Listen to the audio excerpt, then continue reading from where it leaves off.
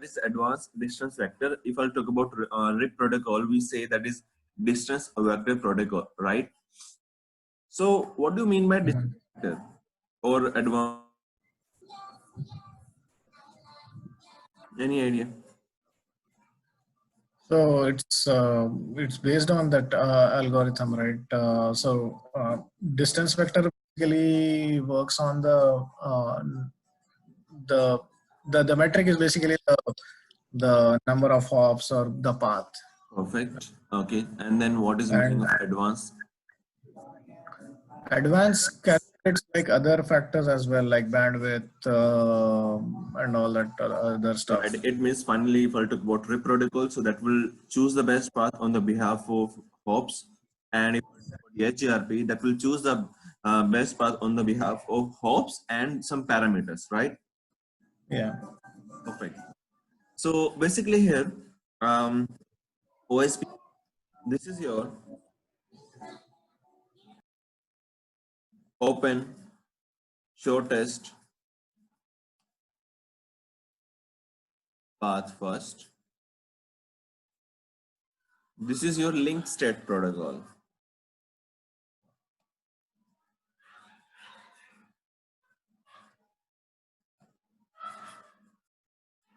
Please, guys, mute your microphone. Yeah, too noisy in your ear.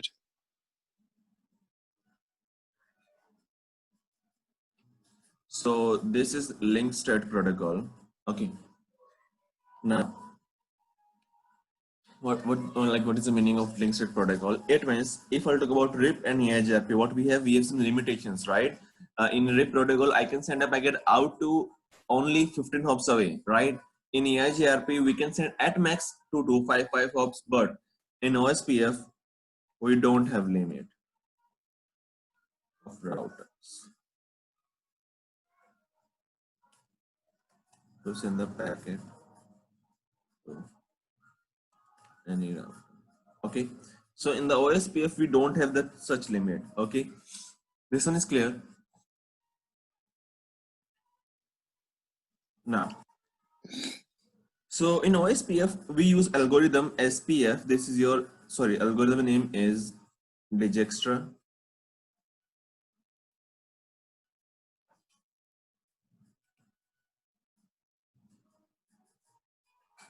It use SPF, shortest path first.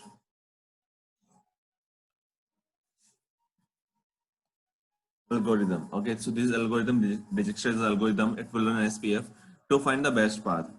Now, if I talk about RIP protocol, so in the RIP protocol, okay, guys, we are doing here OSPF. Okay, so I will always relate the things with RIP and EIGRP because in OSPF, if you know the EIGRP, if you know the RIP protocol, so this OSPF will be more clear.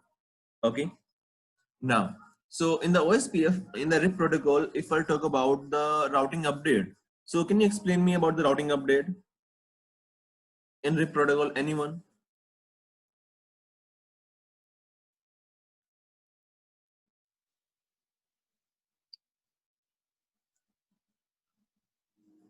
Process? The routing update process, like just tell me the routing update in RIP protocol. Okay, after how many seconds it will send the update to the neighbor in RIP protocol? That is the question. 30 seconds. 30 seconds, right? So in every 30 seconds, the device will send the update to my neighbor, correct? It means in the RIP protocol, it will do a full update 30 seconds, correct? Okay. So if I talk about EIGRP, then what we have in EIGRP?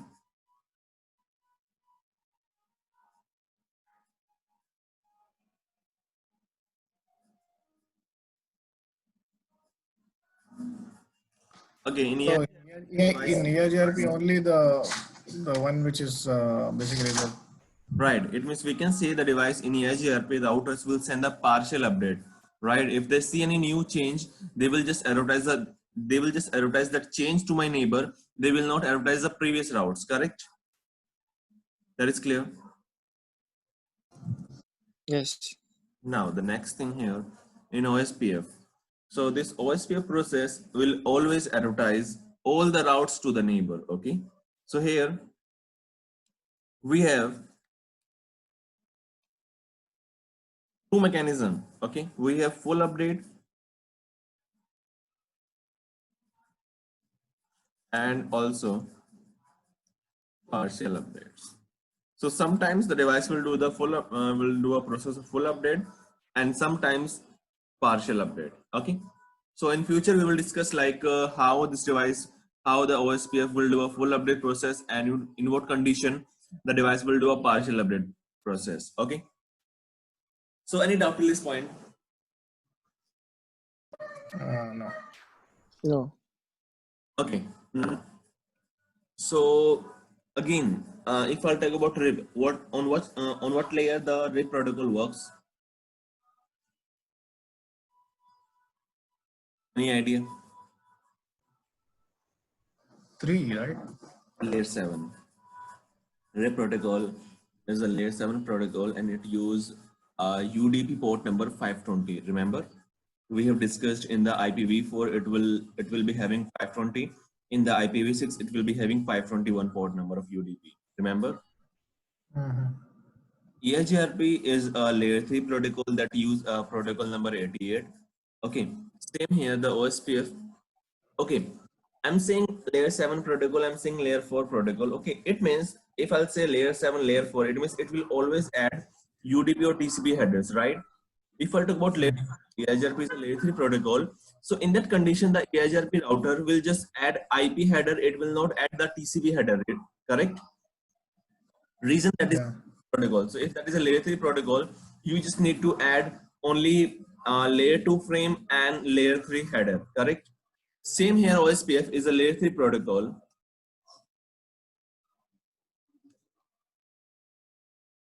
And the protocol number is 89. Okay. So for EIGRP, that will be 88. For the OSPF, that will be 89. So in OSPF, it also has some hello timers and hold timers. Okay, so before this, it is a classless protocol. So can you explain me the difference between RIP or EIGRP? Which one is classless? Which one is classful? RIP completely class full. ERG, we have to do that setting to make it classless. Okay. Basically, you are saying like RIP protocol is classful and EIGRP, we can do some configuration to make classless, right? Yeah. Okay, Akram, can you answer? Because this answer is wrong.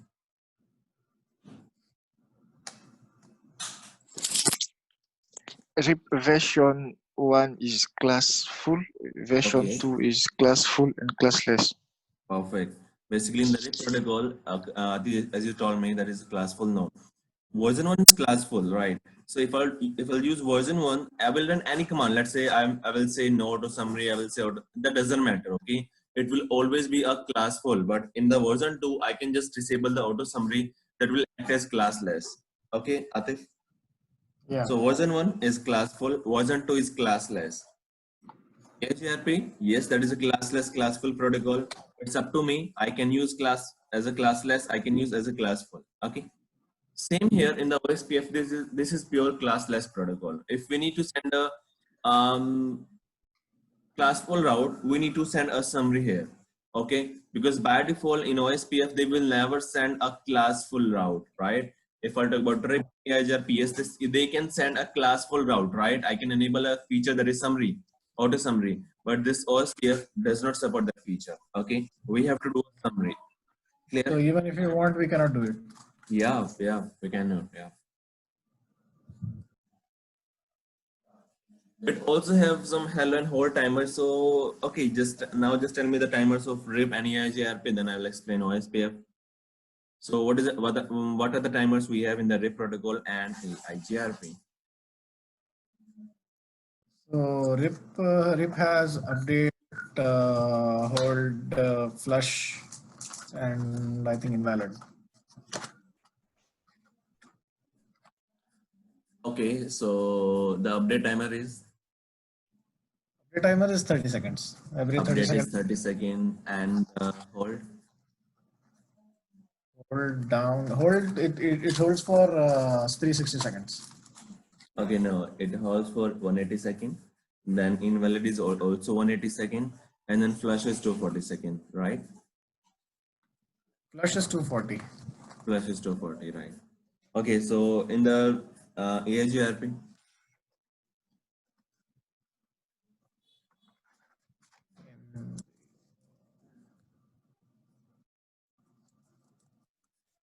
in AIGRP,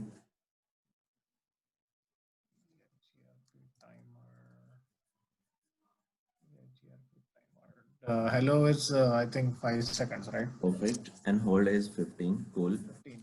and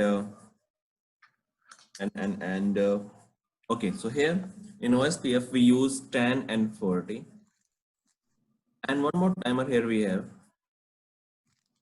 30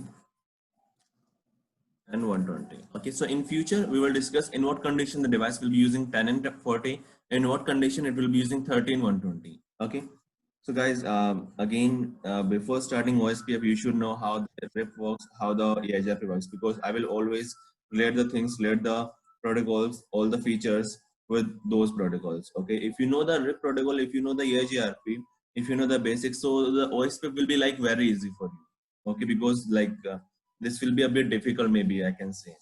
Okay, now And OSPF and RIP and EIGRP, they are all IGP, right? yes, all are IGP, correct. And So this mhm. last, no, I think we also have to discuss intermediate system, right? We will not discuss, but if you want, we can discuss. If you want to know about the ISIS, okay, we can discuss, no problem. I didn't want to take that name. That's why I said the whole form. No, but is that protocol in the exam, Neeraj? No, never. Okay. So is that protocol like Basically, have that is been? a part of a service provider. Once you give your lab for service provider, so definitely you will be having ISIS. Definitely. Okay. Okay. But here in routing switching, No, nothing. 0%. mhm. So that protocol, it's is that still valid and like in Yes, yes, we use basically if I talk about ISIS and the OSPF, the OSPF protocol works on layer 3, the ISIS protocol works on layer 2. If you know the OSPF, okay, let's suppose you have done about you have done 100% about the OSPF, it means you have done almost 70% of ISIS. Okay, okay. same, exactly Like in same. where the place I work, right? And I mean in the past also, I've Mhm. only calls BJP and OSPF. I've Okay, not maybe, but because ISIS is more better than OSPF because really. SIS works on layer 2, this OSPF works on layer 3, so that is more better than this one. Once you start working in ISP company, okay, so if you are working in ISP company or service provider, so yes, maybe you can see ISIS definitely. Okay, Okay. yeah. So if your company service provider, so yes, you can see the ISIS. Okay. So just make sure the OSPF should be clear, because if your OSPF is clear, it means 80% of or 70 or 80% of the part of ISIS will be more clear. Okay, 100%, because both are exactly same, exactly same. The differences between those protocols are this is layer 3, that is layer 2. Okay, and we do have some changes also, but yes, almost 70 to 80% are same. Okay, Okay. yeah. Okay, so hello and hold is done. Okay, so this protocol basically has a new concept of area. RIP protocol does not have any concept for IPv4 only, right? But for IPv6, yes, we have to define the name. if I talk about RIGRP, what we have concept of AS number and we have concept of name, right? In the OSPF, we have concept of process number, but that is local to the device. Okay, that doesn't matter what we are using on the router. What is the main concept here? That is the area concept. Okay, so all the routers, everything, all the full domain will work on the area. So here we have two things. One is inter area. Okay, and one is, sorry, let's start from intra area and inter area. Okay, we have two things. One is intra area, one is inter area. Okay, so basically here, can you explain me what is intra area, what is inter area? If you have any idea about this one, what is intra area, what is inter area? Intra area is like with other areas, meaning like what we have college competitions, like intra college competition means our college versus some other college and all that stuff. Inter area means like within our college, right? No, that is just opposite. Inter, it means between different colleges. Okay, intra, it means within college. Okay. Okay. Internet. Marriage, you remember? I learned this. I remember these things like this. Inter-caste marriage. So inter, it means different mechanism. Okay. Intra, it means same mechanism. Okay. So inter is, Okay, so intra is same. I got confused. So inter is within, right? No, inter is No. between two. Okay. Between two areas. Between two areas. Yes. Okay. And intra area, it means Okay, within okay. same area. Intranet and internet. Yes, right. Intranet is same LAN. Okay. Internet is like between two LAN, right? Okay. Yeah. Okay, perfect. Okay, so we have a concept of intra area, inter area. Now, I told you here we have a full update and a partial. So here, whenever a device will send an update into inter area only, that will be full update. Okay, once it will try to send the update to inter area, that will be partial. Okay, so how we configure intra area, how we configure inter area, we'll discuss in future. So right now, just remember this thing: within a single area, the routers will always do full update. Between two different area, the router will just do the partial update. Okay, it's clear. Any doubt at this point? Okay. Next thing.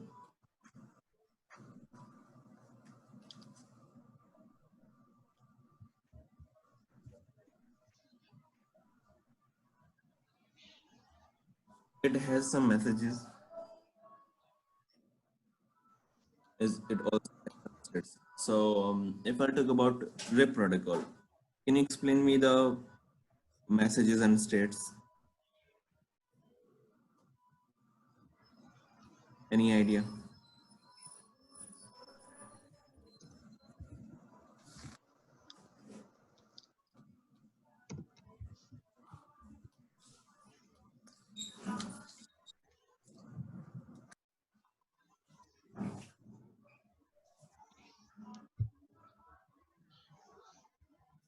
The RIP protocol, guys.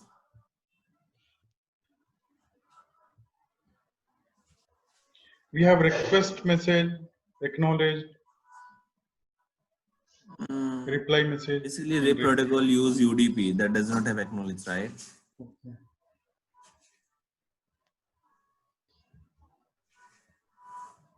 Okay.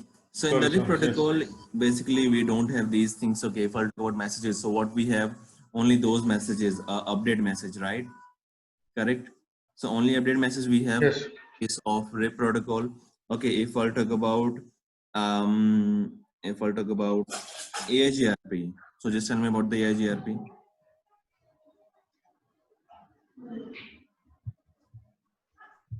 Atif.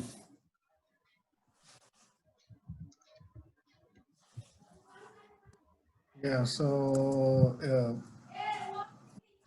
There is hello, there is query, there is update, there is reply, there is acknowledgement.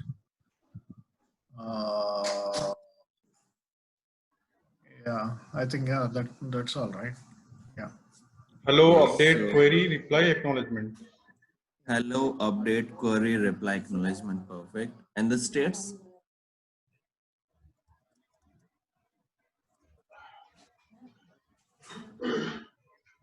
States?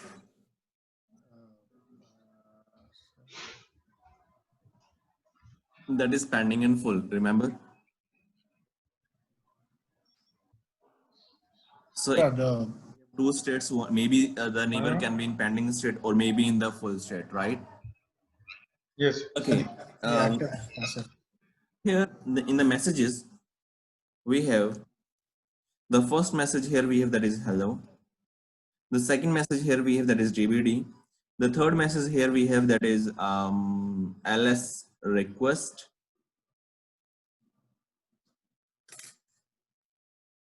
Sometimes we say here LSR only. This is called link state request. So this are we done talking about the intra update and inter update? The basics we have done. In future we'll discuss. Once we start intra area, once we start inter area, we'll discuss again. Okay, don't worry. Okay. Like a big Neeraj, this is concept of DPD means what is this? DBD is, it means database descriptor. Database descriptor. Okay. So ls link state request.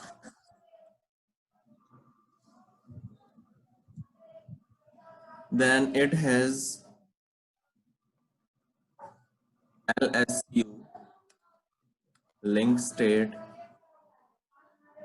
update, and then finally the last one is the fifth one is LSA. LSAC we can see this is your linked state acknowledgement. So we have 5 messages here. The first one is hello, the second one is TBD, the third one is LSR, the fourth one is LSU, the fifth one is LSAC. DBD, okay, I think the hello packet is clear, right? No need to discuss again about the hello packet. What is the meaning of hello packet? Like in every 10 seconds, it send the hello packet to the local line, right? Yes, yes. So what is DBD? Basically, DBD is a database descriptor. Using DBD packet, the devices will exchange the headers, we can say. Okay. Okay. Let's say if I talk about EIGRP, the routers just exchange the full update first time, and then in future they will send the partial update to each other. Correct? Right or wrong? In EIGRP, the first time the routers will share the full update, and then they will start sharing the partial. Correct? Whatever the changes are there, it will update by itself. It will update. Correct. It will reflect to the neighbor. So if Yes. about OSPF, so in the OSPF, before sending a update first time, only first time, this is a first time process. Okay. So let's suppose they are forming the neighborship. Okay. So what they will do, they will try to send a DVD packet to each other. What is DVD? That is just a header of the packet. Let's say we have 5 routes. So as I told you, in the OSPF, they will send a full update. So 5 routes. So before sending those 5 routes, the device will send a header of the packet, we can say. Okay. So look here. Basically in OSPF, the routers exchange the database. They create a database first of all, and then they exchange the route. Database. Hey, Neeraj, I have one question here. Mm-hmm. The update will be the hello packets, and the this update will be sent to the area or the neighbor. To the area. To the area, we can say, not to the neighbor directly. Okay. Okay. In EIGRP, it will send only for neighbor.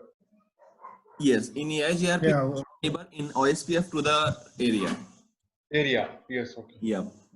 So in the database, I think tell me doubt. no, like I remember that concept, right? The stub area. Yes, we also have ABR, ABR, ASBR. Yes, yes, we have those things here. Don't worry, we'll discuss everything. So basically all routers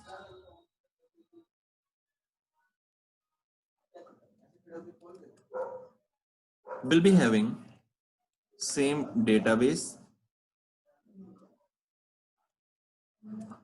So all the routers will be having the same database in same area, okay? Or we can say intra area. So let's suppose we have 10 routers in a single area. So all the 10 routers will be having the same identical database. Everything will be same, okay? Each and every line will be same. So here, the routers exchange the database, not the routes. So in the database, they will be having the routes. Okay. So once they will receive the database, they will try to install the database into the routing table. It means they will try to put the routes from the database to routing table. Okay. So before doing this task, they will run SPF to do this thing. Okay. Let's say we have 10 routers. So they will receive the database. So once they will receive the database, they will run SPF.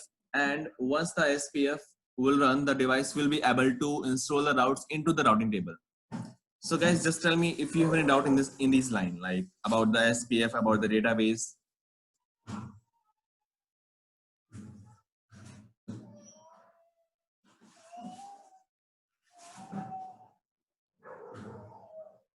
Guys, any doubt? Yeah. Atif Akram. Okay, so Neeraj, the way I'm thinking right now is I am thinking about intra area. Yes, yes. So this message is dependent on intra area or inter area? Right now we are discussing about the intra area only. Okay. Inter area database will be a different database. Okay. So these messages which we are discussing, it's for the intra area message. Basically, that is for all the area, because in inter area I will be using OSPF only, right? So and these are the message types in the basically of OSPF, and basically these message types the routers will exchange to my neighbor. Okay, so we cannot say that is intra area, that is inter area. So that will just send the route to my neighbor, and that will be same area. Okay, always. Sorry, Okay, once so the process of whether it's practical, you will get to know these things. so whether it's intra area or inter area, these messages are Will be same. common for both. These messages will be same. Exactly. Okay. So in the database descriptor, all the routers will be having same database in the same area. All the routers will be having same database. It means that the router No. Basically, let me correct you. In the database descriptor, they will not be having the real database. They will be having. Okay. Do you remember in the EHRP we had null update? Remember? Yes. So in the null update, the devices will just try to send a null update to the neighbor just to check the availability of the router. Correct? Yes. Now, same here. Once they exchange the database descriptor, it means they are saying we have this update, we have this update. Can you request for these updates? Okay, it means let's say I'm trying to say I have one packet. So if you will do request to the same packet, so I can give the packet to you in update packet. It means same here. What will happen here? I will say like I have 1, 2, 3, 4 packets. Okay. Once you will receive the packet, so you send a request. Please give me the real information about the packets. And then once you will give me the request, yes, I will send you real updates. In this update packet, LSU, link state update, the devices will be having the real database. Okay. It's clear? Okay, so basically, database descriptor, it's like a checksum for the. We can say that is just like a notification that I am having these things. Do you have any power to send me a request for these routes, for these updates? Okay. Because initially they never exchange directly. So this is the first time I'm saying this is the first time process. In future, let's say the neighborship is up, everything is stable. I found a new update at the time. Okay. So at the time, what will happen? The device will just send an update directly to the neighbor. Okay. Never check the LSR, LSU, LS, the DVD process. Never. This is just a first time process. Okay. We want a reliability. After the neighborship is found or before the neighborship? Yeah. Once the neighborship is found. Okay. In that case, the device is only for the first time. Let's suppose we have configured the neighborship. Only for the first time at the time of neighborship, they will exchange the DVD, LSR, LSU, LSEC. In future, membership is up. Now in future, let's suppose they are exchanging a new update. So once they will try to exchange a new update, they will exchange full update, okay, to the area. So in this case, they will just send LSU and will get LSAG, okay. DVD and LSR is a first time process only, okay, first time process. Okay. It's clear now. Yes. About the database, what is the meaning of database again? Okay. So let me draw some design.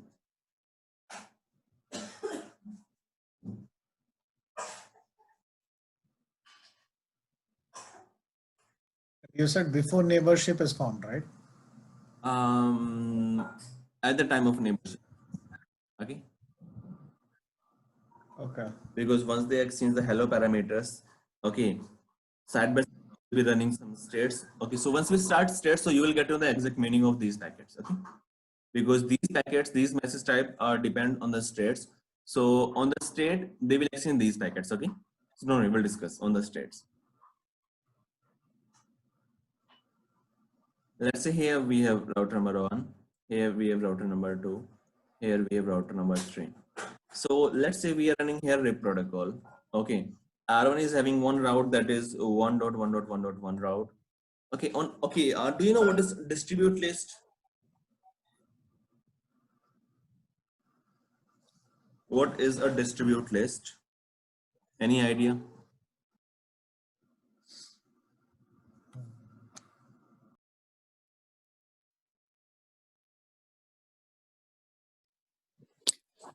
Distribute list is a filtering mechanism to filter what can I say? Yes, filter So routing basically, table. distribute list is a mechanism to filter the routes from the routing table. So in this case, if I'll use that filtering on R2, it means R2 will not receive, but okay, if I'll configure this thing here, it will not receive the route. Same here. If I'll do some filtering on R2, R3 will not receive the route, right? Right or wrong? If I'll deny any route on R2, even R3 will not receive the same route, correct?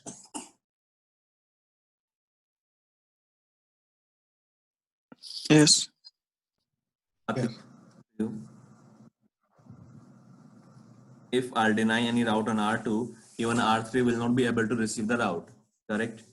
If I'll talk about AIGR, in that case also, if I'll deny the routes on R2, even R3 will not be able to receive the update, because right now, if I'll talk about TRIP and EIGRP, they are exchanging the updates, and we are using a distribute list to deny, to filter the routes, or we can say to filter those update packets, right? But in OSPF, as I told you, they will be exchanging the database. It means using distribute list. I can just modify the update packet. I can just modify the routing table. I cannot modify the database. Okay. Neeraj, in database, after finding the relationship, then the neighborship, in the database only the update will be there, or full database will be exchanged? Full database, brother. Full database. Full database. Yes. Every Full time database. it will be then. Every time it will exchange the full database to the neighbor. Every time. So in this condition, in this condition, what will happen here? This router R2 in the case of OSPF, this will maintain the routing table, this will maintain the database table. Okay. Same here, if I talk about R3, that will be having routing table and that will be having a database. And as I told you, all the routers will be having the same database, right? So once R2 will receive the packet, I will do some filtering using distribute list. So only routing table will remove the route, but the database will be having the route in the database table, and even R3 will be having the same database, because the router extends the database to the area, not to the router, right? So it will receive the database and will install the route in the routing table. It means in the OSPF only, we can have that route here. Okay. So R2 will not be having that route. R1, R3 will be having that route. Okay. So this is the kind of like basically what we are doing here. But Neeraj, one clarification that in R2 the route will be basically the information of that route will be in the database, right?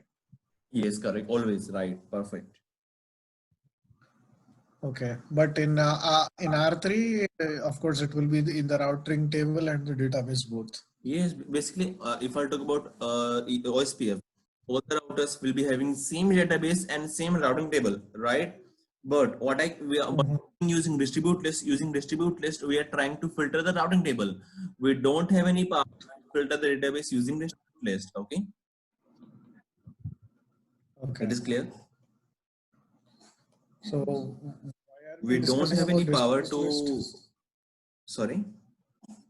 Why are we discussing about distribute list here in this?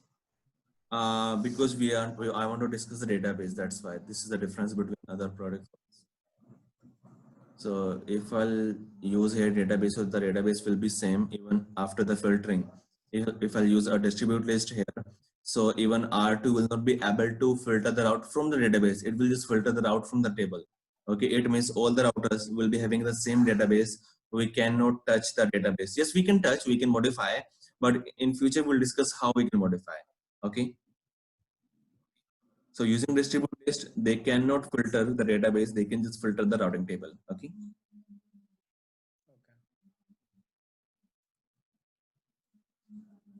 Atif, this is clear to you? Yeah.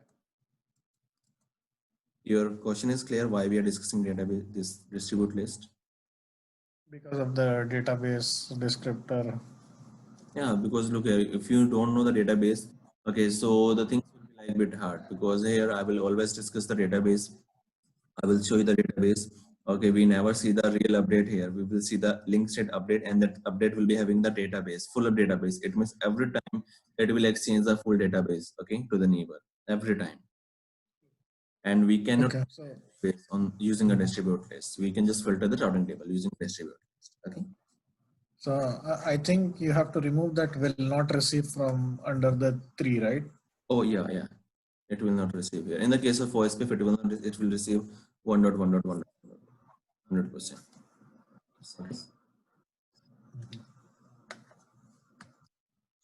So any doubt to this point, guys? No, I'm good. Clear to you? Yeah. So whenever they exchange some information, they will be using some addresses also. So if I talk about RIP protocol, so they use a broadcast and multicast address, right? In the version 1, they use a broadcast address.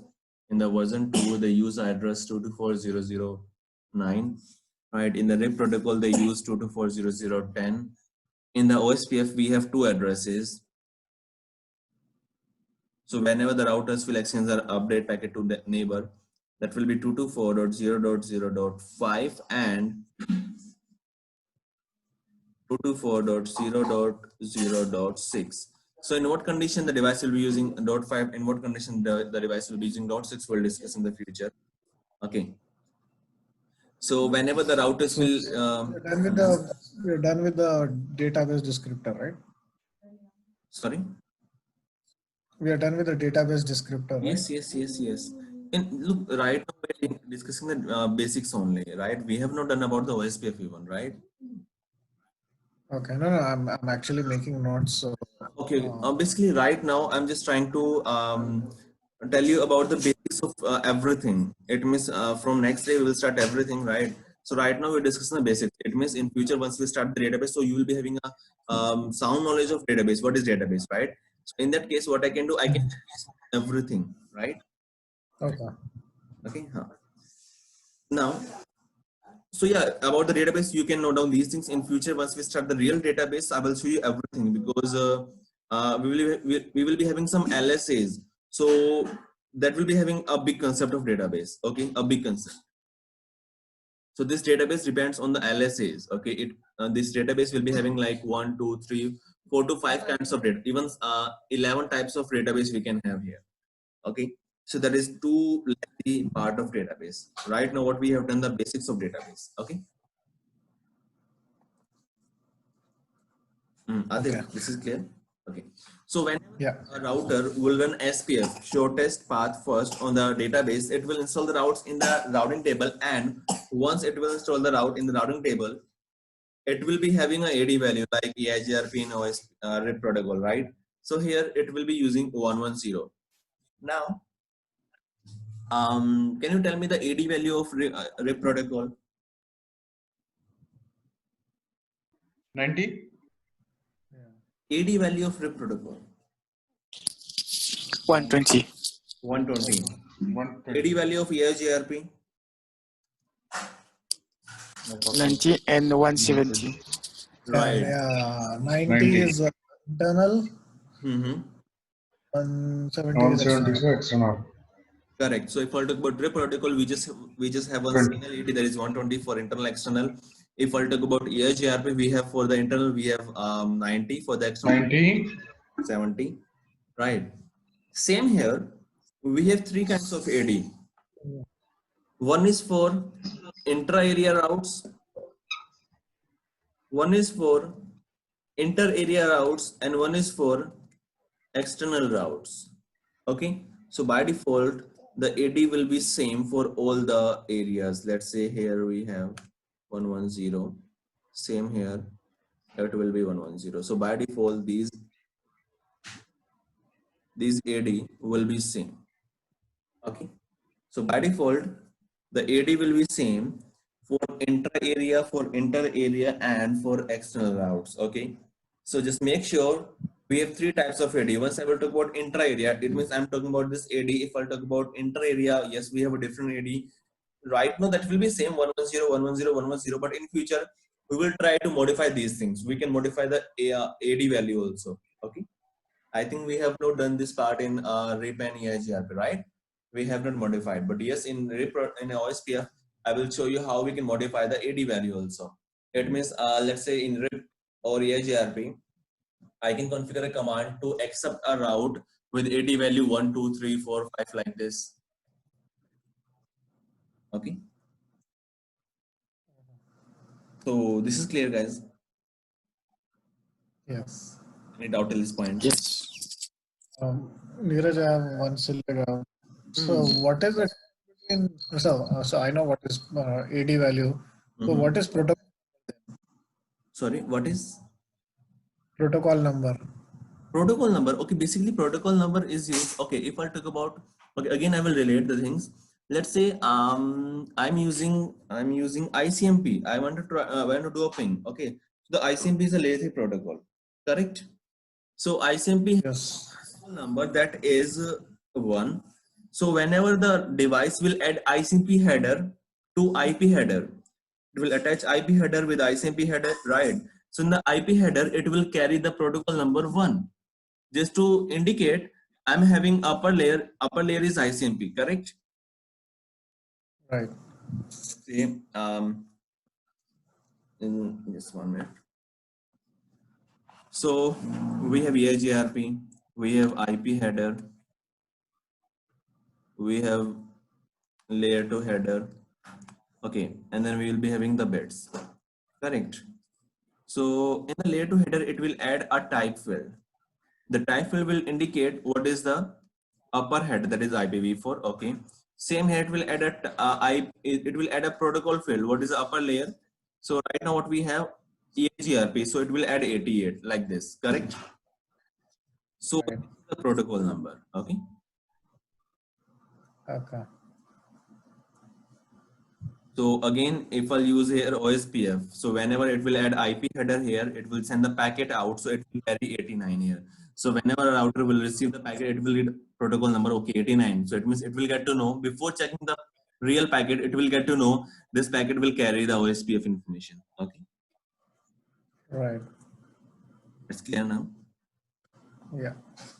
Okay, so the AD value is different. AD value is used to make the difference, make the route best between two different protocols. The protocol number is just used to indicate what the protocol is carrying. Okay, now, so about the states, we have some states. So the first state is init down.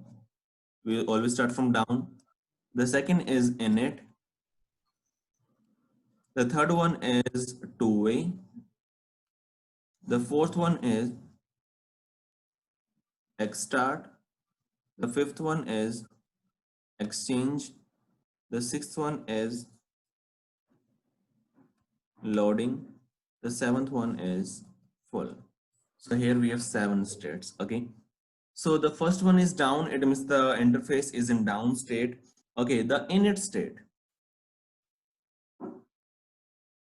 Okay, guys. We'll do one thing right now. Like I do have some task. Okay. So we'll wind up here today. Okay. Tomorrow we'll start with these states.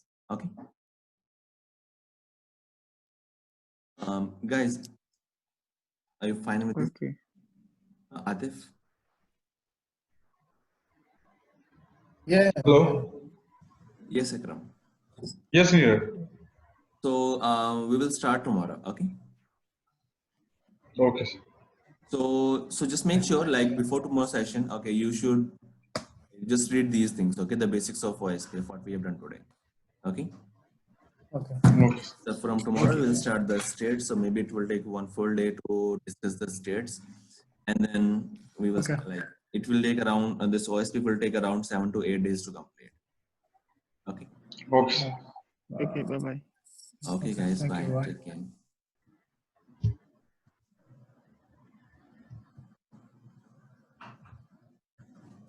Fine. Atif, okay. Any doubt? No.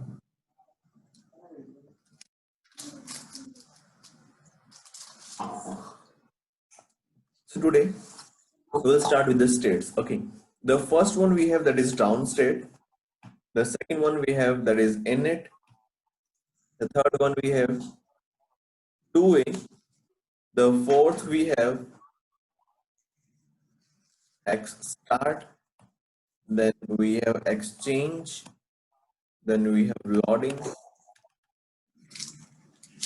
And then finally we have full state. Okay. So I will start one by one. I will take 2 routers.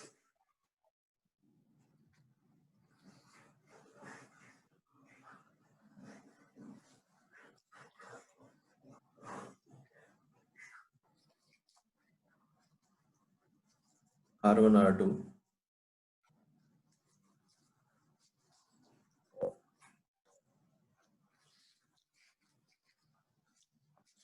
So let's say right now I have configured OSPF here, but right now the ports are in shutdown state. Okay. So if we have configured OSPF on routers, but the interfaces are in shutdown state. Okay. So we have configured OSPF for the routers on the interfaces, and the router and the interface are in shutdown state. Okay. In that condition, we will be having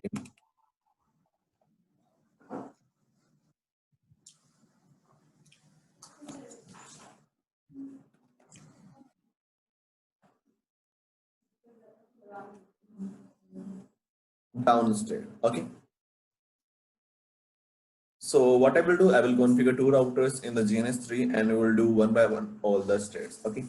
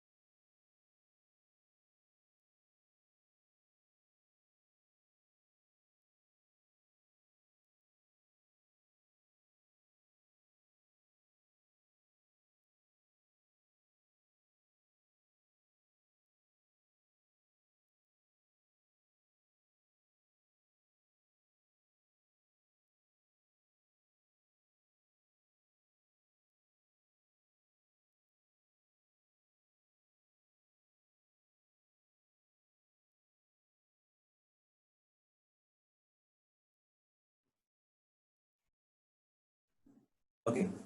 The command to configure OSPF, first of all, that is router OSPF. Now we use a process number. If I talk about AIGRP, what we use ACE number, and that ACE number should be same on all the routers, right? But here in the case of OSPF, we always use a process number, and the process number can be different on all the routers. Okay.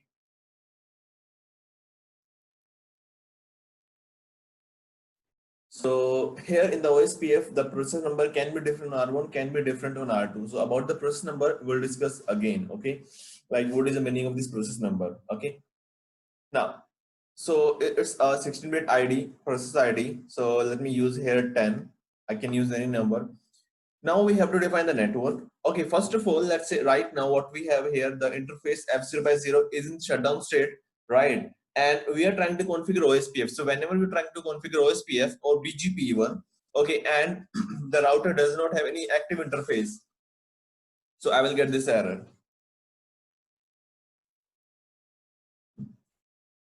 OSPF process 10 failed to allocate unique router ID and cannot start. It means the router should have an active interface to run OSPF. Okay, that is mandate.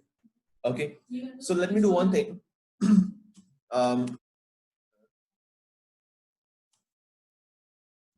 OSPF 10, let me create a loop interface, a loopback 0. I will discuss about the router ID. Okay, loopback address, IP address 1.1.1.1.255.255.255.25, because before running the OSPF you should have one active interface to make this work. Okay, interface loopback 0, IP address 2.2.2.2.255.255.255.255. So right now both routers are having one active interface, right? Now let me try to run OSPF again. Router OSPF. And so whenever we press enter here, 10, enter. Okay, in that condition, what this device will do, this device will start searching an active interface on this router.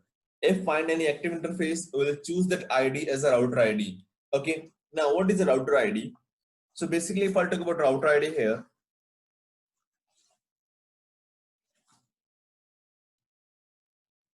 so that should be unique.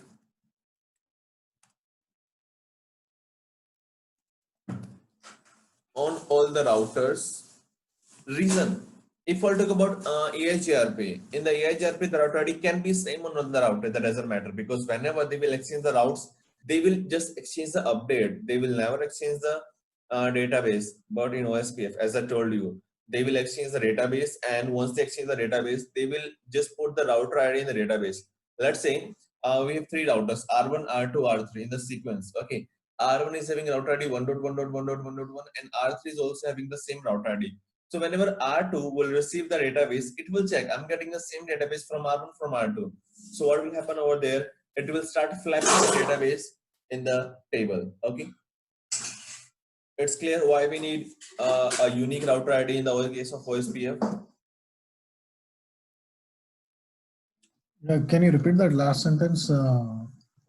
Yeah, basically in the OS, if I talk about AIGRP, in the AIGRP we just receive routes, we never receive database, right? Correct? But in what we get, we always get the database, and the database will be having a field that is originating router. Okay, so whenever R1, whenever R2, whenever R3 will originate any database, they will add it there, the router ID, what's router ID. Okay, so whenever the router ID can be will be the lowest one, or it can be anything. Okay, yeah. So what is the router ID? So first of all, it will check the manually configured. So this manual configuration will be having higher priority.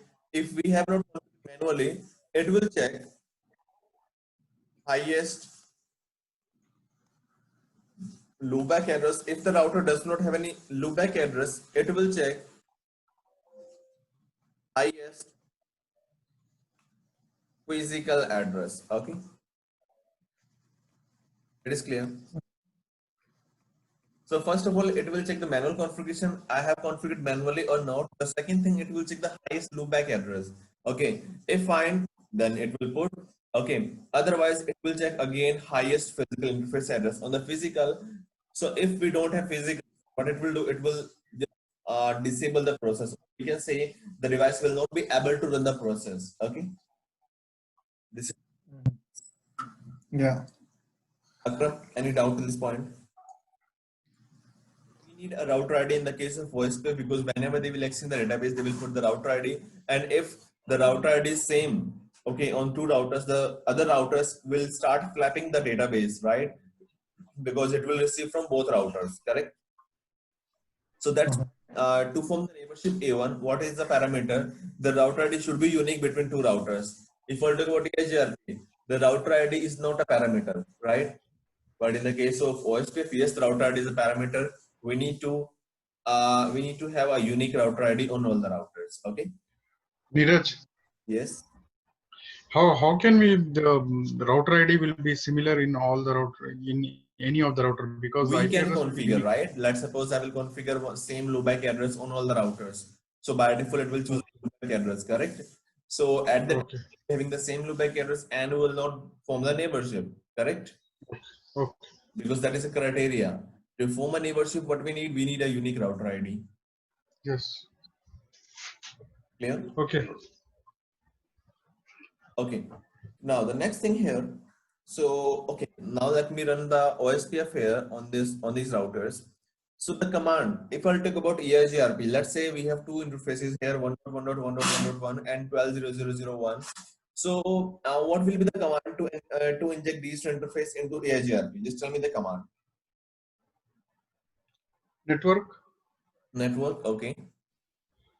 Then 000 will take us. So, Okay, right. So let's say I will put here 0.0.0.0. So what it will do, it will try to inject all the interfaces, all the active interface, correct? yes. Okay. So in the EIGRP, in the RIP protocol, what we have, we can just press enter without having any subnet mask, without having wildcard mask, right? But here in the case of OSPF, we have to mention the wildcard mask. Okay, that is mandate. So let's say here 0.0.0.0.0.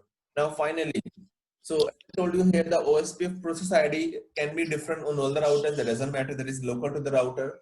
Okay. So what we have here, area concept. Okay. So I will configure here area. So let's say I will configure here 10. Look here. If I'll say here question mark. So what I have here area. Okay. Just say area. Now the devices you need to configure. One is decimal format and one is IP address format. Right? You can see.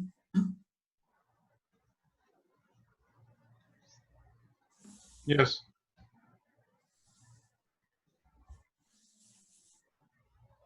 Okay, so basically, whenever I will configure here process the area ID, what will happen here? Let's say I will configure here.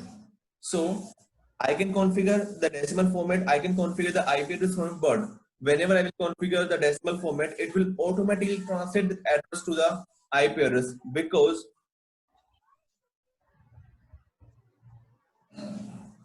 whenever a router sends a hello packet, it will mention the area ID in the form of IP address, or we can say dotted decimal format always. Okay, so the device will send the packet with the area ID in the decimal form, in the IP address format, or we can say dotted decimal.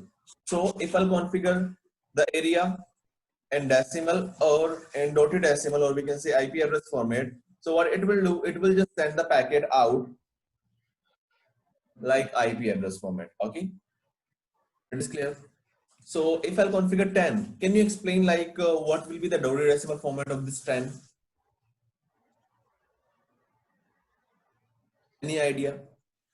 No. How we can convert this decimal into IP address?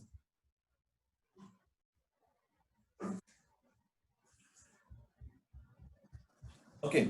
If I will start 0.0, it means 0. This is 0.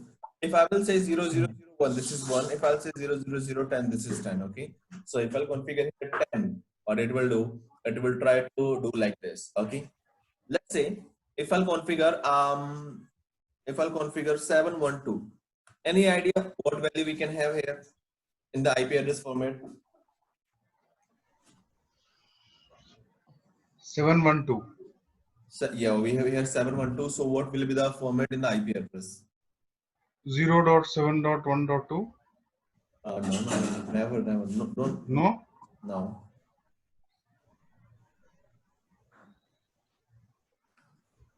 712. 712. Okay, in a single octet, how many numbers we can have? Any idea? 255.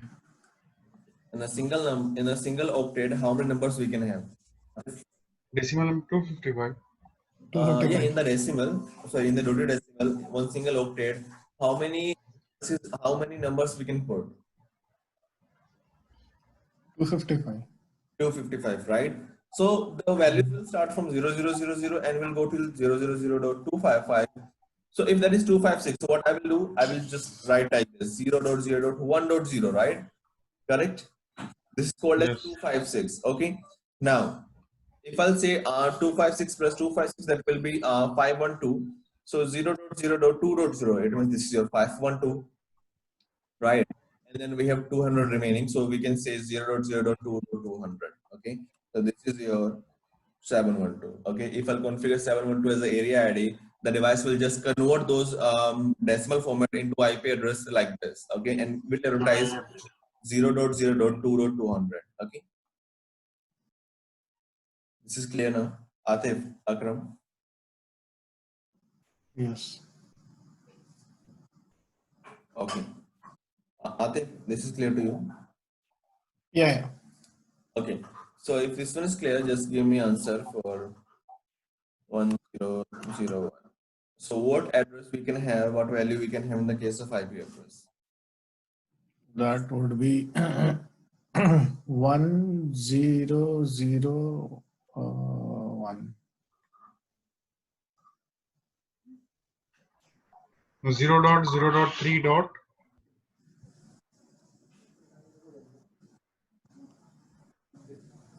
Three dot. No.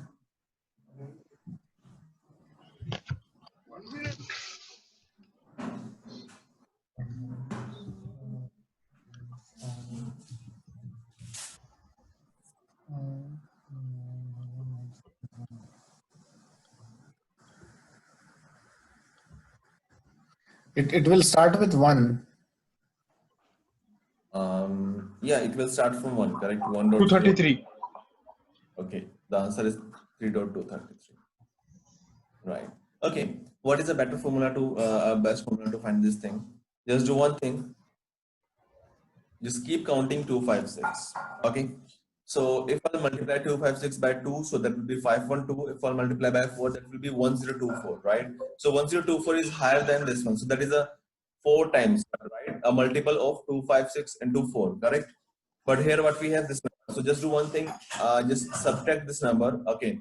So we have 23, correct?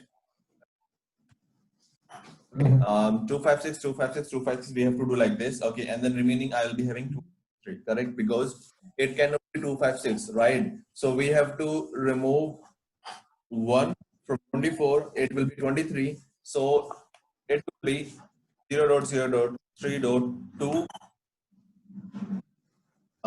23 like this. Okay. Sorry, it's 233.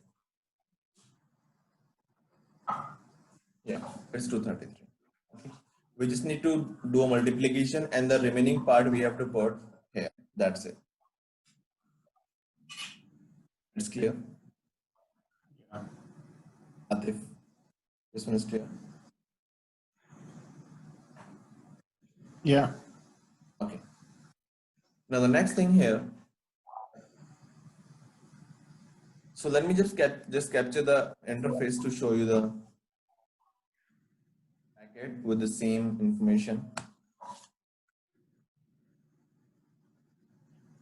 So I told you 2 addresses, right? 224005, 224006. So all the routers will always send the hello packet to the address 224005, always, okay?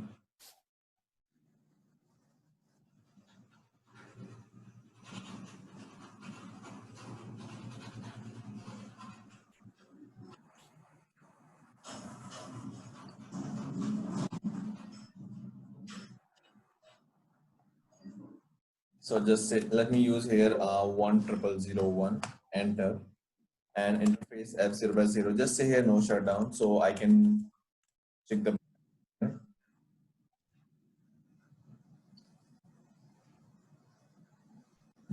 I'm sending a hello packet. So in this hello packet, the device will just carry the area ID also, right? In this hello packet.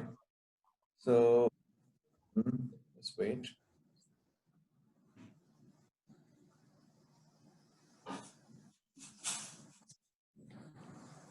Okay. You can see this area ID. This area ID is not 1001. This is 0000003.233, right? So always, whenever a router will send a hello packet or any other packet, it will maintain the router ID, the area ID like this. Okay. This is clear. Yes. Atif, this is clear to you. So it converted the router ID to this format. Yes. No. This is your area ID, right? The router ID is different. The area ID is different. Correct. So the router ID that is just in a case. Sorry, the format is already the IP address format, right? The router ID format. It will just convert the area ID into this format. Okay. If I'll configure decimal format. Atif, any doubt at this point? No, so basically, sorry, myself. So it will just convert whatever the area ID is in this format. Yes. Yeah. Device will never contain the area ID in decimal format. It should be dotted decimal always. Okay. We can configure in decimal format, but whenever the device will send the packet out, it will carry the dotted decimal format always. Okay. This thing is clear.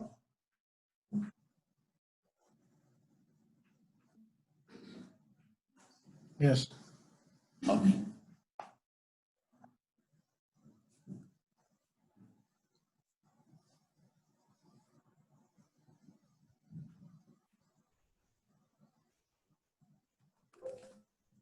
So right now I'll just say shut down to my process. Do show IP OSPF interface brief. So I'm running command here, do show IP OSPF interface brief, and just say enter here.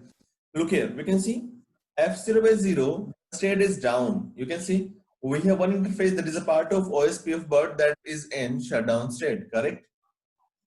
Or Yeah. state. So always whenever the device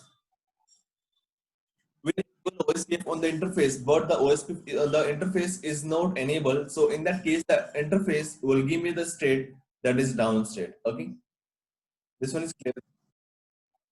The down state. Atif Akram, any doubt in the down state? So this is like manually you have the state, right? Yes, manually, correct. So if let's suppose I forgot to enable the interface, okay, the state will be down at that time. That's it. Only in this condition the state can be down.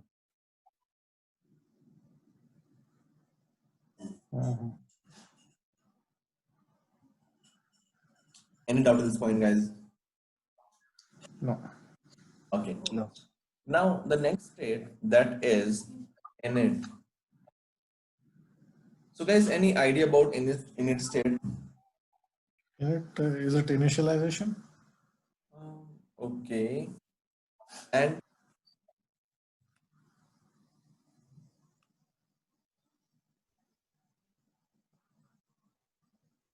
let me use two routers again. Okay.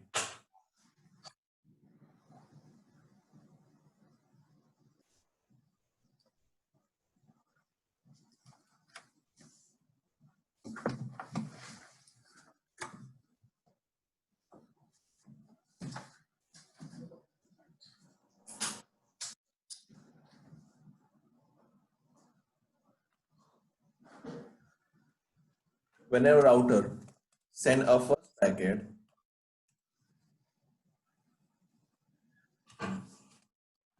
without any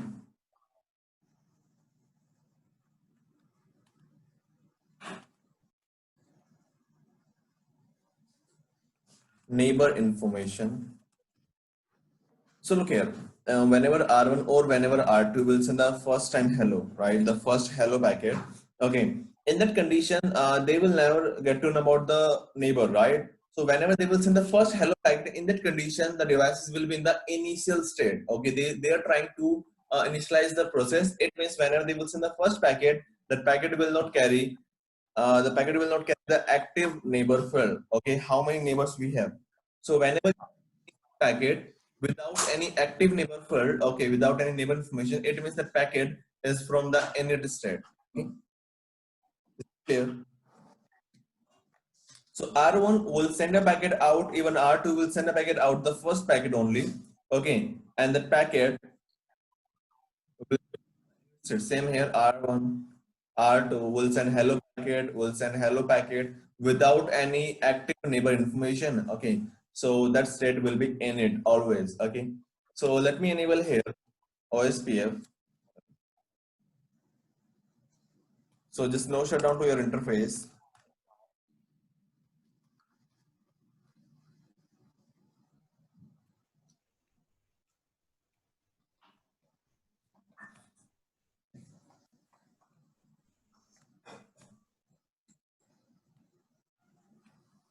Okay, let me show you here.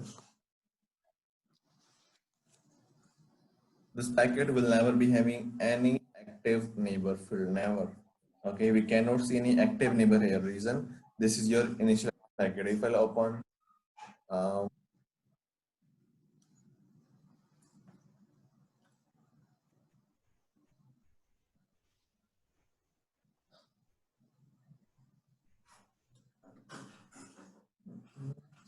and see that here, just wait.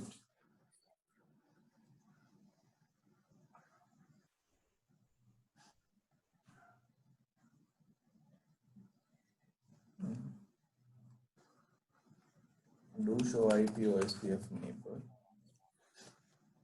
So right now in the background, this is running the init state. Okay, we can see that state here in the output. But whenever a device will send the first packet, that is init state, okay, without any active neighbor field. Okay. Now, once they will exchange the packet to each other, they will get to know about the neighbor. Okay. Now the second packet.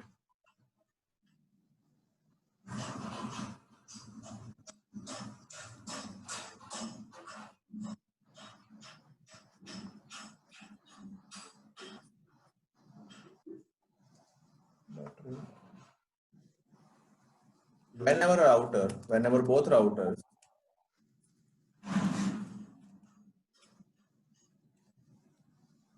get to know about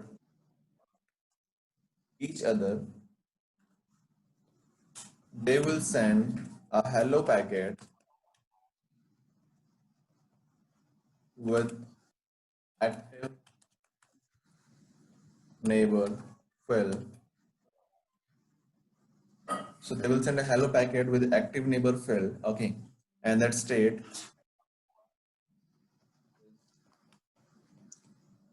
two-way state. Okay, so that state will be a two-way state. Now let me show you this state. Okay, so disable here, just shut down here. Okay, interface F0 by 0, just say here no shutdown. OSPF 1 network 000000000, and then just say here the area 1001. Okay, and there you have to say no shutdown.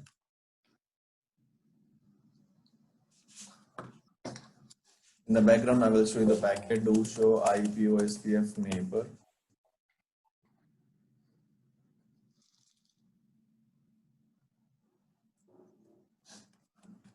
Do show IP OSPF. You can see this state, a two-way state. Here we can see those states. Okay, first time it will be having only init state, that is an isolation, but once it will detect a neighbor, then we can see this line that is in two-way state. Okay, so in the two-way state, let me show you here. The first packet, let me see. 1111111. Look at this is the first packet from the neighbor R2. Right, the device is sending the packet out without any active neighbor field. But once it will receive the packet from the neighbor, let's say I'm getting a packet from the neighbor. right? This is the packet from the neighbor. Now check this one.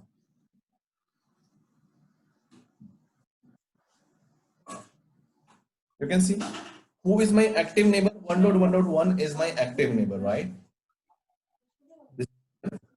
So here R2 is saying that 1.1.1.1 is my active neighbor. R1 is saying that 2.2.2, let me show you here, the 2.2.2.2 is my active neighbor. So once they will exchange the packet, a hello packet with active neighbor field, it means they both routers are in two-way state, and in two-way state they will be having a neighborship. Okay, and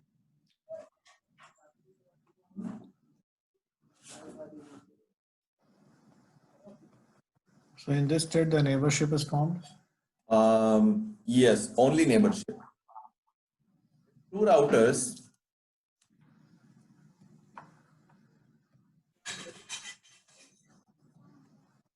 are exchanging hello packet with active neighbor field.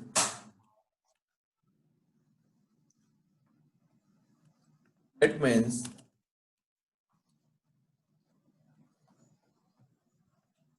both routers now in,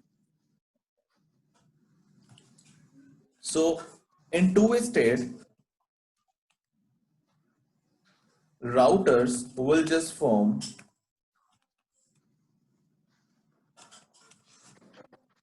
neighborship. They will just form the neighborship, but in the case of OSPF, if two routers are in two-way state, are just neighbor to each other, they cannot exchange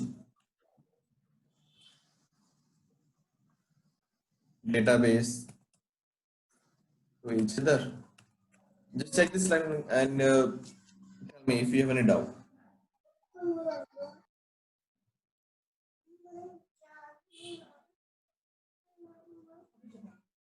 If two routers are in two state or are just neighbor to each other, they cannot exchange the database to each other. Okay, so in the case of two-way state, they will be in the only neighborship state. They can just send the hello packets to each other.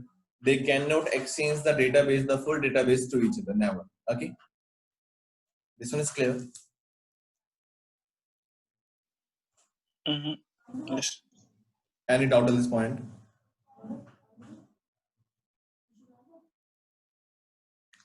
Are there any doubts till this point, Akram? No. Okay. So if let's suppose we have two routers, okay. Okay, in what condition the device will send the database to each other? If two routers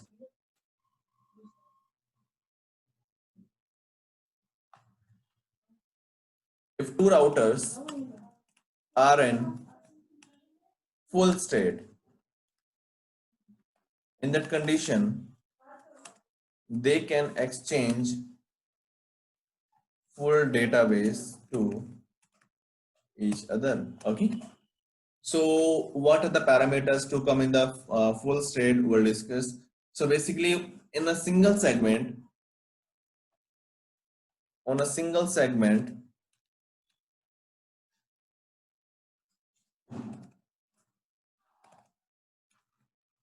all the routers will be in full state only with two routers. Okay, so let's suppose we have 5 routers. Okay, so those, let's suppose out of 5 we have 2 routers. Okay, so 2 out of 5. So those routers will be having full state with all the neighbors, and all the neighbors will be having full state with only those 2 routers, but with each other they will be in the two-way state only. Let me draw a diagram. I'll explain you this one.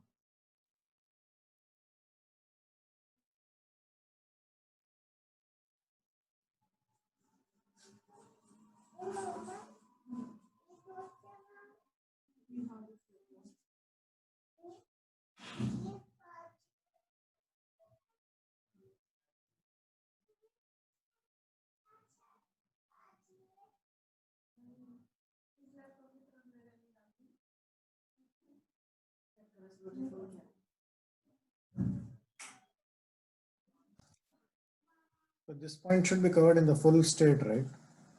Sorry. So this point should be covered in the last state. Yes, right? yes. Again, we will cover. So right now I'm just explaining like the two-way state. So the two-way state will be clear if this one is clear. Okay. I'm just explaining here the two-way state, not the real full state. Okay.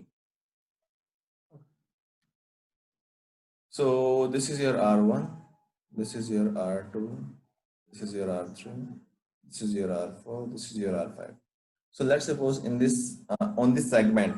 So whenever I will say segment, it means I'm saying about the Ethernet, and on Ethernet we can have multiple routers. Okay. Even in future, whenever I will say segment, it means I'm saying about the Ethernet segment. Okay.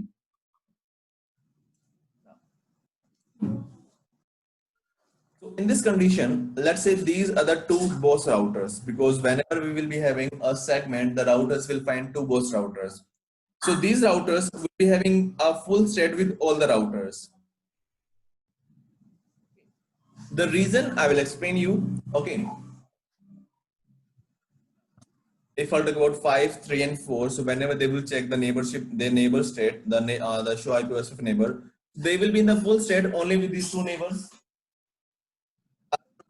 But if I'll check the neighborship in between 5 and 4, between 5 and 3, and in between 4 and 3, these routers will be only in the two state. It means these routers cannot exchange the full database to each other. They can just send the hello packet to each other, but cannot send the full database to each other. Okay. So I think the two-way state is clear now.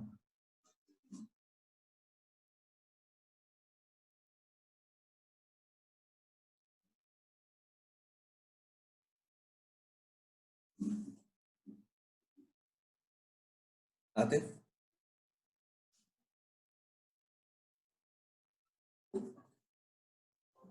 Yes. Akram, any doubt at this point? So this is all about two-way state. Okay. If this one is clear, so basically we have done three states: the down, init, and two-way. If these three states are clear, then we can proceed to next state. Just tell me if you have any doubt in these three states, I can explain. Because we have two types of things. One is neighborship and one is adjacency. That is, we can say full state. Okay. So one is neighborship and one is adjacency. So the routers only, let's say here 5 and 3, 5 and 4, and 4 and 3 will be in the neighborship state only, but these routers will be in the adjacency state with 1 and 2. Okay. The routers that are adjacent to other routers, so they can exchange the full database, but the neighbors router cannot exchange the full database. Okay. So guys, just tell me if you have any doubt. I can explain again from scratch, no problem. Just tell me. Atif, everything is clear? Yeah, I'm just confused about this adjacency which you just talked about. Okay, adjacency, I will discuss, don't worry. Okay, basically, let me explain you again these things.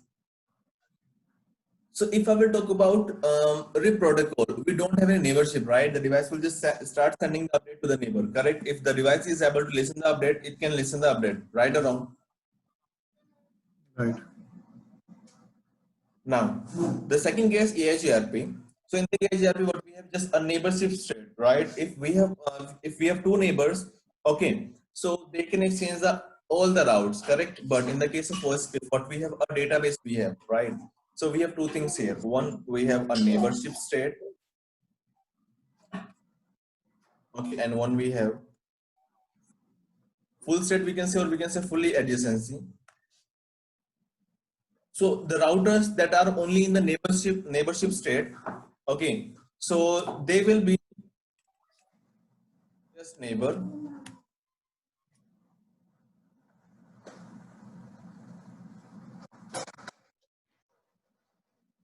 and can just send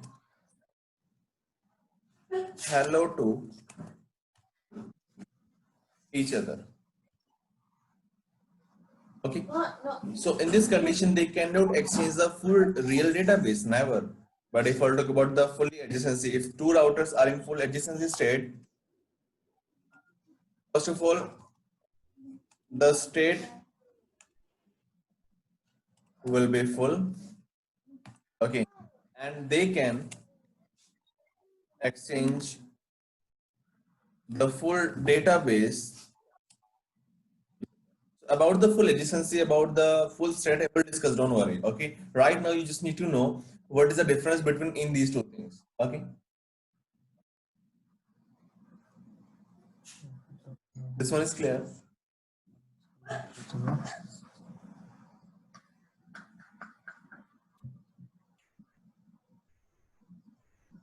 Okay, so once they exchange in the two-way state, they will send hello packet to each other and just form the neighborship, and that's it.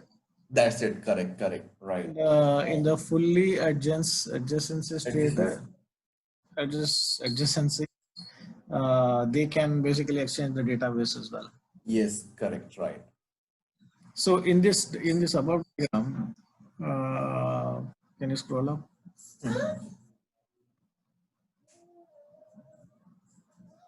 So what were you talking about?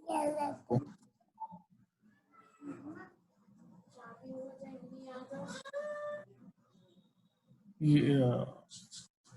Hello. Yes, Atif, tell me.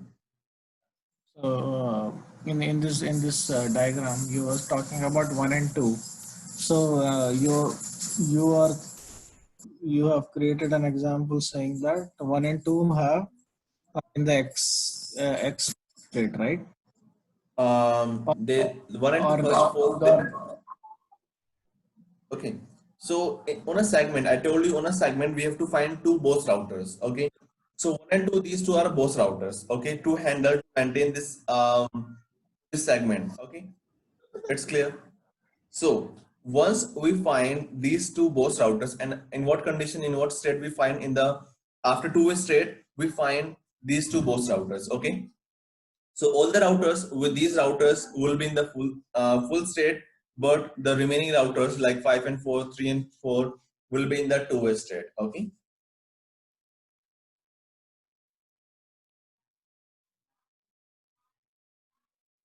It's clear, Atif? Okay, yeah. So so then 1 and 2 can exchange. So once they become full, they can basically exchange the database. Yes. So in this condition, 1 and 2 will be in the full state. So these two routers will be in the full state with all the routers. Okay, and all these routers with these neighbors 1 and 2 will be in the full state. But if I talk about only 5 and 4 and 4 and 3, they will not be in the they will not be in the full state. They will be in the two-way state only. Okay. But this is considering that you have configured the 1 and 2 first. Yes. So basically, I will discuss. Don't worry. Once we finish the two-way state, okay. Once we start the election process, so I will discuss everything. How these routers will find these two routers and what is the reason behind finding these routers. Okay. Okay, I'm clear now. Thank you. Okay, any doubt?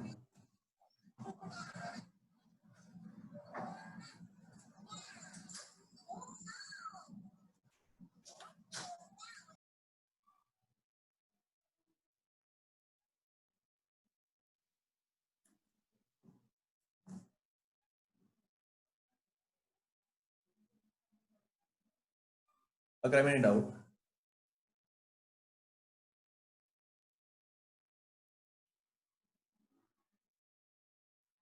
Akram, any doubt, bro? Hello. Atif, this one is clear to you? Yes. Okay. Now let's start.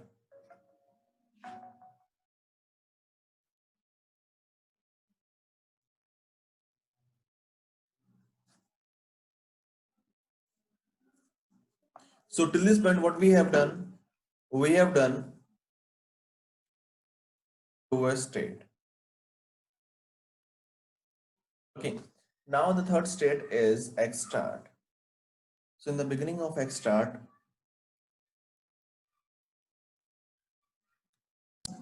Fourth. Oh, sorry.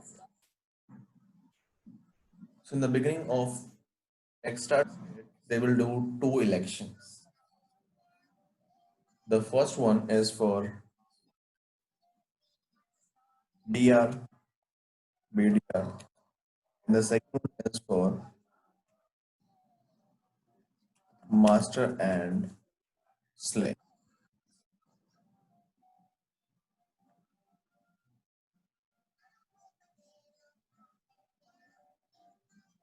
So we have 2 things here. One is DR BDR election and one is master and slave election. Okay.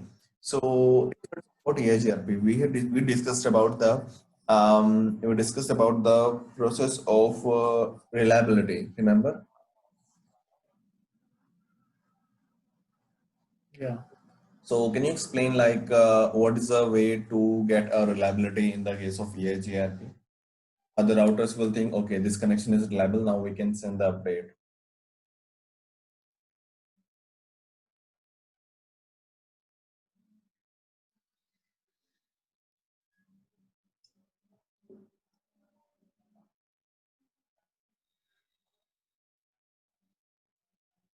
Atif, give me the answer.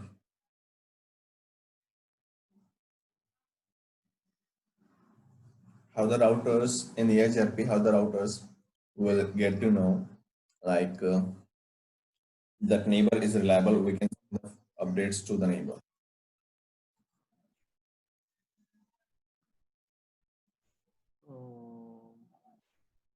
It's through the K values, right? No, the K values we use just to form the neighborship and to get the metric value, right?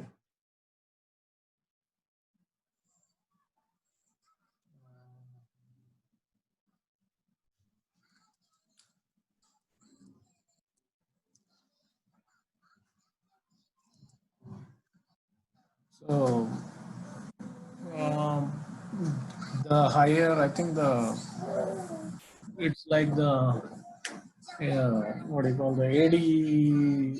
Where is this number, right? The AD number. The higher the number, the No. more. Akram, can you answer?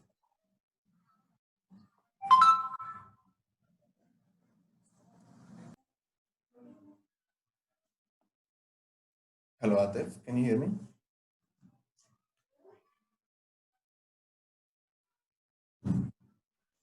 Yeah, I was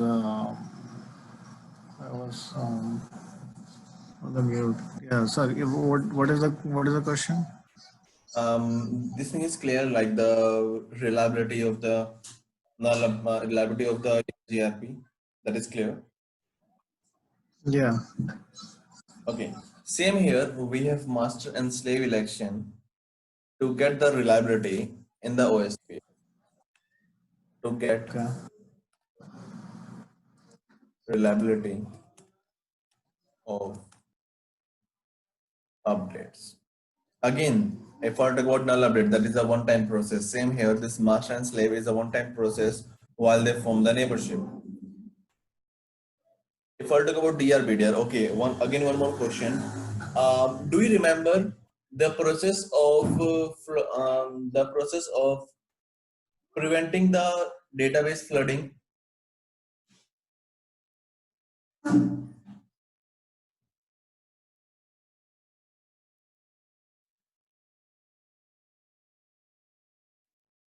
The process of preventing the database flooding in the case of EIGRP, how the So the prevent the master database and flooding? slave is the master and slave is a one-time process, is that? Only one-time process, always, yeah. If I talk about null update in the EIGRP, that is one-time process, right? Yes. Same here, the master and slave, we have the selection criteria to get the reliability of the updates. But this is the one-time process. It means once the routers will try to form the neighborship, only for the first time they will do this task, okay? If the connection is reliable, yes, everything's fine. In the future, the connection is a full update to each other, okay? But if I talk about the second thing, if I talk about the database flooding on a multi-access segment, how we prevent the database flooding on a segment in the case of EIGR? Any idea?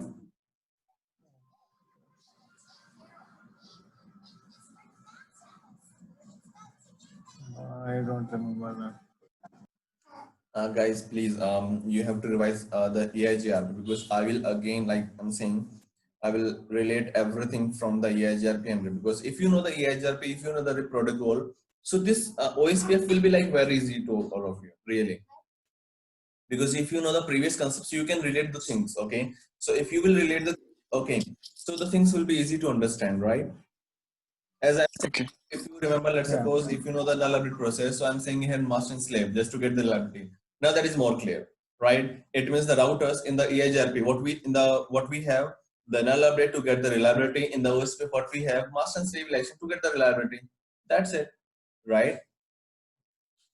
So in the case of OSPF, to get the to prevent the database flooding, what we have DR BDR action. So these routers, these are the two boss routers in one single segment. So these routers will be responsible to prevent database flooding on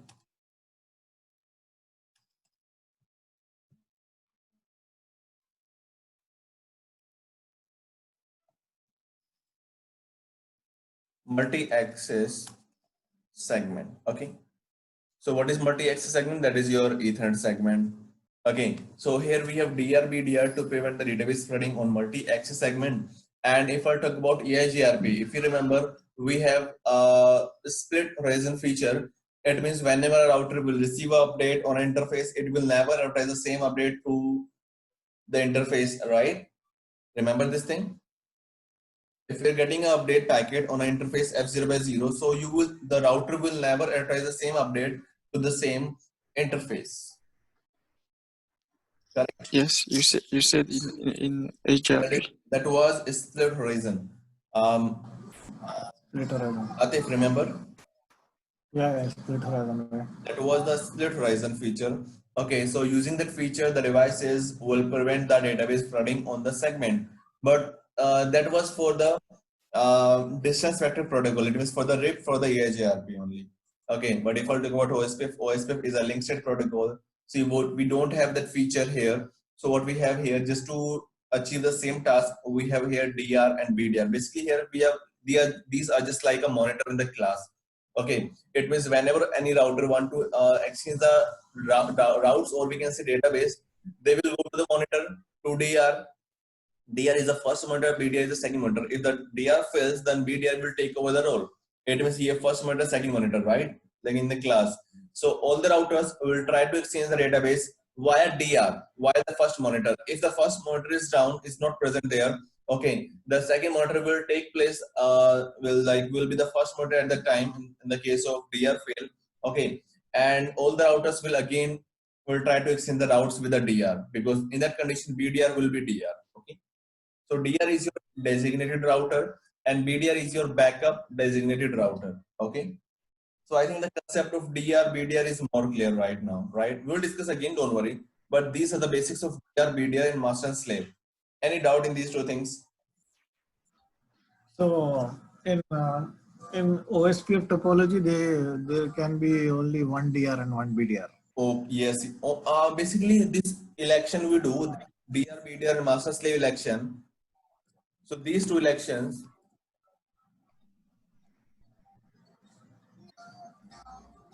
we do only on for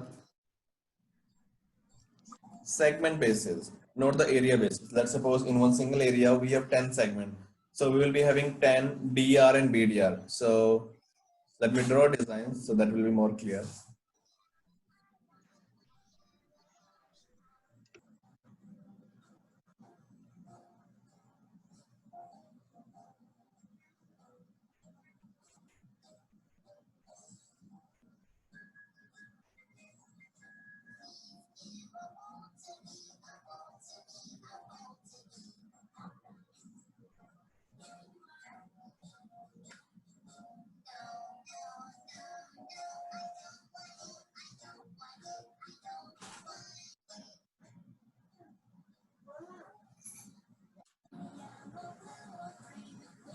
Okay, so just tell me how many multi segment here we have.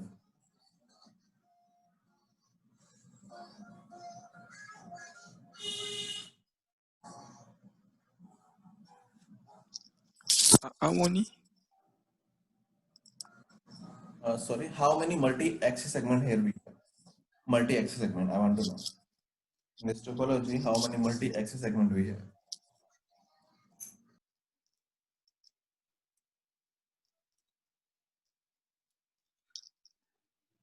There is no multi-access because they are not switch. Okay, For if let's sharing, suppose I will connect a F fast Ethernet here, fast Ethernet here. So that doesn't matter we have switch or not. Okay, if we are using Ethernet, fast Ethernet or gig Ethernet segment, that is called as your multi-axis segment. Okay, always. Atif, okay, about the multi-axis segment. So if we are using Ethernet standard, okay, that is Ethernet, that is fast Ethernet, that is gig Ethernet. So in that condition, that is called as multi-axis segment. If that is multi-axis segment, so yes, the routers will do the election of DR and BDR always. Okay, okay. Atif, this is clear. Yes. Okay, so how many multi-axis segment here we have?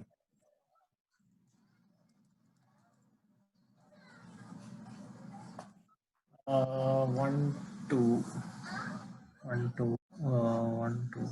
10, right? No, sorry, one. Sorry, how many?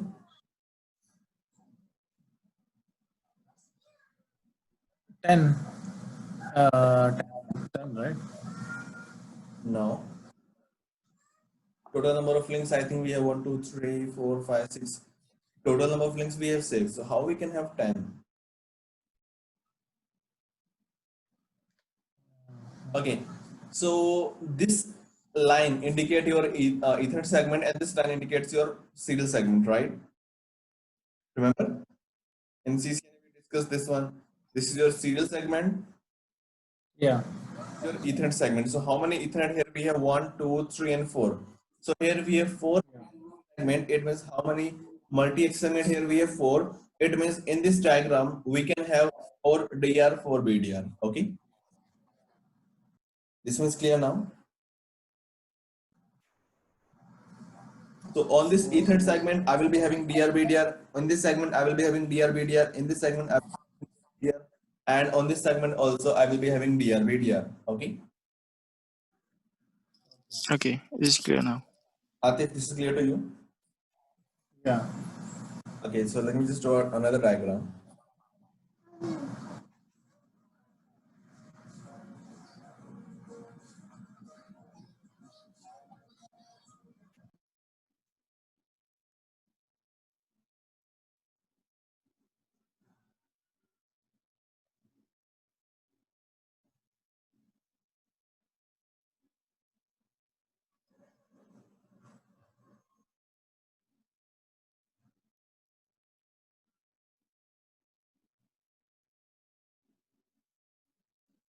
How many DR, how many BDR I will be having here in this segment?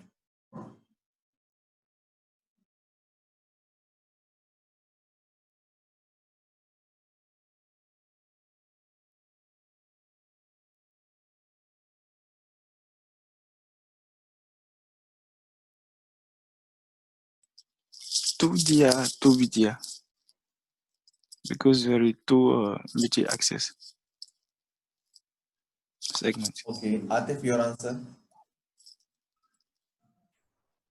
So, so one is this two routers connected to each other through this. This is your switch.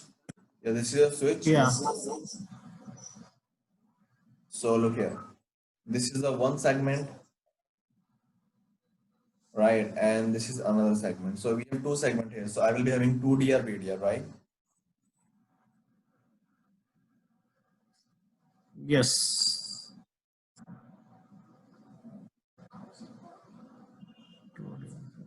Any doubt to this point? No. Okay, perfect. So, okay, the concept of DR/BDR, the basic concept of DR/BDR is clear. The master-slave election is for to get the reliability of the update. Okay, now how they find this DR/BDR, all is clear. So let me discuss first of all the update process. Okay, how the routers will try to exchange after everything, after all the states, how the routers will do the will send the packets to each other.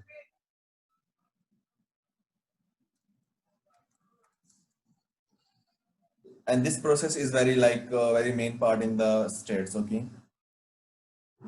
Now we are discussing how the routers will exchange the routes to each other. Okay. So just make sure this should be clear. So in all the states, this is very main important part.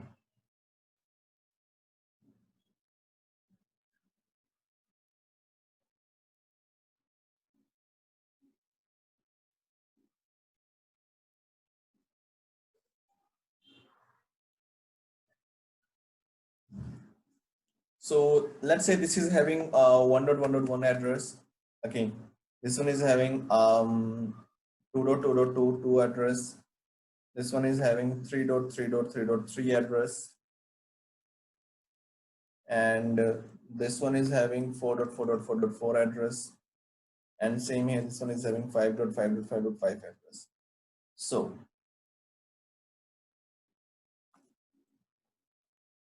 okay, do you remember FHRP, HSRP protocol? Anyone? Yes. The behavior of HSRP. Okay, so can you tell me the election process of active and standby?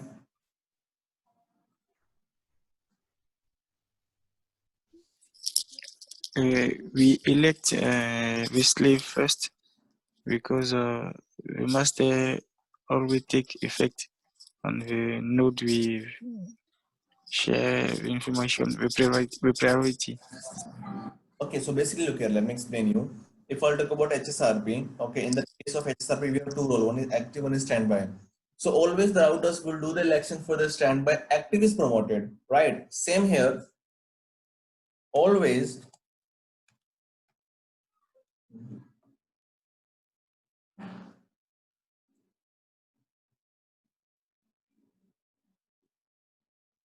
routers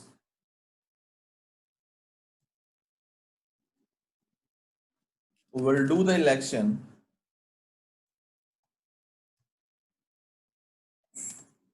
of BDR, okay, then they will check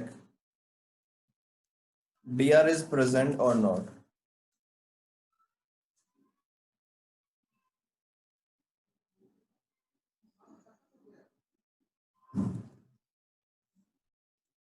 If not, then BDR will promote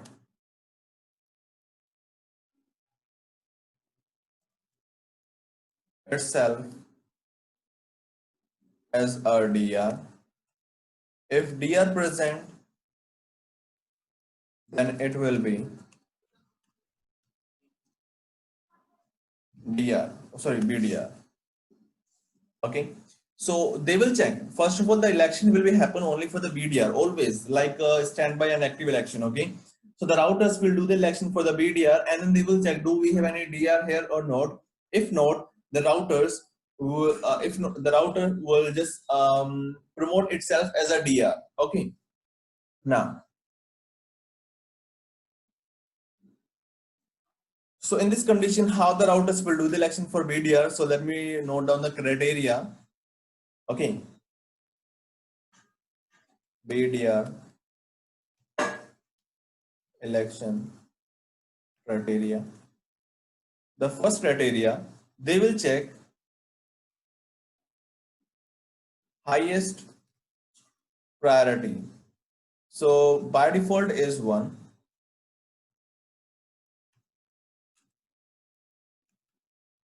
So by default, all the routers will be having one same priority, 1, 1, 1, 1, 1. If that is try, then they will check highest router ID. And I think you know about the router ID, how the routers will find the router ID, correct?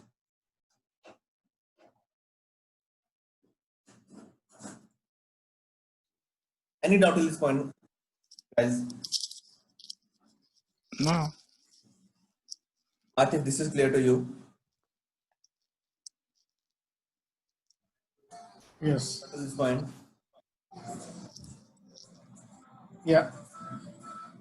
Okay. Now, So let's say in this condition, the routers will exchange the packet. The R5 will check, okay, I'm having the best router ID, so I will be DDR.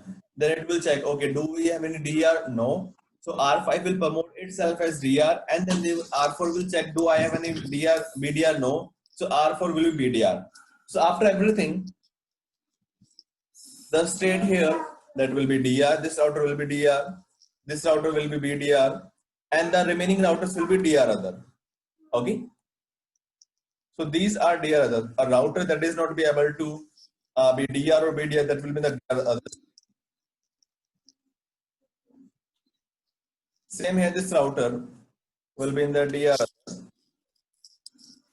So one question, Neeraj.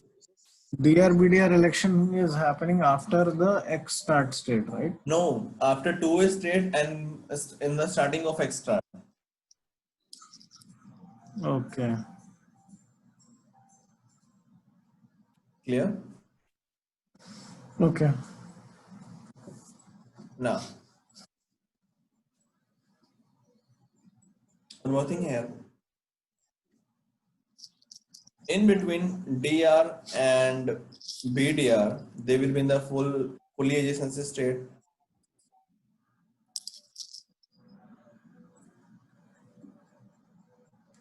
DR to DR other.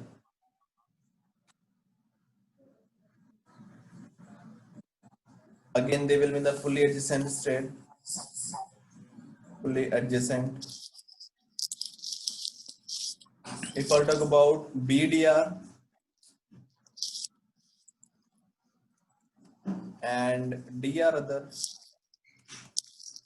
again they will be in the fully adjacent state. If I were to talk about DR other and DR other, they will be only in the two-way state, or we can say they will be only neighbors. Okay. It means only DR other cannot exchange the database with each other, but they can exchange the updates to all of the routers. Okay, it means to BDR to DR. It is clear? Any doubt on this point? No, clear for me. Atif, these 4 lines are clear.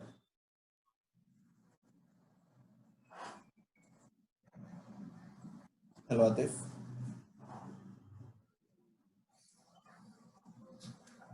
So the DR and BDR, they can completely exchange the Yes. data. Right. DR Right. and DR other can also exchange. DR, BDR to DR other, there also. DR other to DR other, they cannot. Yeah, they cannot, correct. They will be Change only in the two-way state. hello state, hello miss. Okay, yeah, I'm clear. Okay, now next thing here. I forgot what I was discussing. Sorry. The DR VDR process.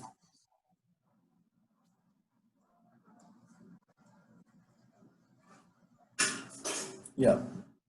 So now let's talk about the addresses. I told you like we have two addresses, 224.0.0.5 and 224.0.0.6. So always I told you whenever the devices will send the hello packet, they will be using this .5 pack address. Okay. Now, whenever DR other will send the update to DR or BDR, they use 224.0.0.6 as a destination address. It means the BDR and DR will be listening 224.0.0.5 and 224.0.0.6. Same here, this DR will be listening the address 224.0.0.5 and 224.0.0.6. Clear? And the remaining routers will be just listening the address 224.0.0.5. Same here, this router will be listening 224.0.0.5 And same here, this router will be listening 224.0.0.5. Okay. So in this diagram, if you have any doubt about the addressing, just tell me. The DR BDR can listen the addresses 224.0.0.5, 224.0.0.6, and the DR of the routers will be just listening one single address, that is 224.0.0.5. Okay. This one is clear. Yeah. So what is .0.0.6 used for? I mean, Yeah, 0006 is used to get the update on the DR only. Okay, because here what we need a look, why we had DR BDR, just to prevent the database flooding. Remember.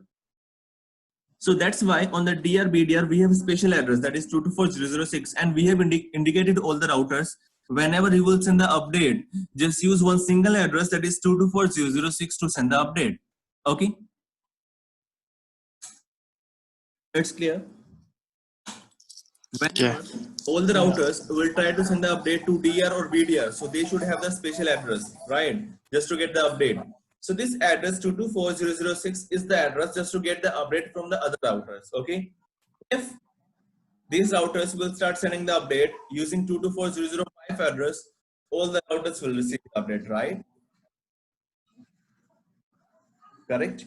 So that's why only DR, only BDR can listen the address 224.0.0.5, sorry, and 224.0.0.6. Okay. This one is clear, Atif? yes. Any doubt at this point? Now, it means this router will send the update on 224.0.0.6. Now, let me explain you the design, the flow of the update cycle. Let's suppose this device gets any update from any other neighbor. The device will send the update to this segment using the address 224.0.0.6, right? And all the routers will receive the update, because right now this switch will do a broadcast, because a switch never understand a multicast. It will send the update packet to all of the neighbors. But whenever 2.2.2.2 and whenever 3 will receive the update, it will ignore the update, right? Because they cannot listen 224.0.0.6, but yes, R4 and R5 can listen this address. Now, R4 will just give the acknowledgement, that's it. Okay. But once R5, that is DR, that is having some extra powers, right? That is having some special powers. So once R5 will receive an update packet, okay, using 224.0.0.6 address, what it will do, it will send the same update again. Okay. So in this condition, the device will just send the same update again to the same interface using the address 224.0.0.5. So I'm getting this update packet on 224.0.0.6, but I'm sending the same update packet to 224.0.0.5. Okay. Now, this device will receive the update packet, this device will receive the update packet, this device will receive the update packet, and this device will receive the update packet. Correct? So once these devices will start receiving the update packet, what they will do, they will check. First of all, this device will again receive the update, but this device will ignore the update. Reason I will discuss later. Okay. You can remind me why this router will ignore the update, just to prevent the loop. Okay. So about the loop we will discuss, don't worry. Okay. So R4 will just ignore the update. R3 will receive the update. It will send acknowledgement to R5. Same here, R2 will receive the update. It will send acknowledgement to R5. Okay. Any doubt in this process?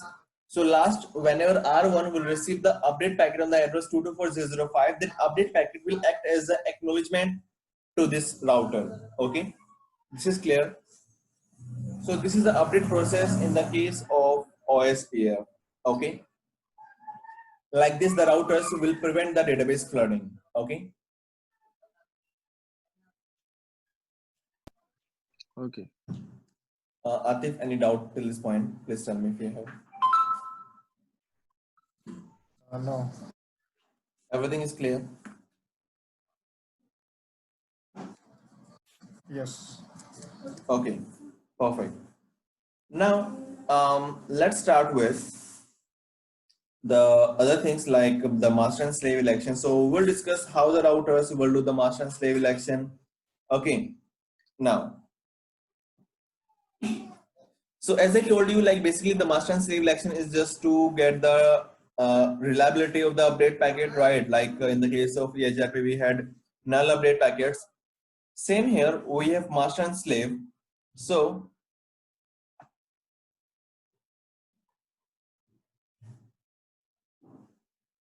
master and slave. So let me take two. First of all, who will be the winner? The router with the highest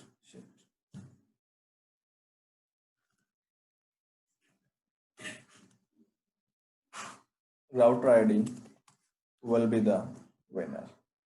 So the router with the highest router ID will be the winner. Okay, and now what will happen with the winner? So if that is winner, so what the winner will do? So I will use two routers. Okay. So in this case, the DR will be the master, right? No, never. A DR is not a master. Never. No, no. For example, you have said that what is that? Look, I told you like this. Okay, just tell me one thing. Okay, in this process, Sorry. BDR election, in the BDR election criteria, highest router is highest yes, router ID. Okay, so that then is it the will search for the DR, and if there is no DR, it will become right. DR. You're correct. Perfect. But right now, Okay. if I will check this diagram, so 1, 2, 3, these three routers will try to exchange the update with BDR and DR also, right or wrong? So in this case, what will happen here? R2, so in this case, R2 and R5 will do a master and slave election. R2 and R4 will do a master and slave election. R3 and R4 will do a master and slave election. R3 and R5 will do a master and slave election. Same R1 and R4 and R1 and R5 will do a master and slave election. And same here, 4 and 5 will do a master and slave election. Okay. It router is able to exchange the database with the router, the both routers, before sending the real update to each other. Both routers will try to do a will try to run this mechanism master and slave election just to get the reliability. Okay, because in future, yes, all these routers will try to exchange the routes with 5 and 4. Correct, even 5 and 4, both routers can exchange the routes. Right, so before sending the real update, they will try to check the reliability of the update. They can send or cannot send. So using the master and slave election, they will do this thing. Okay, that is per neighbor basis. It is clear, Atif? Yeah. So here R2 want to exchange the route with R4. So before sending the update, so what it will do, it will try to do a master and slave election. They will check the reliability. The connection is reliable or not. If the connection is reliable, yes, they can send the full update. Okay. Now, in the null update, what they will exchange, if I'll talk about ERGRP, they will exchange the only null update. That update will not be having the real packet, the real information, right? Same here, in the master and slave election, let's suppose here we have two routers. Okay, I think that concept is clear, like how the routers will find the master and slave election. They will choose the highest router ID. So that doesn't matter, like only the DR will be the master. That is per neighbor basis, okay? So this is clear to you? Yes. Okay, now, or maybe it can be happen. Let's suppose I will configure here priority. Let's suppose R1 is DR now using the priority, higher priority, and R2 is BDR using higher priority, right? So in this condition, these are the DR, BDR, but in the master and slave election, they will just see the highest router ID. So these routers will be the DR, the master routers, right? So that doesn't matter. Okay, the DR, BDR election is a different election and the master election is a different election, okay? Now, the routers with the highest router ID will be the winner. Okay, cool. Now, what they will do, let's say this is your router 1 and this is your router 2. So here they will exchange a DBD. Now they are sending a DBD, the first packet. So I told you the first packet is hello packet. Now the second packet they will exchange a DBD packet. Okay, in this DBD, this is like just like a header of full database, we can say. or we can just say only database descriptor. It means that it will not be a real database. That is just a description of the database, or we can say just a description. That's it. Okay. Same here. Both routers R1 R2 will send DBD to each other with some information, with some content. So what are those content? We'll discuss. R1 will say my router ID is 1.1.1.1.1. Okay, and my MTU is 1500, and I'm using a sequence number. So they use a sequence number to get the reliability. Let's suppose here we have 500. Okay, do you know the TCP/3V handshake? Remember the TCP/3V handshake? They get the reliability using the sequence number, sequence and acknowledge number. R1 will send a sequence number 10. So R2 will give acknowledge 10. R2 will send a sequence number of 20. R1 will give acknowledge of 20. Remember? Yes. Same here. We are using a sequence number concept in the master and slave election. And they will exchange one more thing, MS bit. They will exchange MS bit. This is your master and slave bit. Okay. So first time they will say that I am master, I am master. If I talk about spanning tree, all the routers will send a BPDU. They will say I am master, I am root bridge, I am the root bridge. Correct? And they will also send one more bit. This is M. This is more bit. If more bit is 1, it means I'm getting the update, one more DBD. Okay, in future, like I will receive one more DBD. If that is 0, it means that is the last DBD. Okay. If M bit is 1, more bit is 1, this is the first DBD. If M bit is 0, this is last DBD. If M bit is 1, the init bit will be 1 at that time. Okay, it means this is the first DBD packet that we are sending to each other. Same here, R2 will send the information that my router ID is 1.1.1.1.1, and the M2 I'm using here, that is 1500, and the sequence number I'm using here, that is let's suppose 400, and the MS bit. So first of all, again I will say I'm the master router, right? I will say more bit is 1. Yes, I will send the DBD in future. The init bit is 1, right? Now, so in this condition, first of all, they will verify what is the M2. If M2 is same, they will check the further things. Okay. So the condition here is the MTU should be same on both end to check other parameters. So the MTU should be same on both end to check the to check other parameters. So first of all, they will check the MTU. The MTU is same or not. So yes, right now the MTU is same. Okay, so by default that will be 1500. So that will always be same.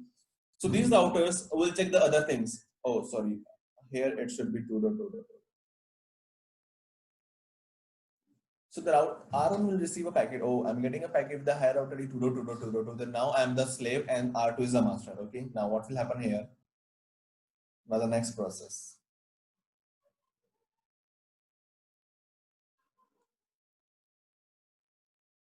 R1 will say my router ID is now 1.1.1. There is already 1.1.1.1.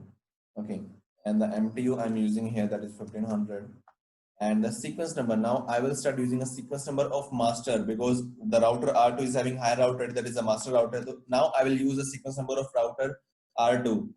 And MS bit, now this will be 0. It means I'm saying I'm the slave. Okay. And if I will send in future, I will send one more packet, so that will be 1. If that is 0, it means this is the last DBD. And now the init bit is not 1. Okay, that will be 0 this time. Now,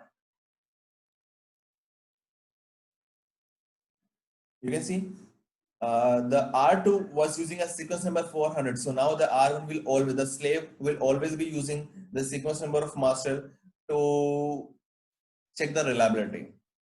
So in this condition, this device will give a reply with the sequence number of R2.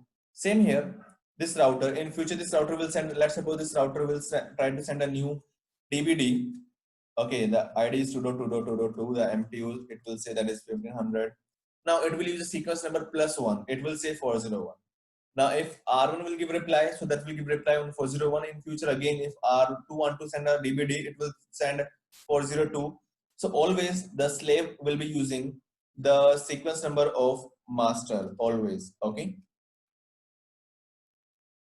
So if MBD is 0 from both ends, it means they have done the process of master and slave, okay? And that these DVDs will always be unicast, okay? This is clear. Any doubt till this point, guys? Atif, any doubt till this point?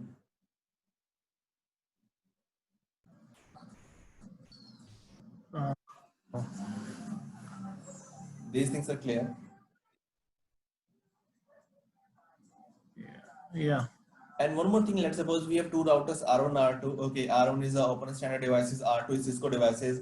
So let's say we have a MTU on both ends. I don't want to change the MTU. Okay, so what I can do, so if the MTU is mismatched, they will stuck in the extra state. Okay, but what I can do here, I can run a command IP MTU ignore. Sorry. IP MTU. I don't remember the correct command, but yes, the command is like IP ignore MTU or MTU ignore. Okay, so once I will run this command, the device will process. Okay, they will never check the MTU process. Okay, they will just directly do the election of master and slave. Okay, so using this command IP MTU ignore, what we can do, we can ignore the MTU checking process. Okay, this one is clear now. Okay. Any doubt till this point?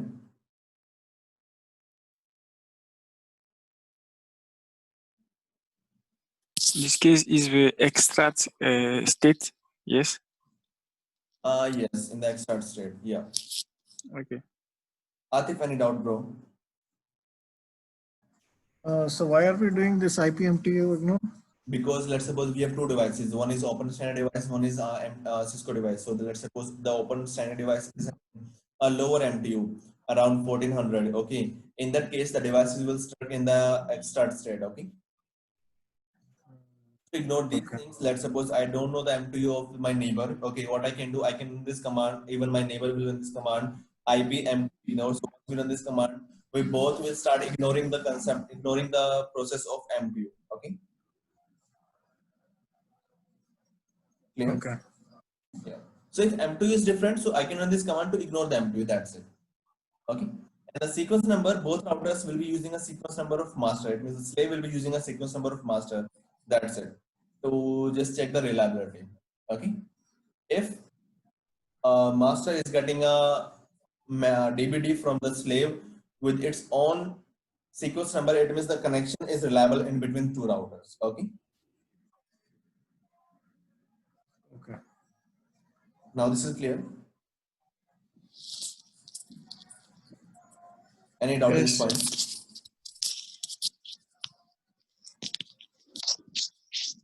No, from clear. Okay, cool. So these two, only these two elections we have here. Okay, once they will do these elections, they will come in the next state, that is exchange state.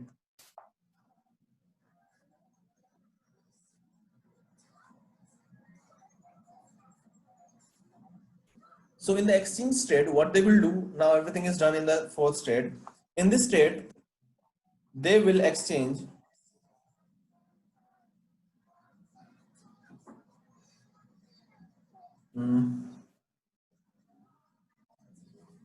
okay, in the case of extract state, they have exchanged the DBD to exchange the to do the election of master and slave, right?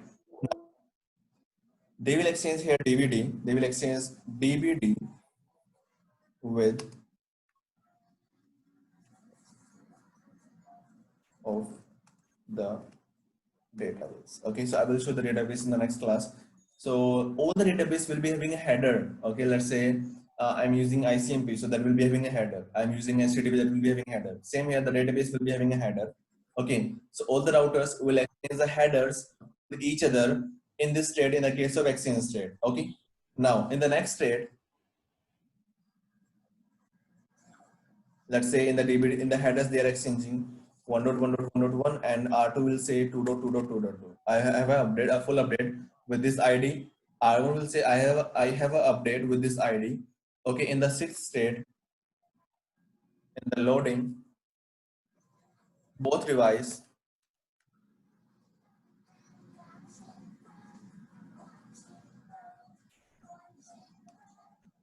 will exchange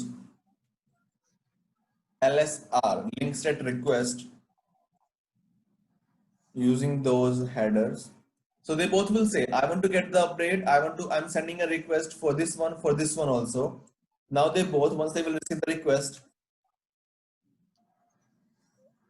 they both will send LSU, link state update, to each other. And really, this LSU packet will be having the full database.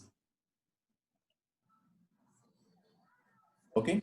So this LSU packet will be having full database. Now they will send LS acknowledgement. And once they will send an LS acknowledgement, they will be in the full state. If they both are in the full state, it means everything is done, the neighborship is done, they have exchanged everything, all the updates they have exchanged. Okay.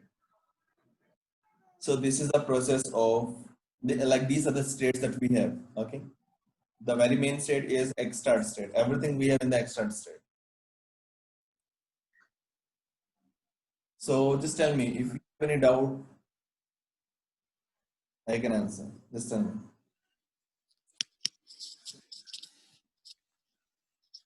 Any doubt at this point?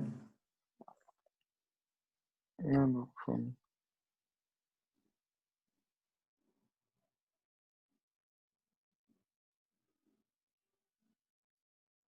Okay. Okay, then. No. Yes, sir. Any doubt? So final is the full one, right? Yeah, last one is full. Correct.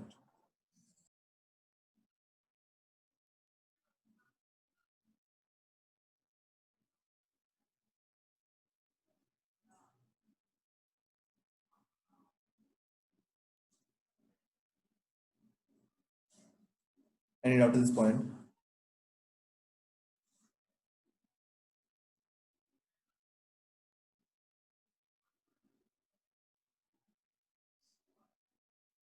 no, no. Okay, then we have done about these stats. Okay, now we'll start from tomorrow. Okay. Okay. Okay. Okay, guys. Bye. Take care. Bye.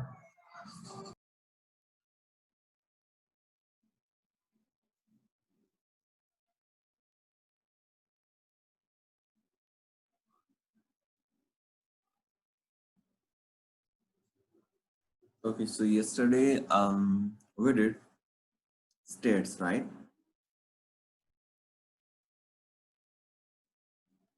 So today let's start with the hello parameters.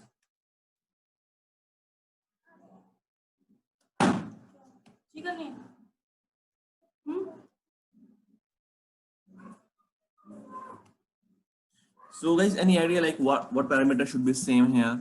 Because we have done the same thing in the EIGRP. So can you like explain what was the parameters in EIGRP to form a neighborship?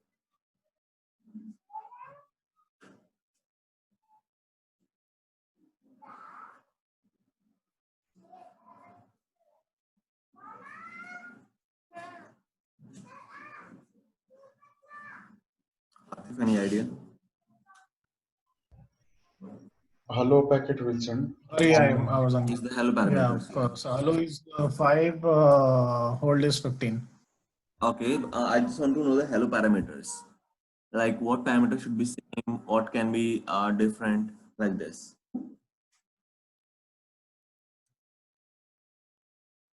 Hello and hold. I think hello should be there, but I don't think hold will be there because this is a. Oh yes, we have hold timer, but I just want to know the parameter should be same like this. If I talk about the hold timer, yes, we send the hold time in the hello packet in EIGRP, but that can be different, right? Like this, I just want to know what parameters can be different and can be same in EIGRP.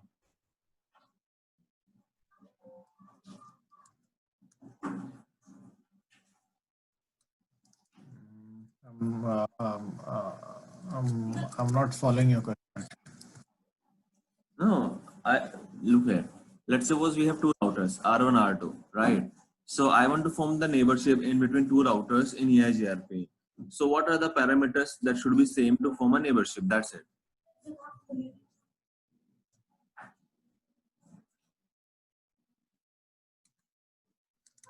Okay, so with in the EIGRP or in the OSPF? In the EIGRP. IS number should be the same. Hello? Hello?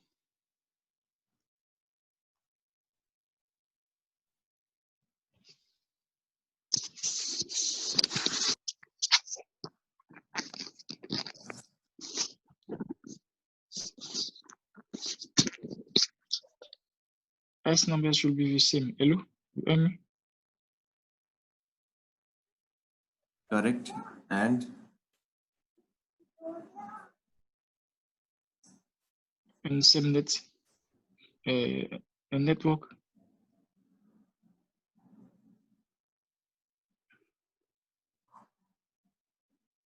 the network ID should be same. The key value should be same. So these parameters should be same in the case of EIGRP. Now, if I talk about OSPF, first of all, the router ID should be unique. So I told you about this one, like why we need here unique router ID. That was about the database, right? And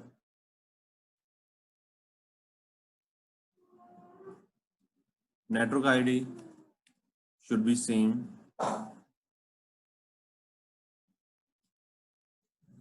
Subnet mask should be same on Ethernet segment.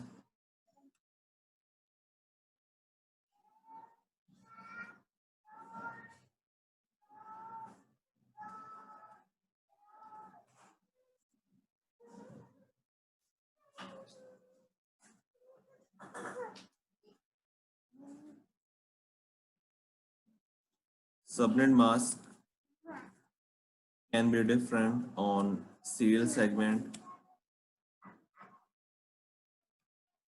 Okay. The area ID should be same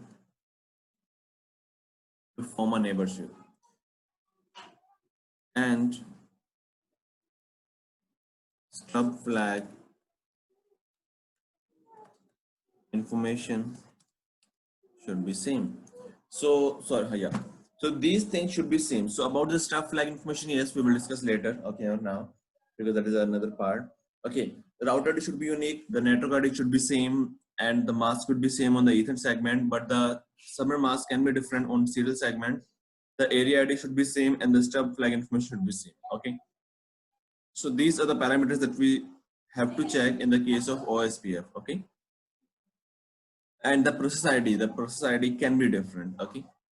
So now let's talk about the process. I think these 6 parameters are clear, right? To all of you.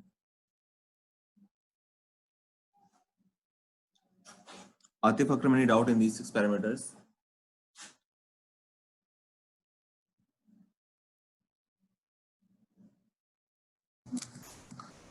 No, I'm good, but I just have one question. This should be part of the neighborship process, right? Yes, before the neighborship, even in the init state, they send a hello packet, correct, to each other, right? Same time, they will check the hello parameter. If the hello parameters are different, they will never go in the two-way state. Okay, Right. it's clear. Yeah. So look here, they are forming a neighborship in a two-way state, right? If the parameters are correct, so yes, they can form the neighborship. If the parameters are not correct, they will not form the neighborship. That's it. Okay. Okay. They will receive each other, and yes, they will try to check these parameters in the hello packet. Mm-hmm. Okay.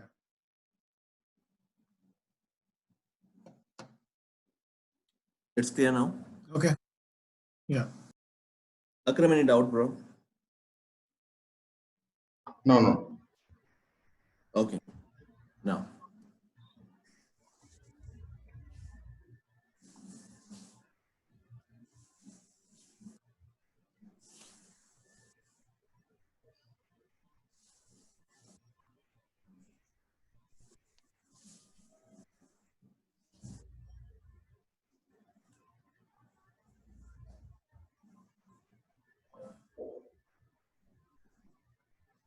I have one doubt here, Neeraj. Yes. Like when we are making the router ID, highest IP address will be the router ID. Okay. Highest loopback By address, default. or it will check the highest physical interface address, right? Okay. If router ID is the highest router ID, then that router will be the main router, no? No, when we talk about the main router, so we have DR and BDR, right? So we can configure DR Yes, yesterday. priority also, right? Because while doing an election of DR and BDR, Yes. the routers check the priority. First of all, they will Priority, yes.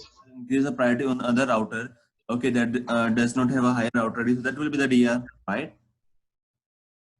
So yes, the election will be depend on the router ID, but if the priority is same on all the routers, okay, in that condition only, you can Yes. see the router with the higher router ID will be the boss of the domain, of the switch, of the segment. Okay.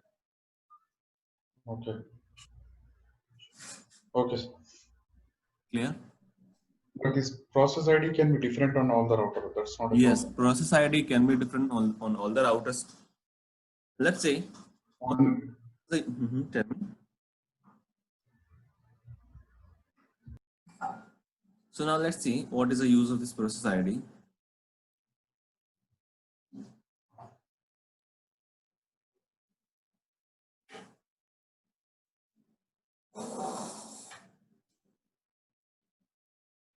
I want to use here area 0. I want to use here area 0 for both interface. Same here, I want to use area 0 for both interface. But right now what I don't want to exchange the routes from R1 to R3. So let's say we have connection like this.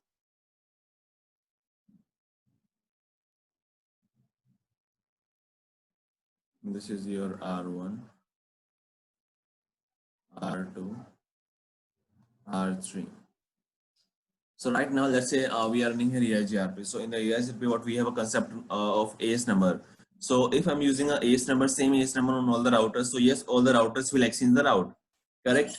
Same here. If I will be using the same area on all the routers, so yes, they can exchange the route. But what I want here, I want to use the same area on all the routers, but I don't want to exchange the route from R1 to R3. Let's say R1 is having one route that is having ID 1.1.1.1.1 and R3 is having a route that is having 3.3.3.3. Okay, I don't want to send this route to R3 and same here this route to R1. So what I will do here, I'll configure like this. I will say to R2, let's say this is your F0 by 0, 0 by 1, router OSPF 1. Okay, I'll put a network belongs to 0 by 0. Okay, now I'll configure one more process. Router OSPF 2. I'll use the network ID of 0 by 1. Okay, so like this, what I can do using a process ID, using a different process ID, I can configure two different domains. So now what we have, a domain with R1, a separate domain with R1, and a separate domain with R3. Clear?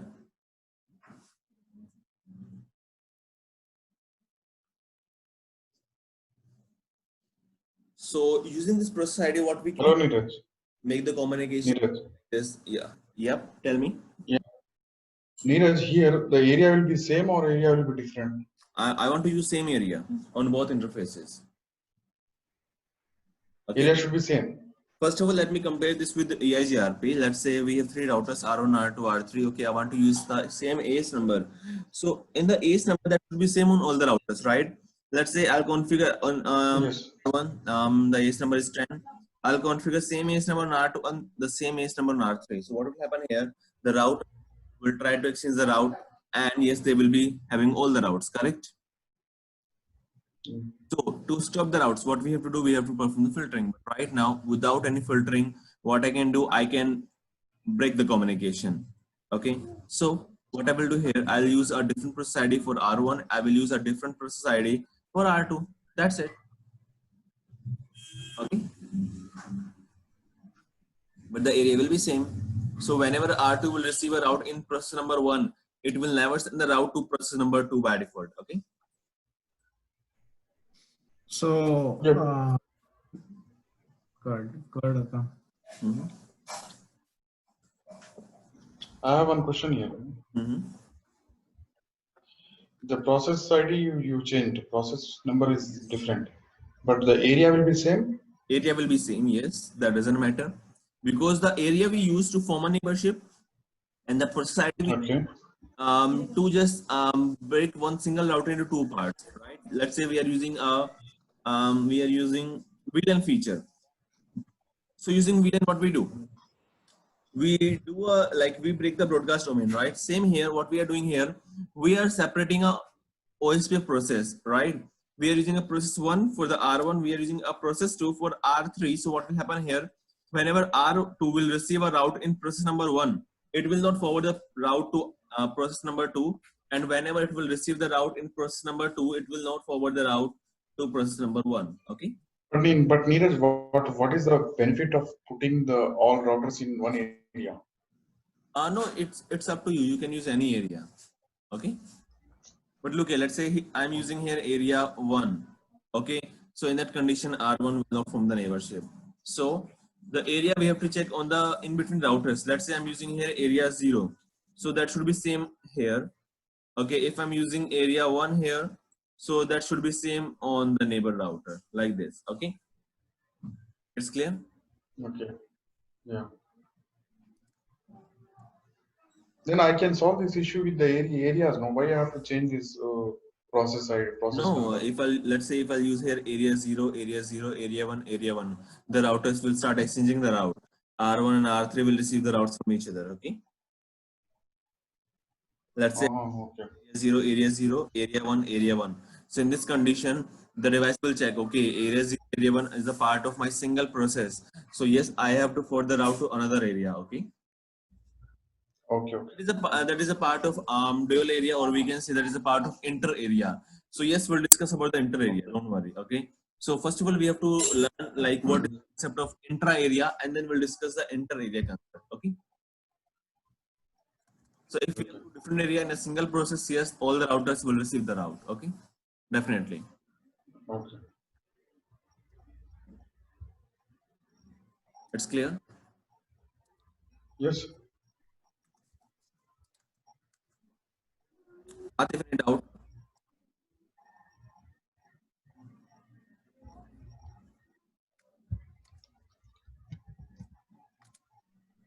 Hello, Atif, any doubt, brother? Hello. Yes. So, but again, to Akram's question, what is the benefit of this? So basically, our main goal is to basically exchange the routes, right? No, right now, Then what I want here, right now, I don't want to exchange the route in between 1 and 3. Okay. I want to use a separate domain in between 1 and 2. I want to use a separate domain in between 2 and 3. Okay. Try to change the area, so we cannot achieve the task because with using a different area, the routers will be able to exchange the routes. Okay. But using a different process ID, the devices will never exchange the route with other process ID. Okay. Okay.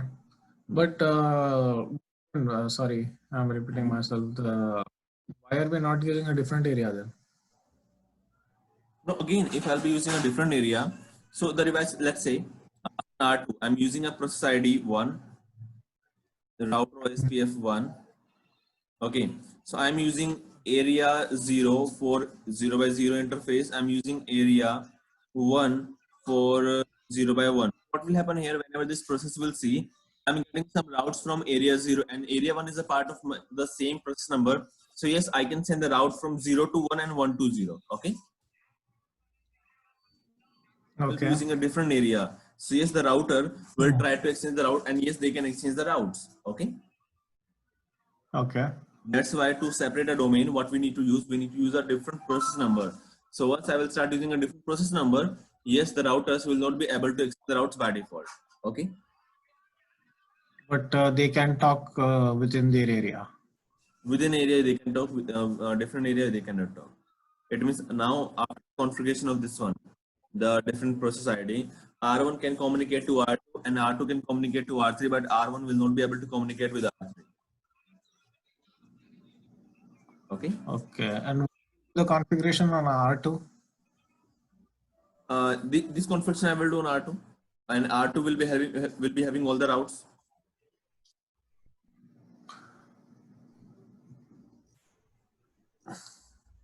Okay. That configuration on R2. Yeah. Okay, First of all, what I will do here, I'll configure OSPF1. For this interface, I'll configure OSPF process 2 for this interface. Okay. So network 0 by 0 means all the network from OS from that area, right? Sorry, come again. Network 0 by 0 means all the network belong to that area. No, I'm just using here 0 by 0 interface. It means I just want to use here the interface ID of the E0 by 0, okay? The network ID of 0 by 0. Because I have not mentioned here the network ID, that's why I'm using here 0 by 0. Just for example. Okay. Okay, so what I will do here, I will connect. Configuration on R1. On R1? What will be the configuration? Yeah. No, R1, look here, I'm using here area 0, right? So I can, first of all, I can use any process number, that doesn't matter. I can use any number here. And then I will say network ID for 0 by 0 interface, whatever network ID here we have to assign. And then I will say area 0, that's it. So if this interface is having area 0, so this interface should have the area 0, then only they can form the neighborship. As I told you, the area ID should be same in between, right? So the area is same in R1, R2, and yes, they can form the neighborship. Okay. If I will try to use a different area on R1, in that case, they will not be able to form the neighborship. Okay. Okay. It's clear now? Okay. Yeah.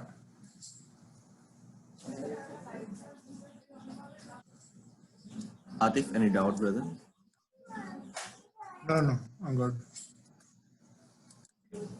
Okay. Akram, any doubt?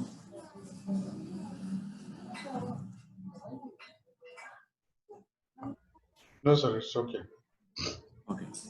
So let me use these 3 routers and then we'll do the practical.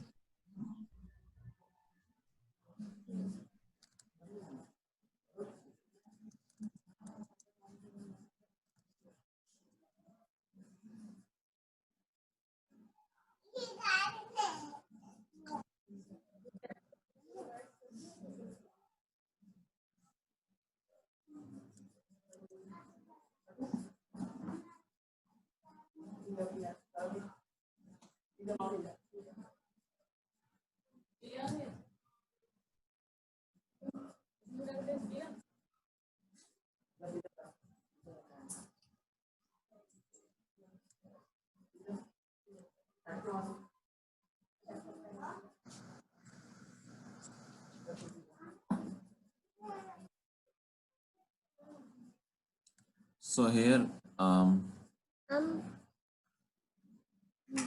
use area process 1, I'll use area 0. I will use here process 2, area 0. The first case, what I will do, I'll use process 2 in an area 0 and area 1. Okay, I'll put both area here. And this I will configure process 4 with area 1. Okay, it means they can form a neighborship. In the second case, what I will do here, I'll use a process 2 and process 3. Okay, here I will put area 0 and here I will put area 0 all again. Okay. And same here in the process 4, I'll be using area 0.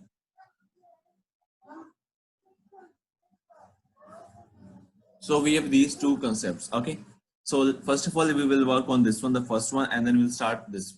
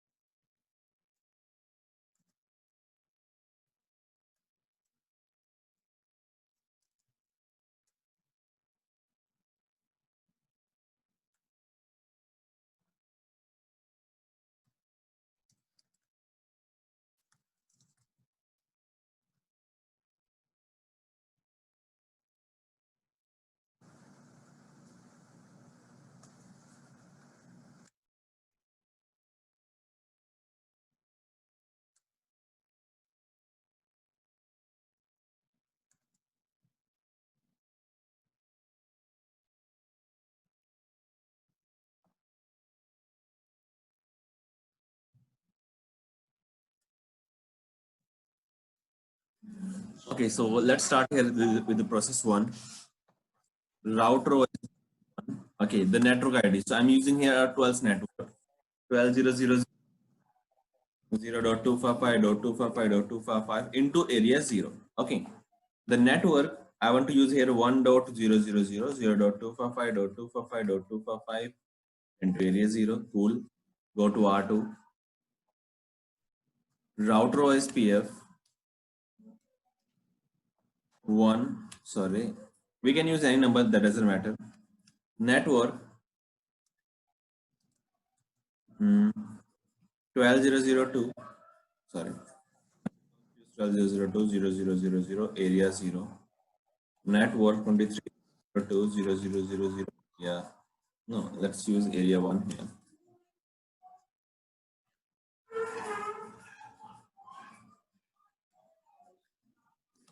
And router OSPF 4, the network ID 23.0.0.3.0.0.0.0 and area 1.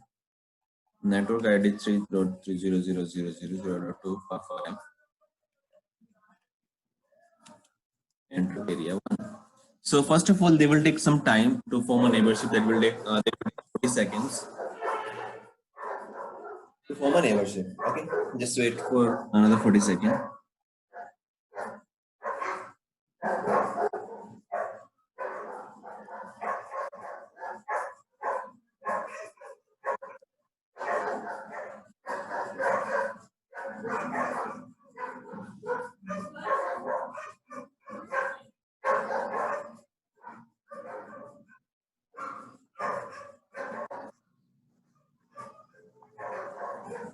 Okay, now I'll start from R1. Do show IP, or IP OSPF interface brief.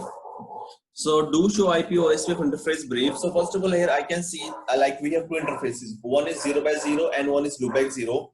They are saying we are using process ID 1. Cool. They are saying that we are using area 0. The IP address is here. We have and this one. The cost for the interface is 1. Okay. So they will find a cost. So what is the formula to find a cost?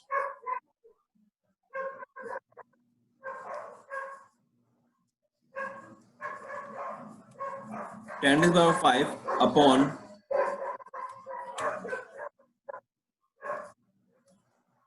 bandwidth. Okay. So right now we are having a link of 100 MB upon 100 MB. Okay, that's why the answer is 1. Okay, so right now for the 100 MB link, the cost will be 1. Okay, so the device in the OSPF, we always use the cost. Okay, let's give me a minute.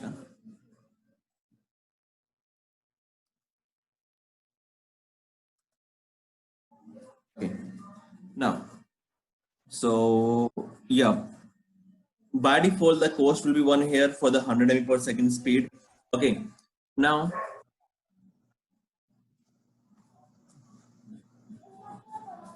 go to, okay, the state is, so first of all, here we are in loop, and for interface we are having BDR, right? So the loopback 0 will not be having any connection to any interface. That's why that will always be like a loop. Okay, and here see that is BDR, backup designated router. So R2 is DR and I am the BDR router. Okay, it's clear. R2 is DR and I am the BDR. And here you can see neighbors 1 by 1 and neighbor F by C and 1 by 1. You can see this one. So what is this thing? Let me explain you. Okay, guys, just tell me if you have any doubt in these terms.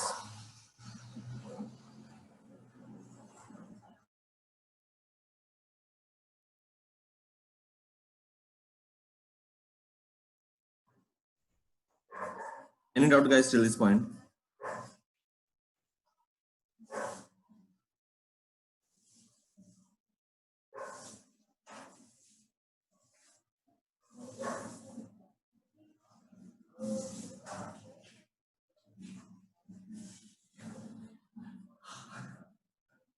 Hello, Atif, Akram. Any doubt like in the interface, process ID, area ID, IP address, cost, and state? Akram, any doubt?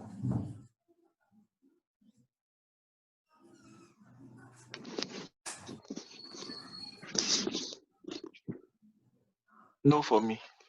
Okay. Okay, then let's continue. Now, what is this neighbor F by C? Let's discuss this one.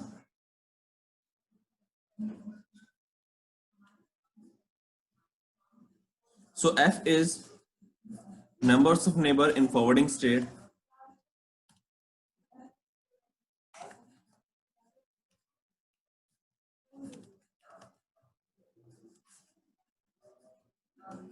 Say it means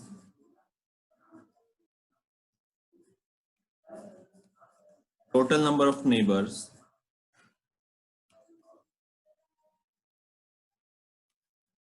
on that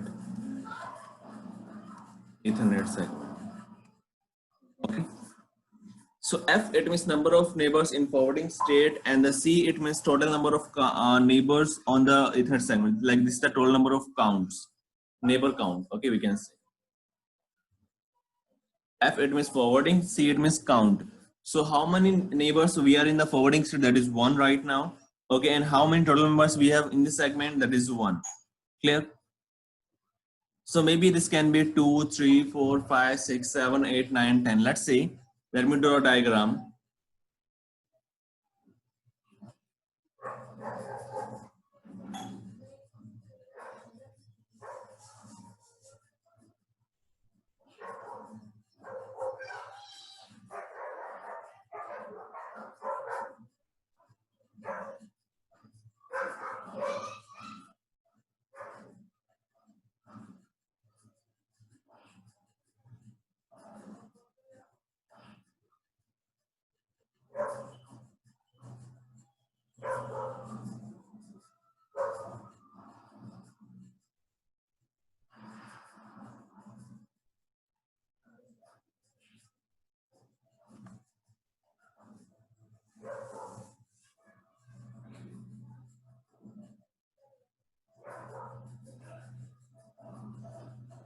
This is your R1. Let's say this is your DR.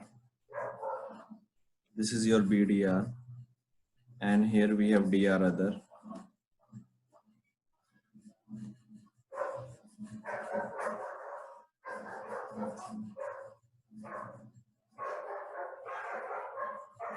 So look, whenever I will run the command here on this router, show IP interface brief. So what will be the F by C here?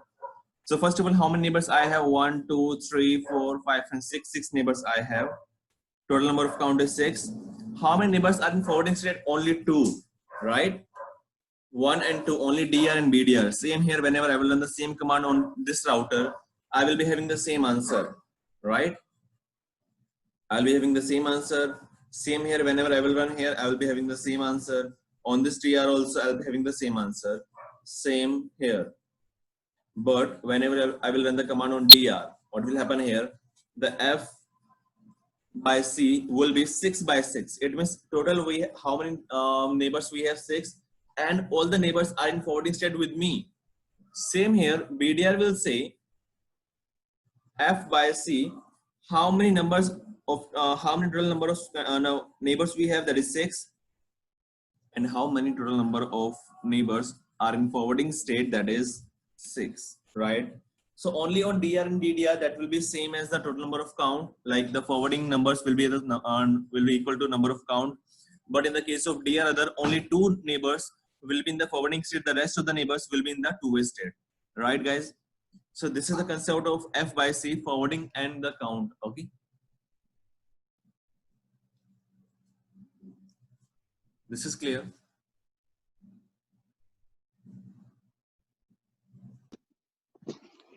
Yes.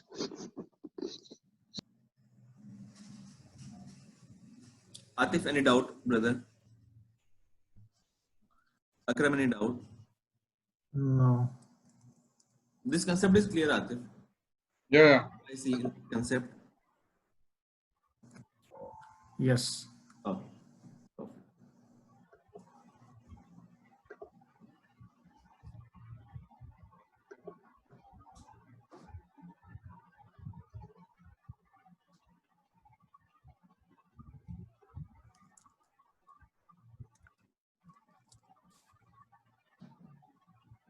Now, here we have show IP OSPF neighbor command. Okay, so this command is saying the we have one single neighbor that is having ID, neighbor ID, that is 12002. Okay, neighbor ID means the router ID of the neighbor. The priority, the neighbor is using a priority that is 1. The state, so right now my neighbor is DR. Look here, this is neighbor table, right? So my neighbor is DR and that neighbor is in full state to me. The dead timer is running 32, so it will start from 40, 39, 38, 37, 36, 35. Again, it will fall back to the 39. It will not be 40. It will fall back to 39 because it is starting from 30. The address of the interface. So the interface that is connected to this router is having address 12002. So let's say R2 is using a router ID 2.2.2.2 and this interface address is 12002. So here I will be having the router ID of the neighbor and here I will be having the address of the interface that is connected to R2. And the interface I'm using to connect the neighbor is F0 by 0. So this is the local interface that I'm having to connect to neighbor R2. Okay. So I think the output of show IP OSPF interface brief and show IP OSPF neighbor, that is clear.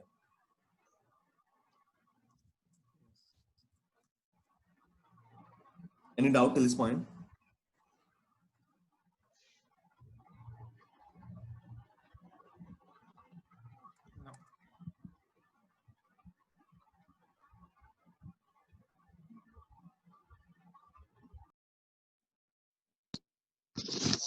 No. Hello. Atif, any doubt?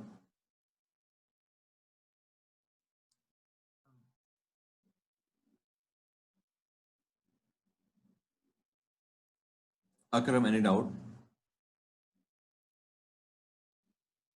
Could you scroll up? I want to see. Okay.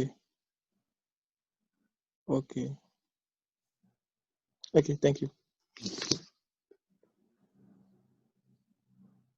Sure. This is the command show IP protocol. So as I can see here, what we have was just one single protocol that is running. Routing protocol is OSPF 1. One is the process ID. Okay. And outgoing update filter list for all interface is not set. Cool. Incoming update filter list for all interface is not set. Okay. The router ID is 1.1.1.1 for this router. Numbers of area in this router is 1, and that is normal area, that is not stub area, that is not NS area. So about the stub, about the NSSA we'll discuss. Maximum path is 4. Atif, can you explain what is this maximum path for?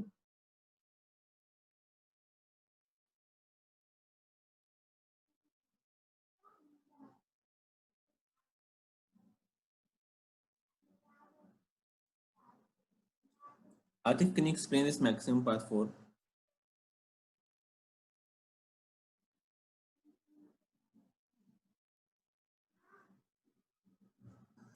Sorry, sorry, what was the question? Yeah, what is this maximum path for here? Maximum path for that is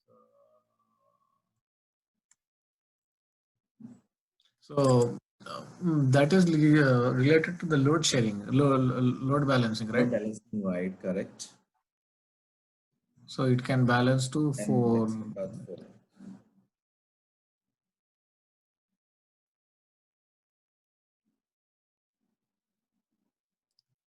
Yeah.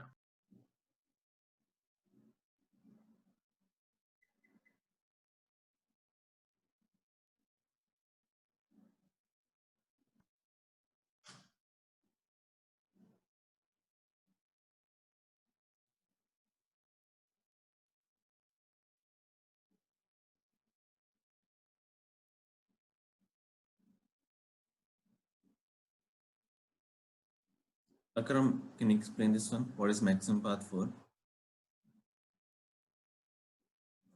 Yeah, so it does load sharing for up to 4 routes.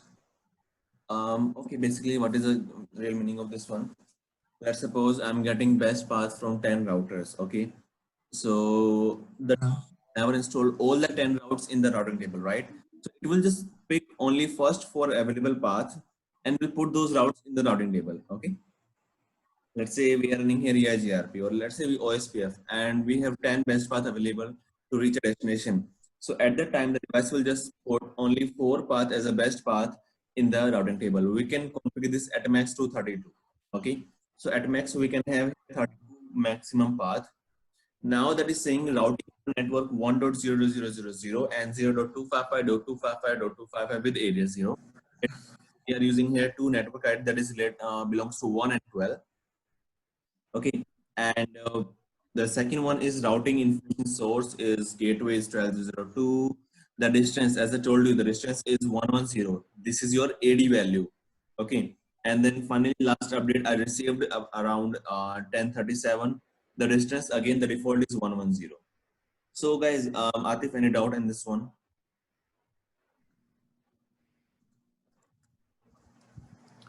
Neeraj, you are saying that the best path you will get from the 10 routers. Yes. And first 4 you will take Yeah. it in consideration. Yeah, the first 4 available path. Yeah. Okay.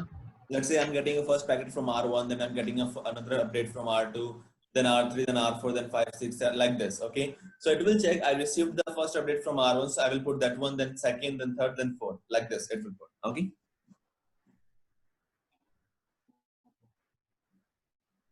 It's clear now. And the AD is the distance.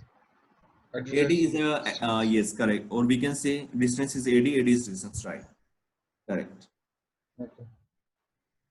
Okay.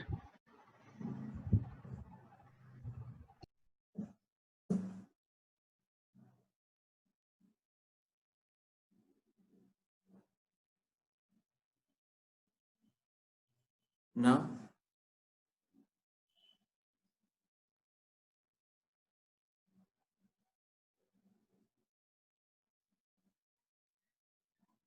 let's go to R3 and we'll see the routing table.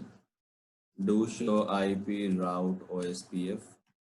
So look here, I'm getting here a route of 1.1.1.1.1. If I'll go to R1, do show IP route OSPF, I'm getting a route of 3.3.3.3, right? So here I'm getting a route of 3, and here I'm getting a route of 1. So using a different area, I'm using an area 0 in between R1 and R2, in between 2 and 3, I'm using area 1. So yes, we have two different area, but no, that is a different concept. So in this condition, if we will be having a different area, yes, they can communicate to each other. Okay, they can communicate. So now let me use. Okay, this one is clear. If this one is clear now, we can use the different process ID on all the routers, like on R2 basically. This thing is clear, guys.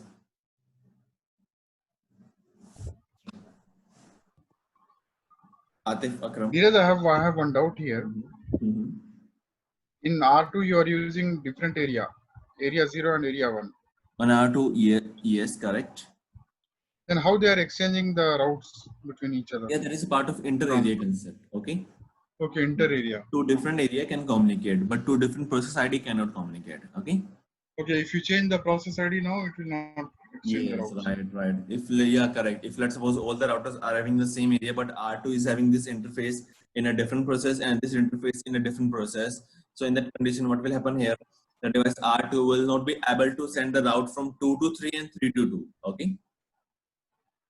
Okay. Yeah. So now let's remove the process of R3. No.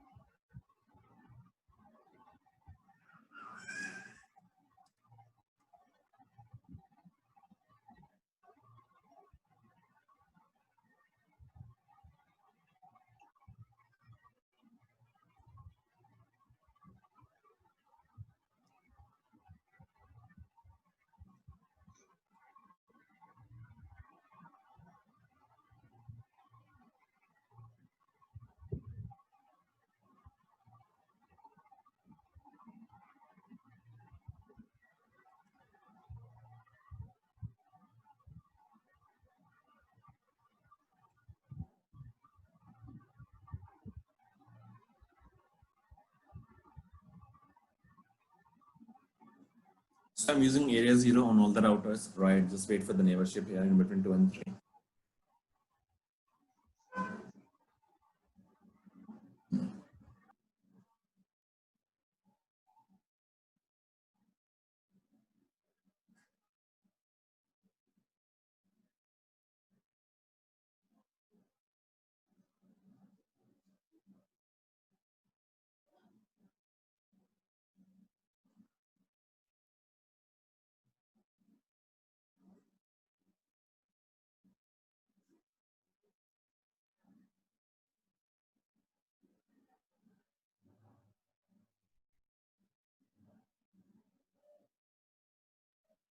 Okay. Now, do show IP route. Okay, let me directly go to R2. Do show IP. Oh, I have to advertise network.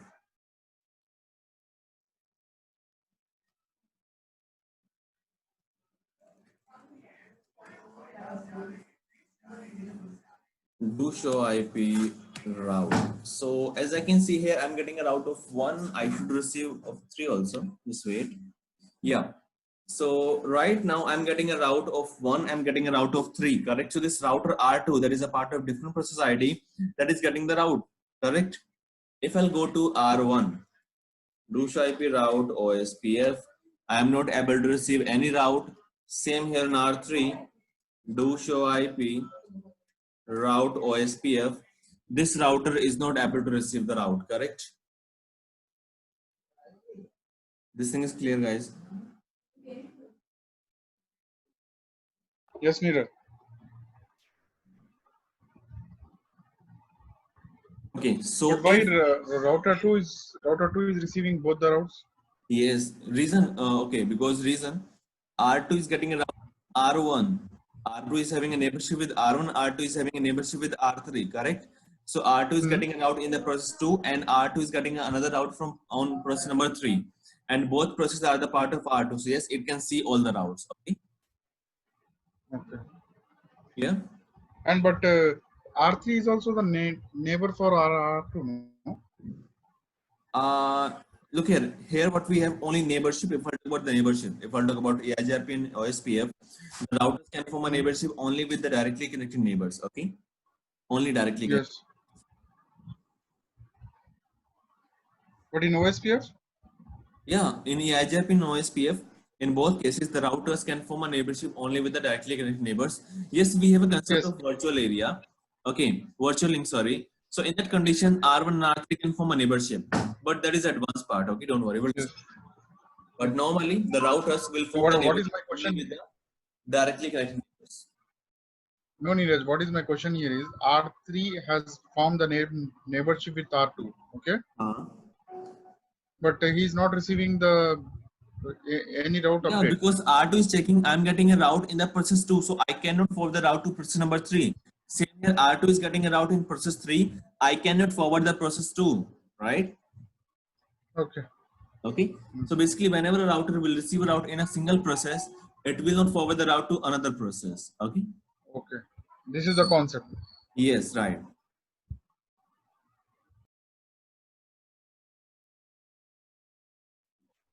Atif, any doubt?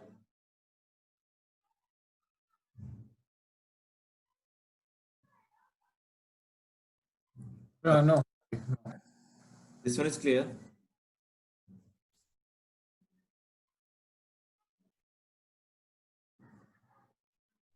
Okay, now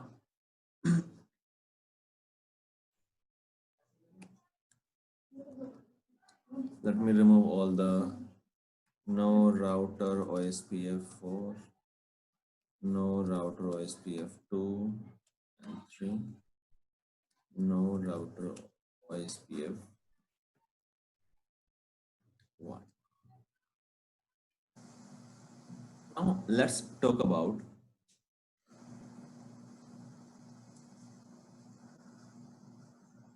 low prevention in OSPF. So guys, can you explain like what is a low prevention mechanism in the case of EIGRP?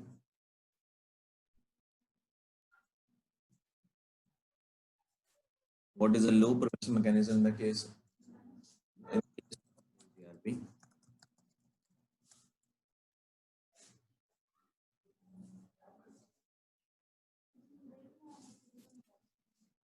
The FD value. FT value. No, sorry, no, not value. The feasible, that concept, right? The feasible distance. No, that is the best path. FT is the best path, right?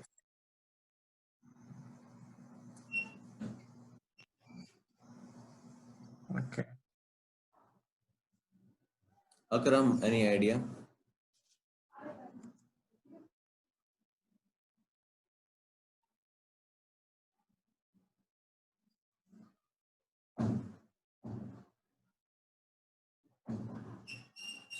Akram, what is a low prevention in EIGRP?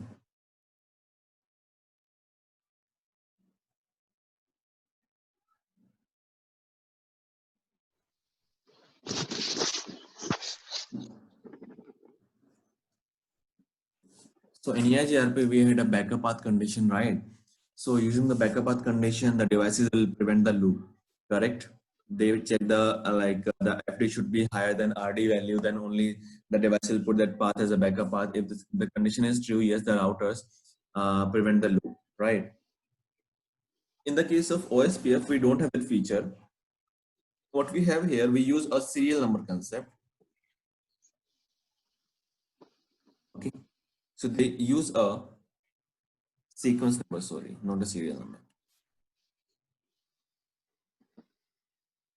Sequence number in the case of OSPF. So now let's discuss sequence number. First of all, whenever a router generate a route, it will add a sequence number. So whenever a router generate a route, it will add a sequence number to the database. Okay, so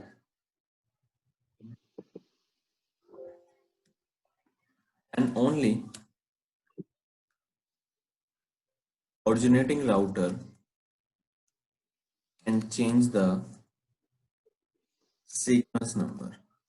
Okay, other intermediate router cannot exchange or cannot change or modify the sequence number received in update of database. Okay. So it means whenever, let's suppose we have a single router that is trying to generate a new database. Okay, so that will start from 0001. Okay, and only that router can modify. In what condition it will modify? Whenever it will add a new route. Whenever it will add a new route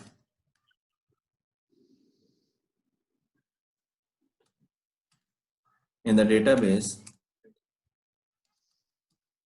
it will increase the sequence number with +1.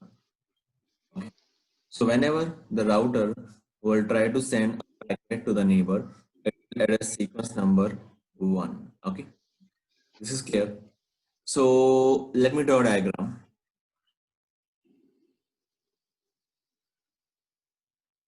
Guys, but switching part, that was a easy part. Okay, but right now we are discussing OSPF. We will discuss BGP, MPLS. So these are the, like, we can say these are the advanced parts. Okay, so you have to do the practice on daily basis, please. If you will do the daily practice, okay, so things will be like clear 100%. Okay.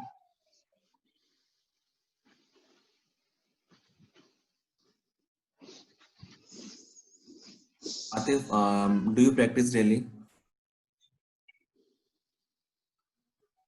Not daily, but Please, I do because it. if I'll talk about switching, so yeah, that without practice, yes, we can learn switching, no doubt. But this is the OSPF, okay. So till EIGRP, everything like those concepts was like very easy, okay. But OSPF, VGP, MPLS, DMVPN, so these concepts are like they have a new concepts. We can say they have a different concepts, okay. So you have to do practice, brother, please, okay. Otherwise, you will never get to know about these protocols never.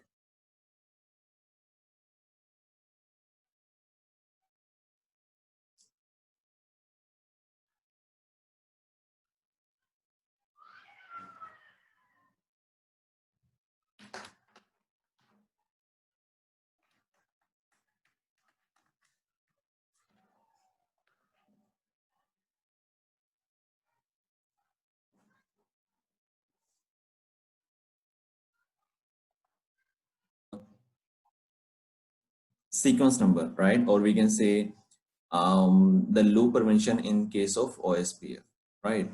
So let's say here we have these routers. This is your R01. This is R2. Here we have R3, R4, and 5. Okay, so let's say this router is having one route that is 1.1.1.1.1. Okay, so whenever this device will create this route, so that it will add a sequence number. First of all, that let's say that is 1.0.0.0.0.1. Okay, R2 will receive the packet. Perfect. It will receive the packet and will put the route in the database in the database table. Here, R3 will receive the packet and put the route in the database table with the sequence number 1.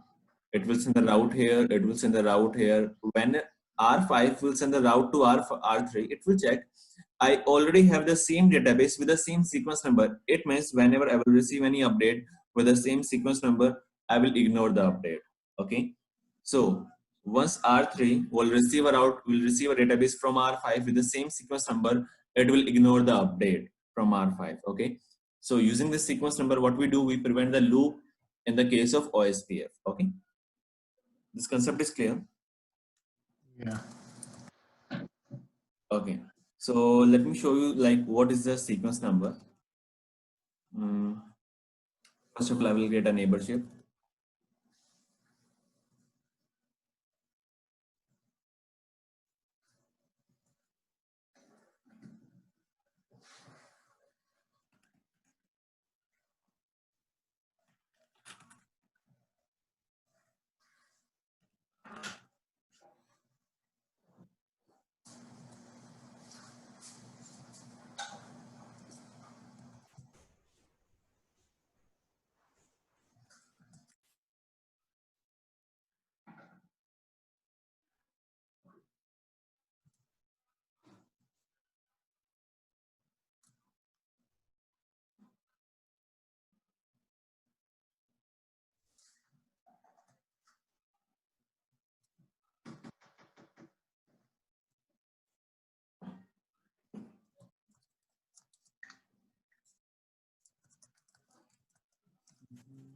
They will take 40 seconds to create a neighborship. That is a conversion time. Okay. To show IP OSPF database self-originated.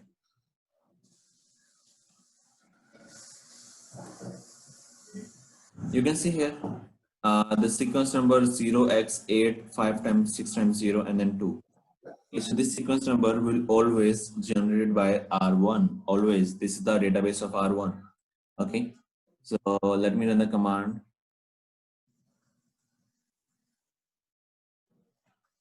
Look here. This device is creating two databases. One is this one is this one. So what are these databases we'll discuss in future? Okay. So look here. Here we have a sequence number of 0002 and here we have a sequence number of 0001. Okay. So whenever any router will create any database, what it will do, it will try to add a sequence number just to prevent the loop in the case of OSPF. Okay. So I think the concept of sequence number is clear, right?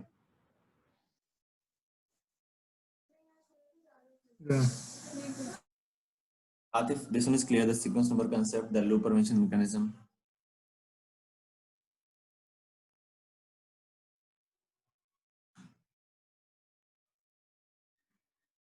Okay. Now,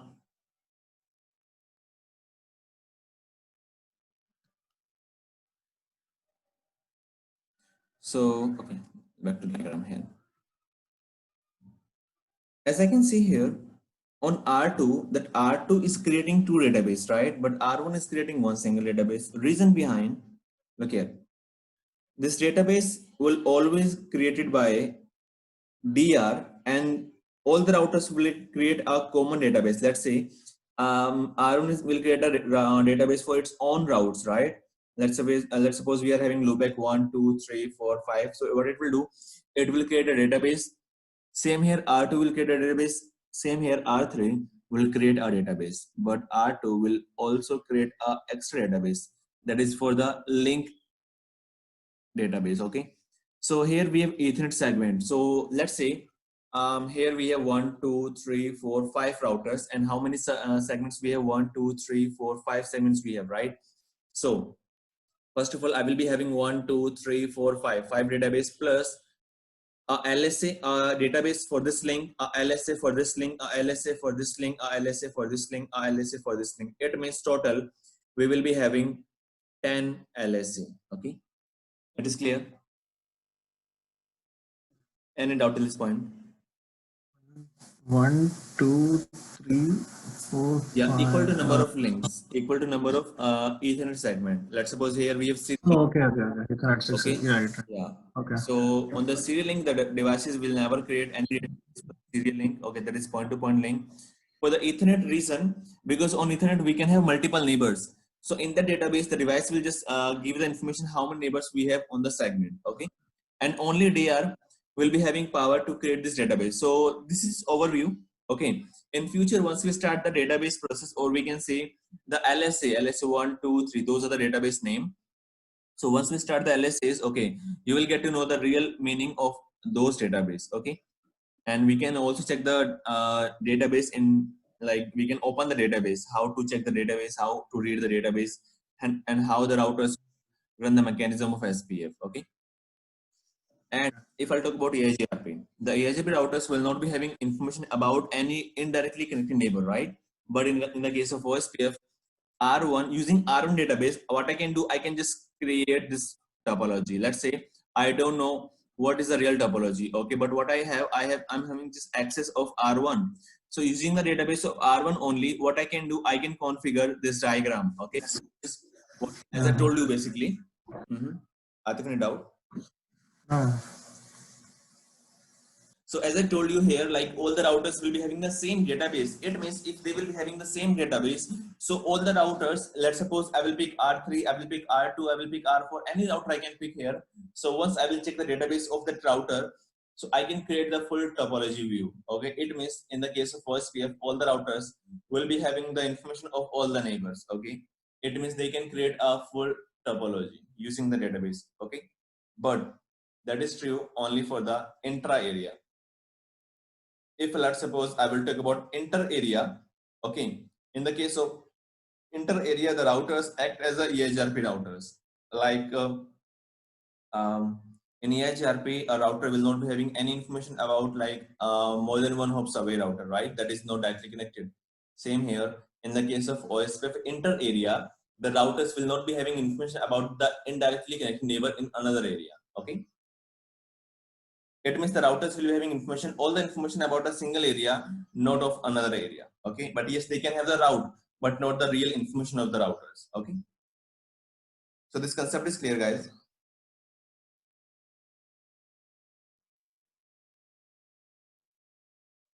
Any doubt at this point? Atif, any doubt?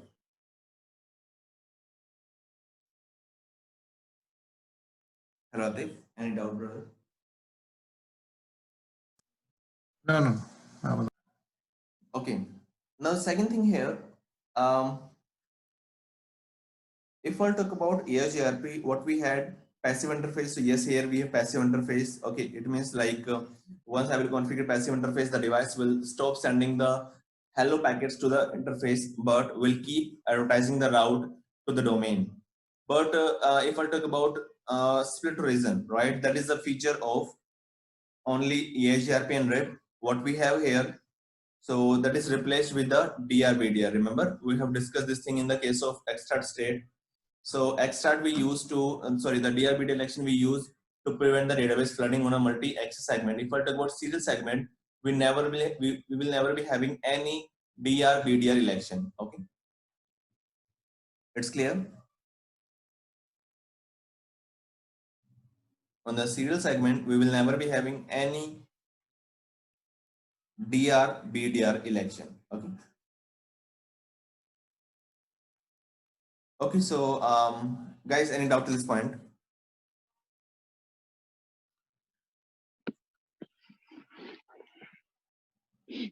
No. Okay. Atif, any doubt, brother?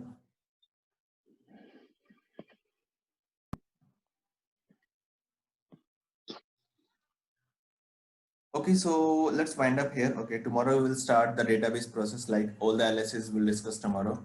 Okay, so LSA 1, 2, 3, total we can have 11 LSAs, so we'll discuss one by one. Okay. Okay, guys, so Okay. we'll continue. Okay. Okay. Take care. Bye-bye. Bye.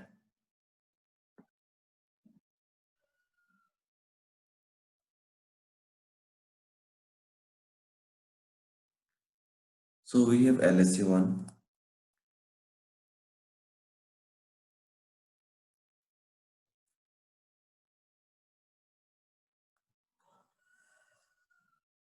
The name is router LSA. What is LSA? Link state advertisement.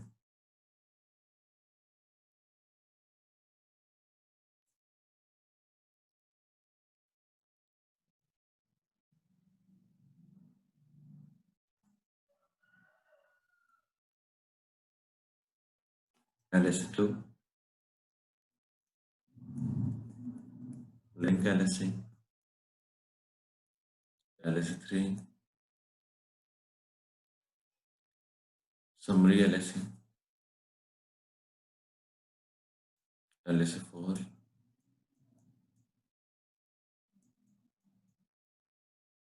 ASPR summary LSA. LSA 5.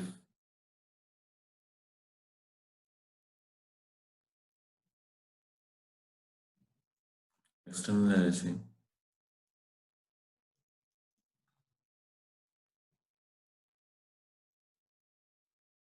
Public LSA.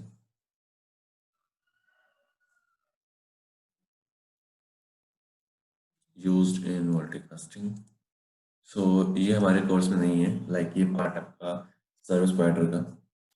This is a part of service provider. Okay. LSA 7. NSSA LSA. NSSA external.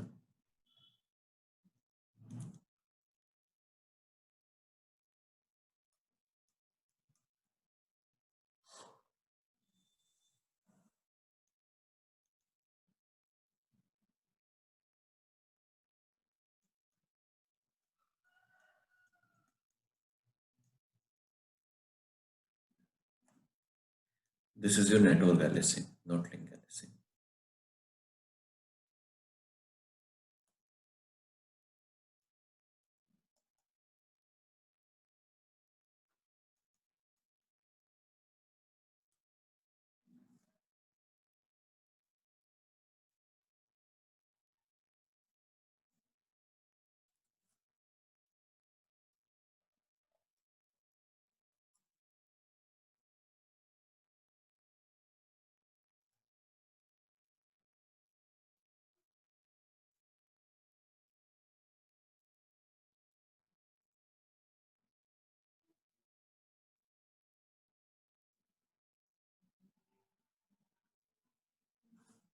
Again, this is a part of service provider. So in the routing switching, what we will discuss LSA1, we will discuss LSA2, LS3, 4 and 5, we will discuss 7, 8, 9. So these LSAs we will discuss. It means how many LSAs here we have? 5, 6, 7, 8. So here in the CCIE routing and switching enterprise, we will discuss only these 8 LSAs. Okay. So guys, if you have any idea about these LSAs, just tell me, like what is LSA1, what is anyone, like any idea about these LSAs?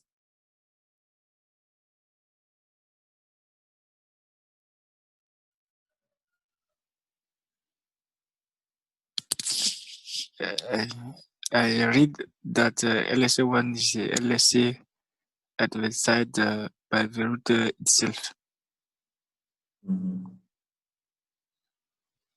LSA2 is LSA.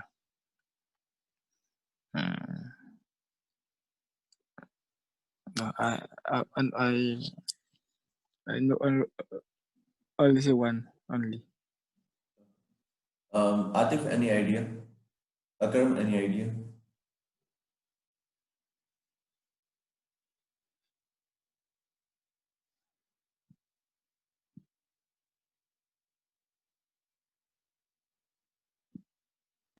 No, Neeraj.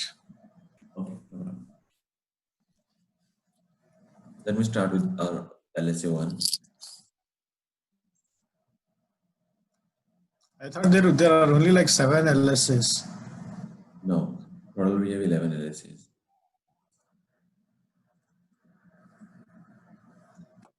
Router LSA. Sometimes here we say this is called your self-originated LSA. Okay. So what this LSA will carry? This database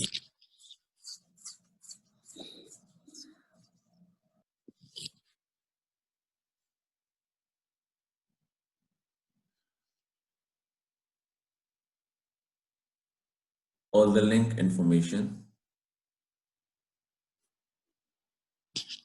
Okay, so this database will carry all the link information. It means like, let's suppose we have 10 interfaces and 5 loopback addresses. So this LSA1 will carry those 15 routes in the LSA1. And if we inject a new interface,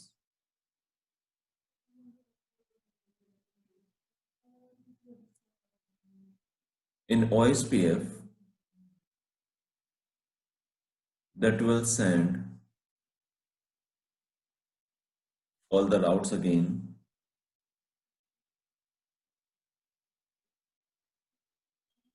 to OSPF domain. Okay, it means, let's say we have 2 routers. Router number 1, we have router number 2. Okay, so right now R1 is having let's say 1.1.1.1.1 and this interface is having 10.0.0.0.1. Here we have 10.0.0.0.2 and here we have 2.2.2.2.2. Okay, so what will happen here? Whenever I will run here OSPF, I will run here OSPF. These routers will do a neighborship process and will exchange the LSA1 and that LSA1 will carry both routes, correct?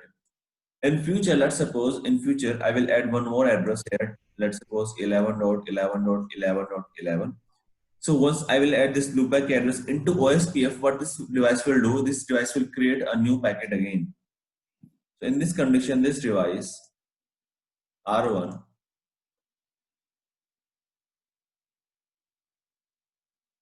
will create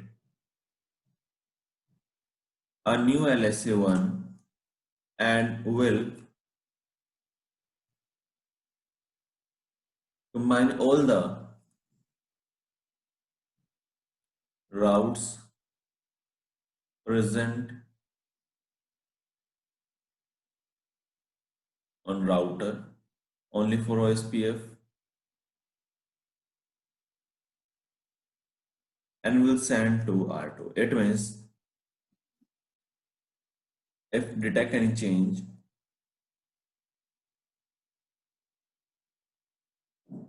OSPF router always do full update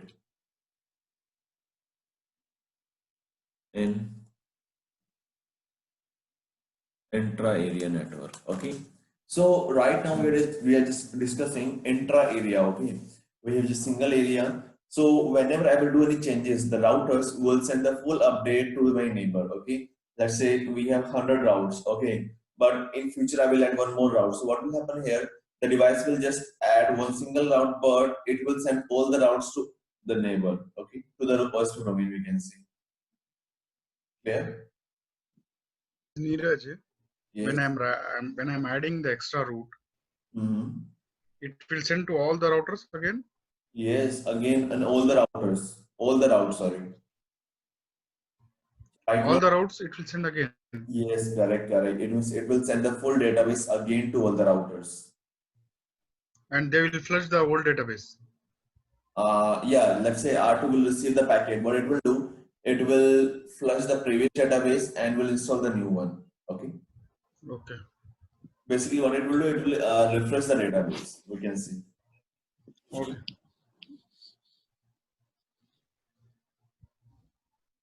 Atif, any doubt?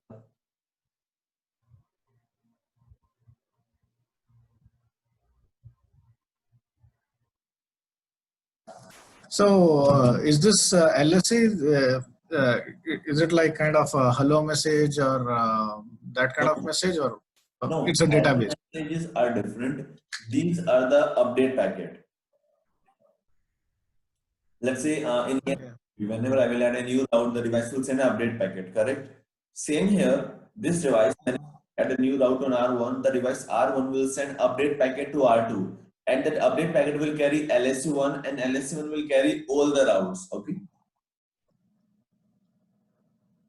Clear? Okay. So this will work. This update will only happen in intra area. Yes, intra-area, correct. So it means if Okay. a router is sending a packet into intra-area, so that will just send all the routes again to the router. What is the second, Neeraj, routes present in? Routes present on router like OSPF, उस router के पास the router is having any, let's suppose it has 10 interfaces, okay, but only 5 interfaces are the part of OSPF, okay, so it will just include those OSPF routes into the update, okay. So only the updated ones. Yes, no, yeah, correct. Basically, it's all the OSPF routes. That's it. The new one and the previous one also, okay. Okay. Everything. Okay. Yeah. Okay. I'm good. Please proceed. So here, what it will do. First of all, it will add a header. Okay, in the header, it will say who is the originating router.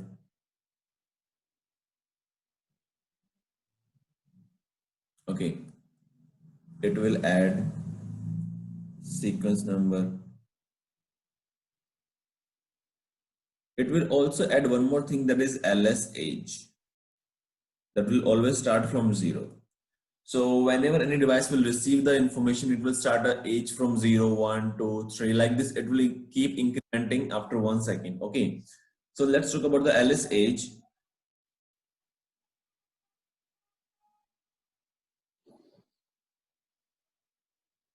If a router detect age 3600 for a route, in database, so it will flush the route. Okay, so let's say I'm having a route 1.1.1.1.1. I have received from R1. Okay, R2 is receiving a route from R1, and first of all, it will install the route in the database table. Correct. So let's say I'm installing the route here with LSH 0, 1, 2, 3. It will keep incrementing. If this value goes to 3600, so the router will check, oh, this value goes to the maximum value. Now what I have to do here, I have to flush this route. Okay. So in OSPF, if the LSH goes to 3600, the router has to flush the LSA. Okay. But after every 1800 seconds, half of the timer, all the routers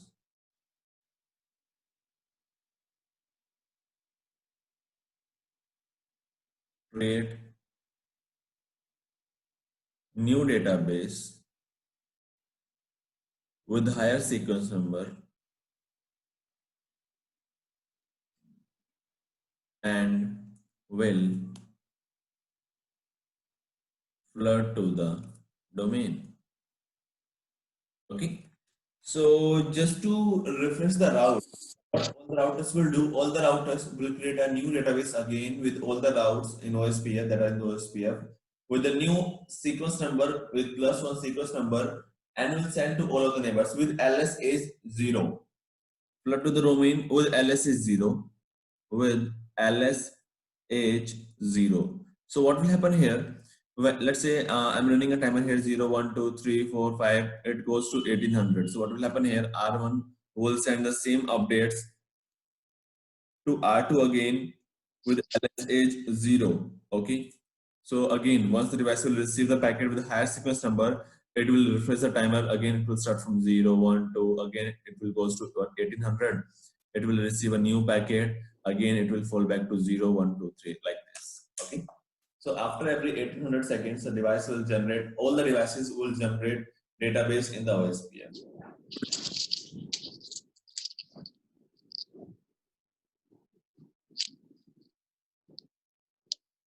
Neeraj? Atif, yes. Hello, Neeraj. Neeraj? Yes, Akram, tell me, no doubt. Yeah, I have one doubt here. For every 180 seconds, it will generate the new database. Yes. Means if there is no change, also it will generate. Yes, it will generate just to refresh the entry on all the routers. Otherwise, after 0 seconds, all the routers will flush the route, right? Even R1 is, but yes, if R1 is not able to send the update packet again in every 1800 seconds, so what will happen here? All the devices will flush routes after 3600 seconds. Okay. Okay, if this is not happening, it will flush after 3600 seconds. Yes, yes, yes. Okay. Atif, any doubt?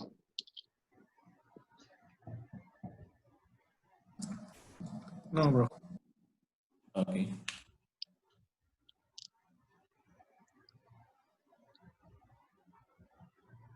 So it will carry the originating router. It means this will be the router ID of the router. Sequence number, it will start from 0x80000001. It will keep incrementing 2, 3, 4 upon receiving a change or after 1800 seconds. Okay.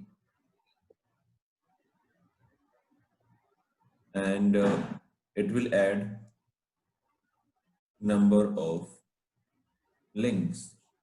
Okay. So let's say right now what we have just this loopback address, and this interface address. So what it will do, it will just say, I have an interface, a network with 1.1.1.1.1.1. Okay, with mask, this is called a stub network, with mask 255.255.255.255, and it will also carry the cost here. Let's say that is 1. Okay, I told you about the cost, right? How to find the cost, and it's about 5 upon bandwidth. it will say again I have another network that is having 11.11.11.11. Okay, and the mask here we have that is again 255.255.255.25. I told you whenever you will inject a route into OSPF, that is a classless protocol. So even by default, it will send the classless route to the neighbor. Okay, and then finally it will say I have a transit network. It will say I have transit. What is the meaning of transit? It means I will be having one more neighbor on that segment. Transit network 10.0.0.0.0. Okay, it will say who is the DR router on this interface. So it will just carry the address of DR interface. Let's say maybe R2 can be DR or maybe R1 can be DR. Okay, so it will carry here the DR address, and finally it will carry here the interface local address. So the local interface config, that is 10.0.0.1. Okay, like this R1 will carry the information. Okay, this is for the loopback address, this is for the loopback address, and this is for the transit network. It means for the interface address. Okay, so this is the network ID. Here it will carry it will put the DR interface address. Okay, and look here, DR interface address, not the router ID. Okay, and this is my own interface ID. Okay, the IP address, you can see. It's clear, Yes. Akram? Yes. Yes. Okay. So now what I will do, I will draw a diagram, okay, and we'll just connect two routers and we'll start sending a database and we'll check the database, what it will carry. Okay.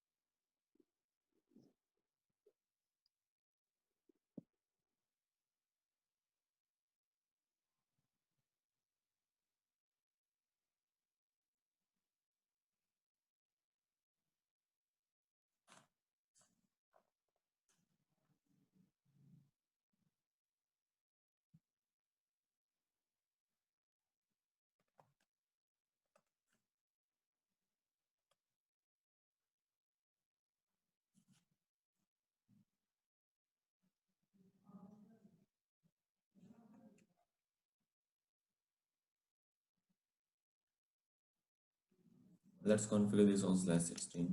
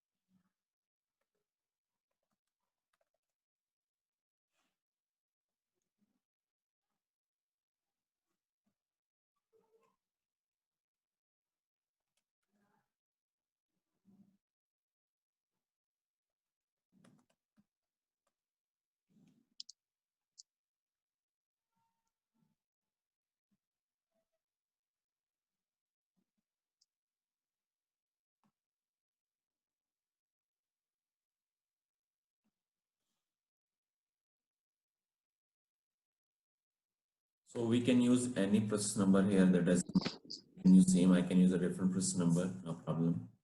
Now I want to inject TENS network.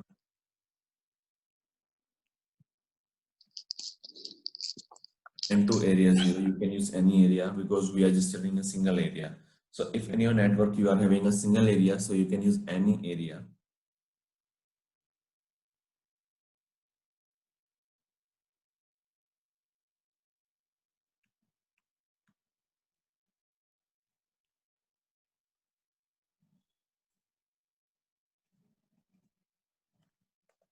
Network.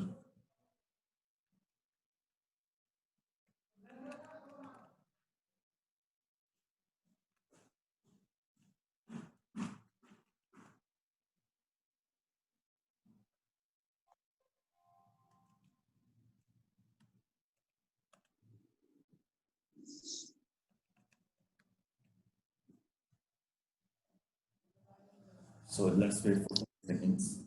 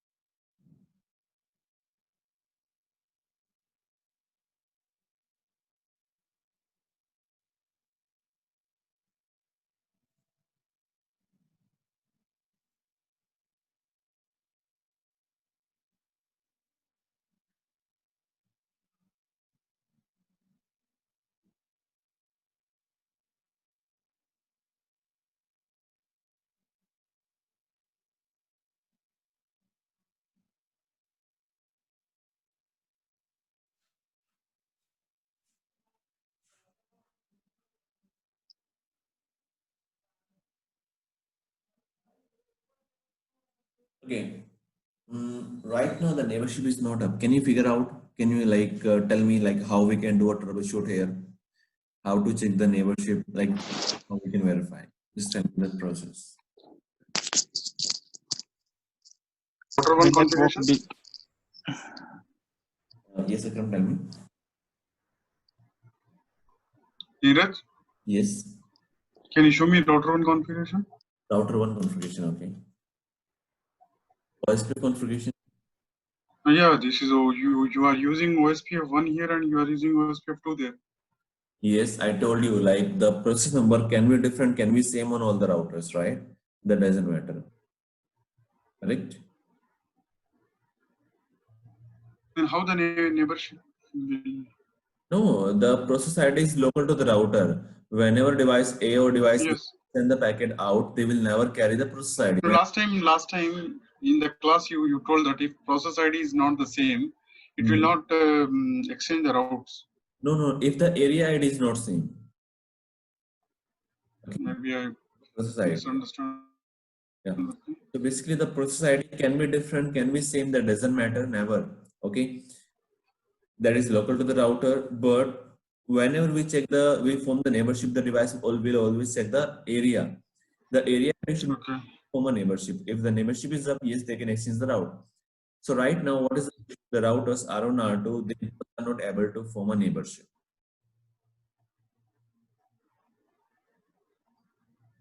So just figure out what we expect. Can you show me the IP addresses? Yes. IP interface brief.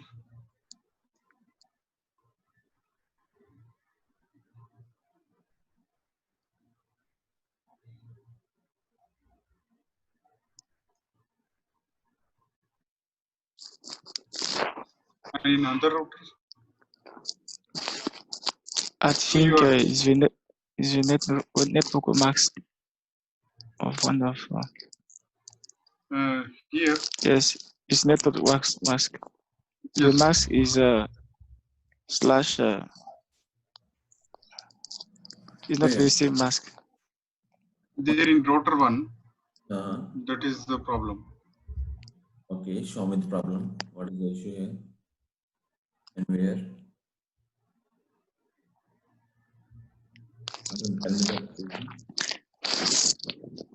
Can you go to router 2?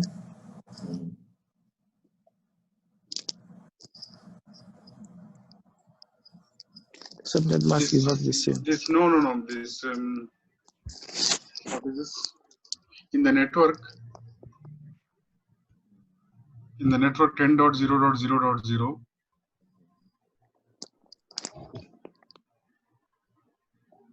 No, that is just a way to inject a route, right? What we are doing. Injected route, but in the router one you did in different way, no? No. Okay, look here. What I'm telling here, just match the first octet, and if you find any interface with 10, Yes. and here I'm saying you have to match the 3 octet. If you find Yes. the same, these 3 octets are same, just inject. So yes, these 3 octets are same, and 1 octet are same. 1 octet is same here. No problem. It's not a problem. That is just a way to inject a route. So we can have multiple ways to inject a route. We can have /24, we can have /16, we can have /8, 10, 11, 12. We can have any number, no problem. Okay. Okay, can you try to ping 10.0.0.1 from router 1, router 2?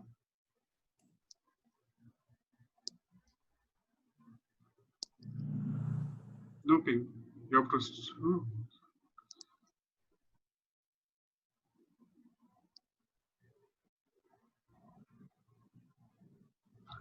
I didn't understand. What we can do here, how we can figure out this one.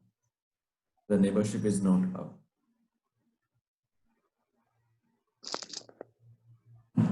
You should to verify again network type and 2 points. By default, we are having no. We have not done any changes, right?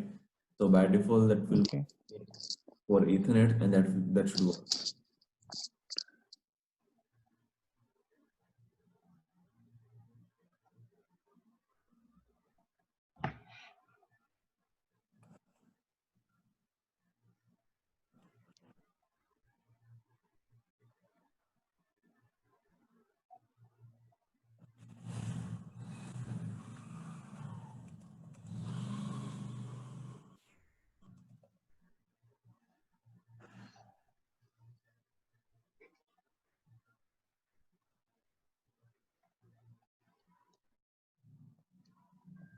The situation. What is the issue here?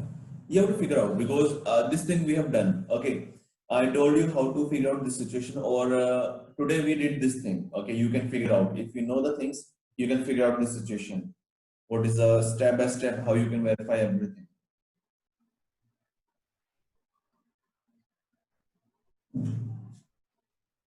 R1 and R2, both routers are having some addresses, right? I have configured OSPF, I have configured everything, right? So just look here, just go one by one, check one by one everything from initial state. Atif, please, start from 0, 1, 2, like this, okay? What we have to check first, then what we have to check, then what we have to check, like this you have to check.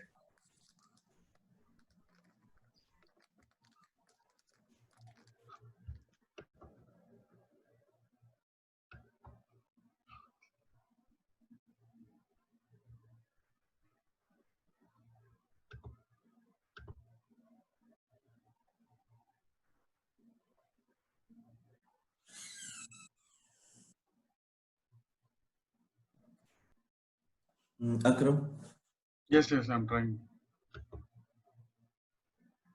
what we can check here. Okay, let me tell you, like, I have done one mistake here. You have to find the mistake.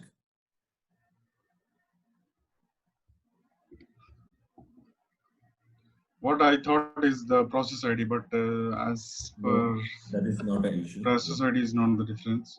Yeah.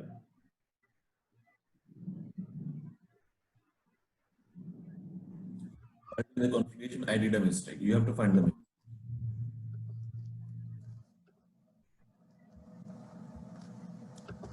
Can you go back to the configuration again, Neeraj?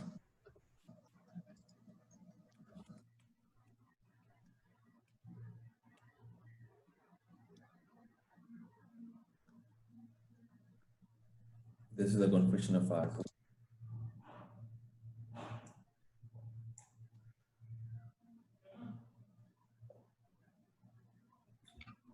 So the mistake is in R2, you're saying. Maybe on R1, maybe on R2. Okay, can you put like side by side both the Yeah. Basically, the mistake we can basically that is on both routers. That is on single router, but that can affect other router. Neeraj, can you remove these physical interfaces from the OSPF?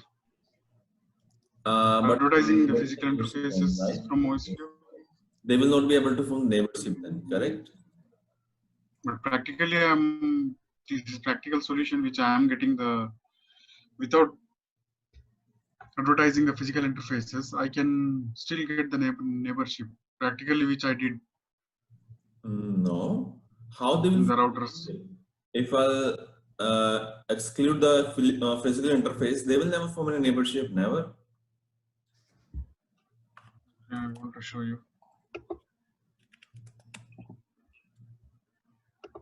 Only this is a media to form a neighborship, right?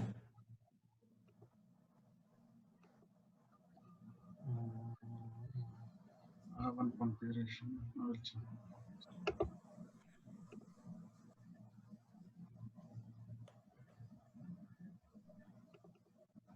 This is the configuration of R1 and this is the configuration of R2.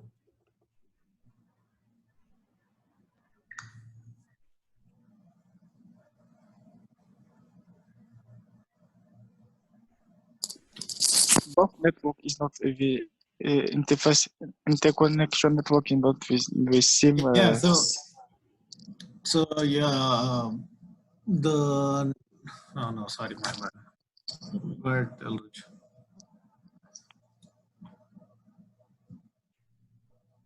One interface in the 24, another in the.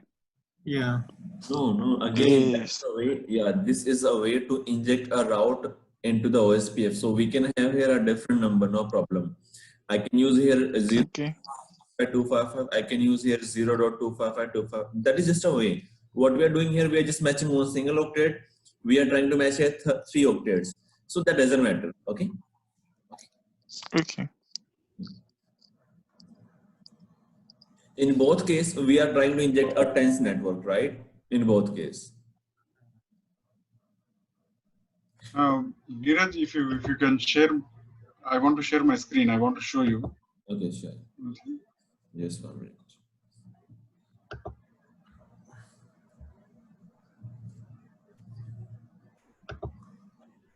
Yes, now you can share. No, it's not. Host disabled participating. Again, Sharing. Okay. You can see my screen? Yes, I can see. See, here, what I did for all the remote sites, I didn't put anything on the router OSPF. I just put these are the tunnels, my tunnels. I didn't put any physical interfaces on this. Okay, yes. Look here. Right now, you are using a tunnel, right? But again, whenever you try to reach another tunnel, it will be using physical interfaces. So indirectly, we are using physical interface, right? Yes. This part we will do in the case of DM VPN. Don't worry. Okay. So what I'm telling is, I'm not advertising the physical interfaces in OSPF, but still the neighbor. Yes, brother. Once we use tunnels, we never use physical interface at that time. We never inject physical to OSPF. Never. Okay. Okay. Thank you. So once we start DVPN, I will tell you what is the process here. What is the real meaning here. Okay. Don't worry. Okay. Yeah. So right now we have 2 routers. Can you show the show IP OSPF neighbor? Show IP OSPF neighbor. Okay. On R1 or R2? Both. Do show IP OSPF neighbor. No neighbor here. Do show IP OSPF neighbor. No neighbor here. Interface.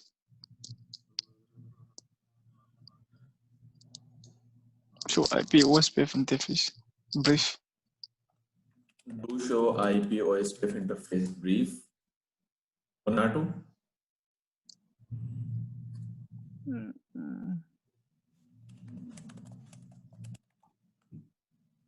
Let me do copy and paste. Both are DR. Yes, because they are not able to form the neighborship. That's why both will be. Yes. They will think that we don't have any neighbors, so I will be DR, I'll be DR.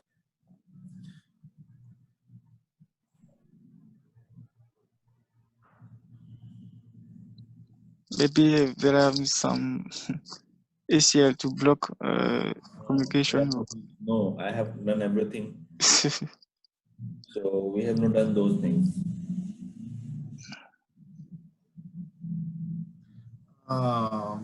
Okay. I was thinking about authentication. No, we have not done.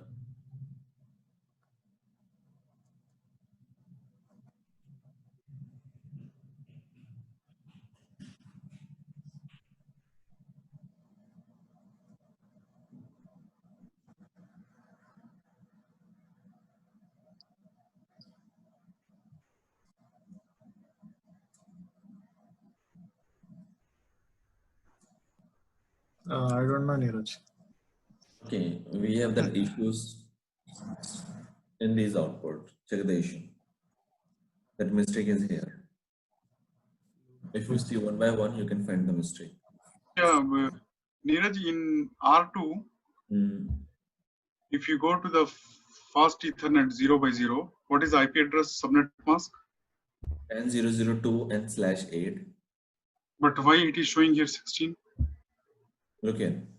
On R2, we have /8. R1, we have /16. So this was the issue. Okay. Yes. Perfect.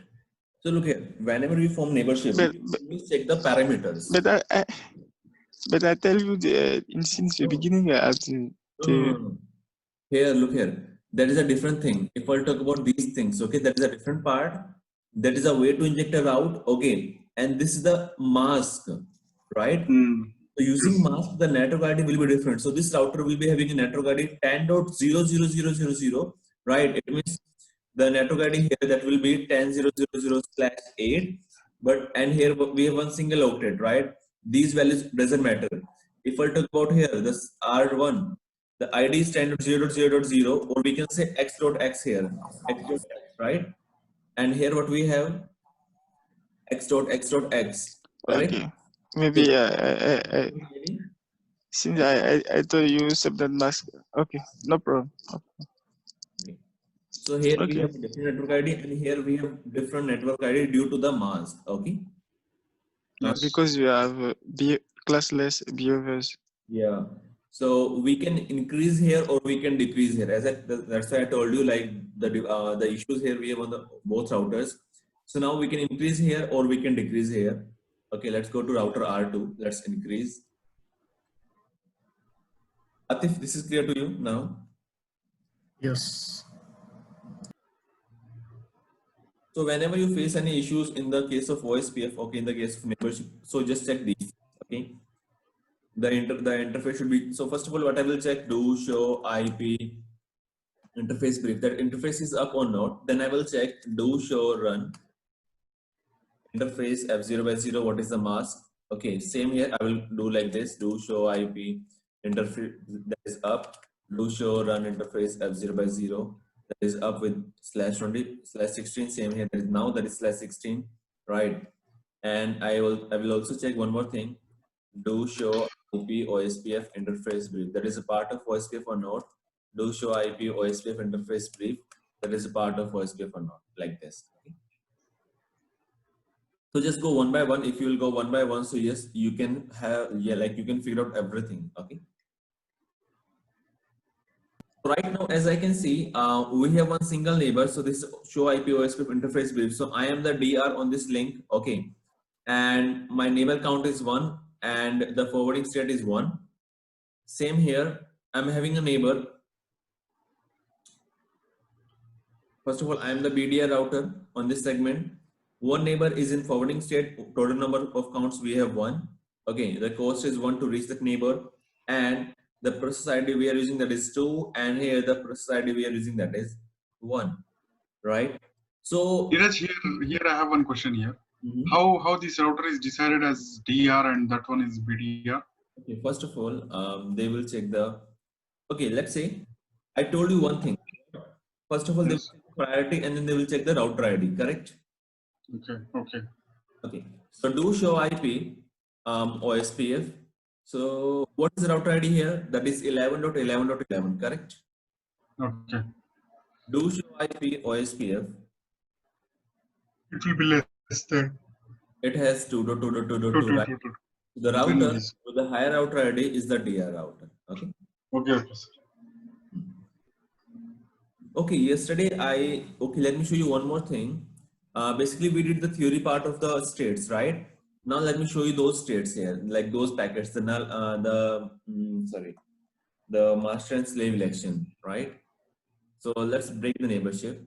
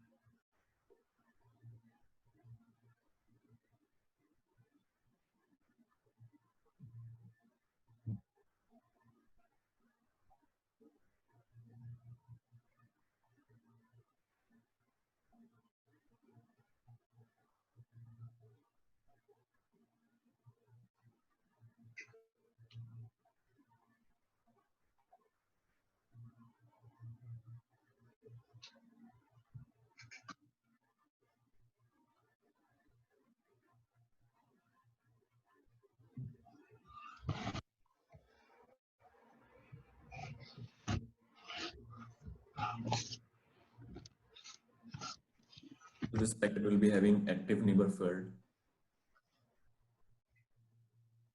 You can see active neighbor is 2.2.2.2.2. Same way in this packet, the device will say I'm having active neighbor 11.11. That will carry the router ID of the neighbor.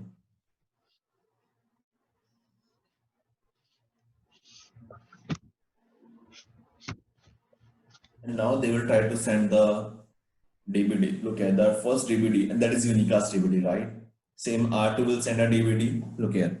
So this is the first DVD from the neighbor, right? Let me open this packet.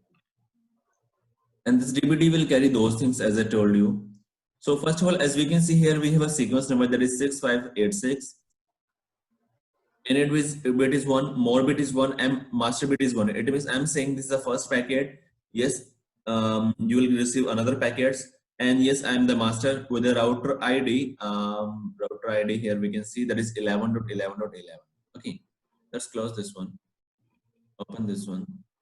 It has a router ID 2.2.2.2. This is also saying that this is the first packet. Yes, you will receive another packet, and I'm the master with the sequence number 9408.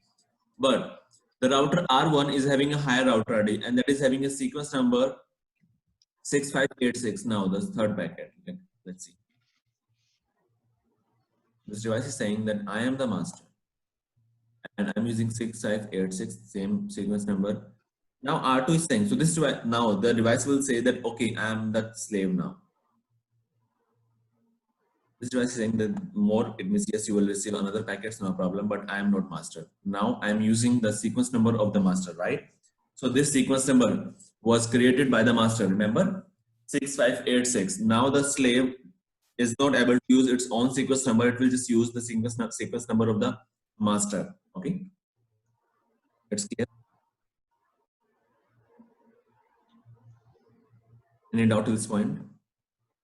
And look here, they are exchanging the header. This is LSA type 1 router LSA. They are exchanging the header only, and this is the header. This database, this information will not carry the real information ever. This is just a header, okay? And finally, after these things, look again, this packet will be having a description. You can see LSA1, and this is just a description of the header of the database. This is not the real database, okay? And look here, now once they will receive both description from both neighbors, they will send a request to each other. So let's check the request.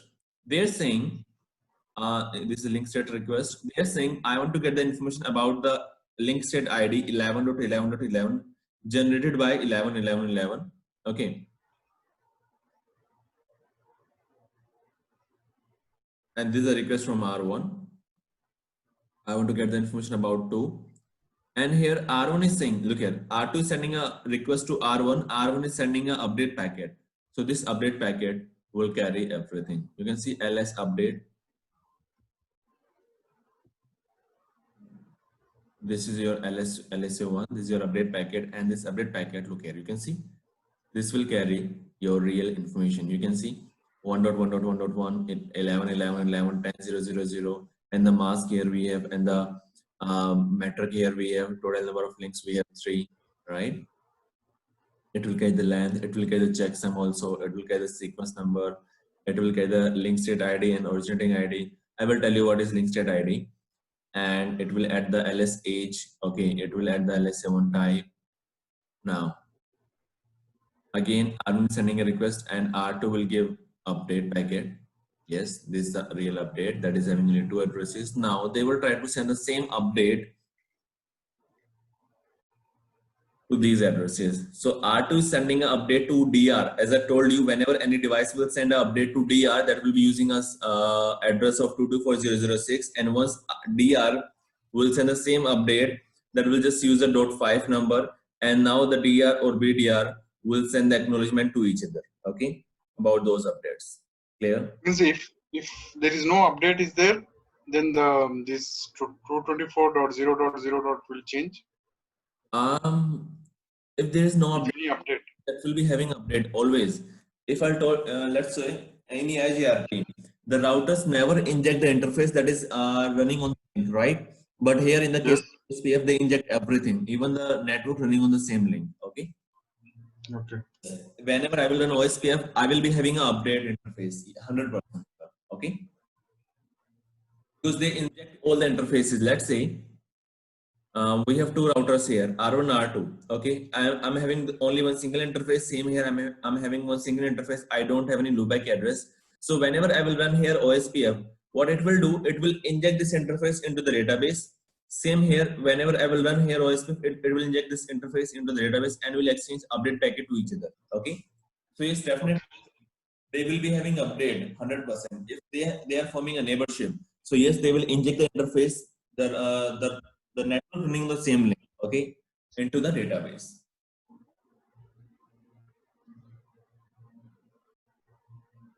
Clear? Yes. So always they will be having an update packet, always. Atif, any point? No, can you go back to that packet capture? I just have a question on the on one of the LS packet. Which one should I open? LSA packet. LS acknowledge. Acknowledge, okay. This is acknowledge that I have received information about LSA1. Okay.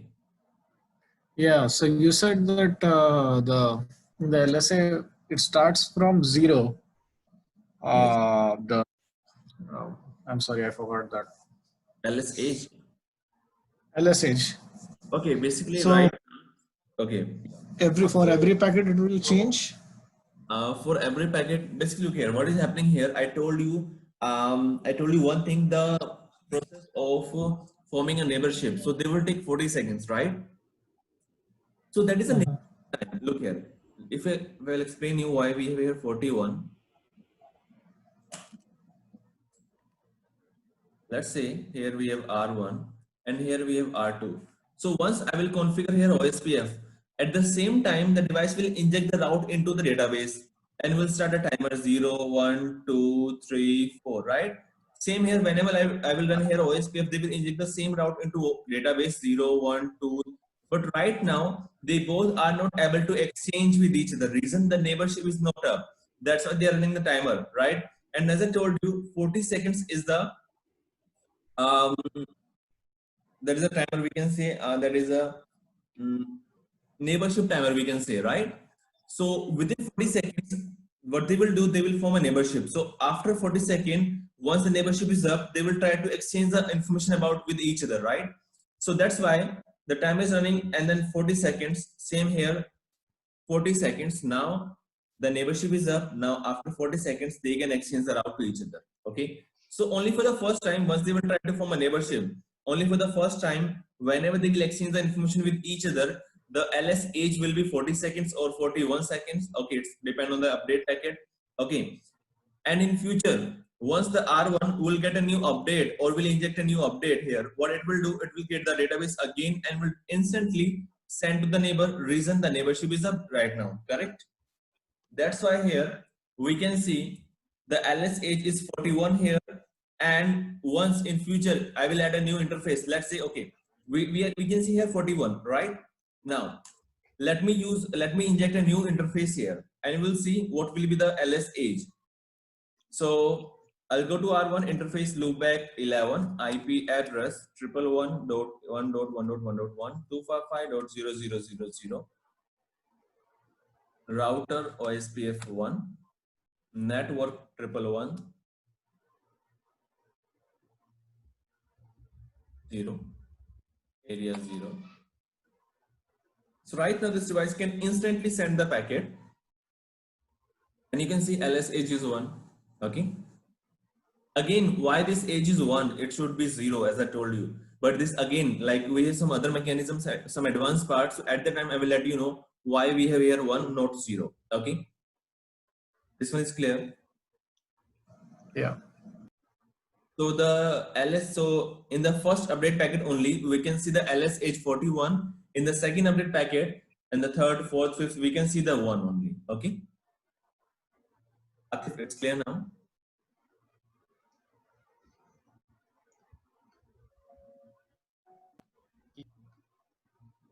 Atif, it's clear now.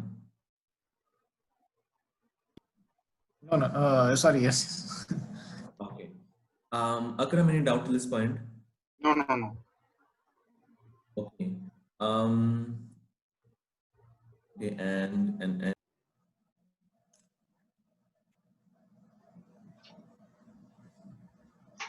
Atif, Akram, any doubt? No. Okay. Now let's check the real database. What is the command to check the database?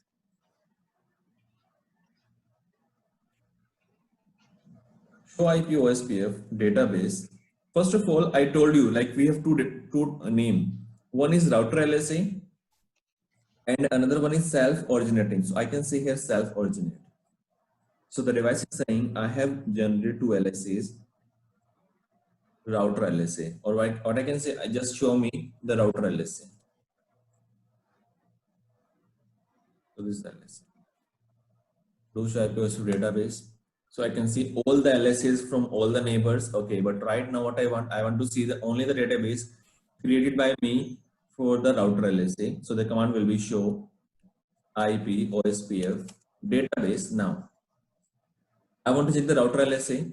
Now here we put the link ID. So link ID we use to check the database in the detail. Okay. So let's say 11.1, 11.11.11 and just say enter here. Now the device is saying the OSPF router ID, the router OSPF router with the ID, this one, the process ID we are running, that is 1. The router link states this is your router LSA, okay, with area 0. LS age, right now that LS age is 360 seconds, okay, that is keep incrementing, 361, 362. Options, I don't know. LS type, this is your router LSA. Link state ID to check the database. Advertising router is your router ID of the router R1. LS sequence number, that is 4, no doubt. Checksum 0x29C2. So I think the checksum is clear, right, guys? Do you know what is checksum? Yes. Perfect. Atif, you? Ulrich? Yes, I know checksum. Okay. The length here we have set to the length of the LSAs is 72. Number of links we have 4 here. Just check the number of links. So the first link connected to a stub network. As I told you, for my interface addresses, for my loopback addresses, we always say that is a stub network, right? So the link ID here we have network ID is 1.1.1.1.1. We can say there is a network ID, there is subnet number. And the mask here we have 255.255.255.255, and then finally the metric. You can see the metric here. The metric is 1. Okay. I don't know what my MTID metric. Okay. Now here the link connect to another stub network that is 11.11.11. The mask here we have on 255.255.255.255. Again the metric is 1.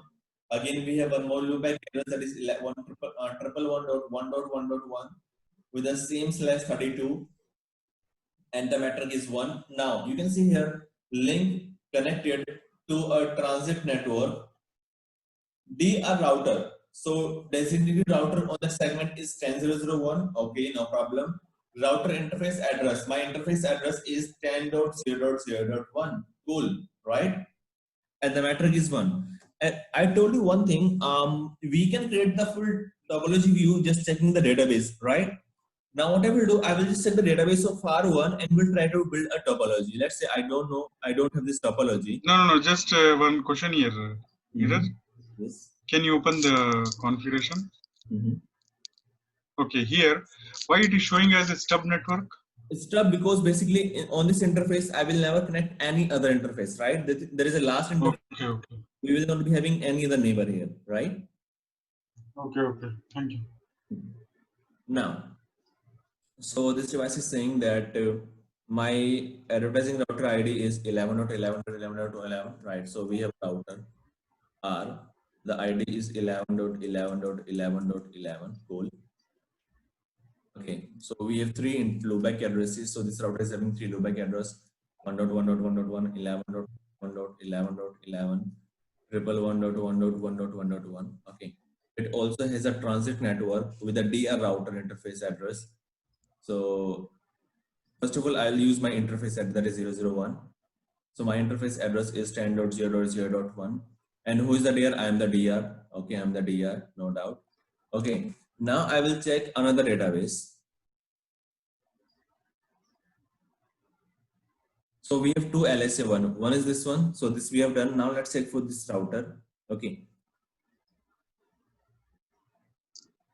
Router 2.2.2.2.2. So here I can see we have one more router that is having advertising router 2.2.2.2 or 2.2.2.2. Okay. That is saying I'm having a stub network. Okay. So this one is having loopback address 2.2.2.2. That is also saying a transit network. Okay, look here. Who is a DR on the interface? That is 10.0.0.1. So I will get to know this link is connected to this link, right? Because R1, this router is DR 10.0.0.1. Same as the device is saying 10.0.0.1 is my DR. It means that this is the same link, right? And my interface address is 10.0.0.2. 10.0.0.2. It means without checking the route, the real topology, but by just checking the database, what I can do, I can create a full topology view. If let's suppose we have 100 routers in a single area 0 or area 1, any area, what I can do, I can connect all the routers by just checking the database. Okay. Neeraj, I have one doubt here. Yes. For the configuration, can you go to the configuration? From the router one, how you get these details? Okay. So basically, show IP OSPF. For the router 2, I'm telling. Yeah. So first of all, as I told you, all the routers within area will be having the same database, right? Yes. If I run here, do show IP OSPF database. Look here, both are having exactly same database. You can see. Yes. Okay. Now, let me just copy and paste these places.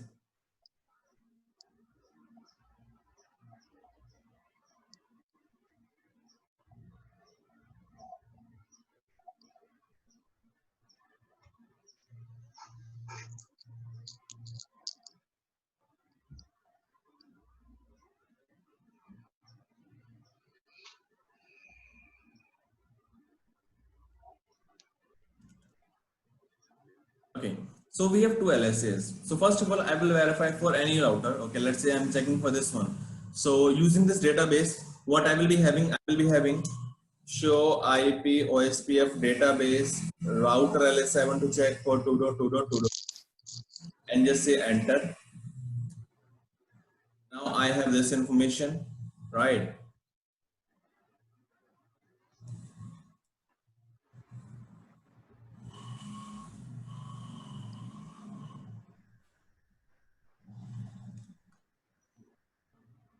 So this is the information of the router.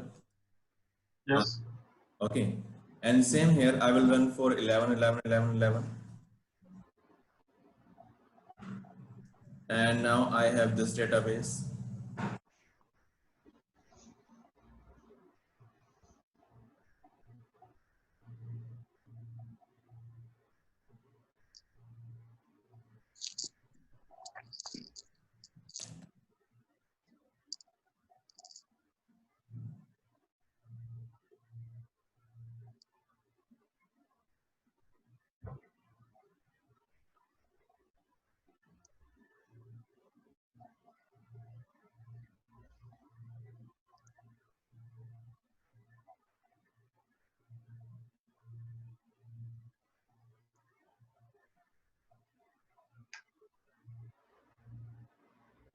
Okay. So look here. These are the loopback addresses. Okay. So what I can I can remove these things, not a problem, right? What we need to check here, we need to check the transit network. So here we have a transit network, and who is the DR on that segment? That is 10.0.1, right? And same here in the database of this device, I can see who is the DR. That is again 10.0.1. It means these two routers both are connected on the same segment. Okay, it's clear. Yes. Okay, what I will do, let me maybe, first of all, this is very simple. Okay, I will connect 4 routers. Okay, 1, 2, 3, and 4, and then what I will do, I will try to check the database and will try to find the topology. Okay, let me connect more routers here, then we can see how we will find. Neeraj, can you connect from R2 to R3, then R3 to R4? Yes, yes, sure.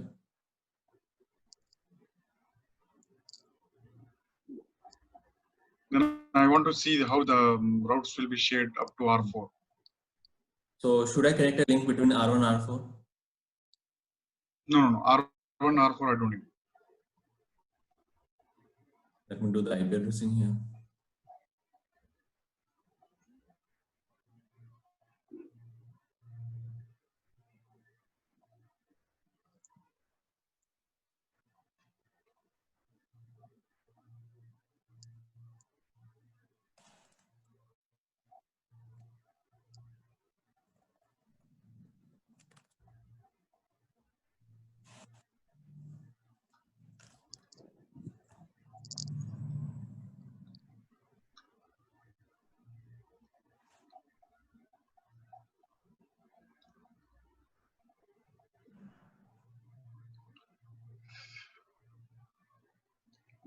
Neeraj, did you got any information about the lab, new lab? Nothing. No. Okay.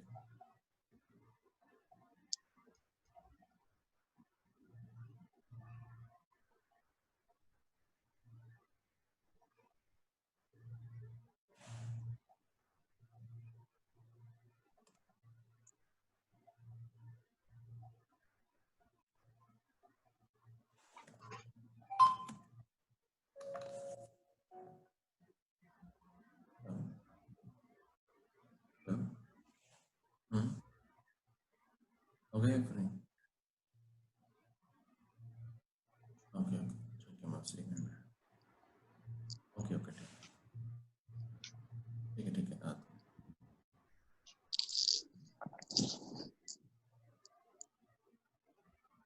F0 by 0.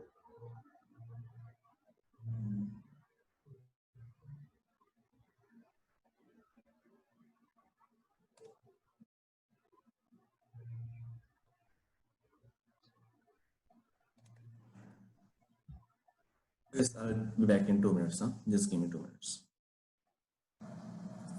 Okay, so here we have configured IP address. Let me use a loopback also.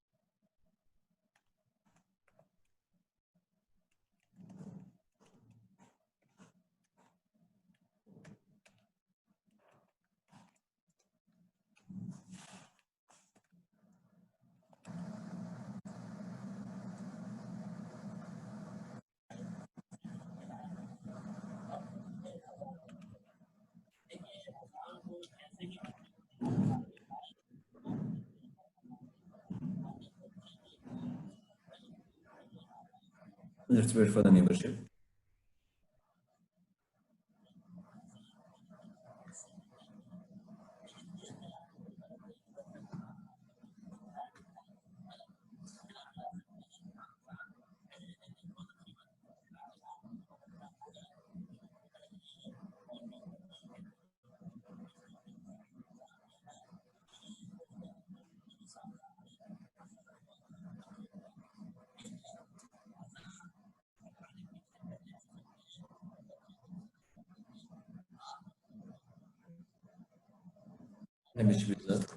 Okay, now I'll just go to R1. Okay, first of all, I will check the database of R1. Show IP OSPF database. So what I can see here, we have 4 routers, right? Let's say I don't have this topology. Okay, so okay. Now what I have here, we have 4 routers. Okay, so let's do one by one.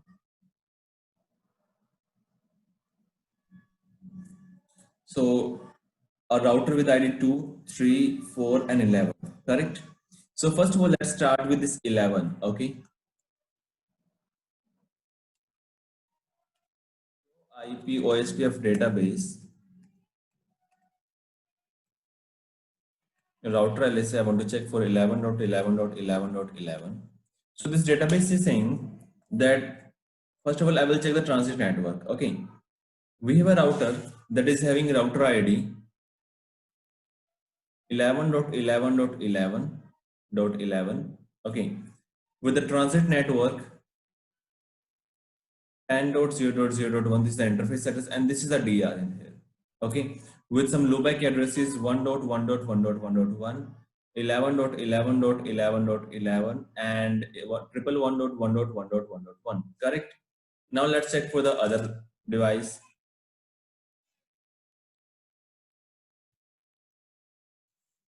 So this device is saying we have one more device that is saying the router ID is 4.4.4.4.4. One loopback we have, that address is 44444. Okay, and my router interface address is 34.0.0.4, 34.0.0.4, and yes, I am the DR router. Right? You can see who is the DR router, 34.0.0.4. Okay, now let's check for the 333. So this device is saying it has 2 transit network R. Okay, now one transit network, another transit network. So one is having router interface address 34.0.0.3, and who is DR? DR is 34.0.0.4, and the other interface is having 23.0.0.3, 23.0.0.3, and yes, I am the DR router on this segment, and I will be having a loopback address that is 3.3.3.3. This one, right? Now let's check for the last one. This device is also saying I'm having 2 transit network. One is 10.0.0, okay, 10.0.0.0.2 is my interface address, and who is DR? 10.1 is DR. DR is 10.0.0.1. I have another transit network that is having address 23.0.0.2 is the local interface address, 23.0.0.0.2, and who is DR? 23.0.0.3 is the DR. 23.0.0.3 is the DR router, and I will be having a loopback address that is 2.2.2.2.2. Okay, now this is the full database, correct? Any doubt to this point? No. No. No. Okay. No. Now what I will do, I will try to create a topology using this database. Okay. First of all, let me add this router.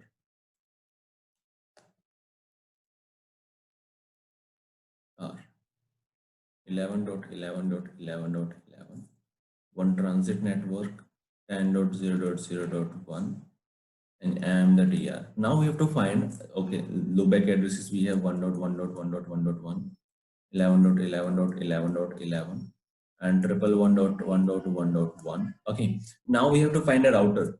So this is done. We have to find another router that should have the same DR. So look here, you can see this router. This is having the same DR address, right? Let's connect like this. This interface I will connect here. One more router. Okay. Yes, the DR is 10.0.0.1 and my interface address is 10.0.0.2 10.0.0.0.2 and my loopback address is 2.2.2.2.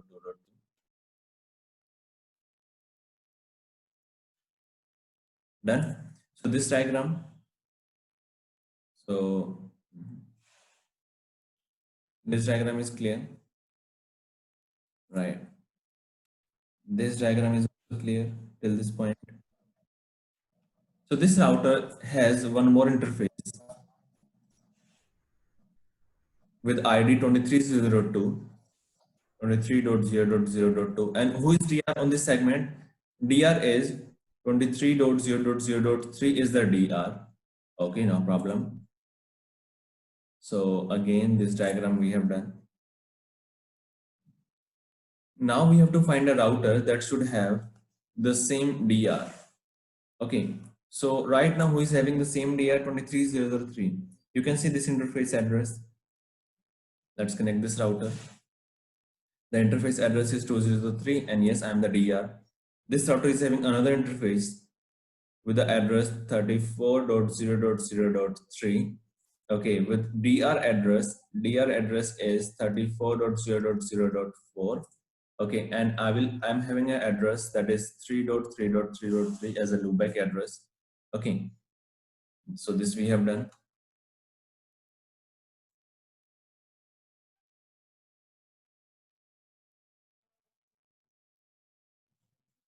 Now the last one, we have to find a router that should have the DR3404. So this is the router. Let's connect this router. That is having the same interface as DR also. This is having a loopback address 4.4.4.4. Now we have a full topology view using the same database, right? So like this, what we can do, we can create the full database using a single router only. Let's suppose let's suppose we have just access of one single router, but that router will be having the same database like other routers have, right? And using the same database, what I can do, I can just create the full topology. Okay, this is clear. Yes, clear. Atif, any doubt at this point? No. Akram, this is clear to you? Hello, Akram. Any doubt at this point?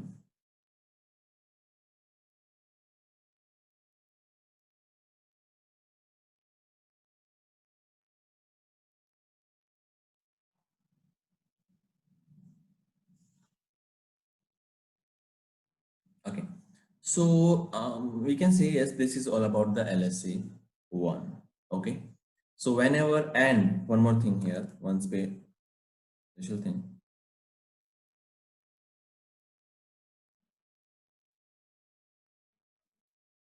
Whenever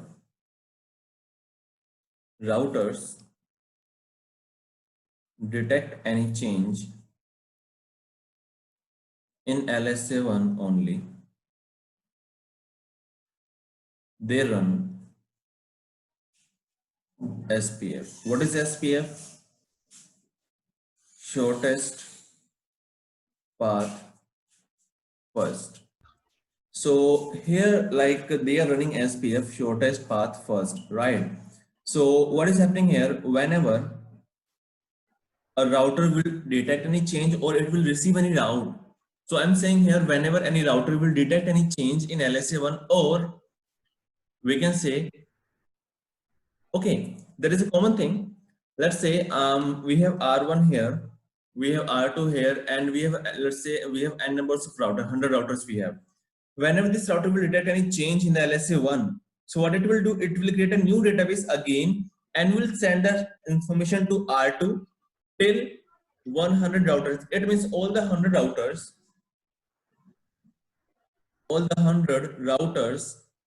are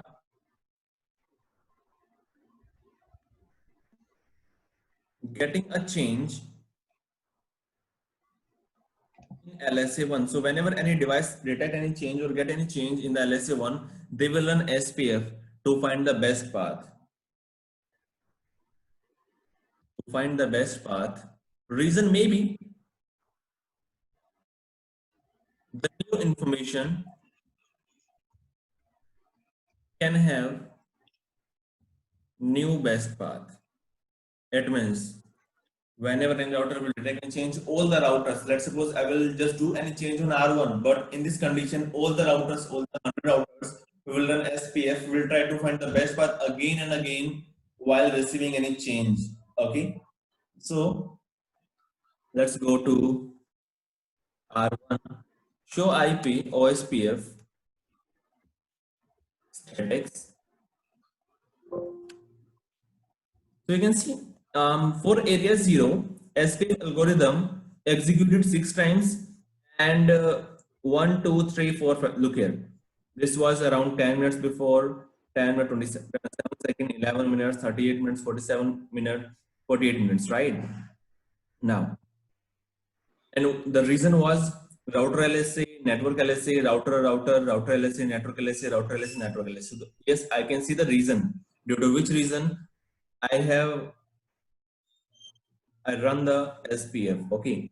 Now let me do a change on R4 and then we'll see here this device will run SPF or not. Right now I can see the SPF algorithm executed by 6 times here only. Right.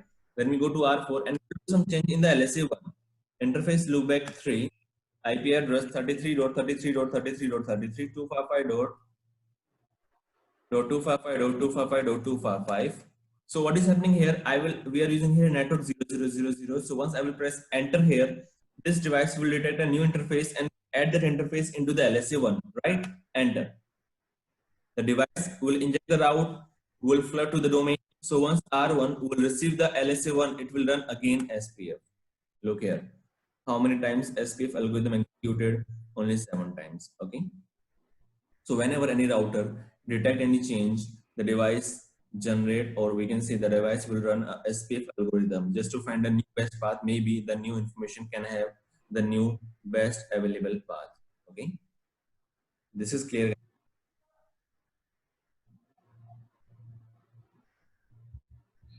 Neeraj, I have one question here. In router LSA, Yes. the only routes will be updated, or in network LSA, the things will be different? Look here, the network LSA is a different LSA. Okay. So tomorrow we'll discuss about the network LSA, what information we will be having in the network LSA. But if for the routes, only the LSA1 will carry the routes. Okay. Okay. For the intra area. In future, yes, we will be having other LSAs that will carry other routes, but that is for different thing. Okay. So right now, only for the intra area, who will carry the routes? Only LSA1 will carry the routes only for the intra area. Okay. Okay. We can note down a line here. LSA1 will just carry intra area routes. That's it. Okay. So it means the route belongs to same area. If I'll talk about the route belongs to different area, the route belongs to a different protocol. So for those things, we will be having different LSAs. Okay. Okay.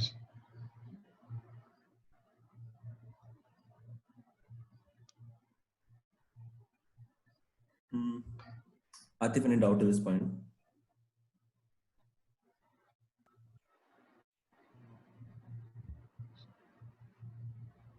We have all over 9 LSAs. Yes. Total we have 11 LSAs in the OSPF. But the LSA6, LSA9, and LSA10 and 11. So these 3 LSAs are the part of service provider. Okay. At the time we run OSPF with multicasting and OSPF with traffic engineering with BGP. So at the time we use these new LSAs. Okay. So in the routing switching in the enterprise network, what we have only these LSAs 1, 2, 3, 4, 5, 7, 8, 9. Okay. Okay. And LS8, LS9, these are pure, we can see these are the LSAs only for the IPv6 addresses. Okay. So once we have the IPv6 OSPF, once we start using IPv6 OSPF, in that case, we will see those LSAs. Only for IPv4, we will be having only 7 LSAs, but once we start using IPv6, yes, LSA 8, LSA 9 will be introduced at that time. Okay. Oops. Any doubt at this point? No. Okay. Okay, so for today we have discussed only LSA1. We have done everything. I think we have done everything about LSA1. Okay. Yeah. Tomorrow we'll start with LSA2. Okay. Look here, in this OSPF, this LSAs is a big part. Okay. If you know the LSAs, so almost your we can say like your 50 or 60% part is clear. Okay. Everything like all the things, all the troubleshooting, everything depends on these LSAs. Okay. You will verify which LSAs you are not receiving. Then you will check the routers, because some routers are fixed for LSA3, for LSA5, LSA4. So yes, if you know the LSAs, the behavior, the flow of the LSAs, yes, you can troubleshoot in a network easily, very easily. Okay. You can directly go to the router that is a default router if you know all the LSAs. Okay.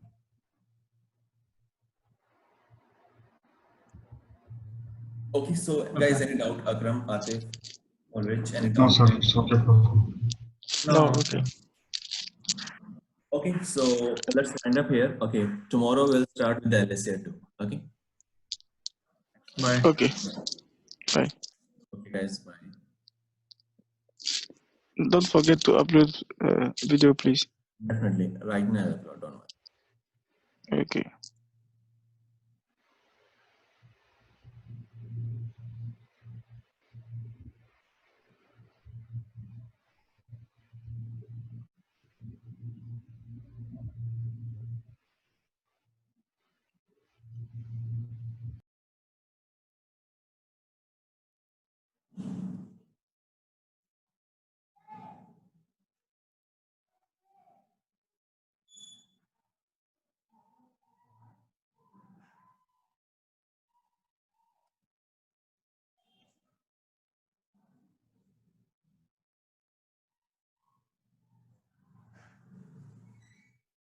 Yes, yes.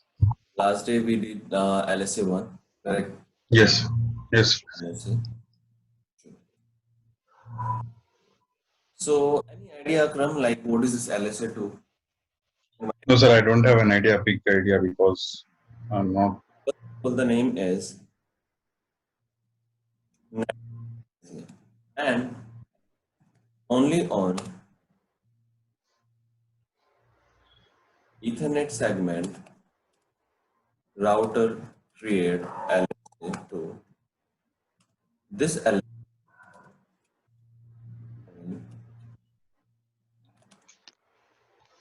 neighbor information,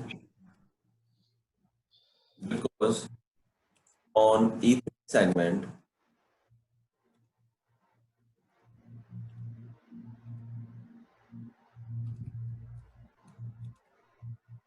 Yes, I have one question.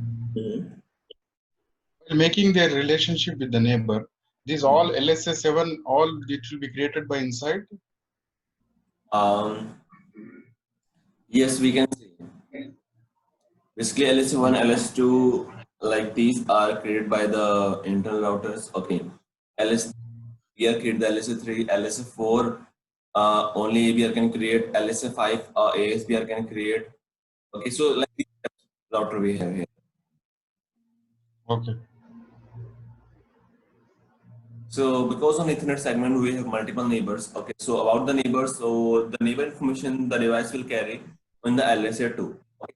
So let's say we have 10 neighbors on a single segment. So who will create the LSA2?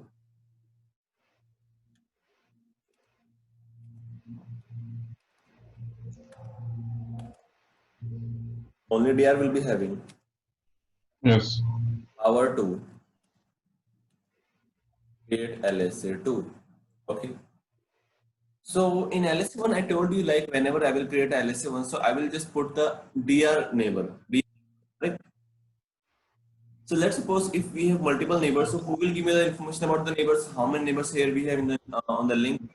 LSA2 will give me the information. Okay, how? Let's say We have router 1, router 2, 3, 5.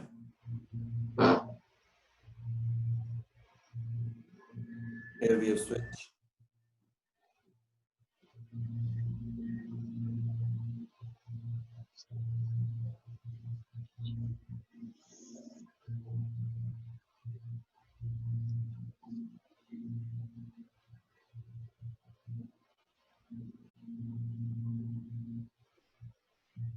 Let's say here we have 10.0.0.1, 10.0.0.2,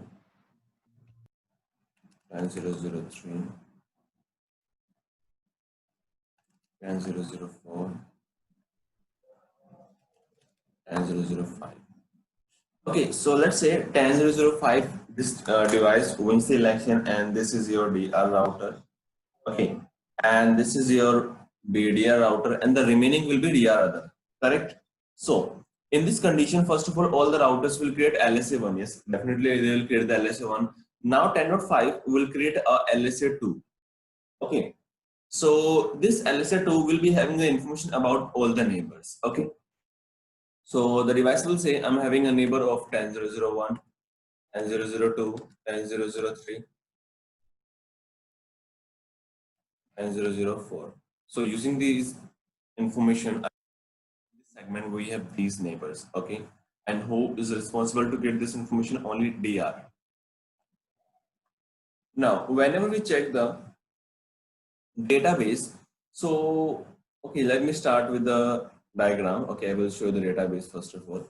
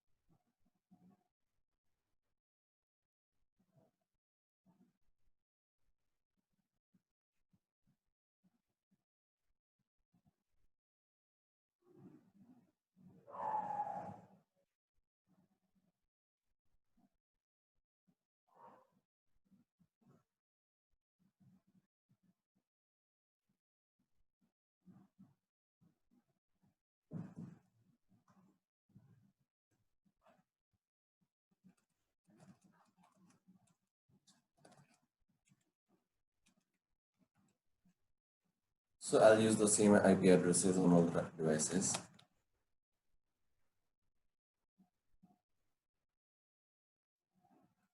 So whenever you configure OSPF, so that protocol should need a router ID, right? So if the device will be able to find the router ID, so yes, the device can start the process.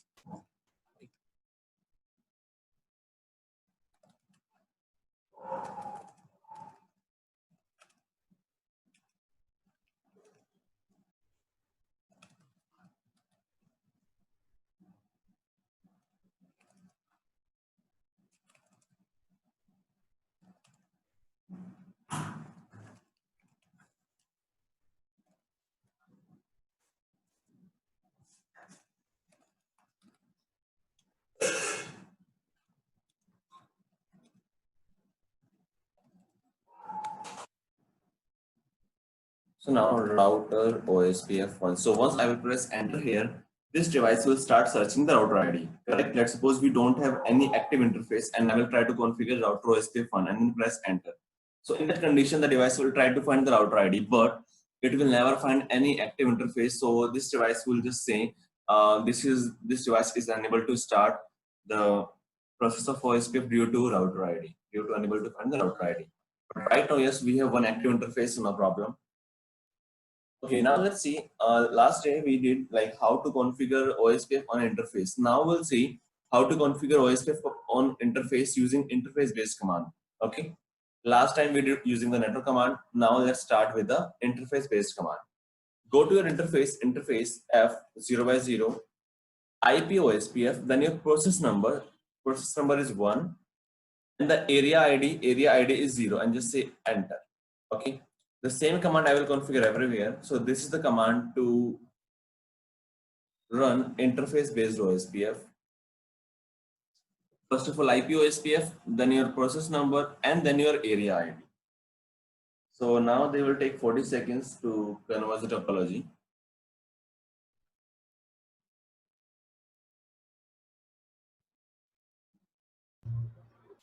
Neeraj, Yes. if you are doing on the interface, it will take directly the interface IP address on the OSPF. Sorry, come again. No, you are doing on the interface. No, OSPF Yes. you are doing on the interface. On the What will interface. happen? It will take that before we are assigning the network, then subnet mask, IP address, network, Okay. and the subnet mask. No? Both things are same. Let's suppose. Okay. Without assigning this address. Yes. Okay. If I will not assign the address, so in that case, again, it will give me the error. Okay. No, what I'm telling is now we are assigning in the network on the interface. On the interface, Correct? right? Yeah, and then how it will take as a network? Which network is Okay, this? no. Okay, what it will do, it will check any interface. Okay, look here. Let's suppose I will configure this command on any interface. Okay, so any address we have on this segment on this interface, I have to inject into OSPF. Okay, Okay, can not compare with the network ID, never. What we are doing here, we're just trying to enable OSPF on the interface. So whatever address we have on the interface, whatever network ID we have, that doesn't matter. It will just interface into OSPF. Okay. Okay, it will take by the automatically Yes. it will take that Yes, network. yes. Automatically it will inject the route. No need network ID here. Okay. Okay. Now do show IP OSPF interface brief. First of all, I should be the DR, right? So as I can see, yes, I am the DR router. Okay. So here I can see the neighbor address. 4 are in forwarding state and 4 are in connected state, right? So as I told you, these two numbers will be same. Let's go to DR other. Do show IP OSPF interface brief. So as I can see here, this is your DR other. Okay, we have 4 neighbors, but only 2 are in the forwarding in the full state. Correct? One is DR, one is BDR. Correct? Now, Yes. do show IP OSPF database. So this is the database. So first of all, here we have LSA1. This is router link state LSA. This is your LSA1. 10.1, 10.2, 10.3, and 4 and 5. So these LSAs are created by the routers itself. Correct? And look here, Yes. the link ID. So what is link ID? Using link ID, we can check the database in detail. And what is link ID? Link ID is the router ID of the getting router. Okay. So whenever you want to check the database in the detail, okay, you want to open your database, you have to use the link ID. Okay. So what is the link ID? Basically, in the LS1 only, let's suppose we have 10 routers. So all the 10 routers will inject the router ID as a link ID in the LSA1. Okay. Now, in the LSA2, link ID will be the DR interface address. Okay. So look here. Some changes in the router ID. Okay, then it will be more clear.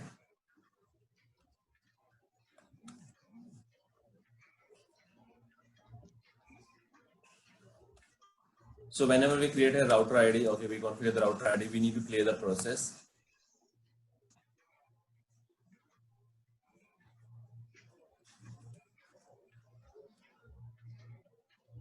Oh, now this is DR other.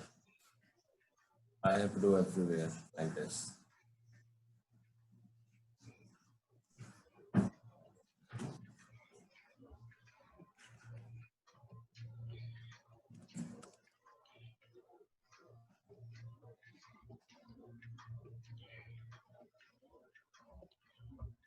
Neeraj, if I'm using the tunneling concept, then there is no DR BDR, huh? No, in the tunnel we never use CRBDR. No, if I'm using OSPF to connect all this, no, we never use, other yeah, router. basically in the tunnel we always use point to multipoint network. So in the point to multipoint network, we never have a DR or BDR, never. Okay? Okay. Never. Then internally, who will take care of all this OSPF process? Internally, basically your RP will handle these things. Because RP is responsible to manage your control plane. So all of these things are control plane. So Okay. yeah, your RP will be responsible, route processor. Okay.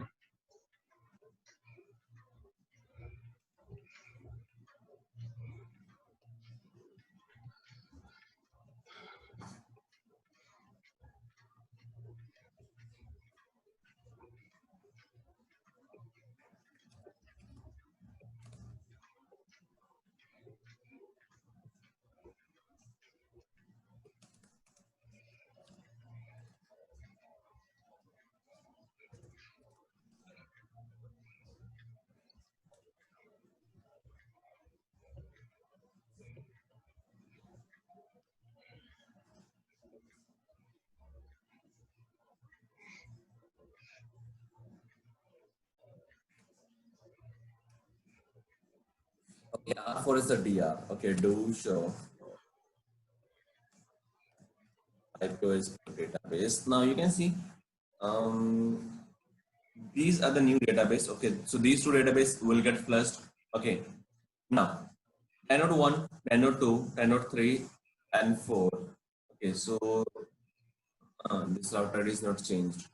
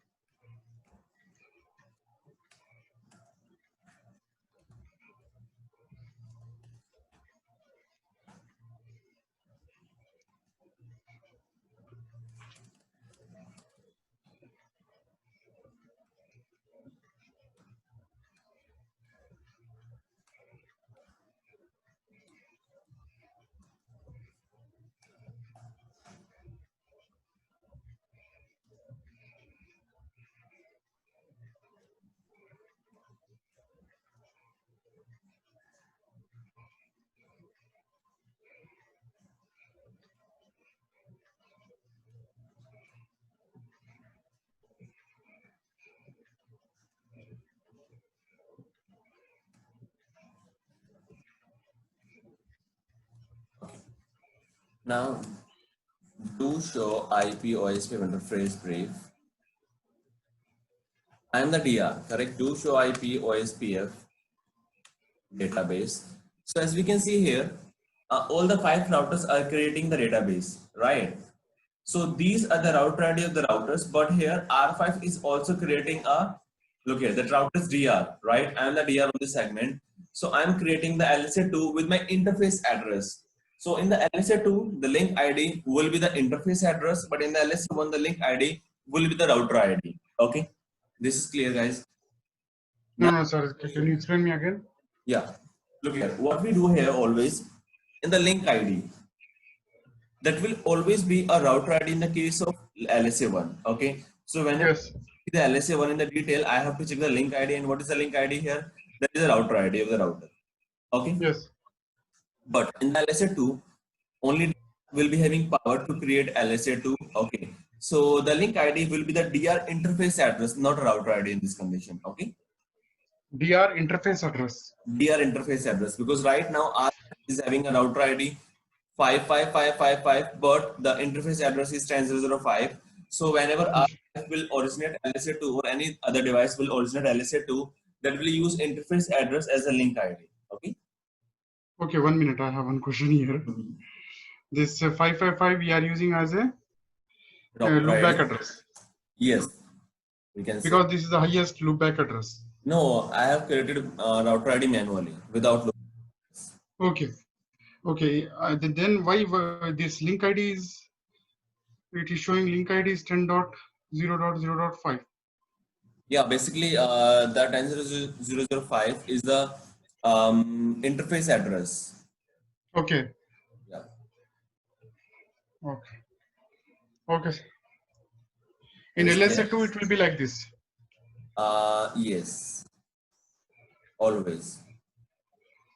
Okay. Always any doubt to this point? One question.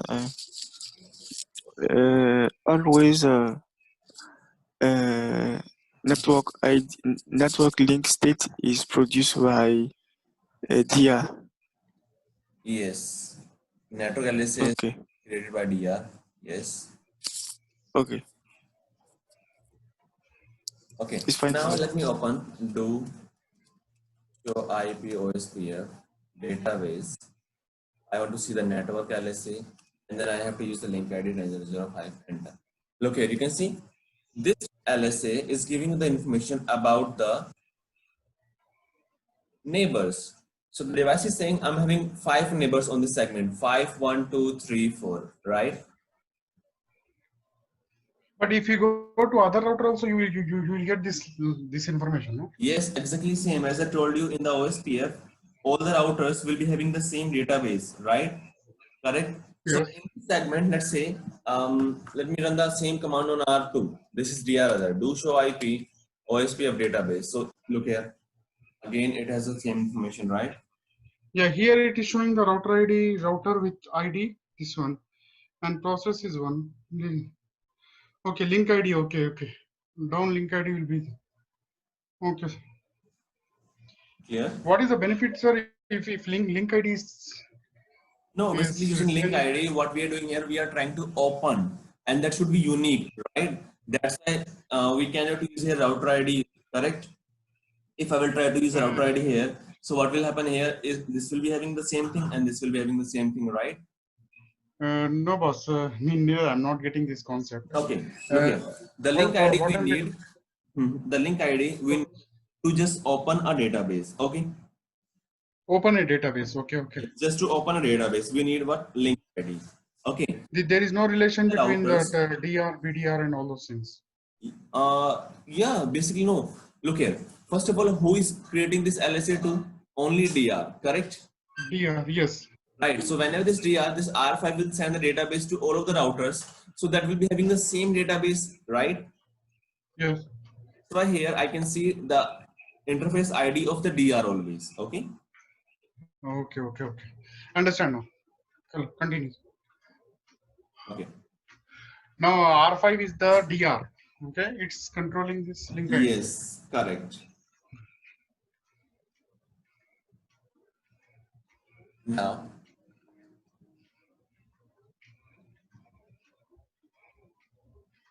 so using LSA2, all the neighbors will get to know about neighbors. Sorry, all the routers will get to know about how many neighbors are connected.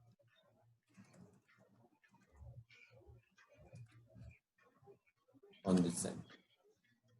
But one thing here, right now we are talking about the LSA2. So if we have serial link in between two routers,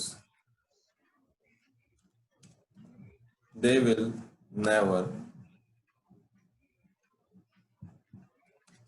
do a election of DR and BDR and will never generate LSA2. Because look here, in the case of serial, yes, we know we have only two neighbors, correct? So if we have two neighbors, so why they will create LSA2, why they will create DR, BDR? Because the routers, why, okay, just tell me one thing, Akram, if you know, why we need of DR and BDR, any idea? Because this DR will control all the OSPF, no? No. In No. area. No. The database will be there in the DR. No, basically, For reduce let's say we have 10 switching. links. Let's say we have Okay. 10 different links. So we can have 10 different DR in the single area. Okay. Okay. So what is the use of DR? Why we come up with the DR? Ulrich, any idea? Yes, for reduce of flooding of LSA inverse. Area sharing by multiple routers. Sorry, come again. For reduce flooding. Perfect. To avoid Right, correct. So basically, in this case, what will happen here using DR? If I talk about AIGRP, so we had a split horizon feature to prevent the flooding. Remember, Akram? Yes. Same here, we have DR and BDR election on multi-axis segment just to prevent the database flooding, right? So if we, Okay. yes, tell me from your doubt. No. Okay, it's okay. Okay, so here, basically using DR, BDR, what we do, we prevent the database flooding, right? But Yeah. routers on a serial segment, because basically on a serial I cannot add one more router, right? We can have only two routers on a serial segment. So if we know, if we have only two routers on a segment, so there is no need of DR and BDR, right? They will never flood the database to each other, right? Yes. We don't have three routers. If we have three routers, so yes, we can have flooding. But if we have two routers, they will never be able to flood the database and will never. Yes. Okay. But if you in serial links, if we have more than two routers, no, we then the cannot same connect a concept will. serial cable. No, never. We cannot No. connect more than two routers. Never. No. What you are telling is for the lab scenario, but practical scenario, we connected around how many? No, only Around 20. even physically, I cannot connect more than two routers on a serial segment. Never. No, sir. I connected around 8 routers for the Serial. centralized router. Yeah, serial, because we got the serial cards. Okay. Okay. There is a different design. Let's say I'm saying here. Okay. Let me first of all talk about the Ethernet. What is the best use of Ethernet? What I can do, let's say we have a router here. Here we have one more router. Here we have one more router. Here we have one more router. Okay. And here we have a switch. So now what Yes. I can connect all of these devices on a single interface, correct? Yes. Using a switch, correct? Yes. It means what is happening here, all of these neighbors are connected to a single interface, right? To a Yes. single interface, to a single interface. If I talk about a serial interface, as you are saying, like you will be having cards, right? So Yes. your single router will be having multiple cards. Let's suppose one single card here, one single card here. Okay. Yes. One single card here, one single card Yes. here. Okay. For each site, one interface I will use. Yes. Now let's suppose we have one more router here. So what I can do, I can just connect one single interface with this router, Yes. right? Yes. And let's say I'm using one more router. So what I can do again, I can again just connect a single interface with this one, like this, correct? Yes. So now this is a different segment. You can see all these routers are on same segment, but here these routers are on segment, right? All these interface are having a different segment, correct?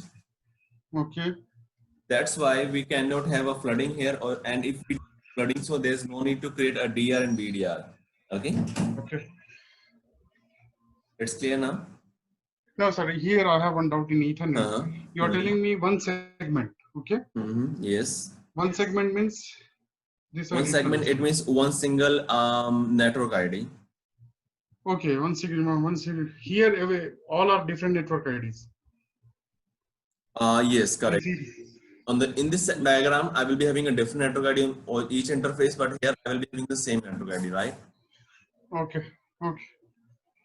Okay, boss. Just give me a minute. This.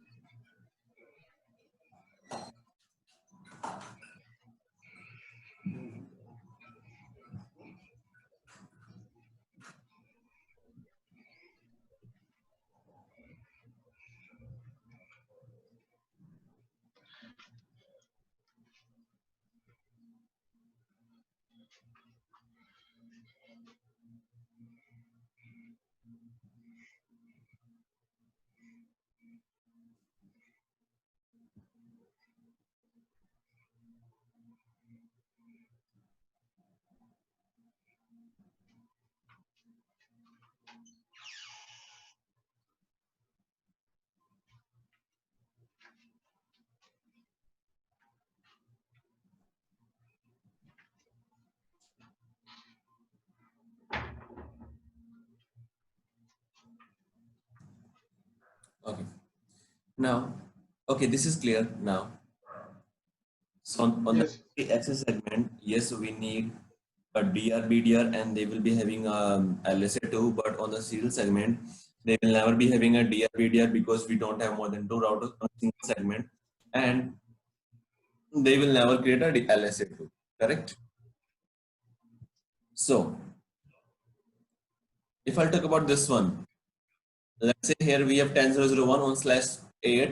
It should have the 10th subnet on /8. Same here, it should have the 10th subnet on /8, 10th subnet on /8. But here on the serial segment, what I can do, let's say I'm using here 10.0.0.1 on /8. So what I can use here, I can use a different mask here on /16. Okay. So on the serial, the mask doesn't matter. Okay, because this device knows, yes, I'm having a single neighbor on my another end, right? So the device will consider just the network ID. The network ID should be same. Okay? If this is 10, so this should be 10. That's it. The mask can be different on the serial segment. Okay. Okay, sir. So this is only the segment, no? Only It for will the not serial change segment, yes. the. Only on the It will serial not change the segment, mask. the mask can be different. Yes. Okay. This is the new thing. Akram, this is clear. Yeah, but I'm not understanding. I am thinking that in each segment the mask should be same. Okay, no. Okay, that is same. That should be same on the case of Ethernet segment. Okay, Okay. this segment the mask can be different. Okay, because In look here. which scenario like this it will be used? In which scenarios? Basically, we never use like this. We always use the same mask, but this is the case. We can say in the serial, the device never check the mask, never. Okay, because let's say Okay, sir. 2 devices, right? So if we have only 2 devices, so there is no concept of mask. Basically, whenever the devices will try to form the neighborship, they will never check the mask. Reason, they know I'm getting a packet from my neighbor. So now the mask doesn't matter because I'm getting a packet from a single neighbor. So that doesn't matter to which router I'm creating a neighborship. Okay. Okay, sir. Because they will be having only 2 routers. So that router can have any mask. That doesn't matter. Okay. Okay. So this is all about the LSA2. Now just one question.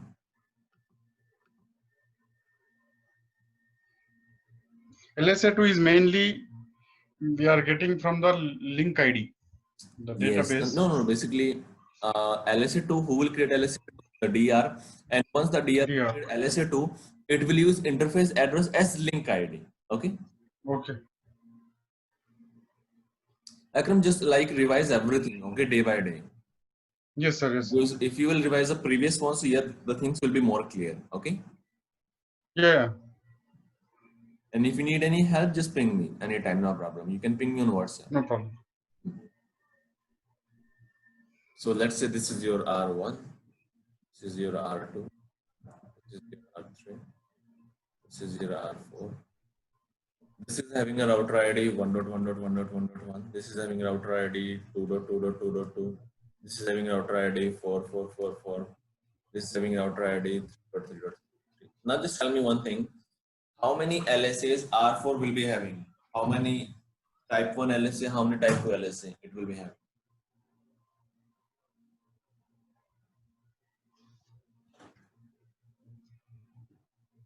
LSA1 and LSA2 will have 2 LSAs. So how many LSA1 it will be having? How many LSA1? Yeah, LSA. How many LSA1 it will be having? 3. No, LSA1 is a like the number of LSA1 is equal to the number of routers. Remember? Okay. Okay.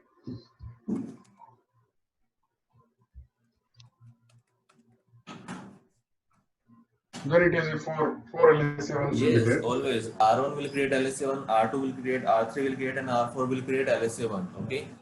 But in LSA2 it will be only 1, no? In LSA2, LSA2. no. Again, that will be having 4. Reason, we have 4 multi-axis segment, right? On Yes. segment, I will be having a DR. Let's suppose here, and this will be VDR. Okay. On this segment, I Okay. will be a DR, and this will be BDR. Same here. This will be BDR, and this will be DR. Same here. This will be DR, and this will be BDR. Okay. Neeraj, I have one question. Here, all the routers are in same area, in area 0, in one Yes. area only? All the routers are in the same area. Okay. But the segments are different. The segments are different, right? If the But our scenario which you teach us, it is only one segment because we are connecting all in one segment. yes, the previous diagram was with the one segment only, right? But in this Yes. condition, Okay. we have 4 different segments. If we have n numbers of Okay. In segments, this case, LSA2 also will be 4. yes, correct. So we can say LSA2 is the LSA2 is equal to number of multi-axis segments. So here we have 1, 2, 3, 4 Ethernet segment, right? So we will be having Yes. 4 LSA2. Okay, it's clear now. Okay, Neeraj, it's clear for me. Okay.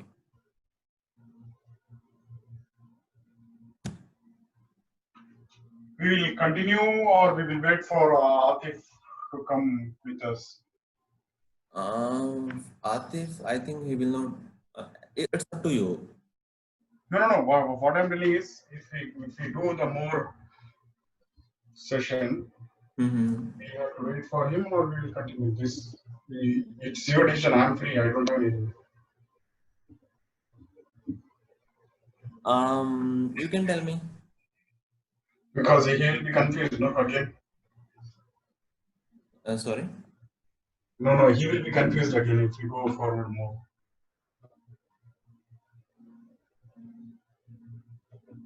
Now we will go to another list. Yes, right. We will go to another list. Okay, no problem. It's up to you. If you want to stop, no problem. We can wait for Atif, no problem. What is my suggestion is only today we will check with him. I will check with him that we are going now. Tomorrow will be class will be there? Yes, definitely. Because we missed Saturday and Sunday also. Yes, tomorrow and day after tomorrow we will have the class. And Monday we will have off.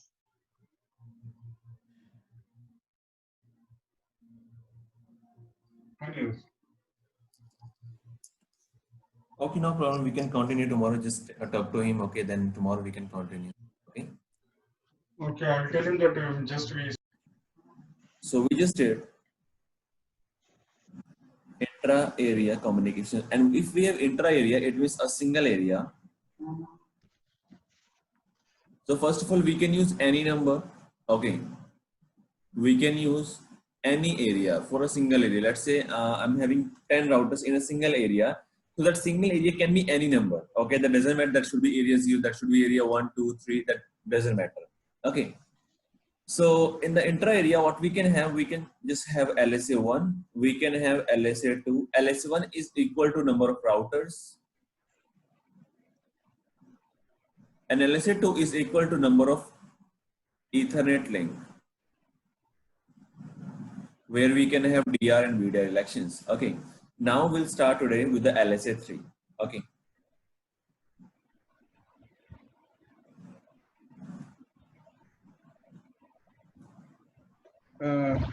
Neeraj? Yes, Akram. I have one small question. Like yesterday, I was doing some practical thing on OSPF. Okay, if the router is neighbor router, I am getting the update. If router is not a neighbor, it is connected to another. Means router 1 is connected to router 2. Router 2 is connected to router 3. Then how can I get the route that one? How can I know that which route is coming from there? Which command? If that is OSPF, so we can check the database, right? So in the database, I can identify how many routes I'm getting from R3. Okay. So okay, how many routes you can get? Yeah, in the OSPF, we always check the database to find the routes, always. Okay. Yes. So once, let's say I'm having 3 routers, R1, R2, R3. Okay. So R1, R3, these 3 routers will generate database LSA1. So using LSA1, I can identify how many routes I'm getting from R3. Okay. Okay. That's this means I have to type the command like OSPF database. OSPF database. Yes, right. Like example, I want to show you one practical. If you have time? Yes. Because it will understand to everybody. Yeah, show me, no problem. 1 minute.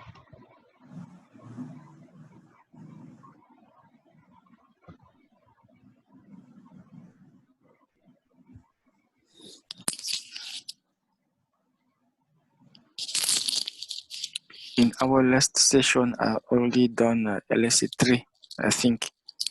No, we have to start LS3 because in LS3 we have 2 different areas. So today we'll start with LSA3. Okay. Okay. How can I share?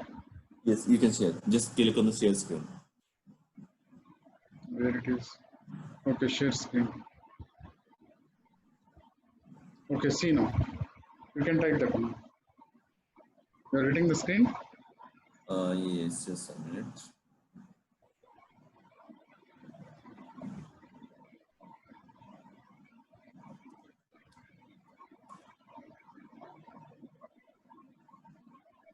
And here we have the database. Okay, now here I can figure out from which router I'm getting some routes. Okay, so we want to check.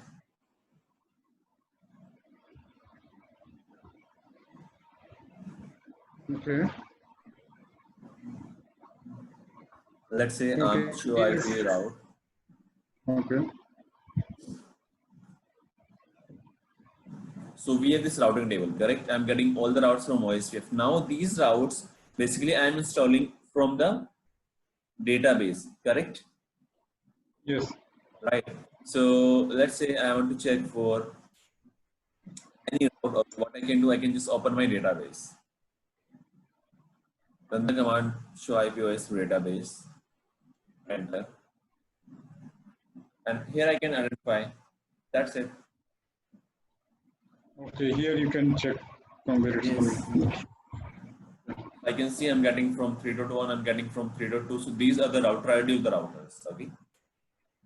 Okay.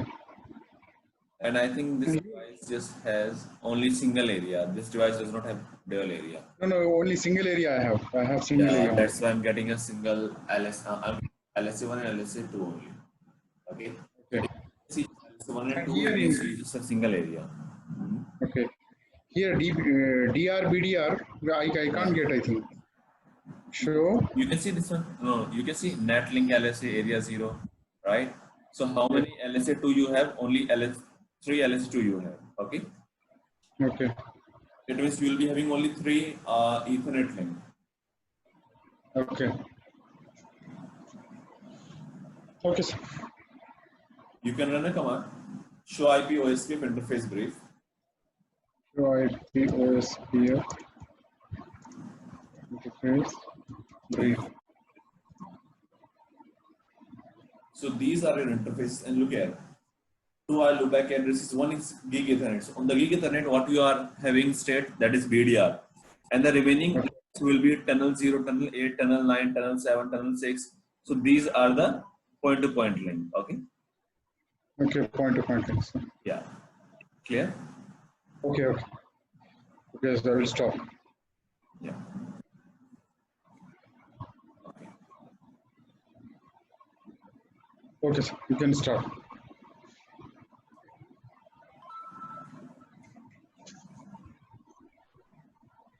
If we have multiple area,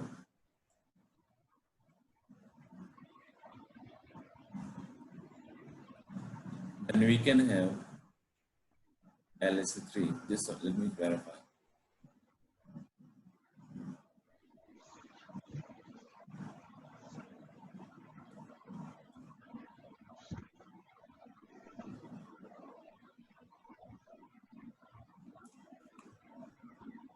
Yeah, we just did LSA2. Okay.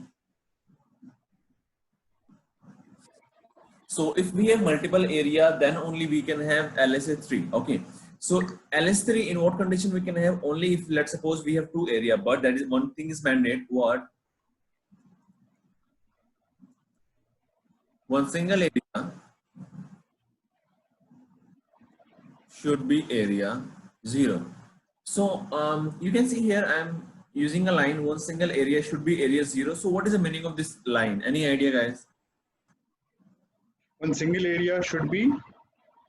Yeah, a single area should be area 0. Why? Reason. No, sir, I don't. Atif, any idea? Yeah, I think the OSPF areas will start from 0. No.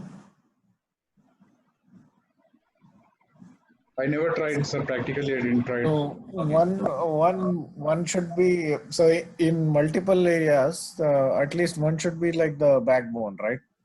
Perfect. Because area 0 we always say. Okay. So to make the communication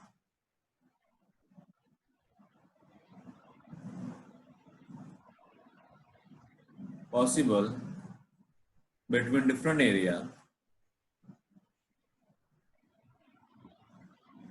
we need area 0. Okay.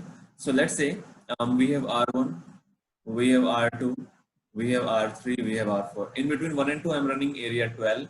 In between 3 and 4, I'm running area 34. Now, to make the communication of R1 to R4, what I need here, I need area 0. Okay. So area 0 is mandate. Area 0 we call as the backbone area. Okay. So if we have backbone area, so this backbone area will allow the communication between 2 different areas. Okay. This line is clear? I mean, Neeraj, I have one question. If, example, if I'm not using area 0, area 1, area 2, then the communication will not happen? No, never. Okay. Say, we have R1, we have R2, R3, R4. In between 1 and 2, I'm running area 1. In between 2 and 3, I'm running area 2 and area 2. If like this, so the communication will never happen. Never. Okay, sir. Clear? Okay.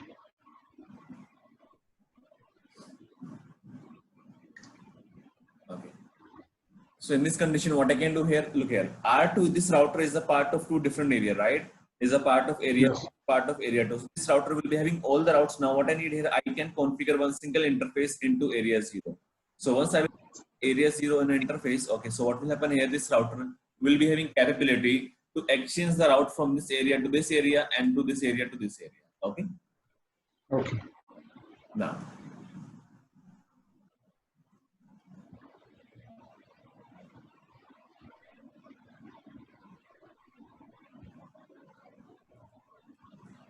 once we configure a router to different area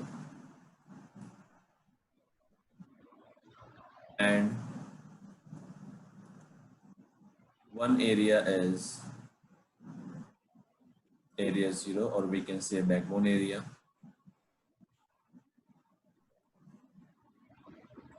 then that router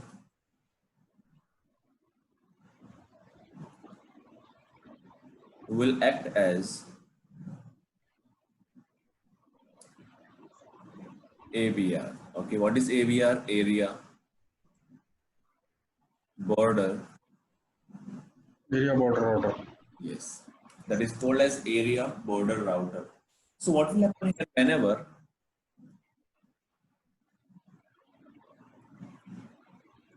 a router become area border router, that will indicate to all the routers in both area that I am now ABR.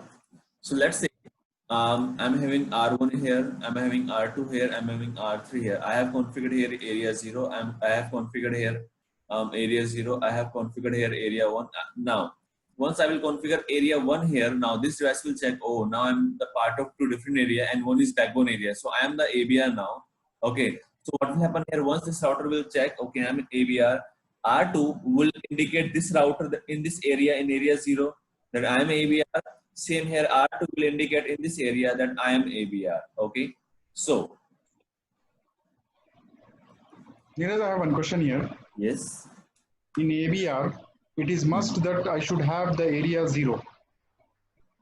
yes, that is mandated. Without area 0, the router cannot be ABR. Okay. Okay. Yes. Clear. Okay, so once all the routers will get to know who is ABR, they will be able to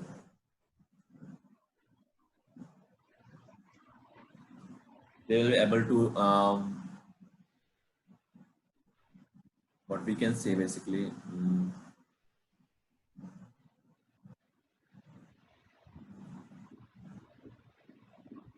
find or calculate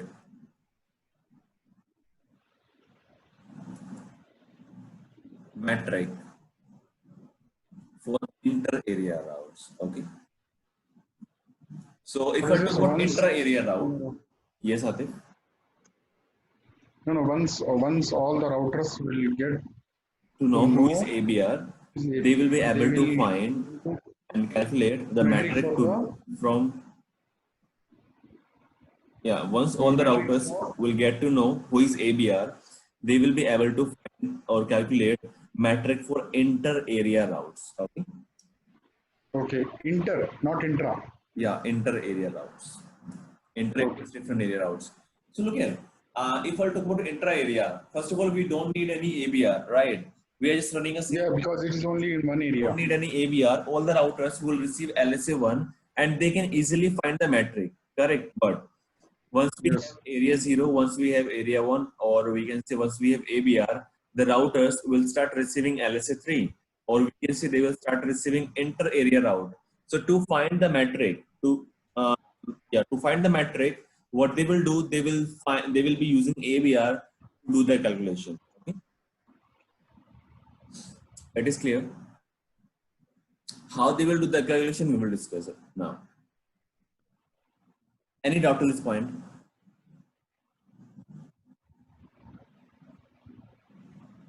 Akram, Atif, any doubt to this point?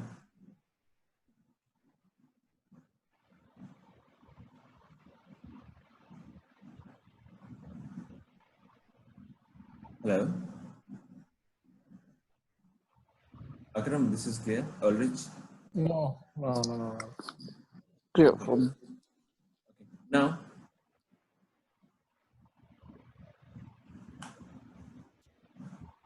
once we have ABR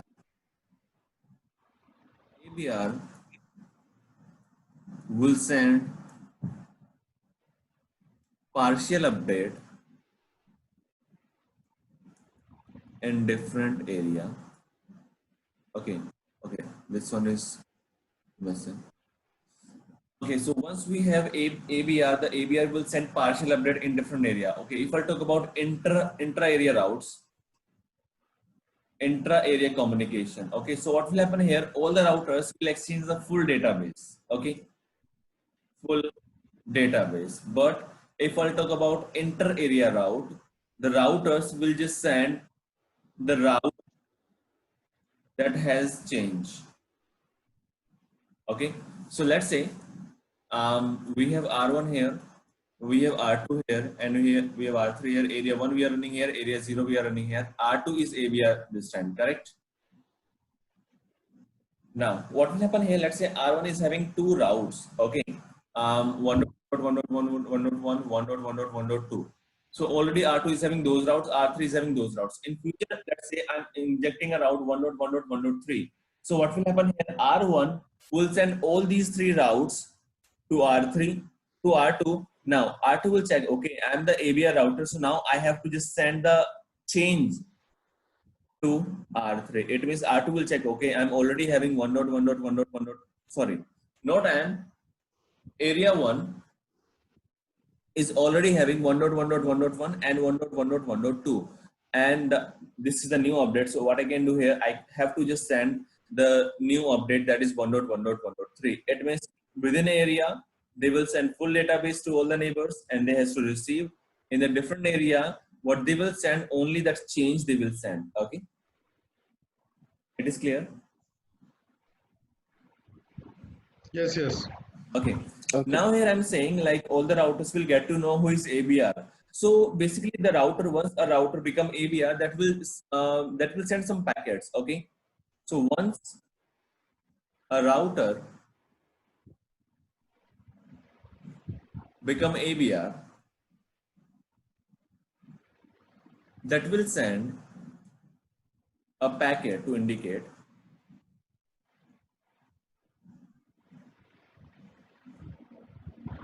that I am ABR. So it will be using LSA1 update packet. Okay, so once a router will be ABR, that will just send one single LSA1 in the whole LSA1 again with the new information in the flag using this one, and will enable the flag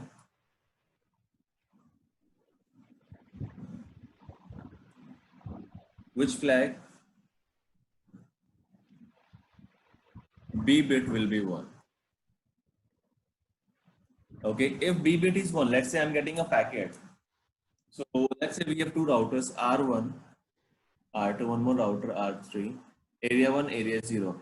So whenever R1 or whenever R3 will receive LSA1 with the update information, and the flag B bit is 1, and I'm getting that LSA from R2. Same here, I'm getting LSA1. The flag B bit is enabled, and I'm getting this LSA from R2. So it means the routers will get to know If I'm getting any LSA1 with the flag B enabled, it means that router is ABR. That is indicating that I am the ABR using the B bit. Okay. This one is clear to all of you. So using B bit, the router will indicate to all the routers that I am the ABR. Okay. This one is clear. Yes, yes. Yes. Okay.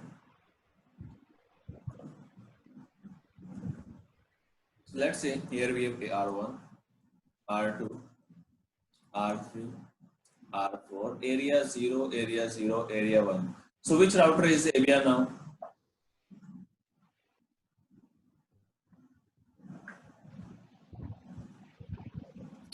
R2.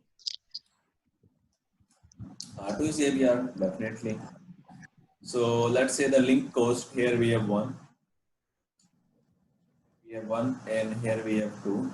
Here we have 3, 3, 3. Okay. These are the link cost.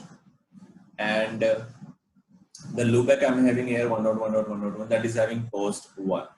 So once R2 will receive the information, so what cost it will install in the routing table? Any idea? What is the cost available in the routing table to reach 1.1.1.1?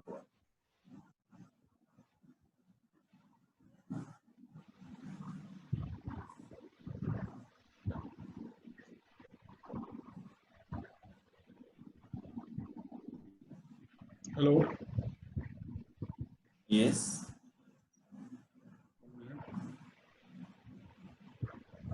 Can you tell me the question, sir? Yeah, the question is whenever R1 will install the route 1.1.1.1 in its routing table, so what will be the real cost in the routing table to reach 1.1.1.1?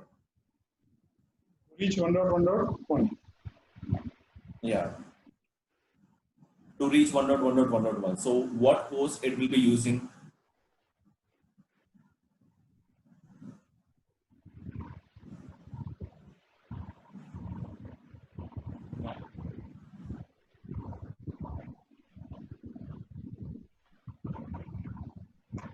Atif, any idea?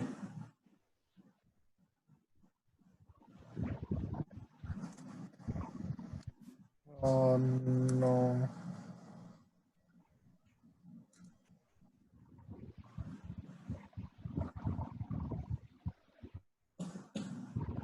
Okay. Basically,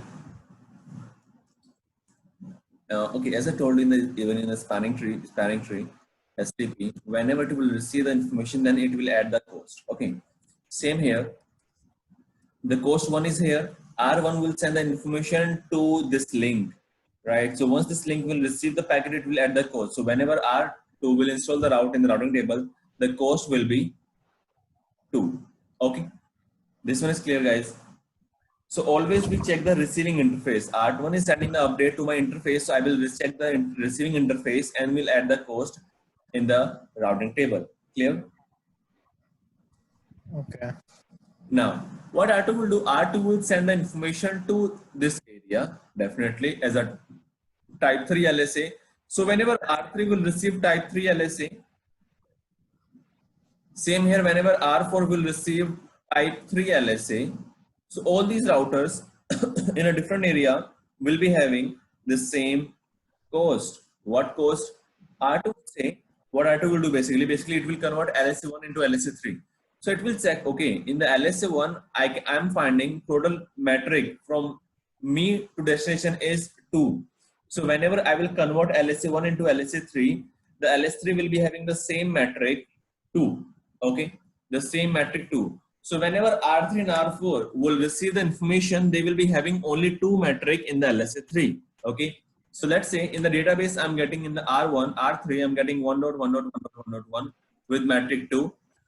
Same here, R4 will receive 1.1.1.1.1 with metric 2. As I told you, the routers will check the ABR to find the real metric to reach a inter-area route, right? Now what they will do, what R3 and what R4 will do, they will do one thing. They will combine LSA1 plus LSA3 and that will be the real cost. So in LS3, what cost I'm getting here? That is 2. Okay. Now LSA1, that LSA1 is the LSA1 to reach ABR. So that is R2. So now R4, R3 will check what is the cost to reach R2, that is 1. Okay, so it will add 1 here. So 1 plus 2 will be 3. Same here, R4, 2 and 1, 3 to reach R2. So 3 plus 2, that will be 5. Okay, so in this condition, what will happen here? R3, whenever R3 will install the route 1.1.1.1.1 in the routing table, the cost will be 3. And whenever R4 will install the route 1.1.1.1 in the routing table, the cost will be 5. Okay. So like this, the devices will find the real metric. Okay. So guys, any doubt in this theory? No. No. Atif, this is clear to you? Yes, Neeraj. Okay. Now, number of LSA3 will be equal to number of routes in different area multiply by number of ABR. Okay. Number of LS3 is equal to number of routes in different area multiply by number of ABR. So let's say I'm using R1 here, I'm using R2 here, R3, R4, R5, R6. So I'm not counting the link, the network running on the link. Okay, I'm not counting these things. R2 is having one single route 1.1. Let's say that is 2.2.2.2. This one is having 1.1.1.1.1. 3.3.3.3. 4.4.4.4.4. Okay, 6.6.6.6 and 5.5.5.5. So this is a part of area 1. Okay, and this is a part of area 0. Now just one question, how many LSA R5 will be having? How many LSA?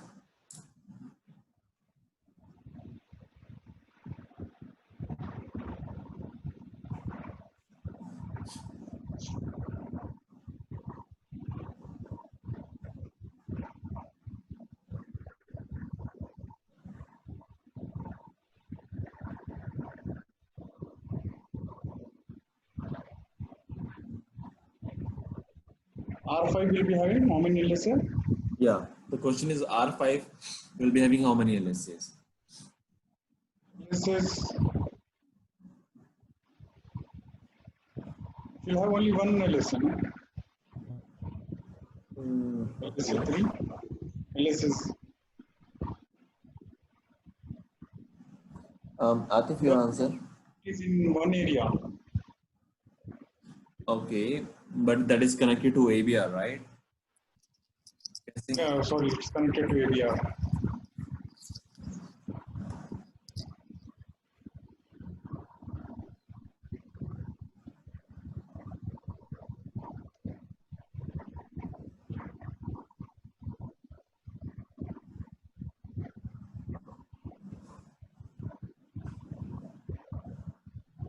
Atif, any idea how many LSA 1, LSA 2, LSA 3 will be having here?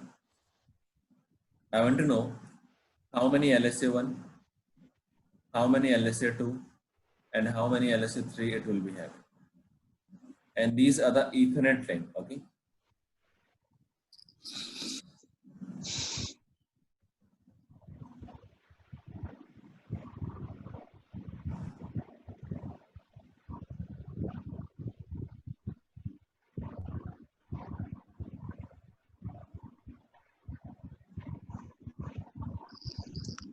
LSA1, we have LSA1 for R1, R3, R2, R4, R6, and LSA1 of all router, and there are 6 LSA1.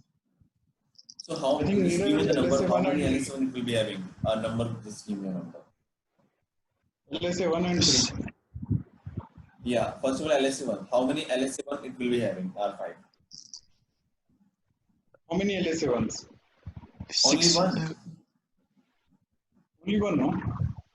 No, basically it will be having, okay, LSA1 is the local to the area, right? So in this area, how many routers we have? Two routers. 1, 2, 3, 4. 4 routers we have, right? So all the routers Okay. generate LSA1 for its area, right? So in Okay. this area 1, I will be having LSA4 on all the routers, okay? Okay. If I talk about LSA2, that is equal to the number of Ethernet links. So how many Ethernet links we have? 1, 2, and 3. So we will be having 3 LSA2, okay? And And this what one is is one. LSA3? The number of links equal to the number of total number of routes multiplied by total number of ABR. So we have 2 ABR, okay, multiply by 2. How many routes we have? 1, 2, 3, 4 routes we have.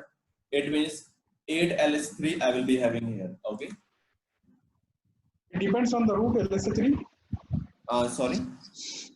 No, LSA3 is generating depends on the routes on ABR. Yes, always. Always it will depend on the routes. Okay, I told Can you clarify how many LS3 I will be having. The formula is number of routes in different area multiply by number of ABR. How many ABR we have? So if we have 2 ABR and total we have 4 routes, so we will be having 8 routes. Okay, so this ABR will send all the routes into this area, and same here, this ABR will send all the routes into this area. Okay. I have one question here, Neeraj. Uh-huh. Because here LSA1 will be in area in one area. LSA1 is like only in the local area always. Okay. So in Okay, area intranet. 0, I will be having 4 LSA1. Okay. In area 1, I will be having LSA1, 4 LSA1. Okay. It means Yes. we can say basically area LSA1 is equal to number of routers in single area. That's it. We just need to remember this thing. Okay. Okay. Let me note down again. How many LSA1 if we get any diagram? So we have to find number of routers Okay. in that specific area, in that specific area. So right now in this area 1, how many routers we have? 1, 2, 3, 4. So I will be having 4 LSA1 in the area 1, 1, 2, 3, 4 in the area 0. Yes, so it means R2 and R4 will create LSA1 for area 0 and for area 1 also. Okay. Okay. If I'll talk about LSA2, that is 2 It number is equal to of the Ethernet links. sorry. It is equal to number of Ethernet links. Yes, correct. So If I area have 1, the how many serial links, Ethernet link we have? That is 3. Your doubt? if I have serial links, it will not show in LSA2. Yeah, basically, if let's suppose I'm not using here any Ethernet link, so I cannot see any LSA2 here. Yeah. If let's suppose Okay. I'm using here serial link, so I cannot see any Ethernet, any LSA2. Okay. And LSA3 will be the Yeah. routes coming from ABRs. Number of routes in different area multiply by number of ABR. Okay. So LS3 is this one. Okay. So this is LSA1, LSA2, and LSA3. Okay.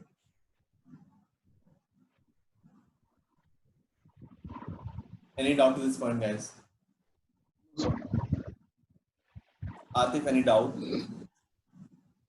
It's clear for me. No, it's clear. Okay. So this is the theory part. Okay. Now let's start the practicals.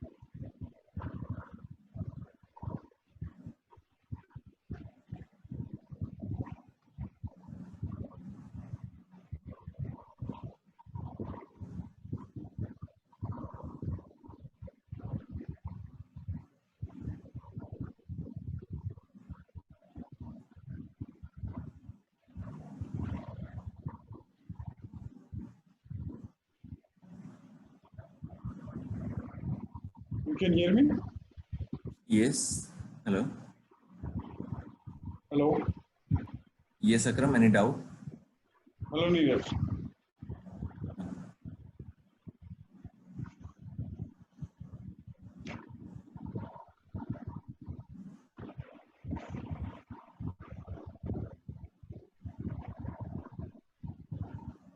Hi, Neeraj.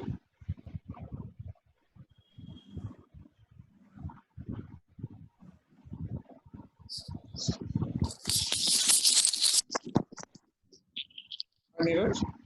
Yes. Can you hear? Okay. I was thinking that I'm not getting sound.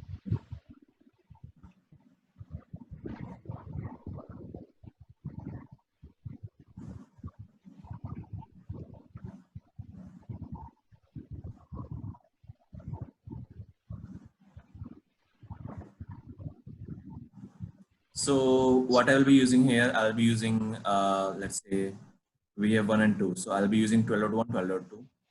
Okay. In between 1 and 3, I'll be using 13.1, 13.3. Same here in between 3 and 4, I'll be using 34.3, 34.4. Okay, in between I will not use any link. Before? In between I'll be using 46.4, 46.6. And same here, I will be using 56.5, 56.6. That's it. And we'll configure one single loopback on all the routers. And once I will configure loopback on R2, I will put those routes into area 0. Okay.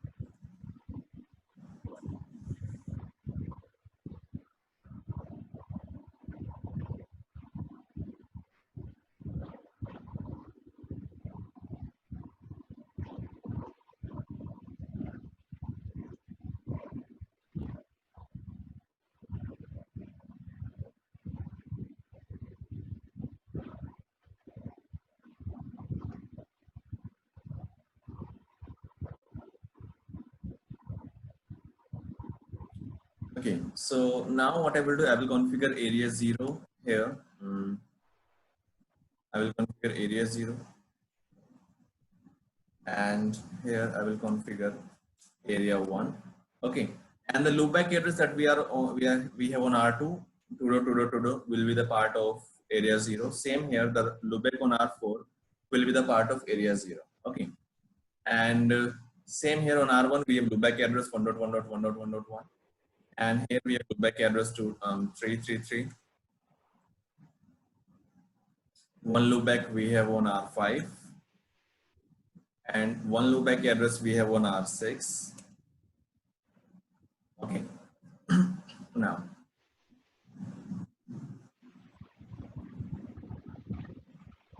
so we have two things. Okay, we can configure OSPF using network command. Okay, and we can configure OSPF using interface based.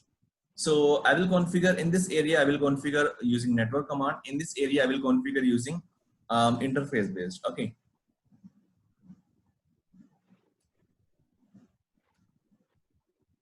Router OSPF 1 is the process ID. Enter. Network. So on R1 we have three networks, right? 12.0.0.0. Go to area 0. Network 13.0.0.0. Area 0, and then finally 1.1.1.1.1 area 0. That's it.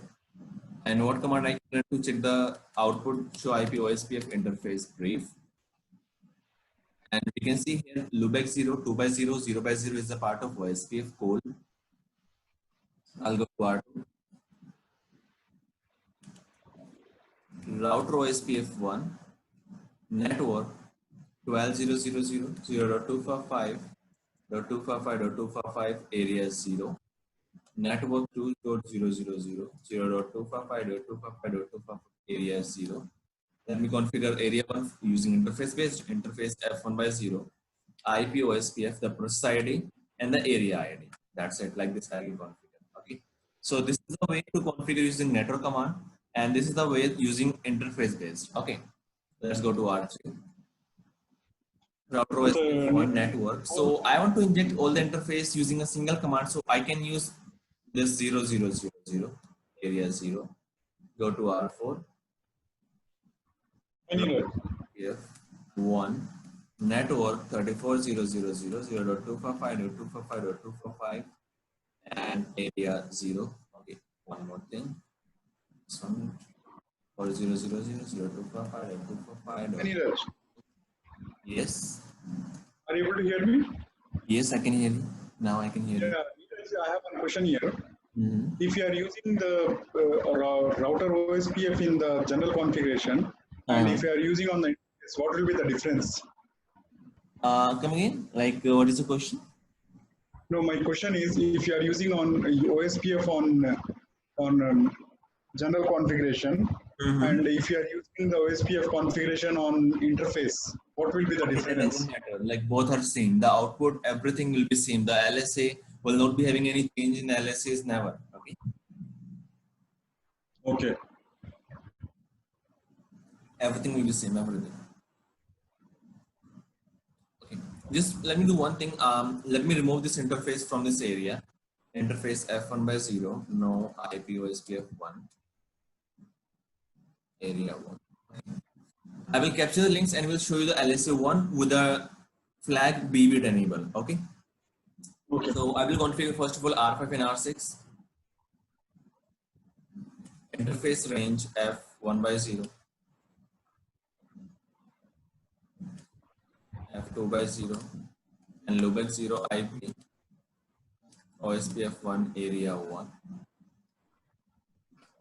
Interface range F2/0, F1/0, and loopback 0 IP OSPF 1 area 1. Okay.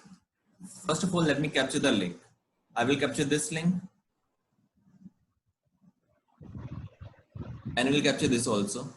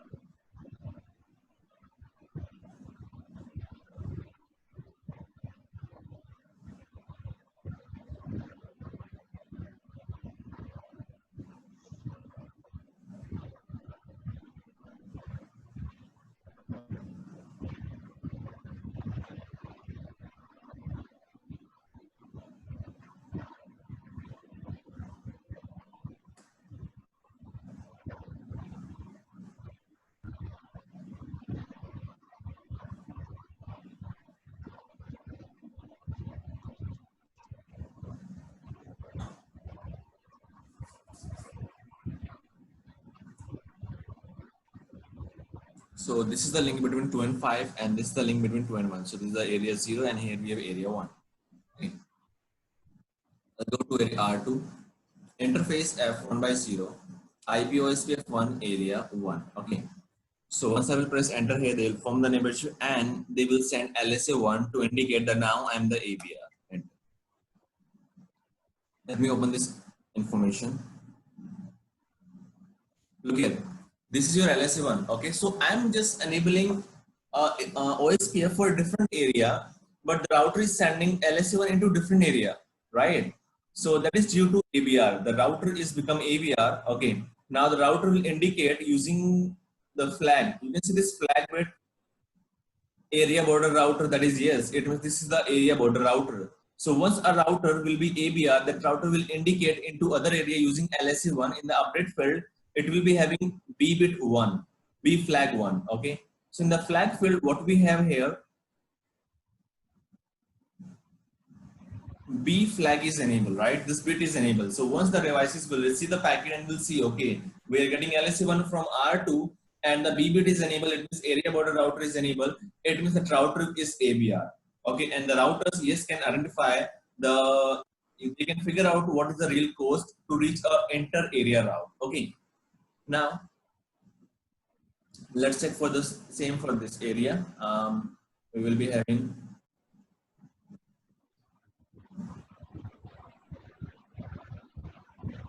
link between 2 and 5. Let me create a new this one.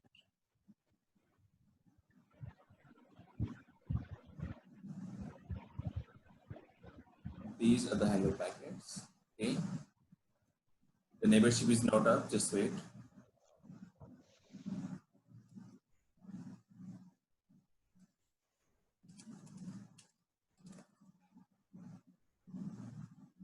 Okay, so I can see here neighbor count is 0, right? So this is the neighbor count and neighbor is in forwarding state, right? So I can see the neighbor count is 0. Let's just go to R5, do show IP OSPF interface brief. Same here, I'm having count 0. Now we have to troubleshoot why the count is 0. I'm not getting any hello from the neighbor, right? First of all, I will verify the interfaces. Okay, here I can see the address is 25.005 on /8. And on R2, the address, look here, this is a mistake. The address is 23.002, right? So right now the subnet is different, correct? So let me change the subnet IP address 25.002 to 55.000. So this was the issue. Again, that will send LSA1 will indicate that this is a ABR now. Okay, now they will try to form a neighborship and in LSA1 that will indicate. So let me check the update packet. LSA1, LSA2, let me check the LSA1. Okay, here the flag is not enabled. In this LSA1, the flag is not enabled, no problem. We can check the other interfaces, other update packet. Okay, that was from 5. We have to check from 2. Okay. Look here. In the flag field, I can see that is ABR, right? Area border router. Clear? So R2 is sending an update packet and is saying that I am the ABR using B bit enable, right? So whenever a router is ABR, whenever in future, whenever it will send LSA1, update of LSA1, that will just add the B bit 1. Okay. It means the router will say that I am the ABR. That's it. And the routers will be able to find the real metric. So right now, how many routers here we have? That is 6 routers we have. Okay. And the network running between 1 and 2, that is 12 network, 12/8. Between 1 and 3, that is 13/8. Between 3 and 4, that is 34/8. Between 2 and 5, that is 25/8. And here we have 56/8 and 46/8, right? And we have loopback address, loopback address, loopback address, loopback address. Now the question is, how many LSA1 R6 will be having? LSA1. Any idea, guys? Just give me an answer. Yes. Yes, yes. LSA1 you are telling. Neeraj, LSA1. Yes, LSA1. How many LSA1 it will be having?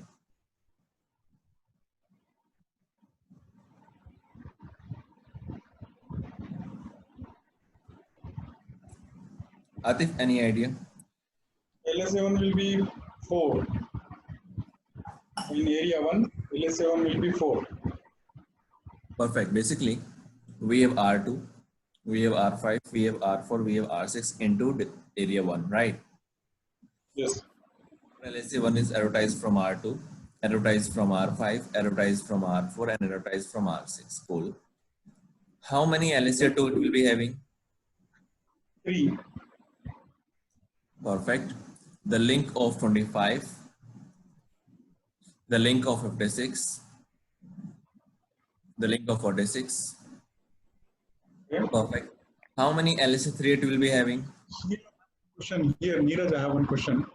You're asking about LSA2. It Yes. means that the R6, okay?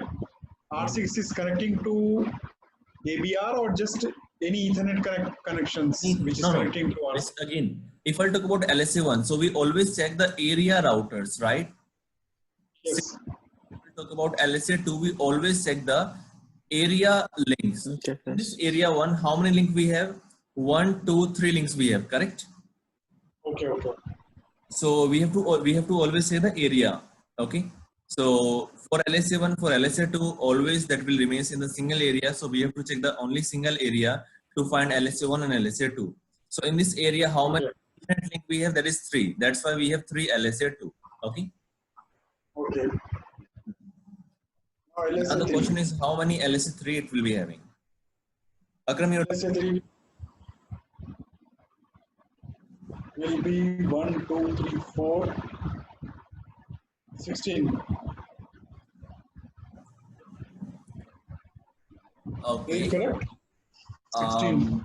16.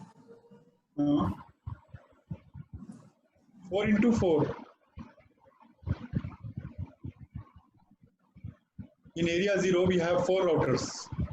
Yes, we have, basically what was the line for LSA3? Number of routes in different area multiply by Okay. number of ABR, right? Okay, sorry. Number of ABR means 2 into 4. No, 8 routes. we'll talk about number of routes. 1, 2, 2, 3, 3, 4, 5, 6, 7, 6, and 7, 7. right? Okay. But you will not calculate from ABR. ABR 1, ABR 2. R2 to R2. So we will be having 14 LSA3, okay? No, Neeraj. You will not calculate from R2 to R4? No, we don't have any link between 2 and 4. Okay? There is no link between R2 and R4. Okay? Okay. I have one question here for you. How the ABR, when it's sending the LSA1 from area 1 to area 0 and area 0 to area 1, how it will be done? So basically it is checking how many routes I'm having in area 1, in area 0. So it will send all the routes as a type 3 LSA into this area. Same, it will check how many routes we have into area 1. Okay. And just copy and paste into LSA3 to this area. That's it. Okay. It will verify how many routes we have in the area 0 and area 1. And we'll exchange the route to both area as a type 3 LSA. That's it. Okay. If we have the link between R2 and R4, how the link will be? It will be in R1 or it will be area 1 or area 0? Okay, that's up to me. Like, let's say I'm using a new link between 2 and 4. I can configure that link into area 0. I can configure that link into area 1. That's up to the configuration. Okay. So it's very clear. Today's class is interesting. I don't know. Yep. Atif, this is clear to you? Hello, Atif. Ulrich, this is clear to you? Yeah. Okay.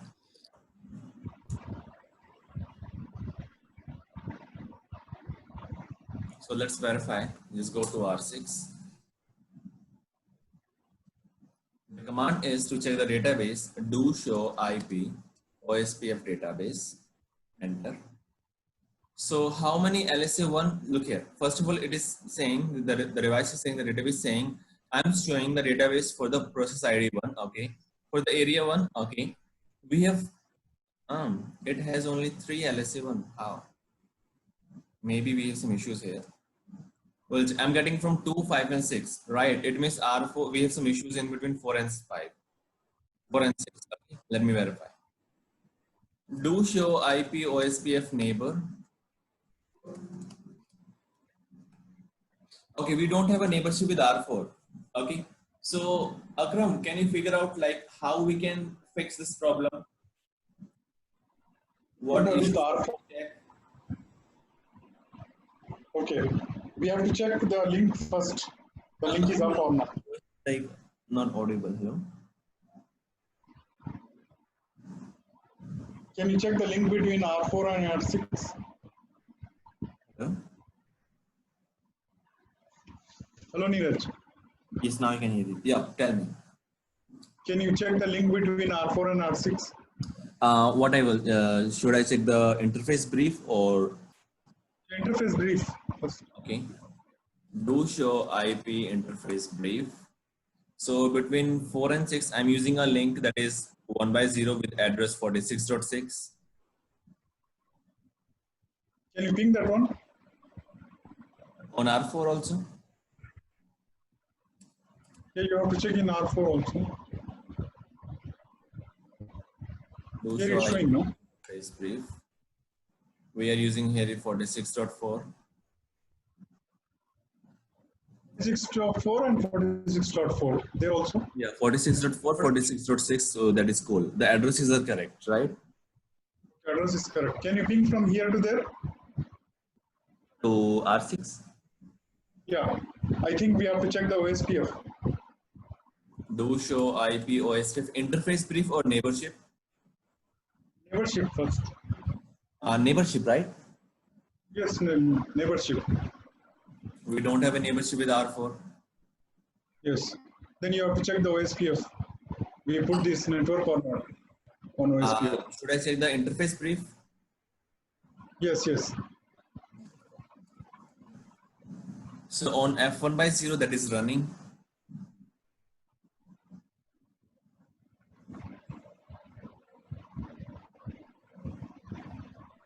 I think, sir, in R6 you have to check the. Same we have to check here. Interface brief. So look here. The interface okay. F1/0 is not the part of area 1, right? Yes. So basically how we can verify, just do one thing. No need to check the interface brief, okay? Just do just one single command, do show IP OSPF. Interface brief. So here what I can check, I can verify two things. The address and the mask and the interface with the OSPF or not, okay? So directly run this command, do show IP OSPF interface brief to check that interface is enabled or not and that is having the same mask and the same ID or not, okay? This is clear? Yeah, and area also you have to check, no? Yeah, area I can see, I can check here, look here. So using this command, I can see these things, right? Yes. But in R4, we didn't have the area, no? Yeah, basically if the area is mismatched, so I will be having issue, I will be having logs here, right? If, yes. Yeah, I will be having logs, so I can clearly check, I can clearly see, okay, I'm having some issues in the area mismatch, okay? Now on R4, what I will do, I'm running a command, do show IP OSPF interface brief, but I cannot see the interface F1/0. So I'll go to interface F1/0, IP OSPF 1, area 1. It will take 40 seconds, as I told you, right?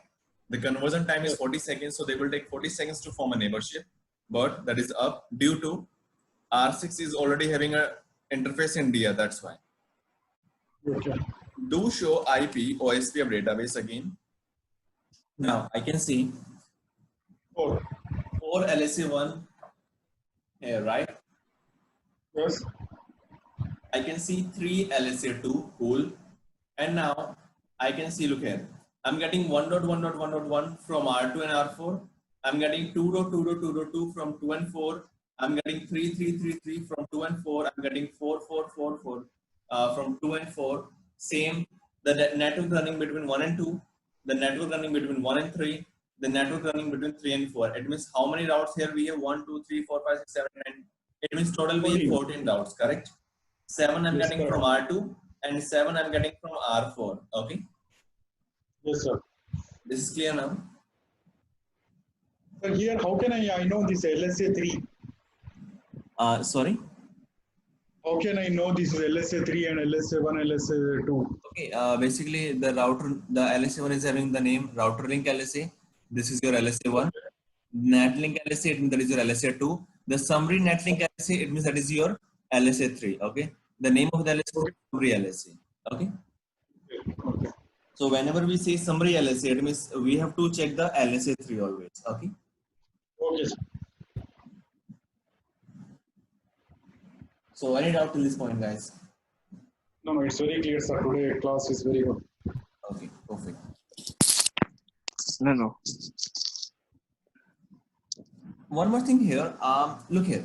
I'm getting these routes, correct? So the router will install all the routes in the routing table. Do show IP, OSPF, database, and I want to check the summary database. So just say here summary. Okay, what LSA I want to check? I want to check 1.1.1.1. Okay, so use your link ID to check the database. Okay, so we always use link ID to check the details of the same LSA. Enter. So I can see here I'm getting this route from 2.2.2.2. I'm getting this route from 4.4.4.4. Right now, let me note down this thing. So on R6, I'm getting a route 1.1.1.1.1 with metric 2 from 2.2.2.2. Okay. I'm getting a route 1.1.1.1.1 with metric 3 from 4.4.4.4. Right. So this information we have in the LSA 3. Correct. Same here. This information we have in the case of LSA 3. Now, that is the cost in the LSA 3. What I will be having.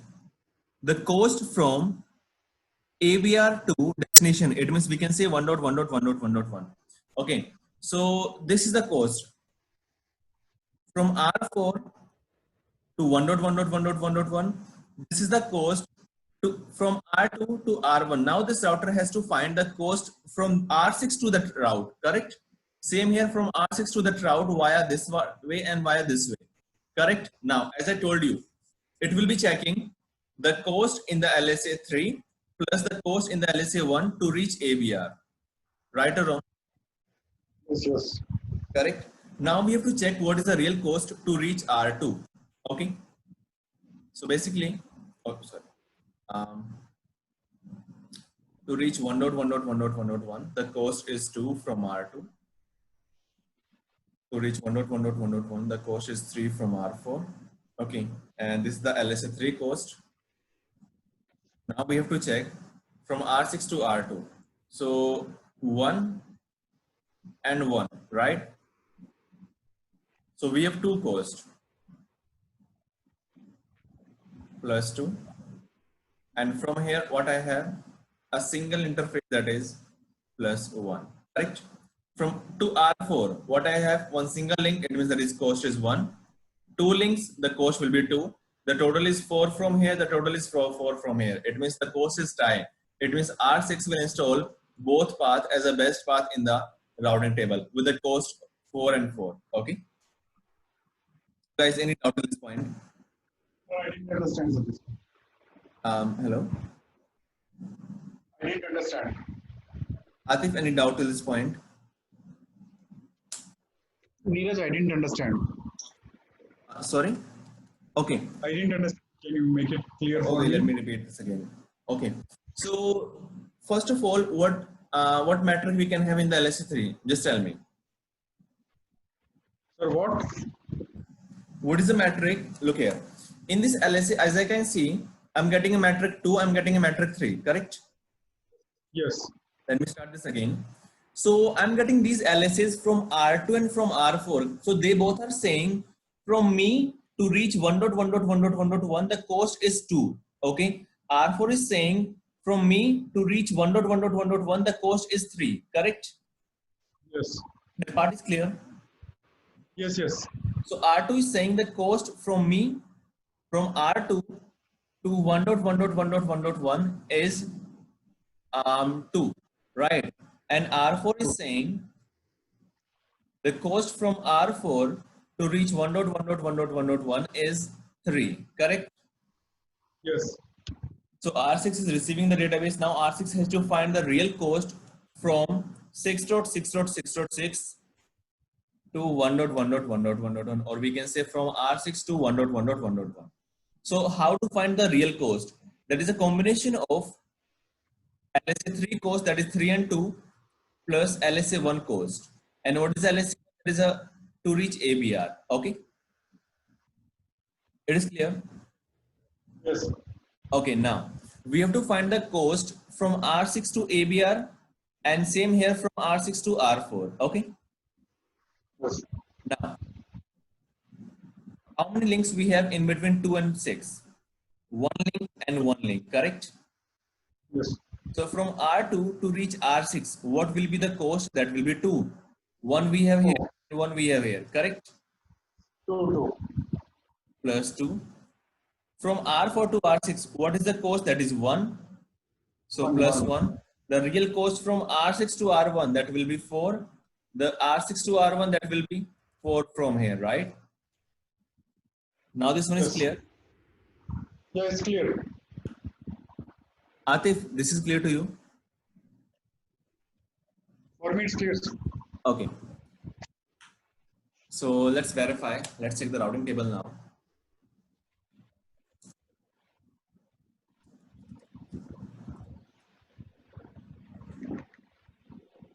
So 1.1.1.1, look here. I'm getting that route from 5. I'm getting route from the next row is 4 and 5. And look here, the cost is 4 and 4, right?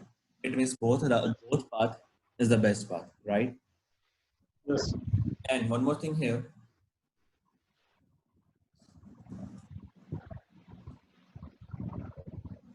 Whenever we get intra-area route, I can see the code O. Whenever we get inter-area route, I can see OIA. OIA, it means OSPF inter-area route, okay?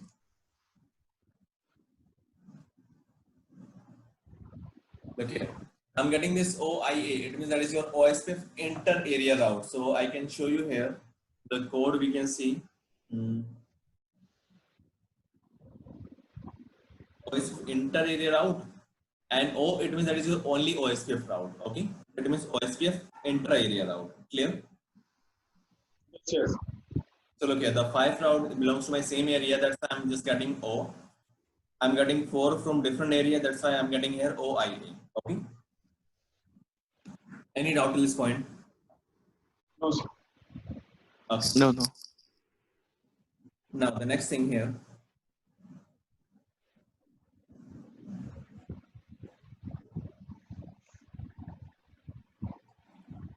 So right now I'm getting these LSAs, right? The routes, the network running between R1, R2, R1, R3, 3 and 4. So basically even in future, we will never communicate to these addresses, correct? So whenever I will communicate R2 to R2 to R1 to R3, I will always be using the loopback addresses, right or wrong? There is no need to have these routes in this routing table, correct? Yes. Okay, so what I can do here, I can filter these routes. And how I can filter these routes? I can just run a single command. What is the command?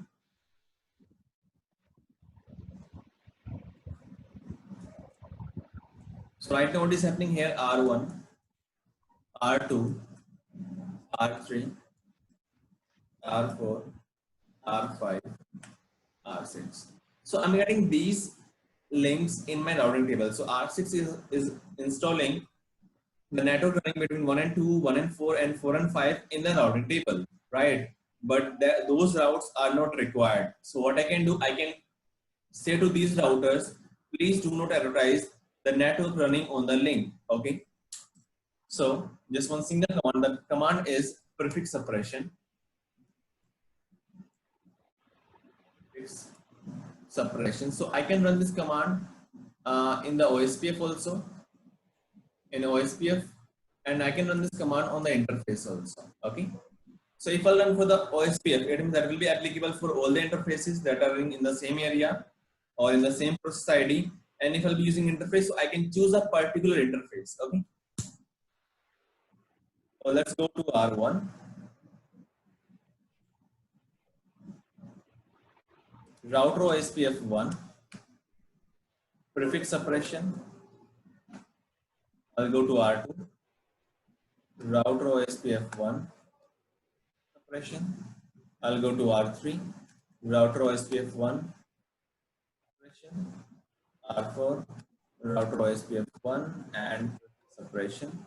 Now they will exchange all the LSCs again in LSC 3, right? Because they will be having some change. Now I can check the routing table. First of all, I will check the database table on R6. So look here, even in the LSA, in the database, I'm not getting those routes. You can see I'm just getting the routes running on the interfaces, on the loopback addresses, right?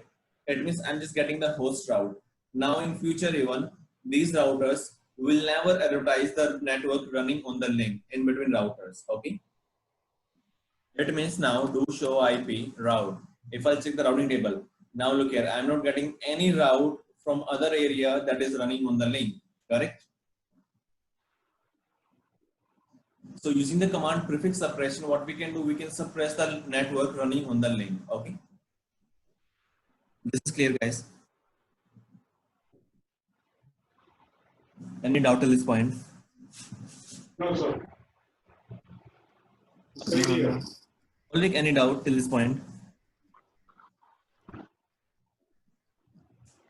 No, it's clear. Okay, cool.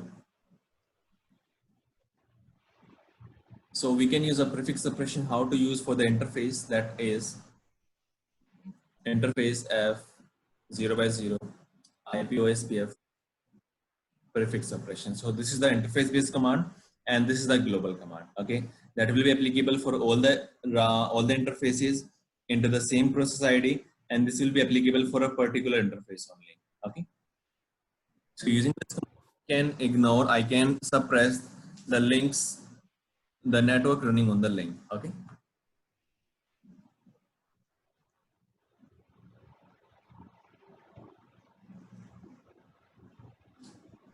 Okay. Now we will do like how we can filter the LSA3. Okay. So basically, AVR is responsible to send LSA3 into different area, right? So we have two things. If I will be using distribute list. Okay.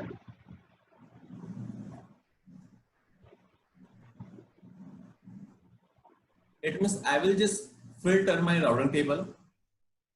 I can filter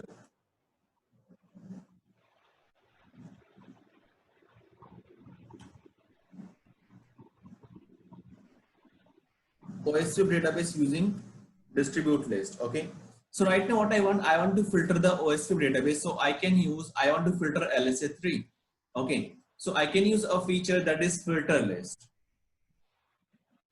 And who is responsible to create LSA3? Only AVR. So I can use this feature only on the AVR. Okay. Now, how I can use here? First of all, I will create a prefix list. Okay. So first of all, I will create here prefix list. So I will create a prefix list .ni 1.1.1.1.1 and will permit any. It means using 0000 /0 less than 32. It means I will permit any, I will deny this route. Okay. So I have to configure first of all a prefix list to achieve the task, and then I can use a filter list. Now the command will be like this. This is your AVR. So that AVR will receive the route from area 0, okay, and we'll send the routes into area 1. So we have two directions, right? So let's say I'm using a command area 1 filter list and then prefix list name. Now if that is area 1, in between what we have ABR, okay, if that is area 1, so I have to use direction in. I don't want to get the routes into area 1, okay. If I will be using area 0 filter list prefix list, so now I have to use out. I don't want to send out from area 0, or I don't want to get routes in my area 1, okay. So we have two directions. If I want to use in direction, so I have to use area 1. If I want to use out direction, so I have to use area 0. Clear? any doubt to this point? Like this, what I can do a filtering for the LS3 only. Okay. Can you explain me, Neeraj, again? Which one? This one, in and out. Yeah. In Okay. and out. Can you tell me? Okay. So basically, ABR will receive the route from area 0 and will send the route into area 1, right? So if you don't want to send the routes into area 1, so we have two things. One, I can use in direction, one I can use out direction. Okay. If I want to use in direction, so I have to use area 0. I don't want to receive into area 0. Okay. I don't want to send out from the area 0. Okay. I don't want to send the routes to other area from area 0. So the direction will be out here. Okay. And here the direction will be in, like this. Okay. So that's up to the area. If I'm using area 0, I don't want to send out from the area 0. Okay. If that is area 1, I don't want to receive into area 1. Okay. Okay. Okay. So if let's say we have one more area here, area 2. Okay. So I don't want to send the routes only to area 1. So I have to use this feature. If I don't want to send the routes to both area 2 and area 1, use this feature. Okay. So I'm saying here, let's say we have area 0, we have area 1, and we have area 2. Okay. I don't want to send the routes into area 1 only. So I can use a feature. I have to use a feature, area 1, filter list, prefix, name, and the direction is in. Okay. So it will filter the routes only for the area 1. Now I don't want to send the routes for both areas. So what I can do here, I can use directly one single command. I don't want to send the route out from area 0. Okay. Like this I can do. So once I will run this command, area 0 will not send the route to any other area. If I'll be using this command, area 0 will send the route to area 0, but our area 1 will not receive the route. Okay. This is clear now? Okay. Akram, this is clear to you? Hello? Now let's do the practical. So I'll go to first of all R6 and we'll verify I'm getting the routes or not. So yes, okay. I'm getting all the routes, correct? From R2 and from R4 also. Just go to R2. IP prefix list, new, 1.1.1.1 on slash 32. IP prefix list, new, permit, 0000/0 less than 32. Admits permit any. Okay. Router OSPF 1. I have to say area 0. I can use area 0. I can use area 1. If I'm using area 1, I have to use direction in. Area 1, filter list. I have to use a prefix list here. I'll be having this option to use a prefix list only. Prefix list, the name is new, the direction is in, and just say enter. Go back to R6.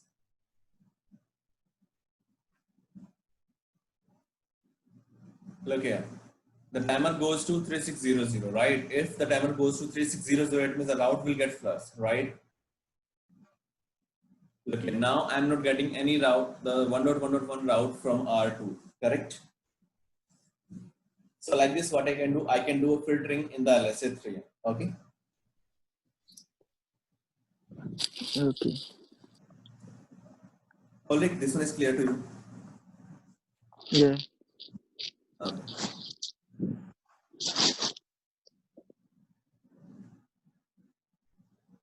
Let's remove this one. It will start receiving the route. Yes, now this router is getting the route. Okay. One more thing here is, okay, so we have done the filtering, right? How can we do a filtering in the LSA? Now what I want to suppress the route, or I want to send a summary route into area 1. So let me create some other routes here. R1. Interface loopback 1, IP address 1.1.2.1, 245.245.245.245. Interface loopback 3.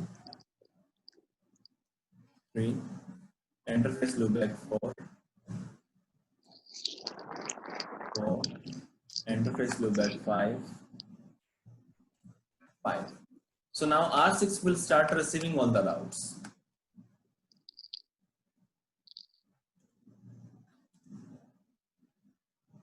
Oh, I have to run the OSPF.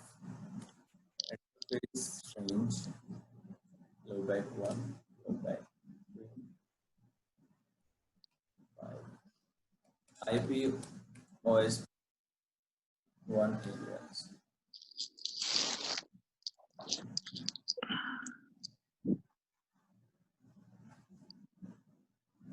Okay, so I'm getting all the routes. Now what I want to do, I want to suppress the route from R2 and from R4. From both routers, I want to suppress because I know if I want to communicate to 1.1.1.1, 2.1, 3.1, 2, 5.1, I have to go by R2 and R4, correct? So what I can do here, I can do suppression. So again, ABR is responsible to send these routes. So I'll do the summary on R2 and R4. Okay, it means I can do a summary on ABR. Now go to the routers. R2, router OSPF 1. So those routes belongs to which area? Area 0. Area 0, I have to use a range.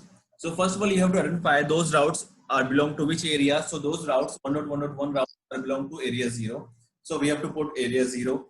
The range command I have to use here. The range command is I want to send a route 1.1.0.0 with a mask 255.255.0.0. That's it. Say enter.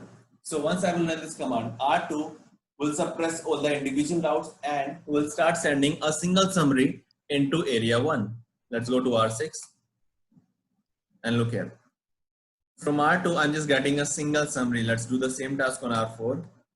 Router OSPF 1, area 0, range 1.1.0.0, 255.255.0.0, enter.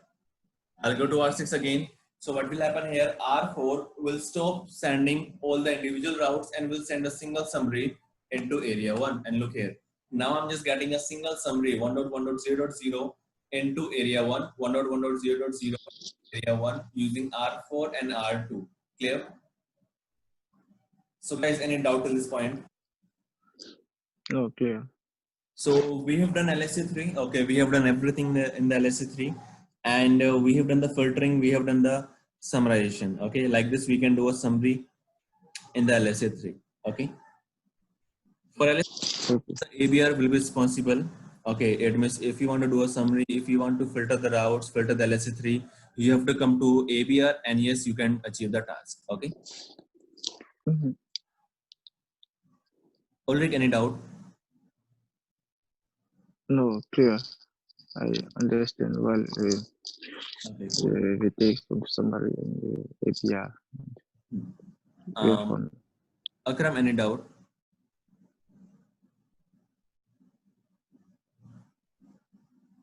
Hello, Akram.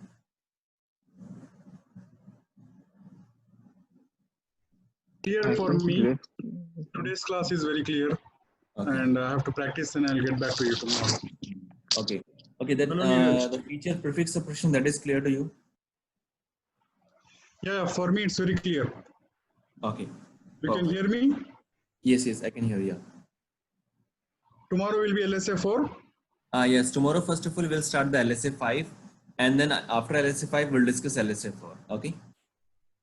Okay. Okay, Ulrich. Okay, Akram. Bye. Thank you very much. Can you upload the video, this one? Yeah, sure, sure. I will upload. Yeah, definitely. Okay. Thank you. Have a nice day. Bye. Yesterday we have done LSA 3, right? So we have done LSA 1, LSA 2, LSA 3. Okay. Today we'll start with the LSA 5 first of all, because LSA 4 we can discuss after LSA 5. Okay. So the name for the LSA 5 is external LSA. Okay. And the is summary ASBR LSA. Okay. So first of all, what we need here, we need LSA 5, then only we can discuss about the LSA 4. Okay. Any doubt to this point? Akram, any doubt? No, sir, I don't. Okay. So I told you, like, if I talk about LSA1, that is local to the area, right? Let's say we are having 4 routers in a single area, 4 routers in a different area. So those routers will be having the LSA1 only from the same area, right? Yes. Not from the different area. If I talk about LSA2, that is the same. It means that is local to the area. If I talk about LSA3, I will get the routes from different area into different area as a type of LSA3, correct? Yes. And now, if I talk about LSA5, basically, to make a communication to propagate the routes of LSA3, what I need here, I need area 0, correct? Let's say we have R1 here, we have R2 here, and we have R3 here. Okay, so let's say I'm running here area 0, I'm running here area 1. Okay, so what will happen here? Yes, at this time, R1 and R3 will start exchanging the routes, definitely. Okay, if I will configure like this, R1, R2, R3, this one is having area 1, this one is having area 2. So in this condition, R2 will never become ABR and will never be able to send the packets or the information out to each other, correct? Yes. So to propagate the routes, what I need here, I need area 0, or what I can say, I need a backbone area, right? Correct. But LSA 5. Let's see. First of all, how we can have this LSA 5. The name is external LSA. So in the LSA 1, I'm getting intra-area routes, right? In the LSA 3, I'm getting inter-area routes. It means routes from different area. Okay. If I talk about LSA 5, that is called as external LSA. It means I'm getting the routes from different protocol. Okay, so in OSPF we have 3 types of AD. Okay, so by default that will be 110 for all the routes. Okay, but if I will try to configure, I can configure for intra area routes. Okay, that is by default 110. I can change it. Okay, for inter area routes, yes, I can change. Okay, by default is 110, and for the external route, yes, I can change the AD value. Okay, so by default, whenever we read the books, what we see, we always check, we just have one single AD, that is 110, but no, what we have 3 different types of AD. One is for my own area, it means for intra area. One is for inter area for different routes from different area, and from external route. Okay, so by default that will be 110, but yes, we can change. So once we start the practical, I will show you how we can change the AD value, okay, of all these 3 routes.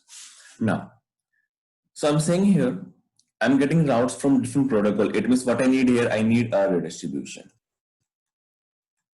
So right now, I'll just perform a redistribution. Okay, I will not discuss about the redistribution. In future, once we finish the OSPF, we will start the class special for redistribution. Okay. Akram, any doubt?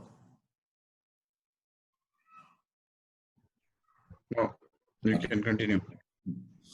So here, the redistribution, first of all, I have to perform from different protocols into voice, then only I can receive LSA 5 now.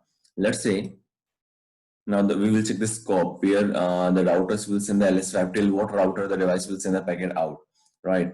Let's say we have R1 here, R2 here, R3 here, R4 here, n numbers of router we have, area 1, area 2, area 3, area 4, and then finally here we have R6 that is having EIGR. Okay, so this router on R5, I will perform the redistribution. Okay, so once we perform the redistribution,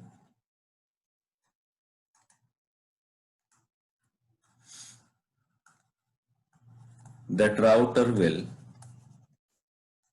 act as ASBR. Okay, what is ASBR now?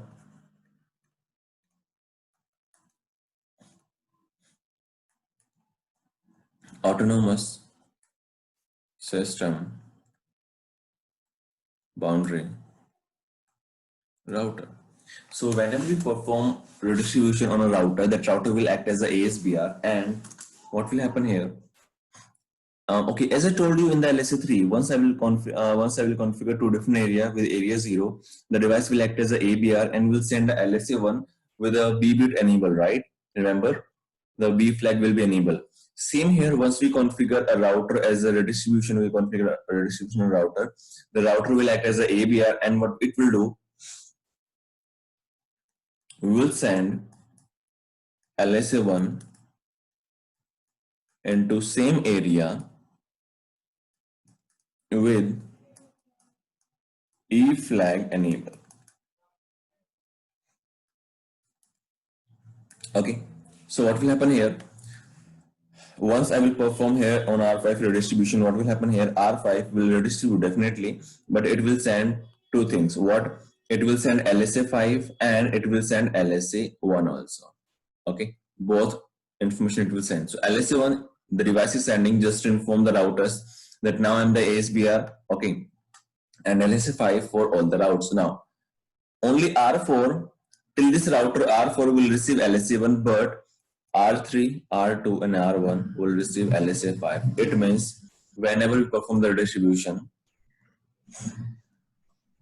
whenever we perform redistribution, routers propagate external route throughout the domain. Okay, so what will happen here? Once I will perform redistribution on R5, R4 will receive, R3 will receive, R2 will receive, R1 will receive. All the routers will receive the database, or we can say will receive the external route. But what will happen here? One single issue. Without area 0 connectivity,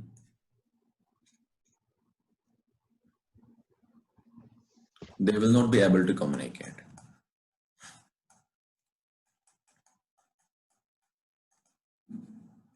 Clear?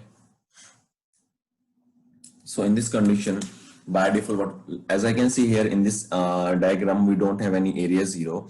So using a distribution, all the routers, all the areas will receive the LSA5, but they will not be able to do a successful communication. Reason, right now they don't have area 0. That's why. Okay.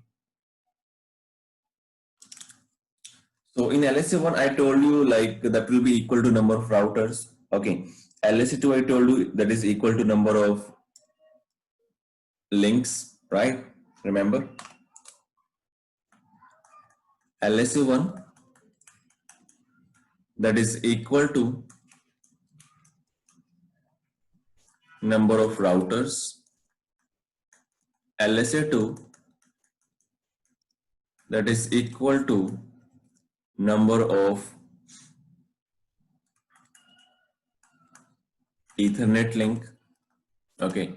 If I talk about LSA3, that is equal to number of routes in different area multiply by number of ABR. If we have multiple ABR, so we will be having multiple database. Okay. Now for the LSA5, that will be equal to number of redistributed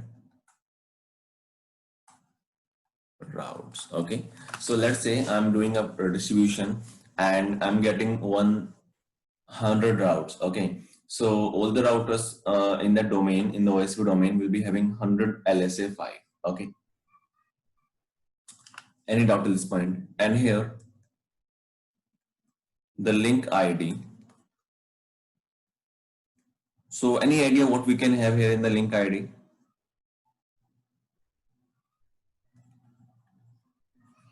That will be the route address. No. Okay. So what is the use of link ID? Any idea? Ulrich, any idea what is the meaning of your link ID here and why we use link ID? No. Sorry. You don't remember the link ID concept? No, no. That's the router ID, right? No. Basically, we have two things. One, we have link ID. One, we have router ID. So the router ID, that is a different part, right? Advertising the route.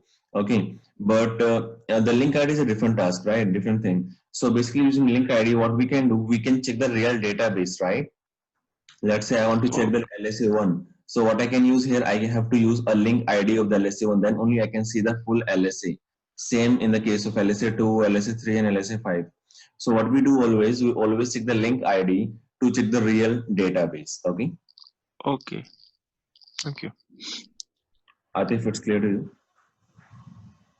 Yeah. Okay.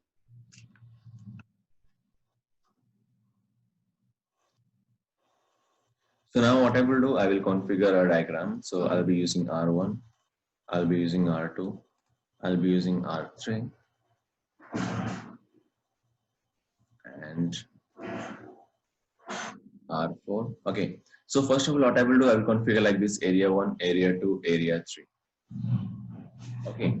Not area 3. I'll using your EIG here. Okay. So in this case, first of all, I will try to perform the redistribution on R3 and we'll check that R1 will receive the LSA5 or not without having area 0. Okay. And then we'll convert a single area into area 0.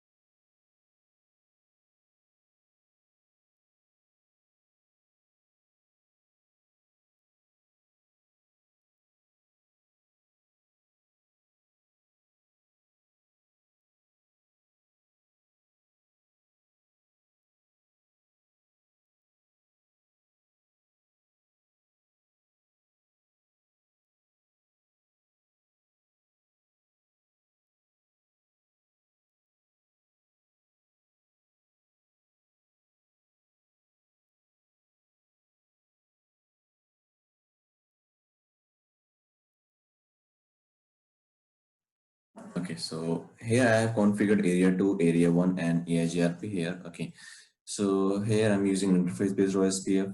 Okay, okay, the neighborship is up. Now let me do a redistribution on R3. So R3 is having two protocols. So what is the requirement here to perform a redistribution? That router itself should have two different protocols. Okay, so right now R3 is having OSPF, R3 is having AIGRP. So what I can do here, I can perform the redistribution, correct? Router OSPF 1. So I have to perform the redistribution here. Redistribute. What I have to redistribute? EIGRP. I want to perform the redistribution. Okay. What is the AX number? That is 1. Now we have two things. Oh, I can press enter here without a special keyword, and I can use a special keyword that is called a subnet keyword. Okay. So first of all, let me run without the subnet keyword, and then we'll show you the difference between these things. So as I can see here, only classful networks will be redistributed. So here, what will happen here? I can see a line without using subnet keyword. What I can see here, only classful subnet will be redistributed. Right. So basically what is happening here, only classful subnet will be redistributed. So it means the router will just advertise a classful network. So right now, basically R3 and R4 is having two routes, right? One is the link in between 3 and 4 that is on /8. It means yes, that is classful. So in between 3 and 4, I'm running a network that is 34.0.0.0 on /8. On loopback address, I'm using 4.4.4.4 on /32. So this is your classful network. So once I will perform a redistribution without using any special keyword, R3 will just redistribute this route. But right now what I want to perform a redistribution of my loopback address also. So what I have to use here, I have to use a subnet keyword.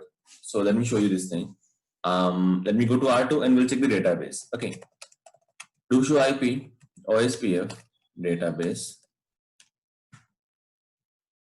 So I can see here type 5 AS external link LSA, right? That's clear. So this is your external LSA. And one more thing here, if I talk about router LSA, network LSA, router LSA, network LSA, I can see the area ID, right?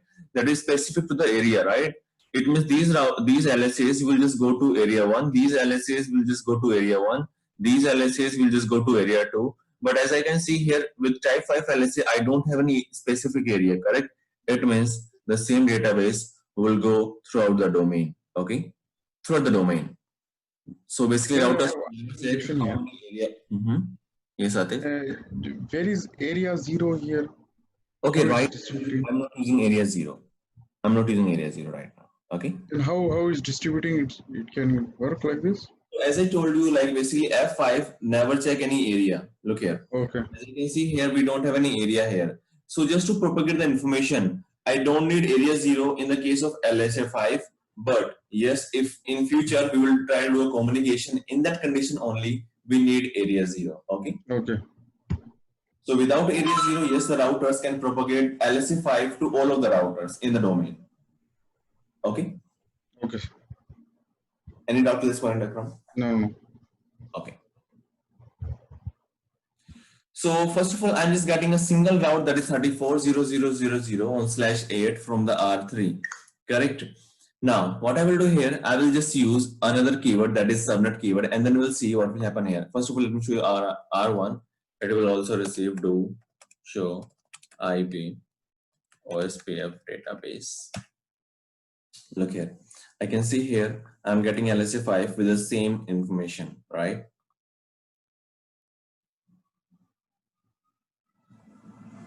Now,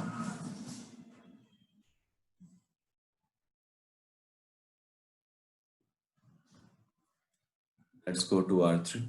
Now I will run the keyword with subnet key.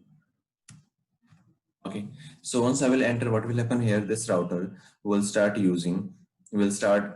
sending the classless route also, right? We have two types of routes. One is classful, one is classless. So with subnet keyword, what the router will do, the router will start sending the classless routes also.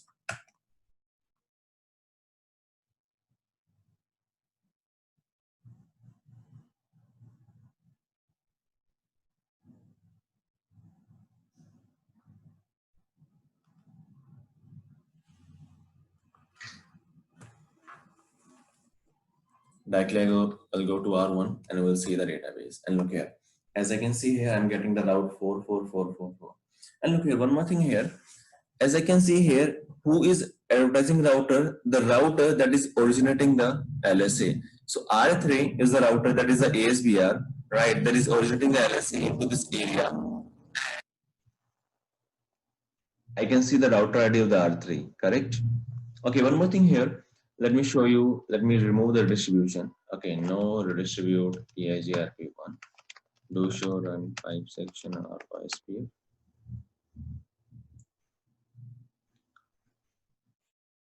Let me capture the link.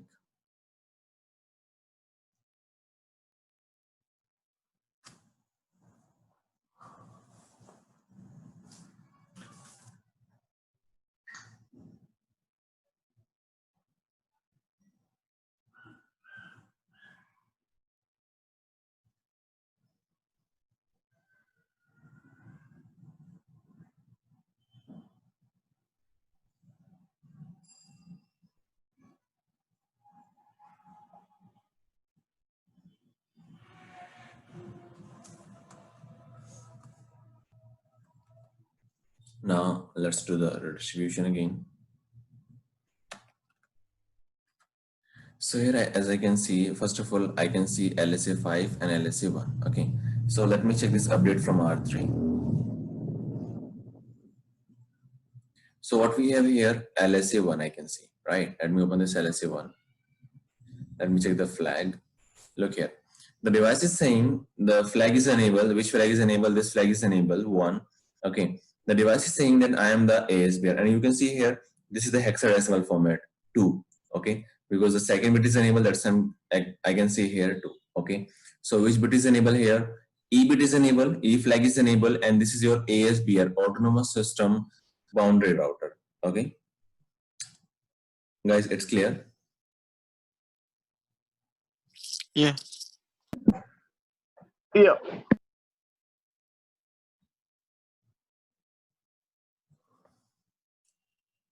And then here we have LSA 5 also. And in this update, let me check what we have. In this update, again, the same thing we have LSA 5. So as I told you, basically, the LSA 5 will be equal to number of the routes, right? So as I can see here, 1 and 2, okay? And I'm getting acknowledged from the neighbor. That's it.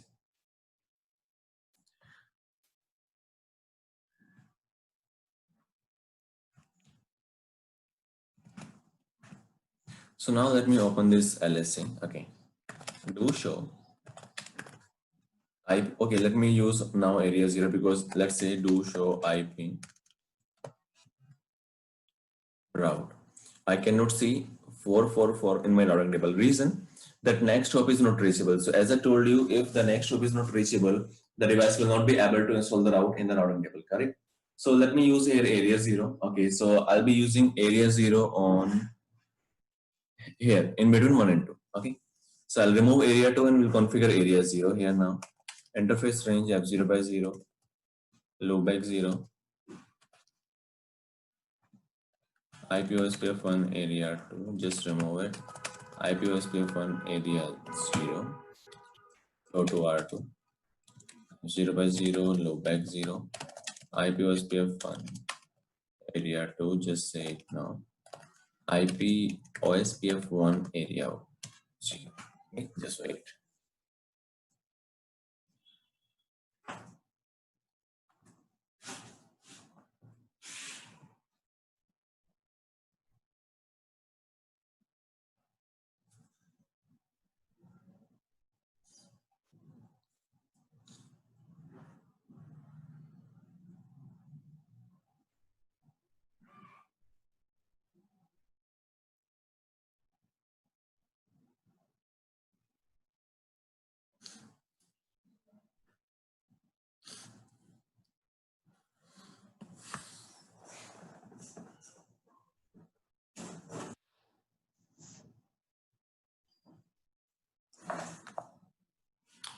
Membership is up. Let's go to R1, check the database. So here I can see type 5 LSA again and The link ID is 4444. The route is 444 and 340000. Now let me see the next hop is available or not. Look here. Advertising router is 3333. As I can see here, yes, I have a LSA to reach 3333, right, via R2. And to reach R2, what I have here, this. It means it's a chain, we can say. Okay. So what is happening here? To communicate 4.4.4.4.4, what is the advertising router? That is 3. Now what the router will do, the router will check, do I have any LSA for this one? Yes, I have LSA 3 to reach 33333, right? Now what will happen here? Basically, what we have here, we have this LSA 4 also, but once we start LSA 4 concept, I will discuss about this one also. Okay, so now that is reachable via R2, and then again it will check, do I have any LSA? Yes, so that is reachable via R2. Now I have this LSA 1, so what I can do, I can find the way to reach R2. It means, yes, now this router and this route and this route I can install in my routing table. Okay, so let me check how this router will install the route. Do show IP. So look here. Okay, so as I told you, for my only for the intra area route, that will be O. The code will be O.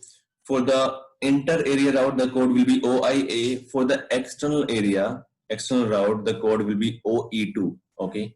So here we have A2. So we will discuss about the A2. What is the meaning of this A2 here? Why we have A2 here? Okay. So first of all here, as I can see here, 4.4.4.4 is reachable via 12002. It means always whenever we install the route in the routing table, we always choose the next hop address, right? So the next hop router is having the ID, the address 12002. That's why I can see here the address 12002 reach 4444, right?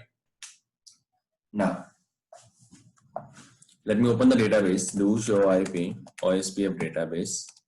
Do show IP OSPF database. I want to see the external LSA with a link ID 4444 and just say enter here. Now, this is the LSA. Okay. So LSA 5, this is the LSA age. Okay. And there's the link state ID. As I can see here, the route address. Advertising router is 33333. The sequence number is 0001. So about the sequence number, we'll discuss basically the sequence number we use to prevent the loop here in the case of OSPF. This is the checksum, the length, and the mask is 32. Now, the metric type is 2. We'll discuss about this one. Okay. The metric is 20 here. So by default, for all the routes, whenever I will perform the redistribution, by default, the metric will be 20. It means, let's say, first of all, if I talk about R2, if I talk about R1 or n numbers of router, always the routers will be having the same metric value. Do show IP route. So look here. I can see here the metric is 20 here. Okay. If I check on R2, do show IP route. Same here, I can see the metric 20, but that is not possible, right? If I can see here metric 20, the metric should be higher here, right? But in the case of LSA 5, what the router will do, the router will just install the metric 20 in this case. Okay. Now let me show you one thing. Do show IP route 44444 and just say enter. So in this output, I can see I'm getting this route from OSPF. The distance is 110. The metric is 20 and the type external is 2. Okay. I can see here the forward metric is 1. Okay. So basically it should be 21, but it will just add, it will just show me the real metric that is 20, but it will carry the real metric. So this is the metric that it should use to add here, but it will never add here. Okay. Let's check on R1. Do show IP route 1.14444. Look here. The real metric is 20, but the forward metric is 2, right? It means that real metric should be 22, but it will never add the forward metric. Okay. It will just carry the metric in between the routers. It will never add the metric in the case of E2 because this route is E2, right? As I can see here, this is your E2 route. So once we have E2 route, so basically we have two types of routes. One is E1 and one is E2. E2 is default. So let's say I'm getting a same route from E1 using E1 code and using E2 code. So E1 is more preferred over E2. So once we do check this condition, we never check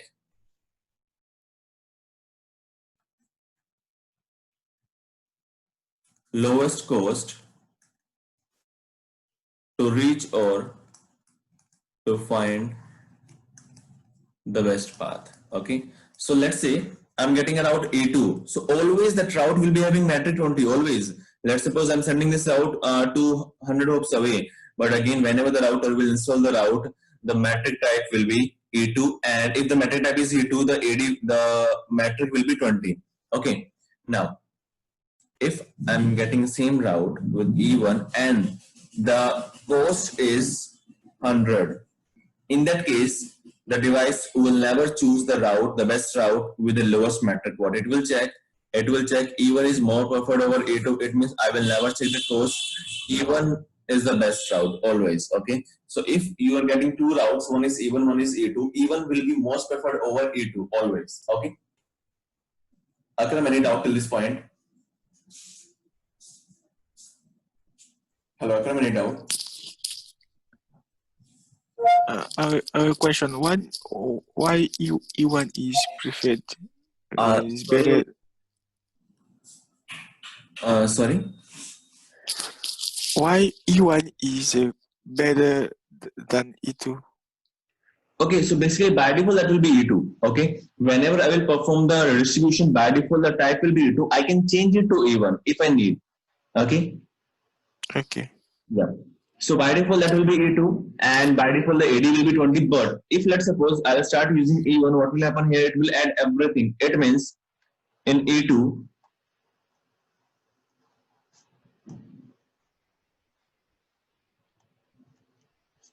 router will never add extra metric, or we can say forward metric, the metric between routers.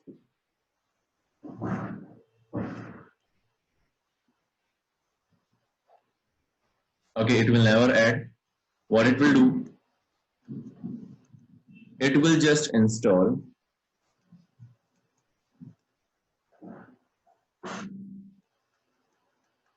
metric 20 in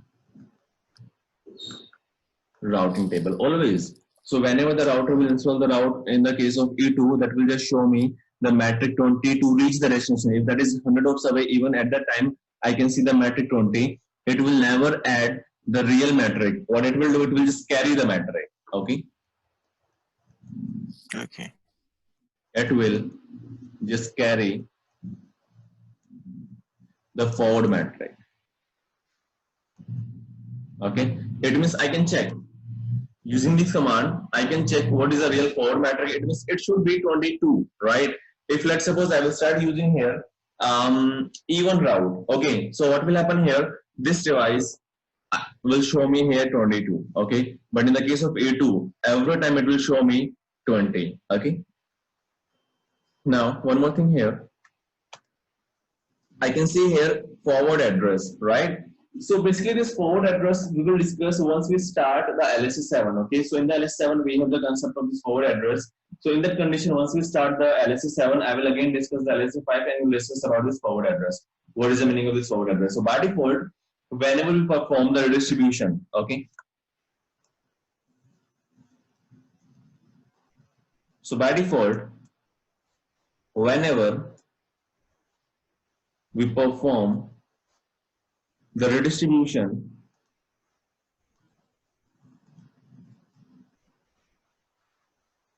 forward address will be 0.0.0.0. Okay. So basically why we use forward address, just let me tell you. If we have forward address, so that we use to choose a new best path. Okay, let's say due to any reason, let me create a router R10. Okay, so due to any reason, I'm getting the next hop of R4. Let's say just 1 minute. Okay, so let's say I'm R of 3 is performing the redistribution. Okay, due to any reason, I'm getting forward address of R10. So what will happen here? R1 will go via R10. Okay, or maybe like this. Clear? So that forward address we use just to choose the best path. Okay, so if let's suppose we don't have forward address, okay, what will happen here? R3 will send the packet here, and R1 has to go via R3, right?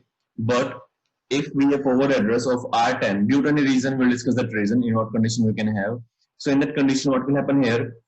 R1 will go via the best path. Okay, so basically right now just remember this thing. We have this forward address just to choose the best path. Okay, once we start the LSC7, in that condition we will discuss what is the use and how we can use this forward address. Okay, and what will be the real forward address at that time. Okay. Okay. Sir, I have a question. Sir, I have a Yes. question. Like if I do redistribution, EIGRP into OSPF, then I will see 20 metric, right? Right, correct. Okay, so like if I do same route from both side, Both it means sides. if I receive any route, so the metric is 20, right? Yes, always. So the forward address, we have any No, basically concept like I change the forwarding address metric? change, but right now in the case of LSFI, by default the forward address will always be 0000. Okay, we cannot add the forward address in the case of LSFI automatically, but yes, if we know the tricks, we can add. Okay, let's say what I want here,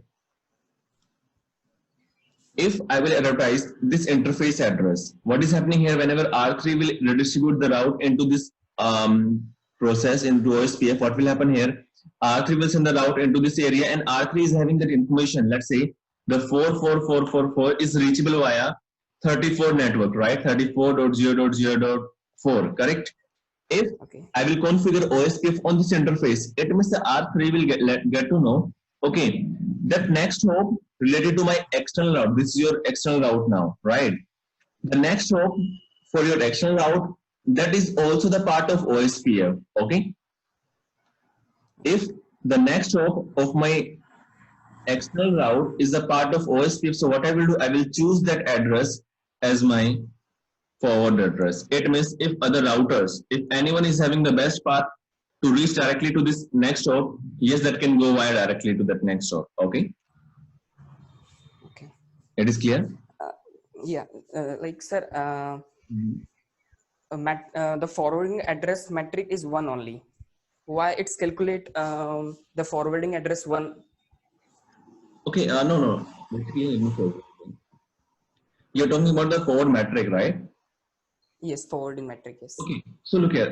If I talk about forward metric, do show IP route 4444. I can see here the forward metric is 2 on R1, right? If I check on R2, I can see 1. Okay, so that's depend on the hops. Okay, if let's say Okay. I will connect a new router here R3, R13. Okay, so in that condition, the real metric will be 20, but the forward metric will be 3. Okay, because 1, 2, 3. Okay. The forward It means it's depend on who. Yes, to reach ASPR. Depend on the host always. Okay. Okay, sir. Okay, sir. Clear? Okay, clear, sir. Clear. Akram, any doubt? So I just told you one thing here. What if I inject this interface into OSPF? So R3 will just let you know the router if you have the best path to reach 34th network, so you can directly go to that neighbor. Okay. So now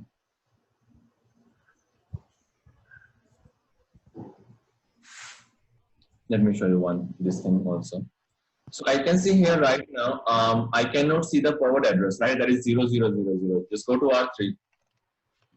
F0 by 0, IP OSPF 1, area 1. Just wait.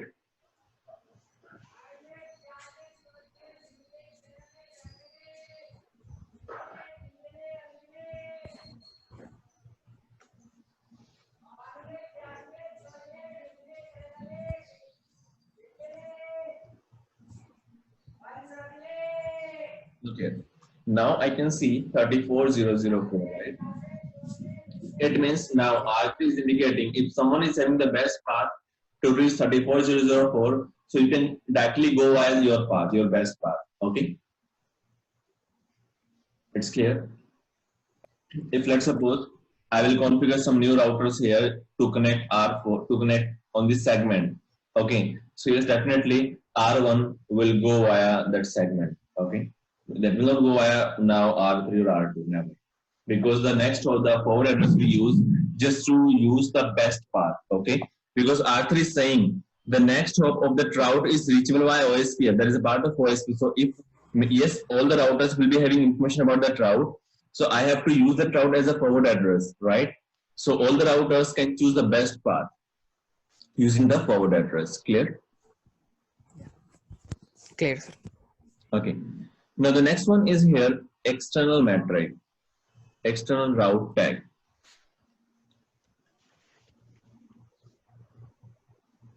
Now what is external route tag? So by default, again, as I can see this as 0, right? So basically this is the tag. Let's say we have router R1, R2, R3, R4, area 0, area 1, EIGRP. I'm having a route here 44444 and EIGRP is using a tag. So in EIGRP we did one thing, tag based routing, right? Basically tag based filtering we have done. So in the EIGRP we did how we can add a tag. So using distribute list, using route map, what we can do, we can add a tag, correct? So let's say I'm using some tag here. Okay, the tag number is, let's say, 172. So once R1 will perform the redistribution, so what it will do, it will just add the tag from EIGRP to OSPF here. Okay, so that is just a tag to identify the route. That's it, nothing else. Okay, any doubt at this point? No, sir. Pawan, any doubt? No, sir. No, sir. Okay. So now let me do one thing. Let me use a tag value on R4. Okay. So guys, any idea how we can create a tag in EIGRP? What I can do here to add a tag value?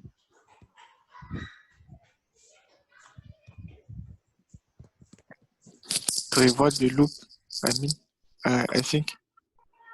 Sorry? To avoid a loop.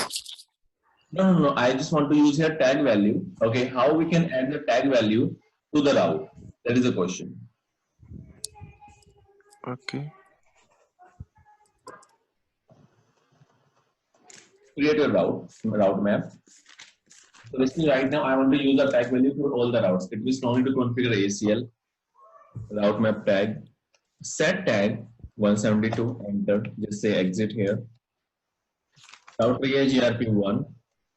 Distribute list. So whenever you want to play with your control plane, you have to use distribute list. Okay. Route map tag direction. The direction should be out this time, right? Because I want to send the route with this tag value 172. Just say enter here. Go to R3. Do show IP OSPF data. Sorry, do show IP EIGRP first of all. Topology. So look here. In the topology, I can see the router is having 172 tag, right? You can see. Now the tag value is 172. Now the router R3 is performing the distribution. It means once it will do the distribution, R3 will add this tag value into the LSA pipe also, correct?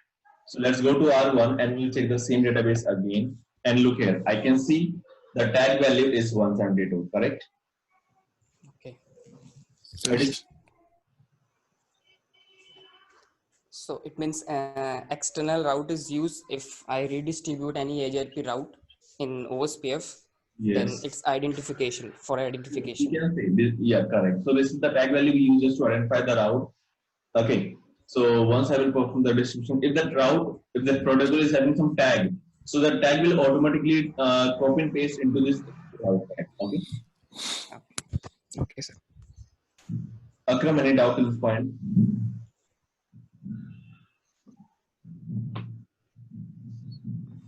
No, boss, it's okay. Okay. Now we'll see how we can change the tag, the E type. or how we can change the metric value. Okay. Do show run 5 section R OSPF.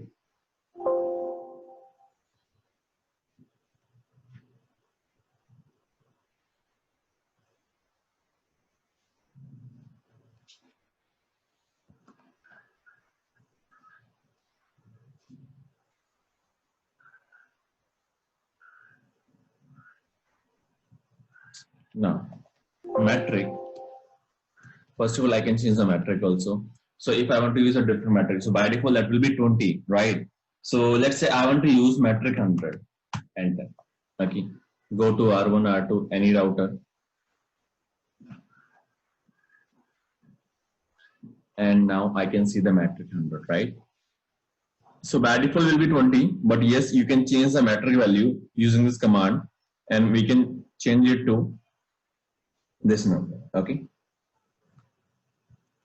Now the metric type. So now I can choose 1 or 2. So by default that will be 2, right? Now I can change it to 1. So once I will change it to 1, what will happen here? The forward metric here it was 2. The metric is 100. So in the routing table, it will choose. Look here. Right now, as I can see here, metric type is 2, larger than any link state path. But let me check that again. Look here. Metric type is 1, comparable directly to the link state metric. Okay, it means now whenever the router will install the route in the routing table, it will add the forward metric also. Okay, it means it should be 102 in the routing table, right? Do show IP route 4444, enter. Now you can see. Okay, that is 103.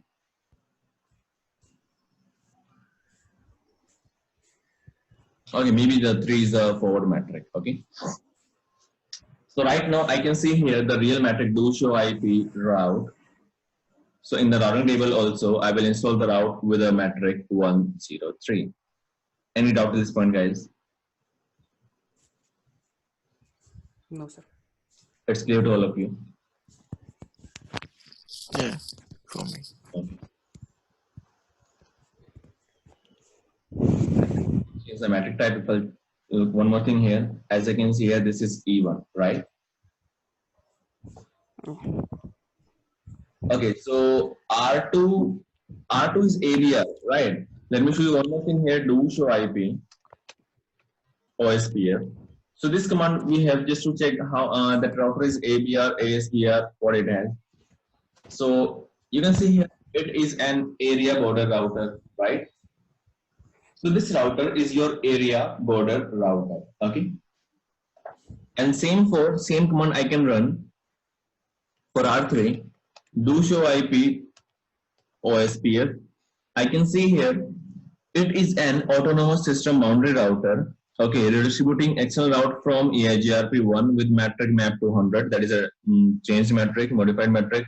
Include subnet in the redistribution. Okay, so using this information, I can see. Okay, I'm using E1 type. Not even. I can just see here the EIGRP protocol. Okay, with a different metric and with the subnet keyword. Okay. So guys, any doubt till this point? No, and sir. about these things, what are these things? I will discuss about these things. Okay, everything I will discuss once we finish the LSAs. Okay. And one more thing, I told you one thing. The router, whenever the router will receive LSA, it will run SPF, right? So in the case of OSPF, whenever it will receive only LSA1, it will run SPF. Shortest path first. Okay. So if let's suppose I'm getting LSA2, I'm getting LSA3, I'm getting LSA5, the router will never run LSA, the SPF, never. Shortest path first, the algorithm it will never run. Only once they will receive the LSA1, they can run the SPF. Okay. Now, so this is your LSA5. Okay. Now one more thing here that is required. Now let's talk about LSA4.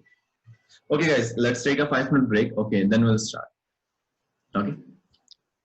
Okay, sir. Okay.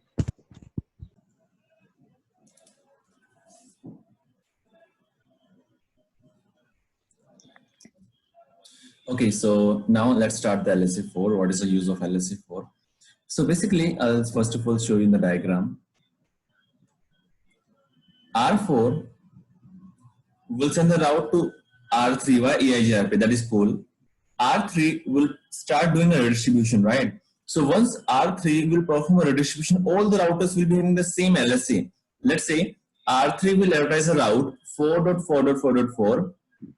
This is the link ID, and the advertising router is 3.3.3.3. So all the routers R2, R1, and all the routers will receive the same information, right? And the device will say this is your ASBR. So all the device will get to know who is the ASBR. 333 is the ASBR, but these routers, the routes in different area, they don't know who is ASBR, right? Now, if we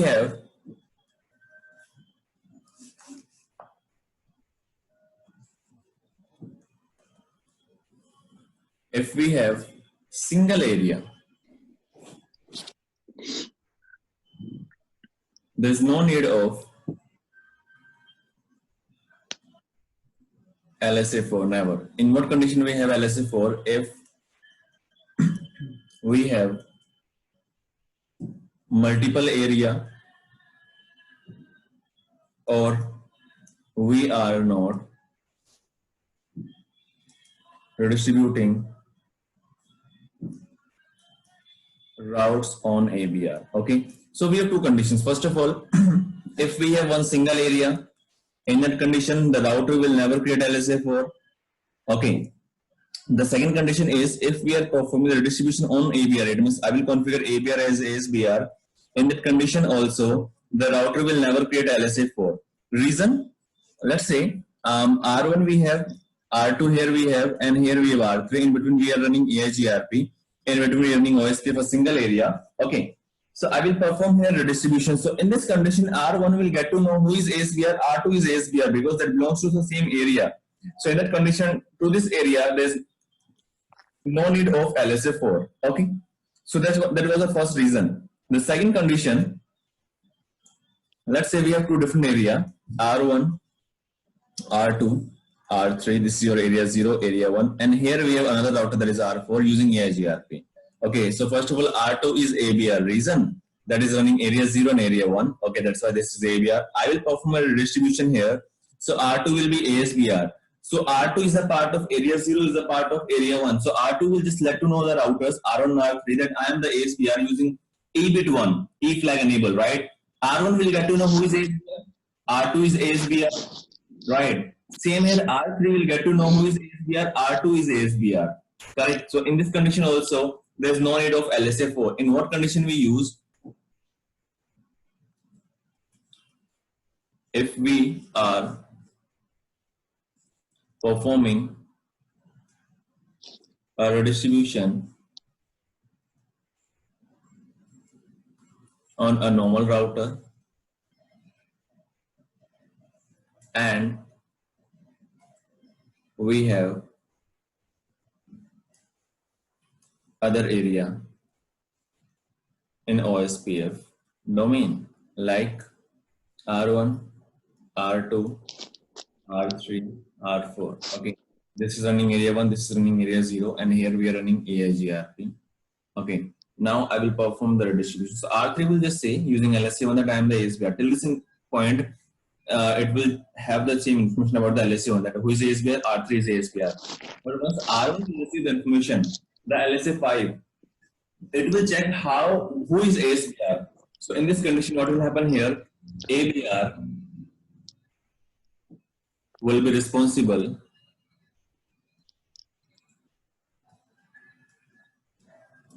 to generate LSA4. Okay, so using LSA4, what it will send the information. Using LSA4, it will just let to the routers into other area. If you want to communicate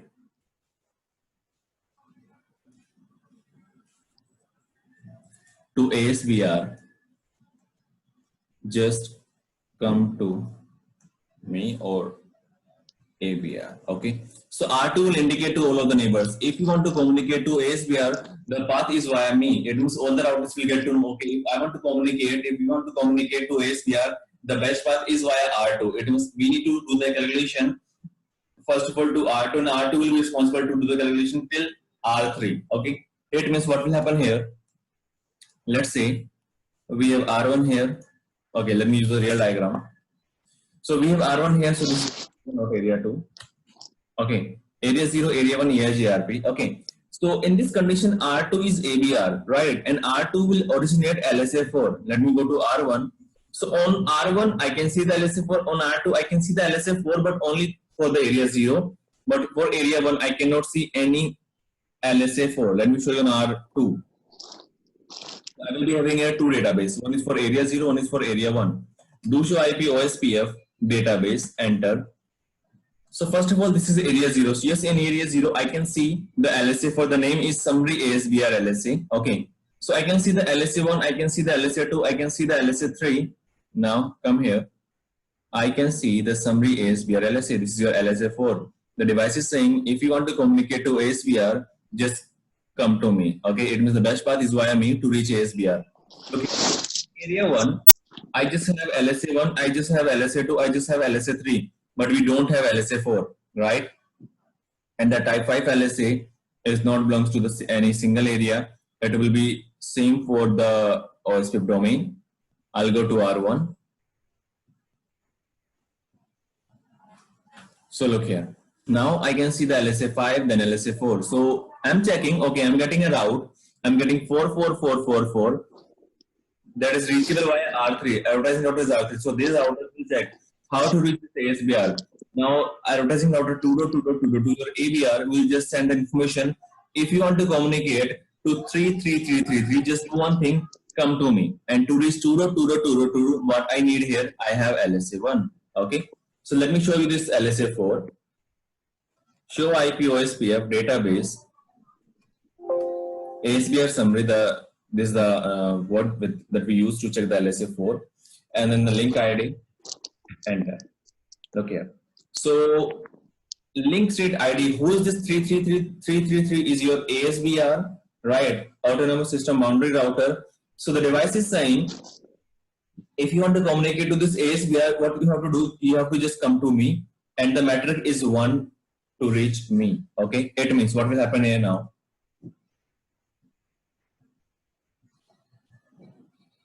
Let's see.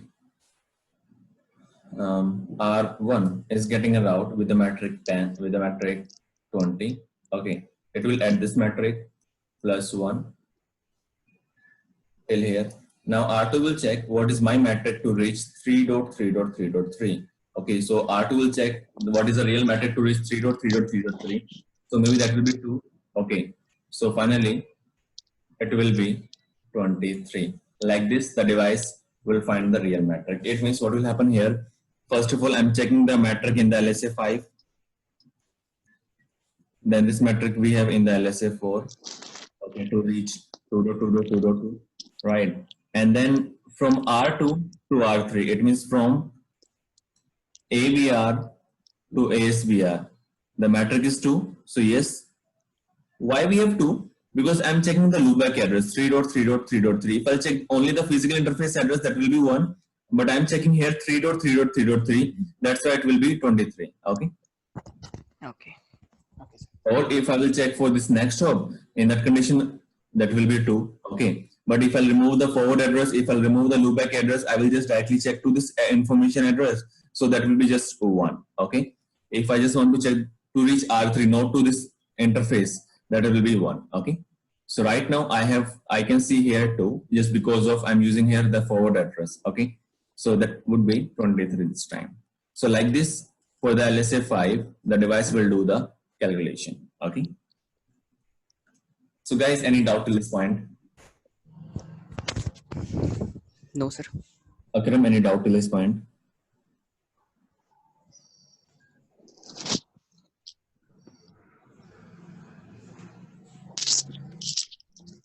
Akram, any doubt? Atif, Ulrich, any doubt? No, For me, no. Okay, so today we have done what LSA 5, LSA 4 we have done. Okay, and tomorrow, first of all, we will start.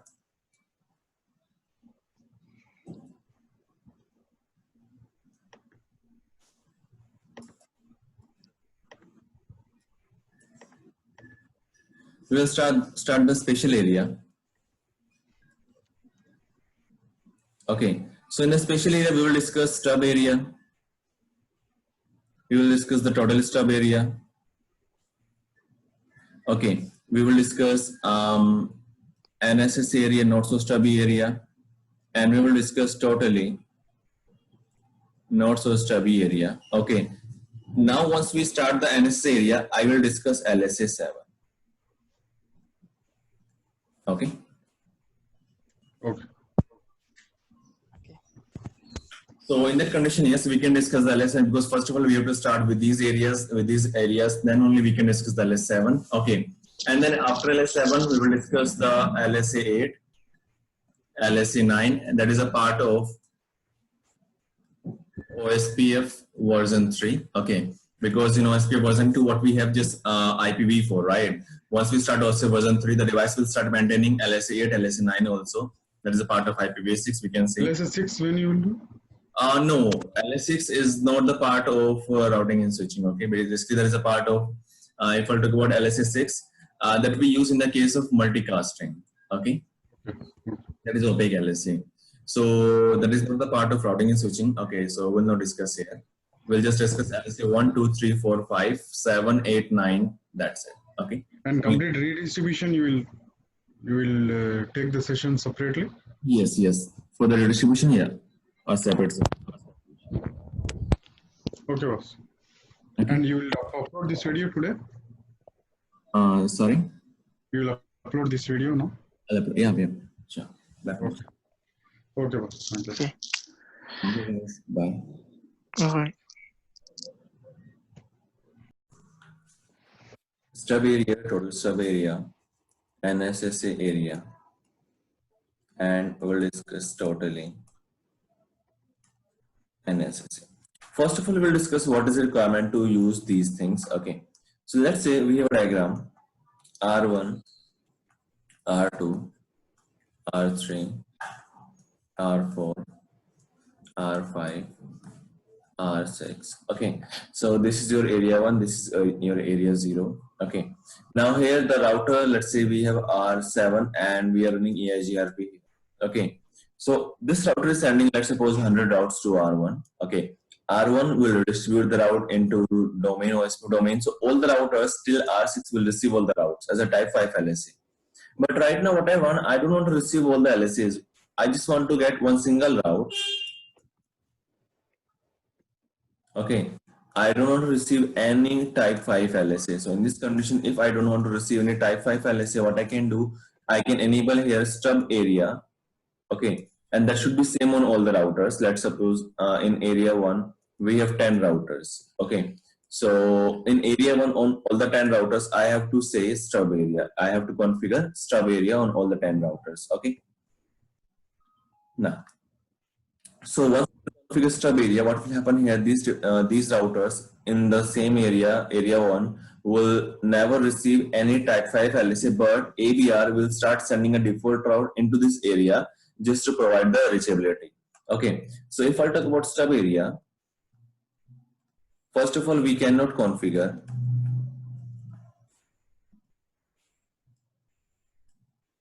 for area 0. Okay, or we can say for backbone area.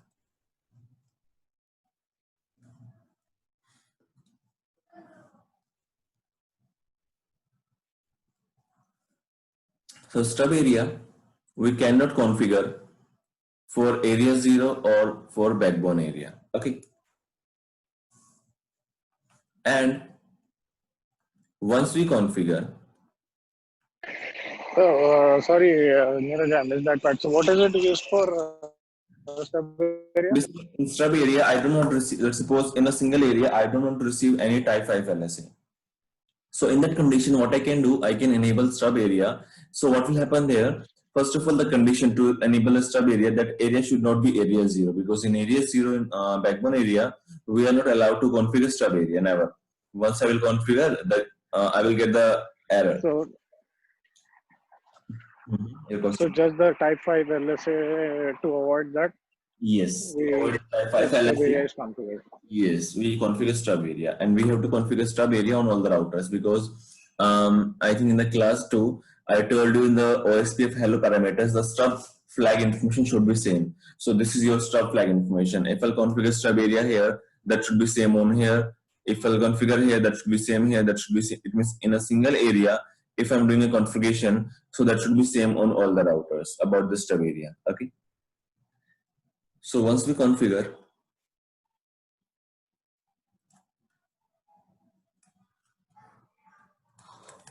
routers will stop receiving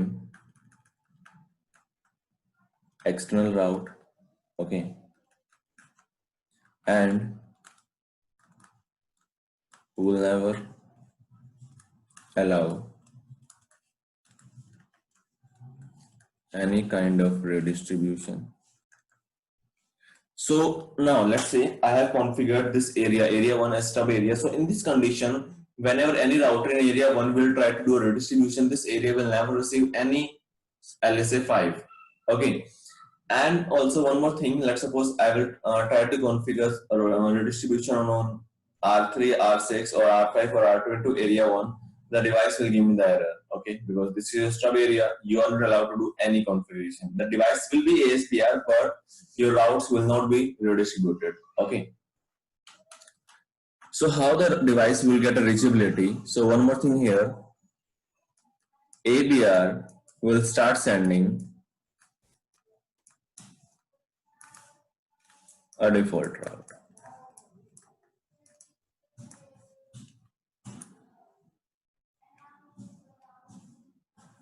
Okay, so once I will configure stub area, first thing, they will never receive any type 5 LSA, they will never do any distribution, but yes, they will receive a default route just to make the reachability. Okay, so Akram, any doubt to this point? Atif, any doubt?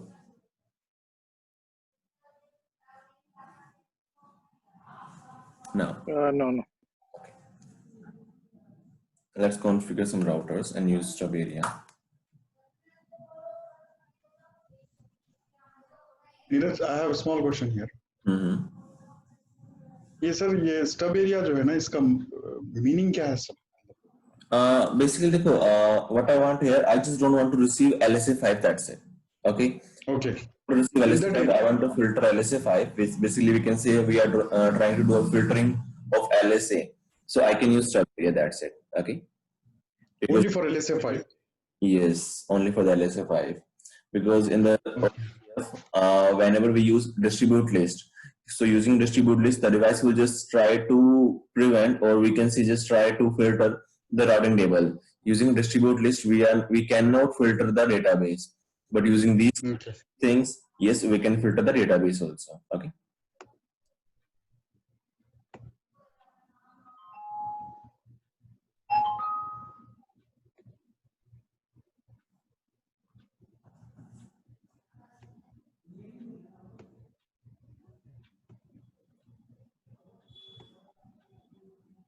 Hello.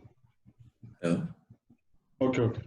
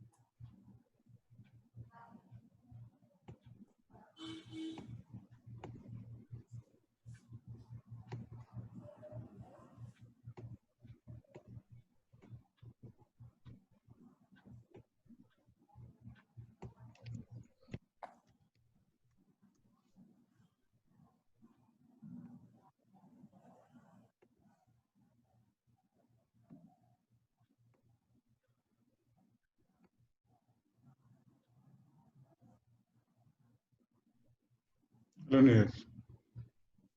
Hello. Yes. Okay.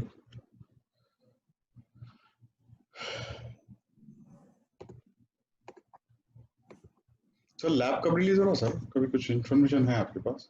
नहीं, अभी तो नहीं है. So I'll configure here area 0 in between 1 and 3, and we'll configure area 1 between 2, 4 and 2, 3, 4, and between 5 and 1 I'll configure AHR. Okay.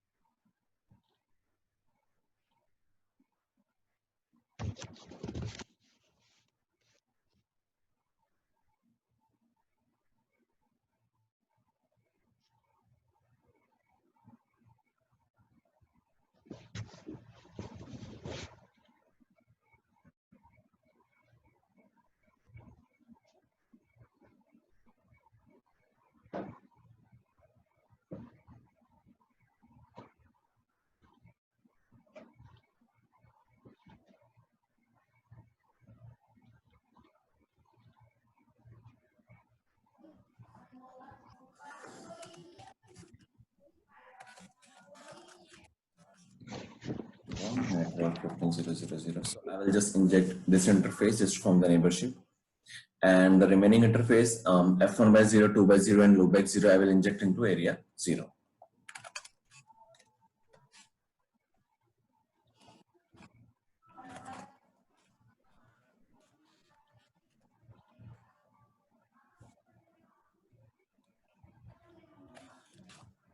f1 by 0, loopback 0, and OSPF 1 area 0.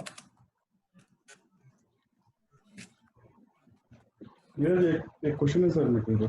Yes. जब आप interface में जाके IP OSPF range डाल के वो area 0 या area 1 जो भी दे रहे हैं ना, तो इसमें सर वो अपन को क्या बोलते हैं नेटवर्क पूरा क्या देते हैं अपन वो तो नहीं, फिर मैंडेट नहीं है, बिकॉज देखो नेटवर्क कमांड से हम क्या करते हैं, सेम काम करते हैं, हम एक इंटरफेस के ऊपर रन करते हैं कि आप ना ओएसपीएफ सेम। अब यहाँ पे हम क्या कर रहे हैं, विदाउट नेटवर्क कमांड हम सिर्फ वही काम अपने इंटरफेस के ऊपर एनेबल करवा रहे हैं क्या ओएसपीएफ को, दैट्स इट। तो उससे ले रहा हूँ वो पूरा नेटवर्क कमांड पूरा इंटरनल उसके हिसाब से ले रहा हूँ। हाँ बिल्कुल बिल्कुल, ऑटोमेटिकली इंजेक्ट कर, देखो नेटवर्क कमांड भी क्या कर रही है, इंटरफेस चेक कर रही है, और हम इंटरफेस भी डायरेक्टली जाके काम करवा रहे हैं। सो दोनों बात एक। हाँ, कि हमने स्पेसिफिक इंटरफेस बता दिया, कुछ भी हो उसके ऊपर दैट डजंट मैटर, वो अपने आप काम करेगा उसके लिए। और जब अपन शो आईआईटी ओएसपीएफ देखेंगे तो आप नेटवर्क कमांड बताता हूं, नहीं सेम आउटपुट आएगा, ऐसा कुछ दिखाएगा नहीं उस कमांड के अंदर। Okay okay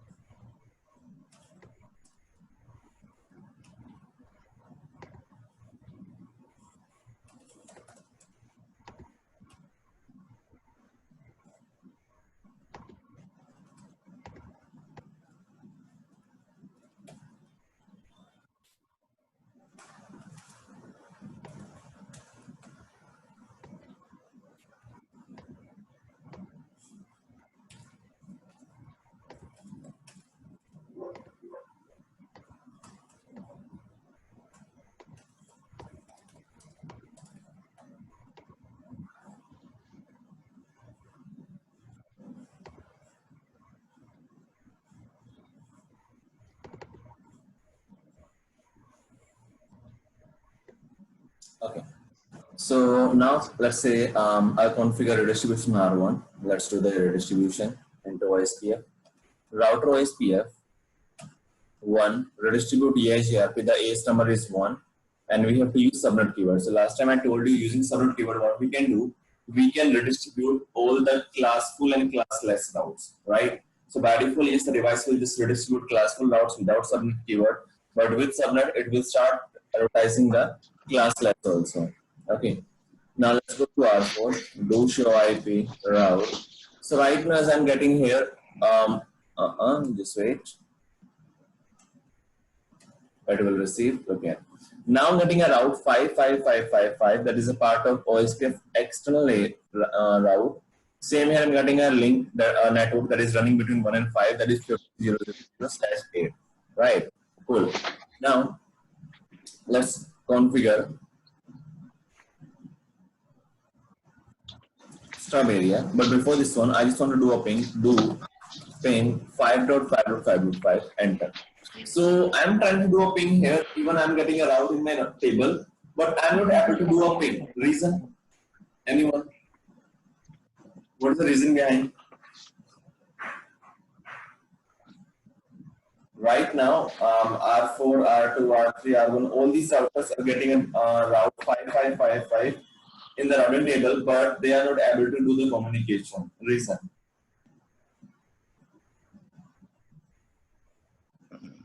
R5 in the step router.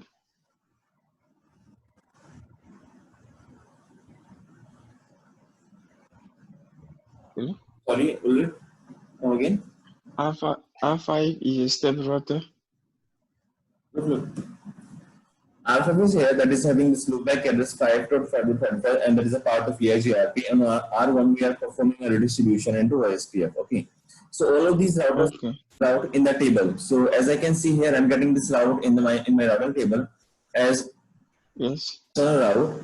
Okay, but whenever I'm trying to do a ping hit from R4 to R5, okay, that is not possible. Reason?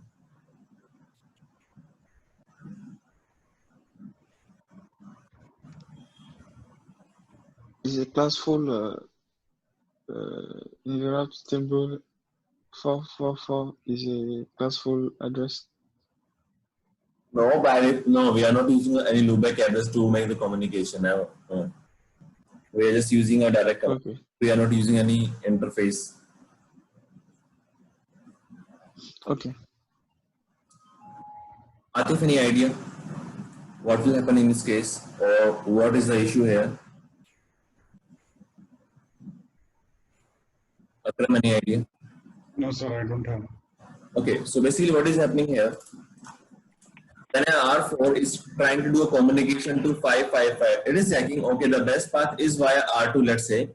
Okay, so what is happening here, by default, it will choose the exit interface address as source interface address. So it is sending a packet to destination address this one with the source address 24.0.0.4.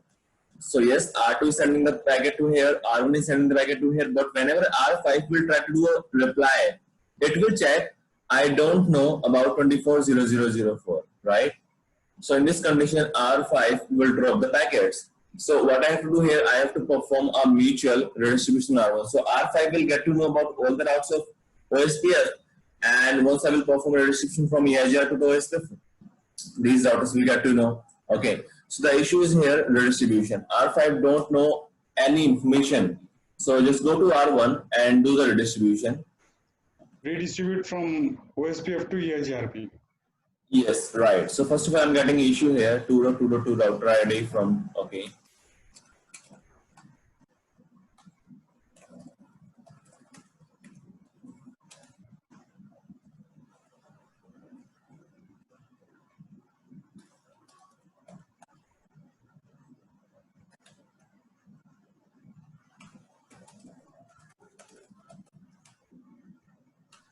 Just wait.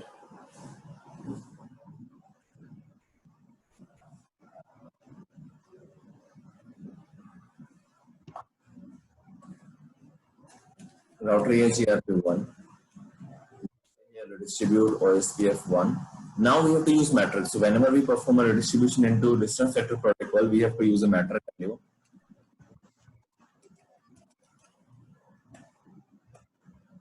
Go to R5, do show IP route. So you can see I'm getting all the routes now, right? If I'll do a ping now, that will be possible. Look here, that is possible, correct? So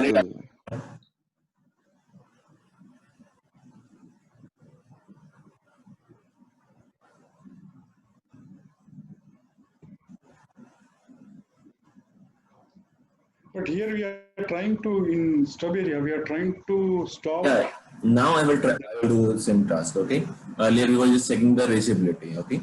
Because in future we'll do a communication, so we'll check the reachability. So that's why I'm checking here reachability before doing the task. Okay. Now we'll enable the stub area, router OSPF 1, area 1 stub, configure area 0 stub area. Okay. Router OSPF 1, area 0 stub. So this is the command to enable the stub area. So once I will run this command, the device will give me the error. OSPF backbone cannot be configured stub area. So we cannot configure a backbone area stub area. So we can configure this normal area stub area. So I'll configure area 1.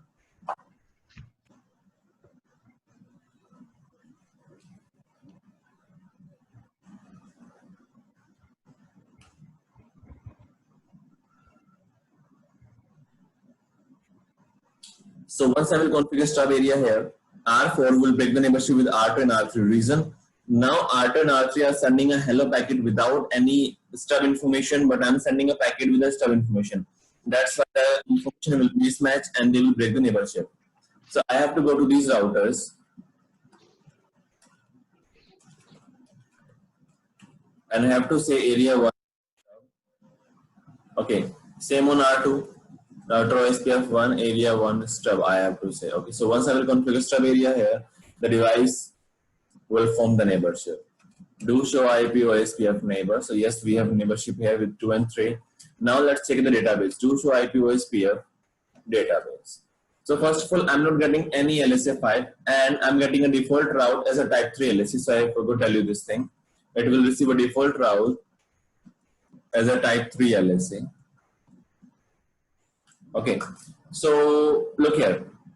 Right now, suppose R5 is advertising 1000 routes, but now I don't want to receive. So what I can configure, I can configure stub feature, and the feature will be having a benefit that will give me the default route, just to make the communication possible to all the routes to external area, right? To external protocol. Now let's do a communication thing. Your doubt? Okay, can we link to 555? Yeah.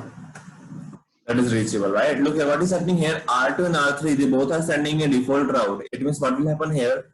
Whenever I want to do any communication, what I will do, I will send the packet out to 2 or 3. And then they will check, do we have any specific route? Because that is area 0. So we cannot filter the routes in area 0 using stub feature, right? So it will check, do I have that specific route? So if yes, I will send the traffic towards the neighbor.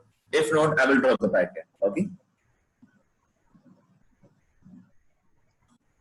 It means, sir, it is being this other protocol routes in the OSPF. Yes, right. Basically, what I want here, I the protocol into area 1. I just want to receive a default route. So using default route, I want to make all the communication. That's it. But I have one question here. Only area 1 we are making this as a stub area. Yeah, basically, if I talk about backbone area, I cannot configure backbone area stub area. And the remaining normal areas, yes, I can configure stub area. Okay. In this case, we are configuring in R2, R3, R4, we are configuring as stub area. Stub area, right, correct. Only we are getting the default routes on this routers. From AVR, I'm getting the, once I will configure stub area in an area. Okay, so that AVR will start sending a default route into the stub area just to make the communication possible to all the external route. Okay. Okay, this is called stub area. Yes, stub area, right. Sir, but complete redistribution, you will take another session or what? Yeah, we will. Yeah, don't worry. We'll do a redistribution session. Okay. So after OSPF, yes, we'll do a class of redistribution, a specific class. Okay. Before BGP. Before BGP, yes.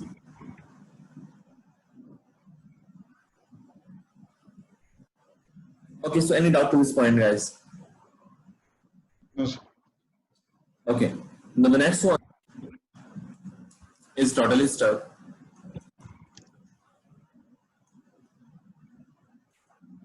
So in this condition, what we do, first of all, let me show the information here. So look here. From R2 and from R3, I'm getting a default route, correct? And I'm also getting the other area routes. So if I'm getting a default route, so is there a need to get a specific route? Then, right? Because look here, I'm getting a default route. If I will not receive these routes also, but yes, the communication will be successful, right? Reason, I'm getting a default route from the ABR, and ABR will be responsible to make this communication, right? So what I can do here, I can configure total stub area. So using total stub, what it will do, it will be having all the features of stub area.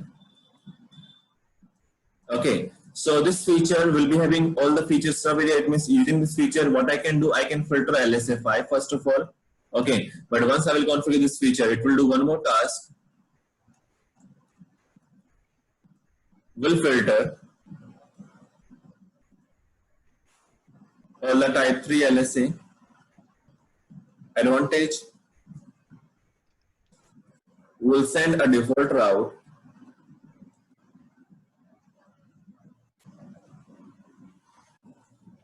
as type 3 LSA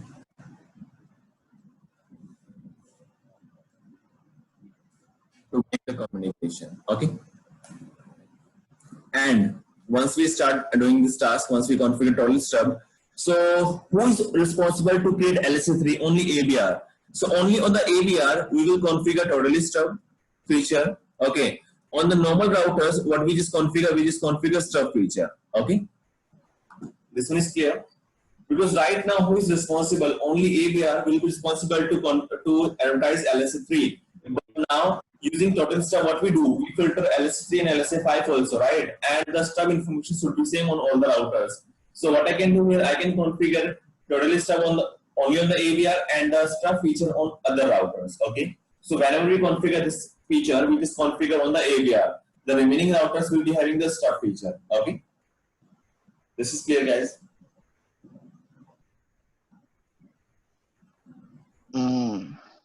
Okay. Okay, so only on the ABR I will configure total stub, and on the other routers I will just configure stub area just to match the hello packet. Okay, so once I will configure like this, I will stop sending all the routes type 3 LSA. They will stop. Okay, but yes, we will advertise our default routes as a type 3 LSA. Okay, now go to R2 and R3. Area 1 stub. No summary. So this is the command to enable the total stub. Area 1 stub, no summary. So once I will configure this command, the device will stop sending LSA3. And look here. Now I'm just getting a default route. Let's suppose I want to communicate to 1.1.1.1.1. Yes, that is reachable. I want to communicate to external route. That is also reachable, right? So right now what is happening here, I'm just getting a single default route from the ABR. And yes, the default route will make the communication possible. Okay. So guys, any doubt on this point? Okay. This is totally stub area. Yes, this is your total stub area. So in the total stub, we just configure total stub on the R2 and R3 on the ABR only, and the stub feature we just configure on the normal routers. It means total stub area means we are stopping the LSA3 also. Yes, correct.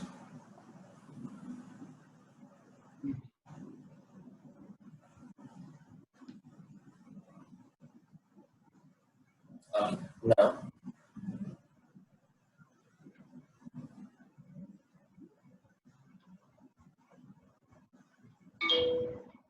but now we have an issue. What issue? In stub area and total stub area, devices will not be able to generate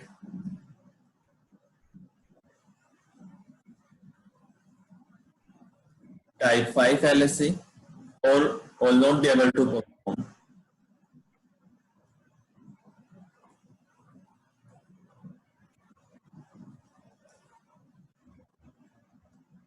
redistribution. Now I need a feature. Using that feature, what I want here now, what is the condition? I do not receive any type 5 LSA. Okay, but if in future I want to perform a redistribution into the same area, that should be possible. Okay, it means what I want here, in area 1, I do not receive any other type 5 LSA, but if in future I will start doing a redistribution, so the device should perform the redistribution, all the routers should receive the route. Let's say on R4, let me configure one loopback address, loopback 10, 44.44.44.44, 255.255.255.255, and now EIGRP1 network 44000.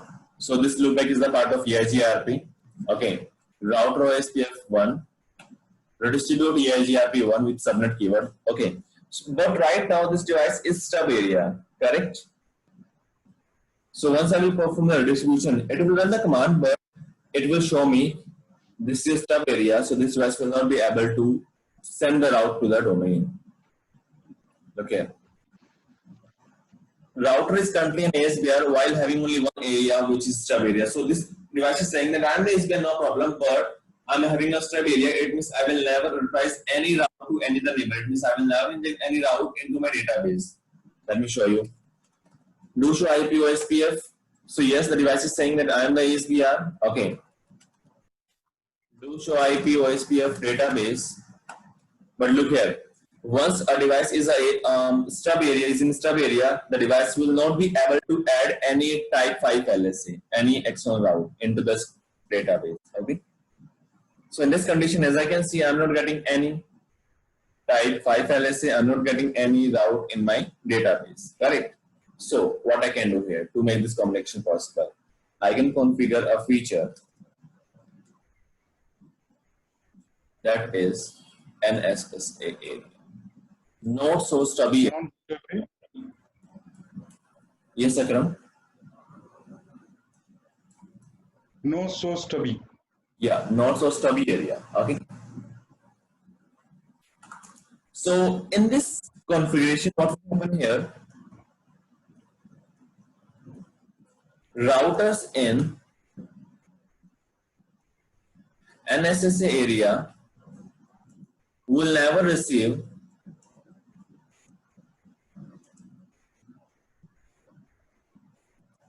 any type 5 LSA, but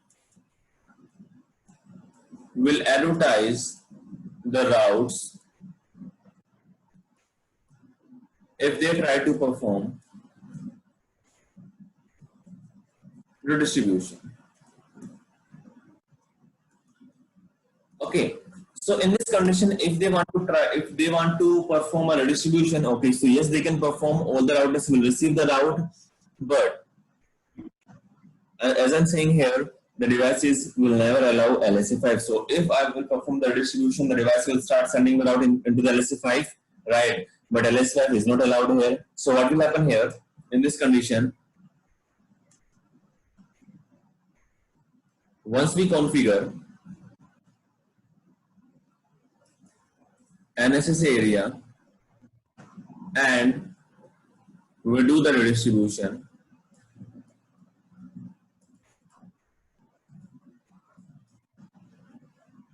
the router, or we can say ASBR, will inject the route.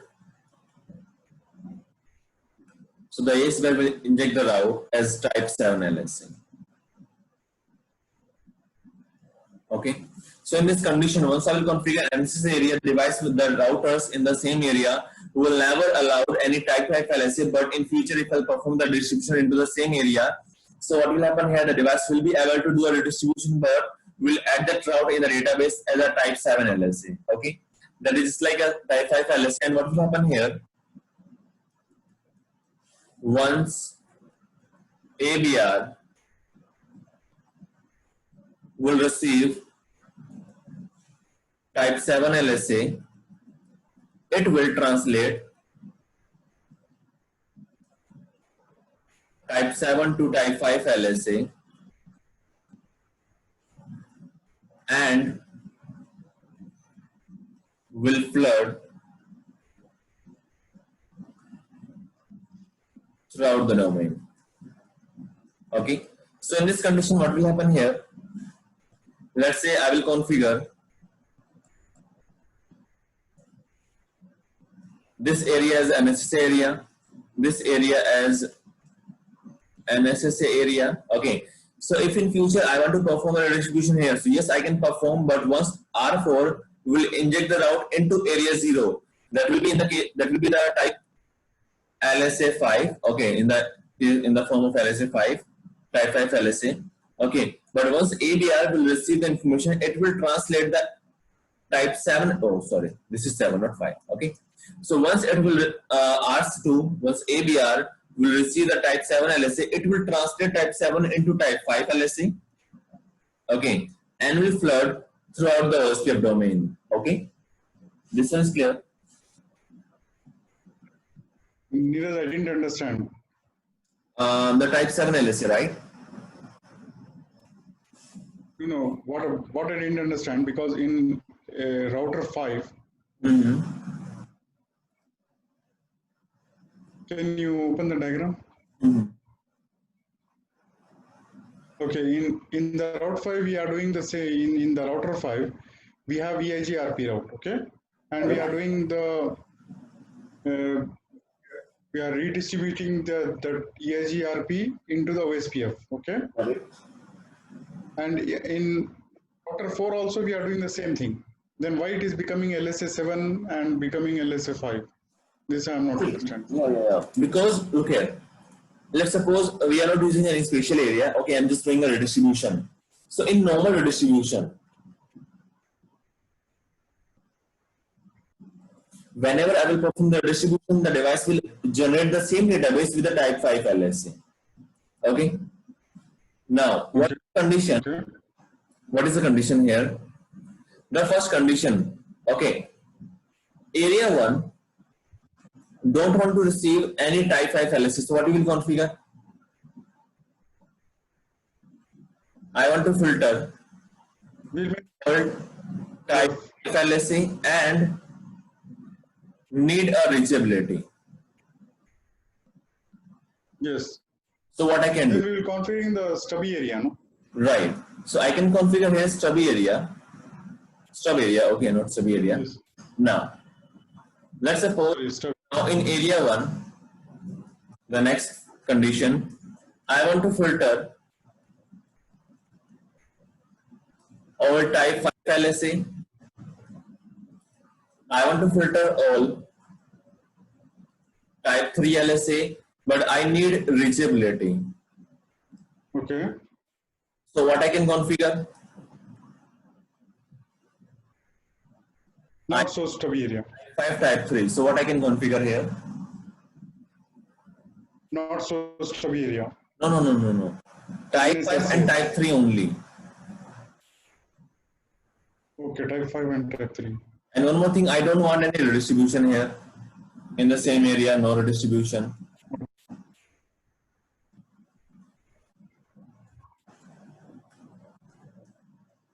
No redistribution should be allowed.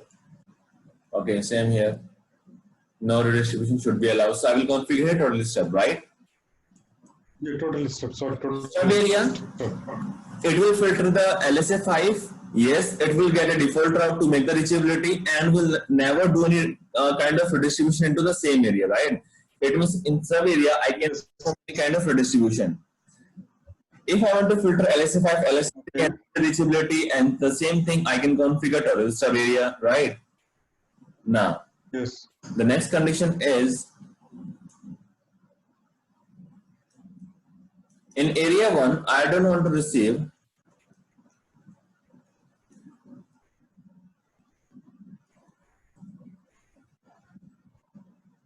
type 5 LSA. Okay, I don't want to receive type 5 LSA, but want to perform redistribution. Okay. You don't want to receive type 5 LSA. Yes. The condition is different now. I want to receive any other type 5 LSA. It means I don't want to receive any external route from any other area. But yes, if in future I want to perform the redistribution, I should perform. Okay. So in this condition, what I can do, I can configure NSSA area. Okay. So once I will configure NSSA area, so the NSSA area will never allow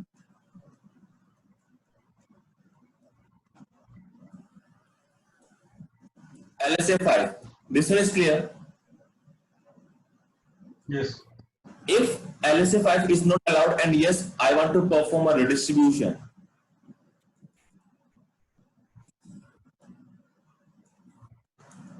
In LSS area, so what it will do? Because right now it will check, oh, I cannot generate LSA 5 because in my area LSA 5 is not allowed. So what I will do, I will originate LSA 7 this time, okay?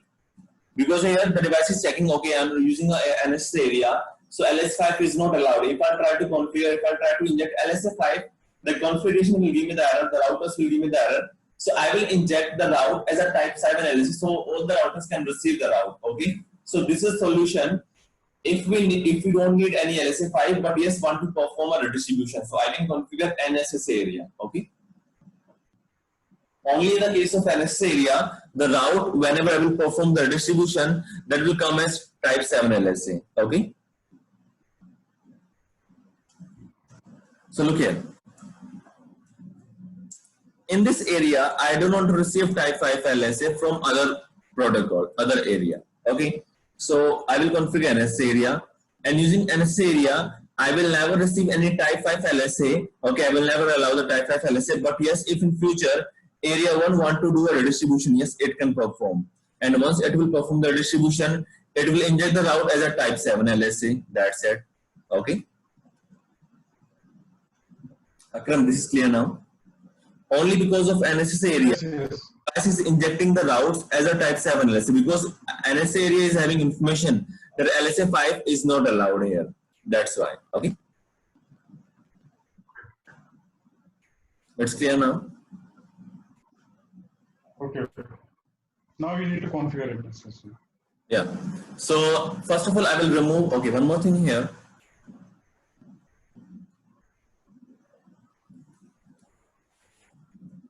In NSA area,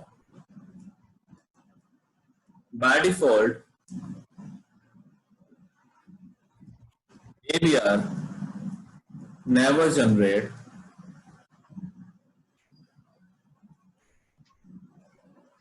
default route, never, okay? So by default, NSS area will not originate any default route, but yes, using other commands,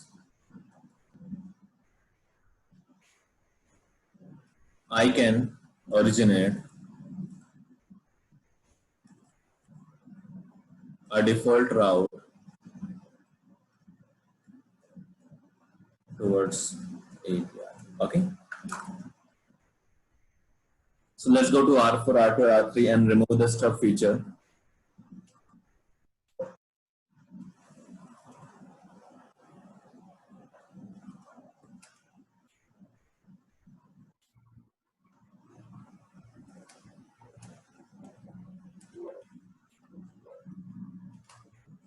Okay, so now I will let me check the neighborship. First of all, do show IP OSPF neighbor. Neighborship is up, right? Now I configure here. Do show IP. I'll configure area 1 NSSA. Okay, so once I will press enter here, this device, okay, from R4, let me remove the distribution first of all.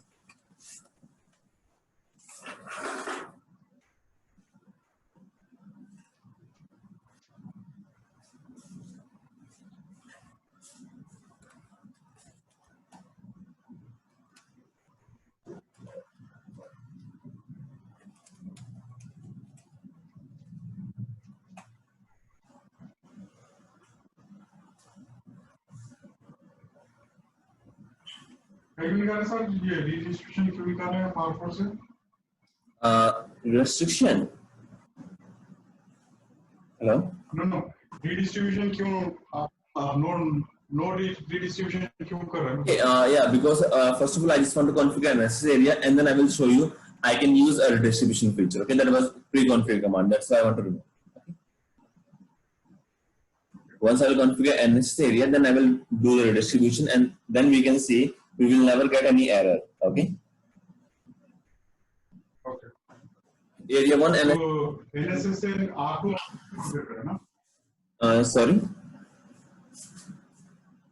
No, NSSA we have to configure on R2 and R3. Basically, NSS area again, once I will configure NSS area, that will start sending a packet with a stub flag information, okay? And that should be same on all the routers in the same area. So once I will configure NSS area in area 1, that should be same on all the routers that are a part of area 1, okay?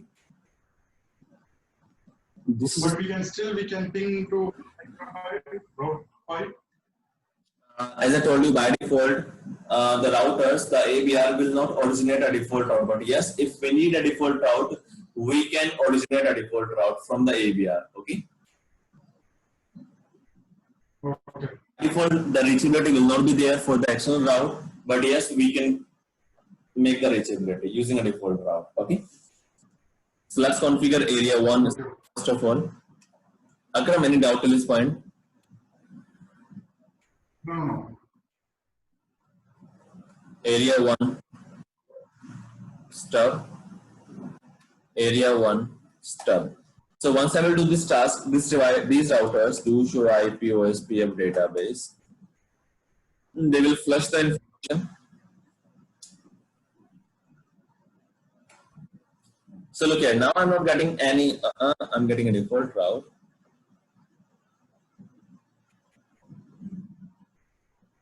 I have to check why. Because you configured on only R2. That is already running a stub area, that's why maybe. Okay. No, area 1. Oh, I configured stub area. Area 1, MSS. Okay. I'm using no stub area 1 MSS. By configured stub area.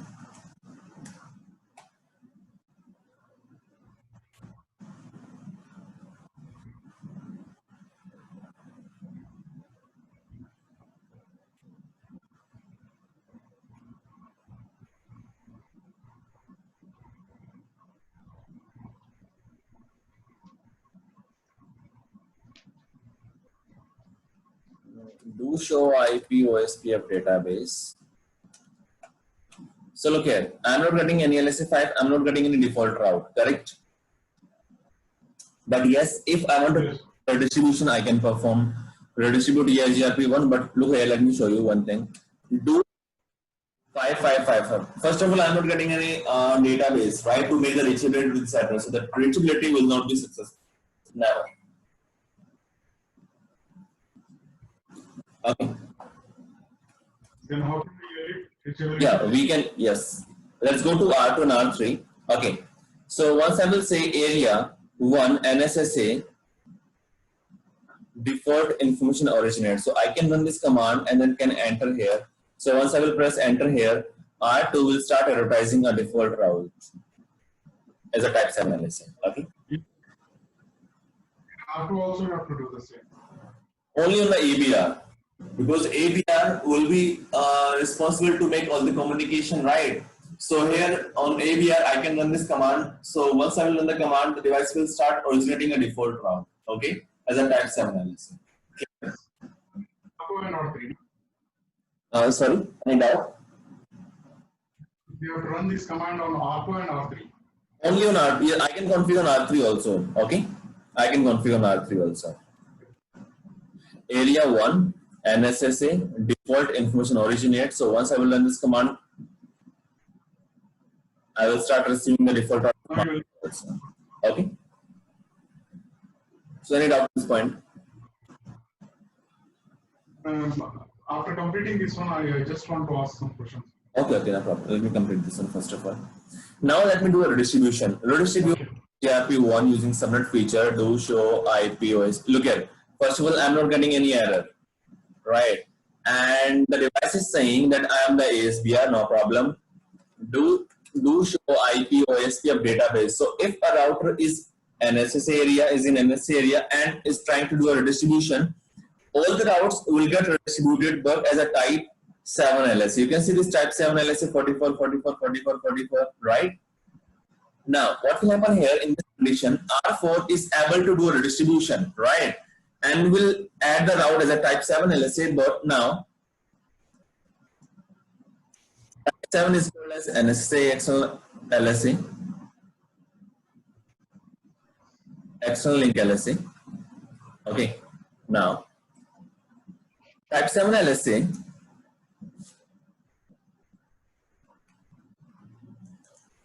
will be equal to the area.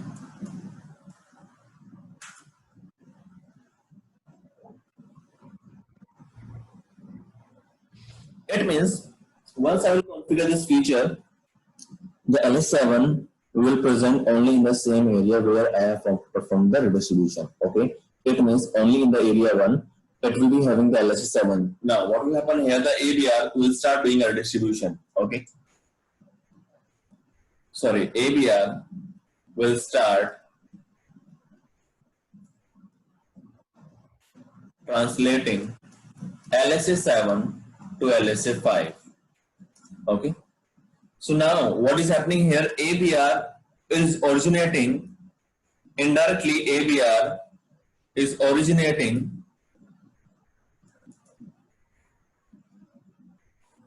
LSA5, right? And if a device is able to originate LSA5, that will be act as ASBR. Okay, it is clear. So if a router is having capability to originate LSA5, that will be the ASBR 100%. Okay, so in this condition we have two ABR, right? In this condition we have two ABR, area border router. Now which device will perform the translation? So only one single device can perform the translation. Okay, only single device can perform the translation. So here only the single device can perform the translation. Okay, it means now we have two devices, we have two ABR, right? So which device will be responsible to do this translation? Now the ABR with higher router ID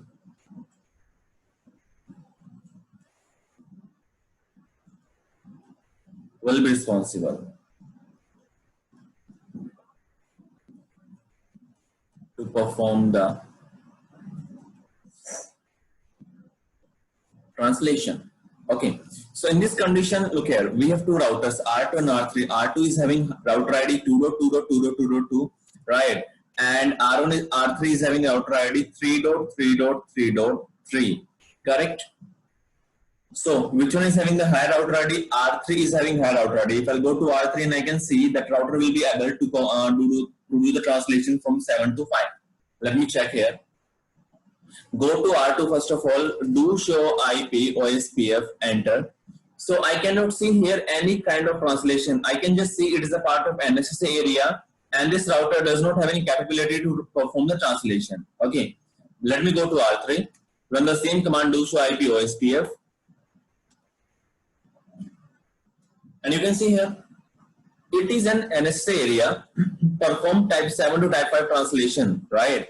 It means only R3 is having capability to do the translation because that is having higher router ID, but if I'll go to R2, that does not have any capability to do the translation, right? Let's suppose I want to do the translation on the R2 then, because by default it will choose the higher router ID, but what I want here, I want to perform the translation only on the R2. So I can run one single command, area 1 NSSA. I can say here,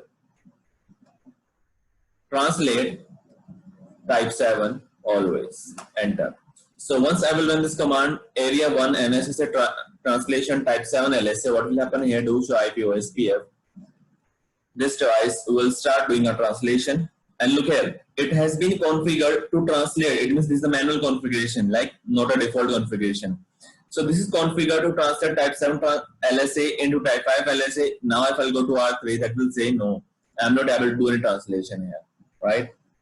So default will be the higher router ID. The router with the higher router ID will do the translation. And we can run a special command to make a router as a translator, right? That is IP area 1 NSSA translate type 7 always, right? Do show IP OSPF. So once I will run this command, it will say it is an ABR and ASBR also. Why ASBR? First of all, ABR. There is a part of two different areas. So yes, that will be ABR, but that is ASBR also. Reason? R2 is able to do a translation from 7 to 5. It means R2 is able to do able to originate LSA 5, right? If a device can originate LSA 5, that will be ASBR always, right? So once we configure NSS area, all the ABR will automatically become ASBR and can do the translation. Okay. One more thing here. Let's suppose. Let me draw another diagram just to make things understand.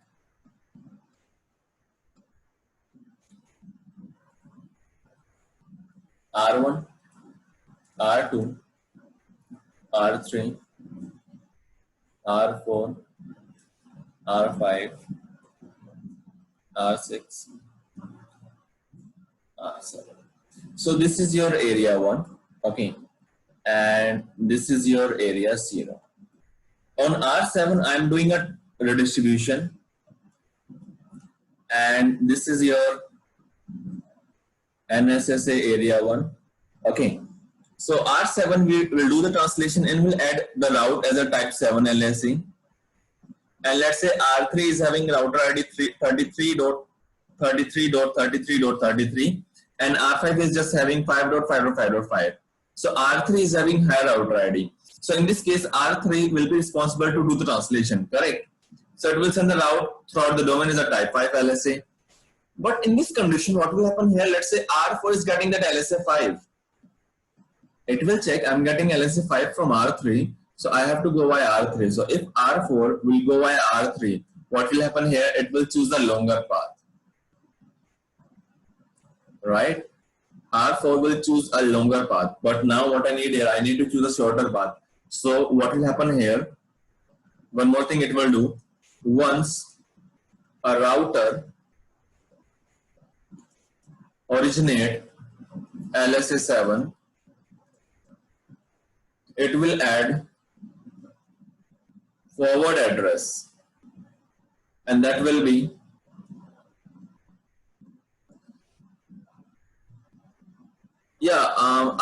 Akram, R5 is having 5.5.5.5 and R3 is having 33.33.33.33. So that's why R3 is having higher router ID and R5 is having lower router ID. So once a router originate LS7, it will add forward address. That will be the highest loopback address, or we can say highest OSPF loopback address.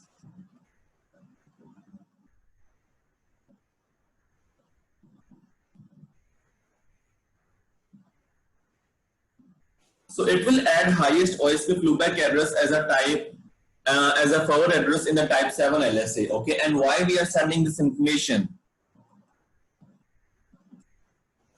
Just to choose best path. If that router can reach forward address. Okay, so what will happen here?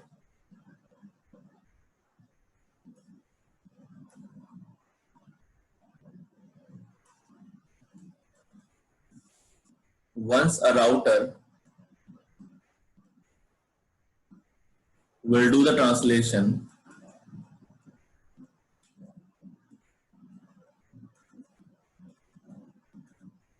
from 7 to 5, it will also copy and paste forward address into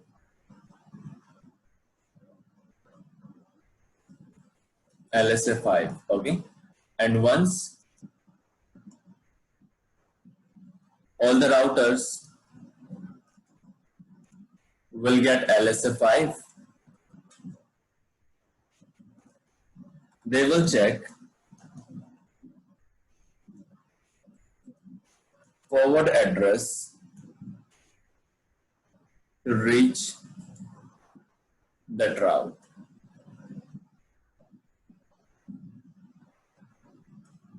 Okay. Now, so in this condition, the device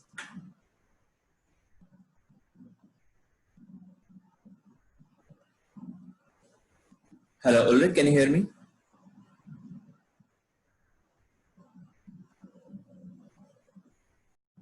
So once all the routers will receive LSA5, they will just check the forward address to reach the route. And why forward address? Because basically forward address is a part of OSPF, and all the routers will be having that route, or we can say a best route they will be having, right? So what will happen here? Let's say I'm using the same diagram.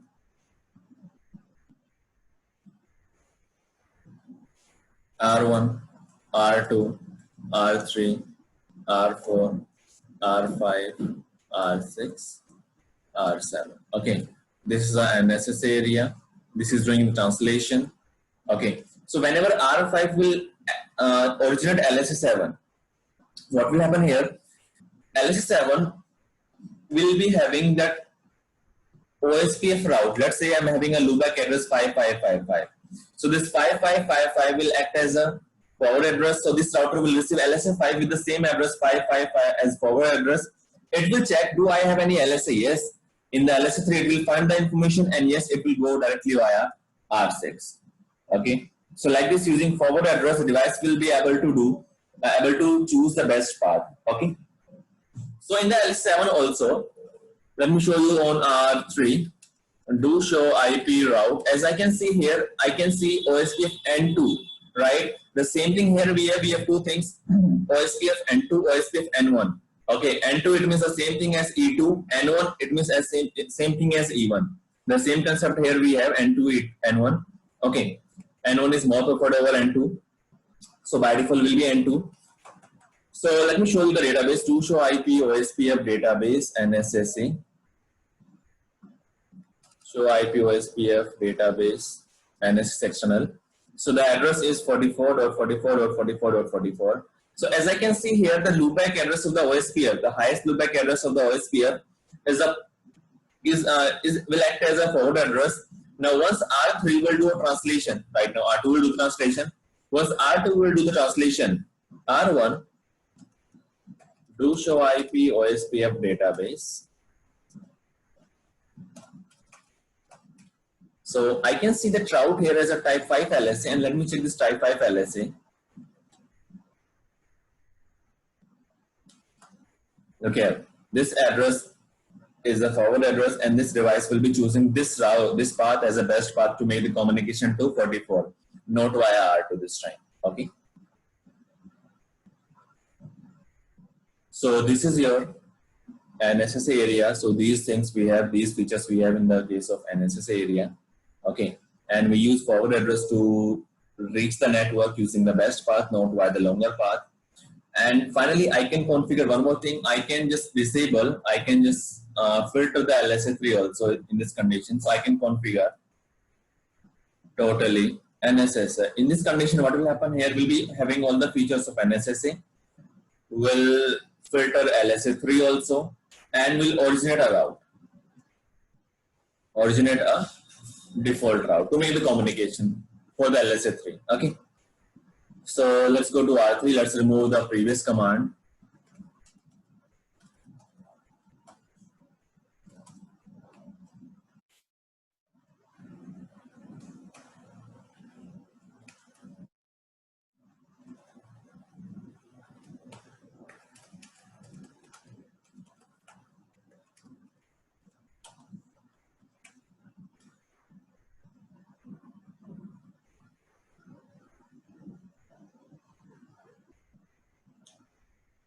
if I'll go to R4, I cannot send a default route, right? Now I'm not getting any default route, so I will not be able to reach the other addresses or these addresses, because now what I have here is specific route. But once I will configure total stub, area 1 NSSA, no summary, just go here, area 1 NSSA, no summary. So once I will run this command, the device will filter all the LSA3, but yes, will give me a default route as a type 3 LSA.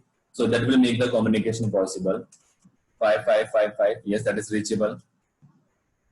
1111, that is reachable. If I'll go to R1, do trace 4.44.44.44.44, yes, that will be reachable.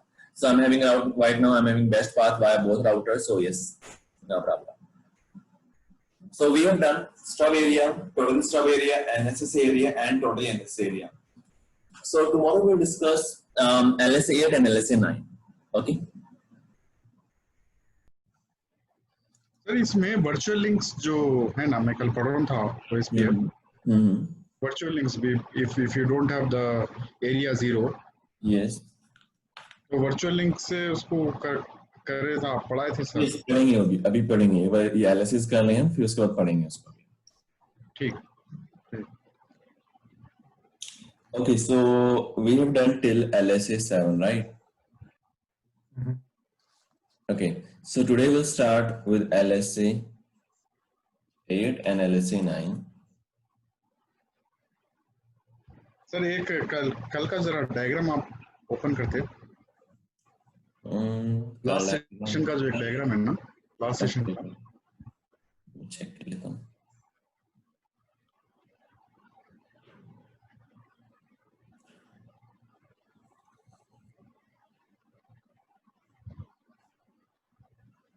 ये वाला ठीक है, ये नहीं, ये diagram नहीं, वो आप जीएनएस पे कराए थे ना?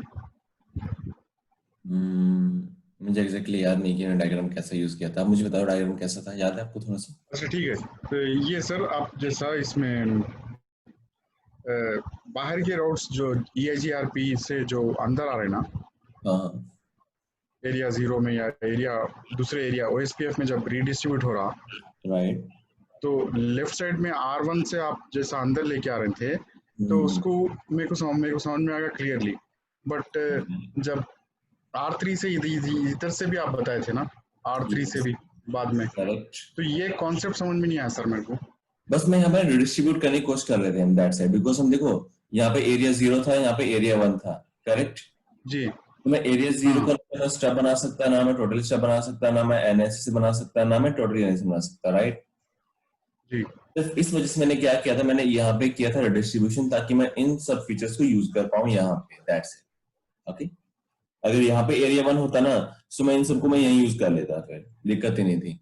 यहाँ पे एरिया 0 था, यहाँ पे एरिया 1 था, इसलिए मैंने एरिया 1 के अंदर यूज करना था वो सारे फीचर्स, इसलिए मैंने डिस्ट्रीब्यूशन यहाँ पे किया था. ओके, तो यहाँ भी रिडिस्ट्रीब्यूट आप करें ना सर, R1 में भी रिडिस्ट्रीब्यूट करना पड़ा ना आपको? यस, बिल्कुल. EIGRP, तो ये डिफरेंस क्यों आ रहा है, बोल के मेरे को समझ में नहीं आ रहा. डिफरेंस किस चीज का?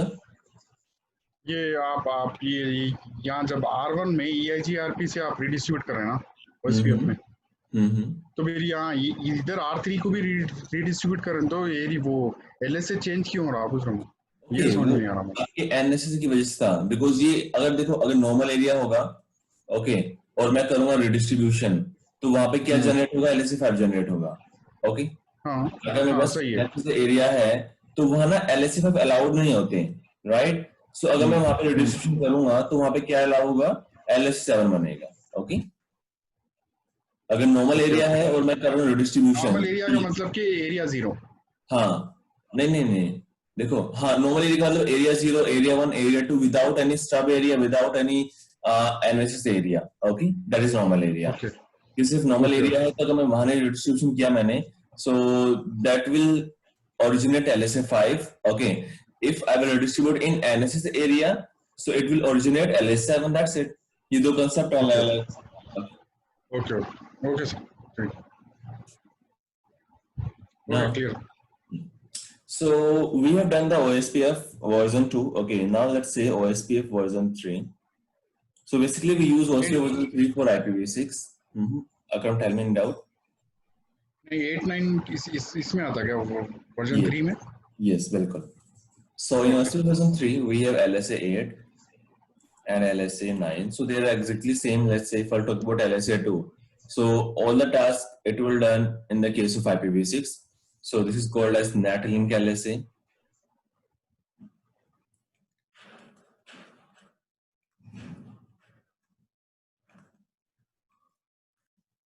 And this is your intra-area LSA. Okay, intra-area means the routes belong to same area. The routes belong to the Ethernet segment. That's it. Okay. So if I'll talk about LSA 1, so yes, now all the information will be here. If I'll talk about LSA 2 in the IPv4, so in the IPv6, I will be having same information in the LSA 8. Okay. So the concept is clear. What is LSA 9? What is LSA 8? Yes. Sir Neeraj sir ये main difference क्या है OSPF version 3 में? We are just using for IPv6. That's it. Okay, okay. Yeah. That's all. Yeah. The concept is the same. Lab में है ये version 3? Exam में version 3 yes बिल्कुल है.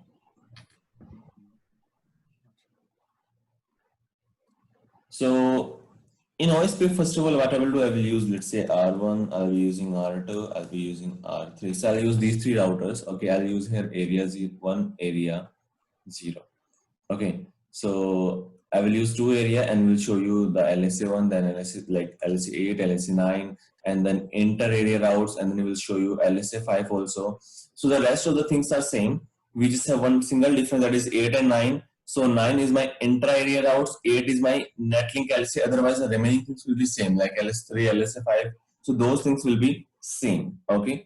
If I let's suppose I will do a redistribution, so I will receive LSAs in the case of LSA5, or we can see in the type 5 LSA. Okay. And the election criteria, the process, the timers, everything is same. Okay.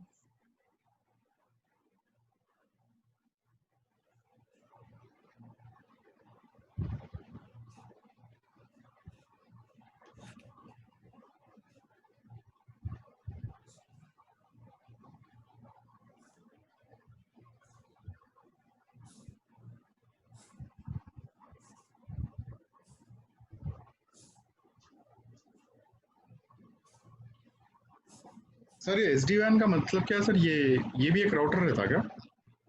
हाँ, आपके controllers होते हैं वो जो SD-WAN आपका concept आया है वहां पे क्या पे कंट्रोलर्स हैं. तो उसमें कुछ एज राउटर्स होते हैं, कुछ आपके कंट्रोलर्स होते हैं. तो वो क्या करते हैं कि ना एक जगह से कंट्रोल करते हैं हर एक चीज को. आपके मतलब जितना कंट्रोल प्लेन है आपका एक जगह से जाएगा सारा आपका. वो भी एक डिवाइसेज हैं. बिल्कुल राउटर जैसे हमारे पास राउटर डिवाइस है वैसे वो भी एक डिवाइस है. मतलब सॉफ्ट डिवाइसेस है वो? मतलब सॉरी क्या कह रहे हैं? नहीं ये डिवाइसेस खाली सॉफ्टवेयर पे है? नहीं, हार्डवेयर, रियल हार्डवेयर है वो. Real hardware. अच्छा. यस. SD-WAN का मतलब क्या है कि कंट्रोलर है वो? यस बिल्कुल, एक सेंट्रल कंट्रोलर कह सकते हैं उसे हम. And it will control all the routers. Control, yes correct. Basically जितना भी कंट्रोल प्लेन होगा, जो भी टर्न्स बनेंगी किसके बारे बनेंगी वहां पे आपके एज राउटर्स के बारे बनेंगी जब कंट्रोलर होगा.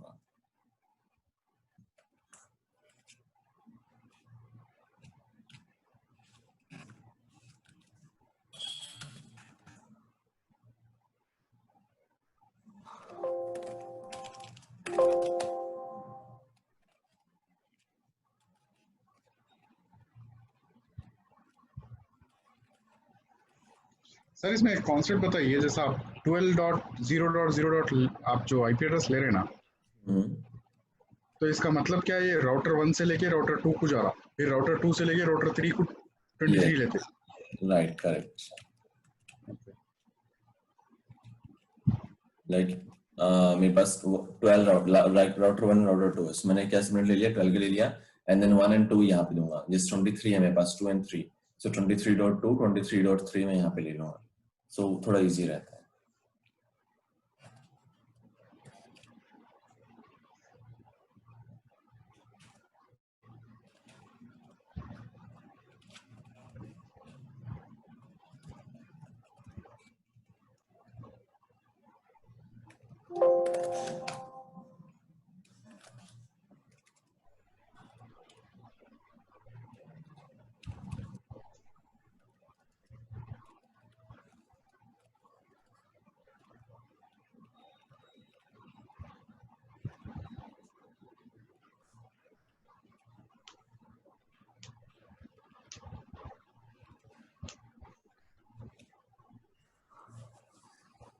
अभी version 4 पे चल रहे हैं.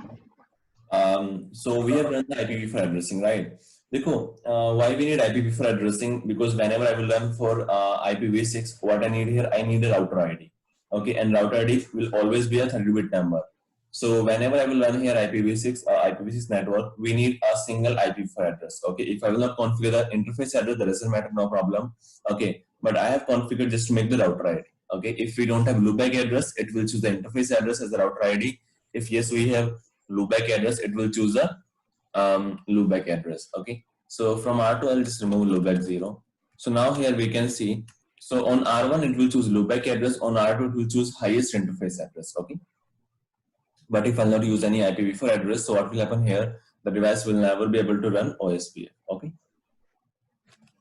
router OSPF version 3.1.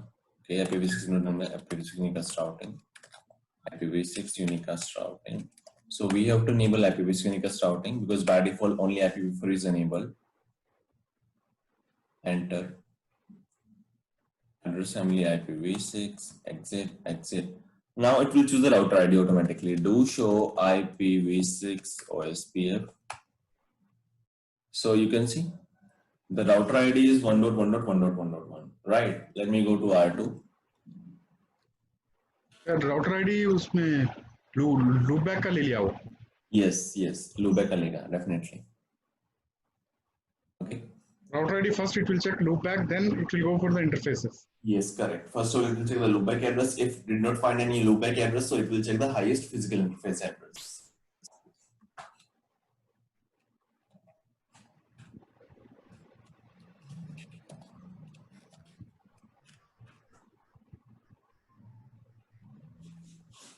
Then, because right now on R1 we don't have loopback address, right? So that's why it will choose the highest physical interface address, right? Okay.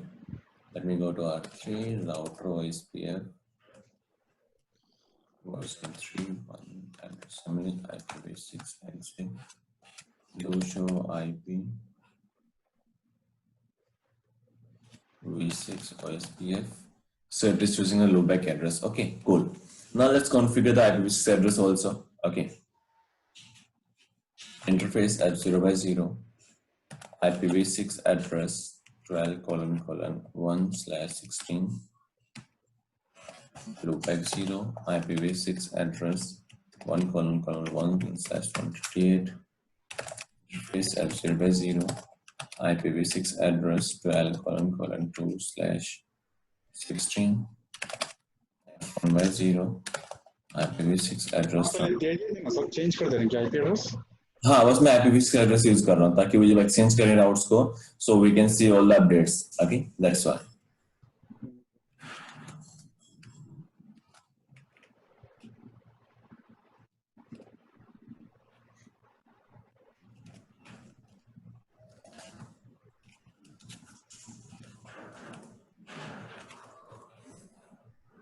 Delhi में खुल गया सर पूरा?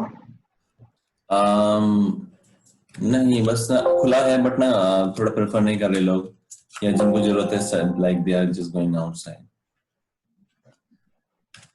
अब ऑनलाइन ही चल रहे हैं पूरे क्लासेस? हाँ, अभी ऑनलाइन चल रहे हैं. Okay, so let's go to R1.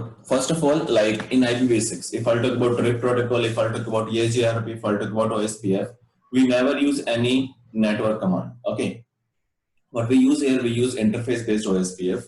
So I'll go to interface range F0/0 and the loopback 0 also.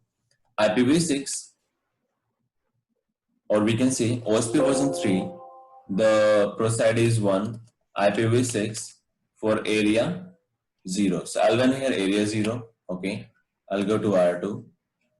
Interface range F0/0 and loopback 0. OSPF version 3.1 IPv6 area 0. Interface F1/0. OSPF version 3.1 IPv6 area 1 this time. Okay, I'll go to R3. Interface range F1/0. Loopback 0. OSPF version 3.1 IPv6 area 1. And I'll use a loopback address loopback 10. IPv6 address 10:10/128. router EIGRP1 address family IPv6 router EIGRP1 address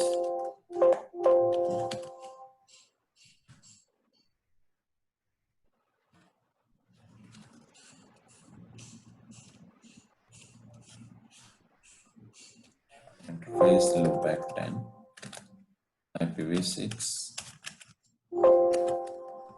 EIGRP1 to show IPv6 protocol. I'll go to R1 first of all. We'll check the database to show IPv6 OSPF. Show IPv6 OSPF database. So first of all, I can see the router LSA. Okay, I can see the networking LSA. Okay, I can see the enter area prefix LSA. Okay, now this is your, we can say this is your type 3 LSA in this case. Okay, and here what we have, link LSA, this is your type 8 LSA, and intra area prefix LSA, this is your LSA 9. Clear? Look. What we have here, link LSA. So it means what we have here, the information about the link. Okay. And what we have here, intra area prefix LSA. It means the route belongs to my same area. Okay. And what we use here to check the information, we always check the link ID. In the case of IPv4, we always check the link ID. Same here in the case of IPv6, we check the link ID. Okay. So let's say I want to check this LSA. Show IPv6 OSPF database.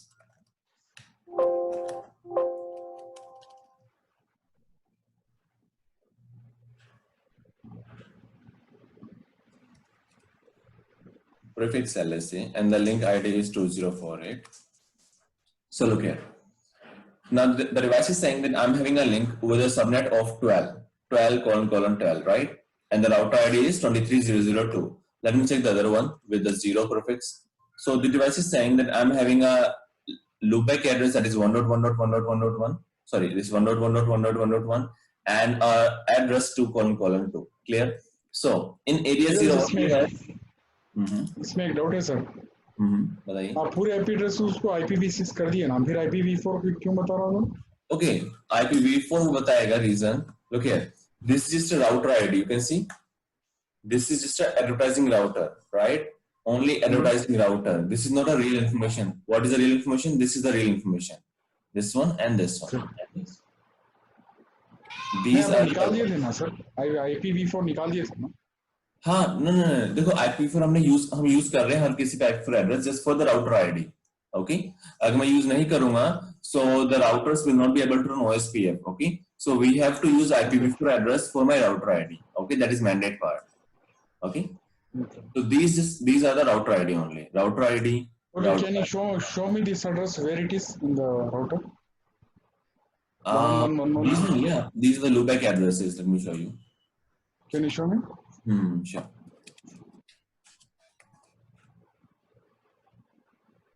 Okay, loopback पे है. Yes. IPv6 addresses किधर है sir? अभी जो assign करे थे IPv6 address.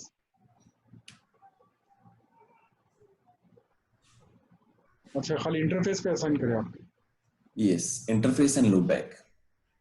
अच्छा, loopback पे दो दिए IP एड्रेस, IP4 भी दिया, IP6 भी दिया. Yes, correct.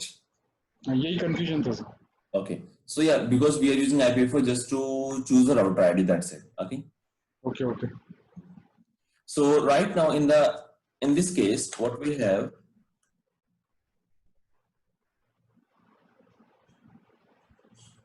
A loopback on R1, a loopback on R2, and the link between 1 and 2. It means how many routes we have in the area 0? We have 1:1, we have 2:2, and we have the network of 12, right? The same information the device is saying.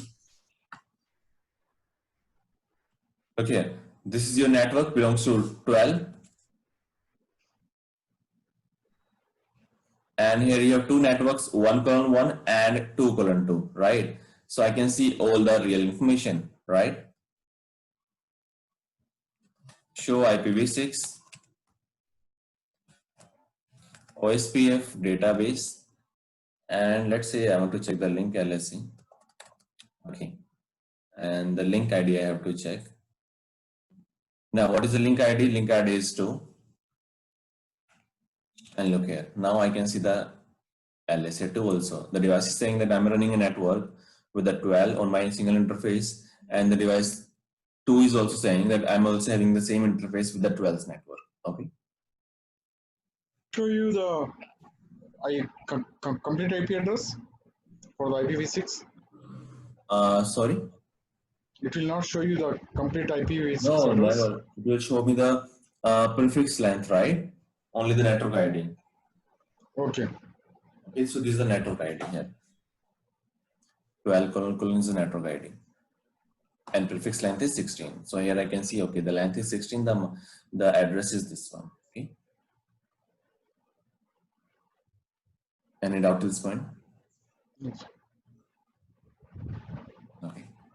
Sir, in new lab, maybe the more practice will be in IPv6, or you will not concentrate on that one? No, in the IPv6, they will just ask you to configure 1 or 2 tasks. That's it. Okay, they will just focus on new lab, I'm telling.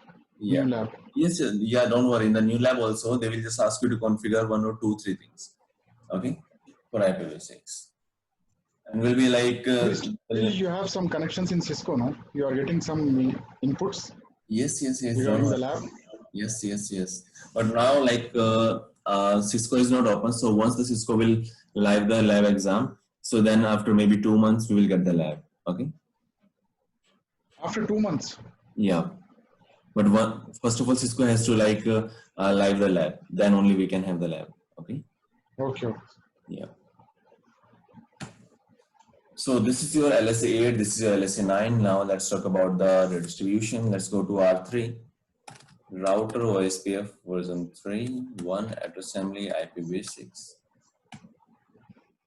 Redistribute AIGRP. So the S number is 1. So here we never use subnet keyword, right? Because if I talk about IPv4, we use subnet keyword, but here in the case of IPv6, we never use subnet keyword. Okay, enter.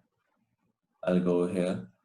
Show IPv6 OSPF database. So now I can see that the information is type 5 LSE.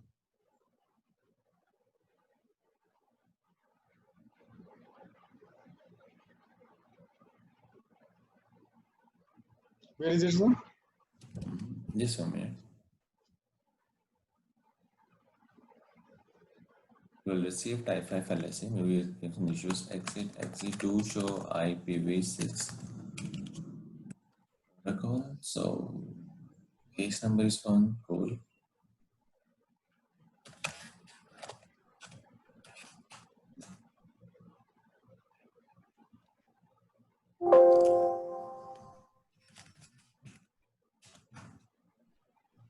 Do show run pipe section ROSPF.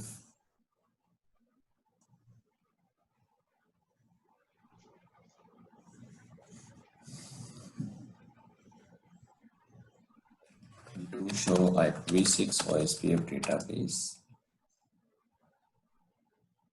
The device is not able to perform the redistribution. Let me check. Router OSPF version 3. Assembly 6 unicast. Redistribute AIGRP1. Last time, unicast. Okay, that is default feature. If I'll not use unicast, so by default it will take unicast. Okay. Okay, now you can see. Let's go to R1. I can see the type 5 LSA here, and look here. The device that I'm getting in the route, and the routing route is 33333. What is the prefix? That prefix is 10:10, right? So like this, if I do the problem? Sorry. What was the problem, sir? Okay, the issue was with the command. I was using only this redistribution, but in AIGRP v6 we have to say in OSP version 6 we have to say include connector, because by default it will just redistribute the AIGRP routes. It will not redistribute the connected route. Okay. Okay. So in this condition, it will check if the AIGRP is having some include the connected routes also. So yes, it will redistribute. Okay. Otherwise, it will just redistribute the received route in AIGRP. Okay. So any doubt to this point?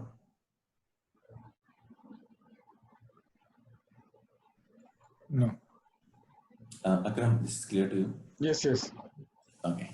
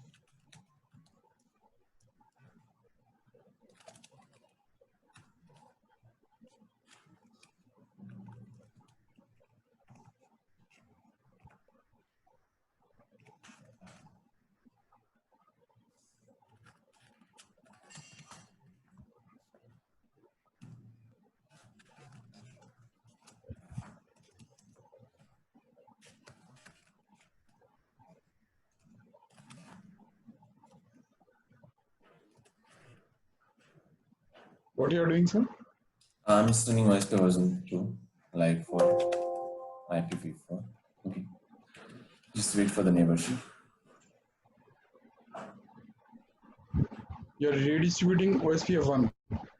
No. Now, like I have removed all the IPv6 configuration. Okay. Now I'm using IPv4 just to check other things. Okay.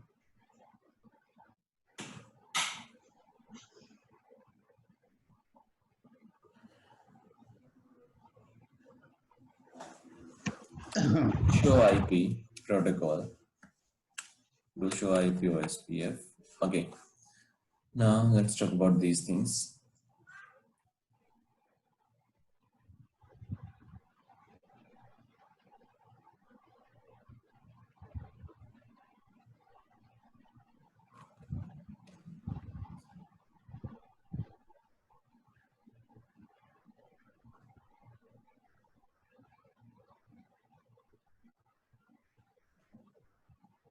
Sir आपके पास INE के videos है sir, कुछ latest videos? INE की तो नहीं है. आप use नहीं करते? नहीं. पहले थी मेरे पास बट अभी नहीं है INE की कोई videos. So I can see a line here. Router is not originating router LSAs with maximum metric. Okay. So this feature we use in the case of BGP. Let's say I'm using a router and that is connected to ISP. Okay. And in my domain, I'm running OSPF. Okay. Now what I want, when if the BGP is up, okay, so this router can advertise all the routes, no problem. But if the BGP is not up, so just do one thing, advertise all the routes, but with a higher metric. So if the other routers find any best router, they can go via the backup path. Okay. So in this case, what we do, we use a feature that is called as stub router advertisement. Okay. So this is called as your stub router advertisement feature. What happens here in this case, I will say to R1, I can define an interval, a time interval, or I can say if the BGP is not up, just do one thing, advertise the routes with a higher metric, 65535. Okay. So I can configure like this. So once I configure these things, okay. So the device will check the BGP status. If the BGP is up, so it will advertise the route with the same metric, with the correct metric. If that is not up, it will advertise the route with the higher metric. Okay. Or I can set a timer also. Okay. And route in this condition. So look here, we have two conditions. The first condition is we can set the timer, and the second condition we can set the BGP process. Okay. Atif Akram. Any doubt here? So basically, this is a feature of stub router advertisement. Basically, what I need here, if the protocol is not up, so advertise the information with the higher metric. If the protocol is up, just do one thing, advertise the route with the same metric. That's it. Okay. So now, and I can configure for permanent basis also. Router OSPF 1 max metric router LSA, and then if I press the enter here, it will advertise the higher metric for all the routes. Let's go to R3.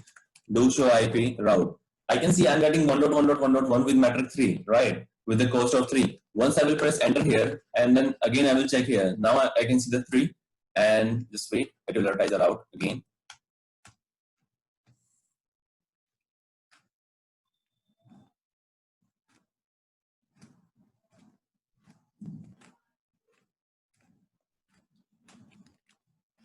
To show IP OSPF. Do show IP route.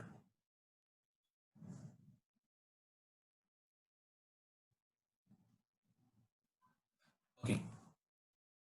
R1 is originating its own LSAs. If it will receive from neighbor router, so I have to connect one more router. So what I can do here, I can configure the same feature on R2. Okay. Go to R2. Because right now I'm not getting any route from BGP or from any other protocol, so I can choose R2. So it will assume at that I'm getting route from R1 and R3. Okay. So router OSPF 1 max metric router LSA. Okay, I'll go to R3 and we'll check the loopback address. Just wait. Okay. Now I'm getting 1.1.1.1 with the higher metric. Same here if I'll check on R3, R1, do show IP route, the route of R3 I will get with the higher metric. Clear? So whenever R1 will receive any route, now what is assuming I'm having a connection of BGP or any other protocol from this neighbor and from this neighbor. So whenever I will exchange the route from here and here, what I will do, I will use a higher matrix 65535. Whatever matrix I'm getting from the neighbor, I will add 65535 and will give it to the neighbor. Okay. So basically this feature we don't use like the always feature, because do show IP protocol, do show IP OSPF. I can see here router is not what I use here. Okay, go to here. Do show IP OSPF. So I can see router originating router LSA with maximum metric. Okay, condition is always. So the always condition we never use. Okay, so this condition we never use. What we use, we basically we can set the timer or we can set the BGP status. Okay, so let's say router LSA on startup, I have to wait. Let's say wait for BGP or for some timer. So I'll say after 50 seconds. Okay, now just save all the configuration.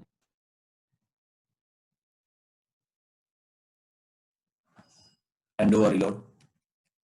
I'll shut down this box.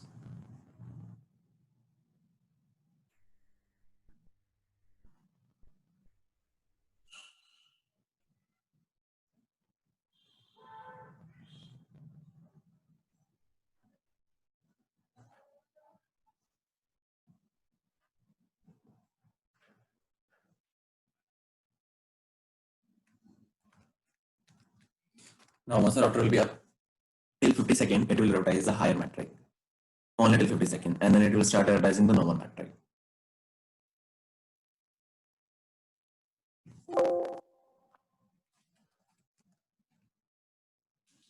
Okay.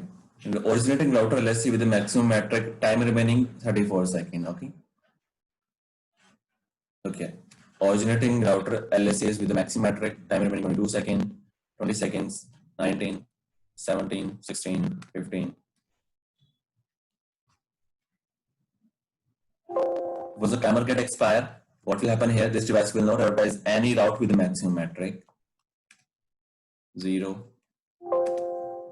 Now look here. Originating router, let's say with the maximum metric, okay. Condition on startup for 50 seconds. Now the state is inactive. Okay. This is clear now.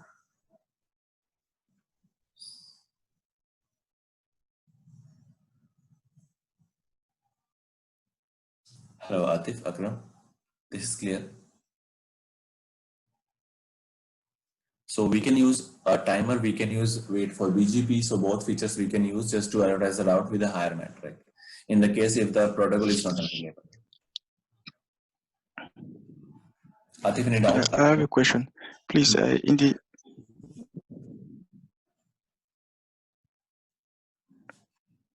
this feature is used only for BGP in case of BGP rapid exchange.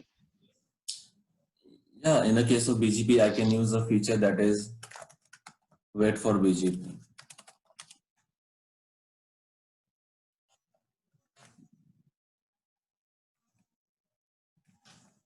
Okay, I can also use this command. So once I will run this command, if the BGP is not up, the device will start sending all the routes with the higher metric. But once the BGP is up, this device will start advertising all the route with the correct metric.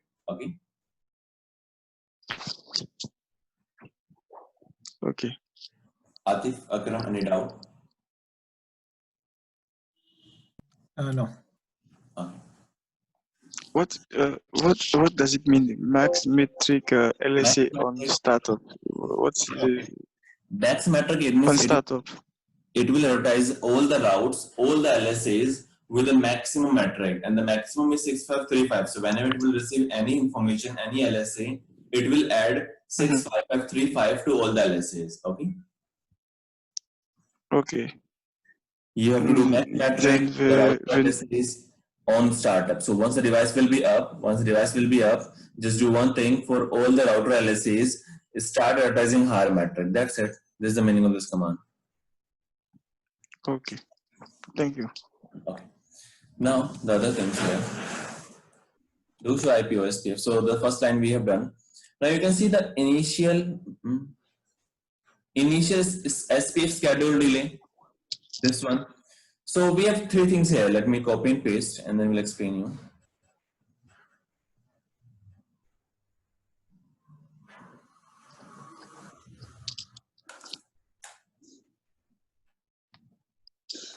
So I can see here, initial SPF schedule delay, that is 5000 millisecond. Okay.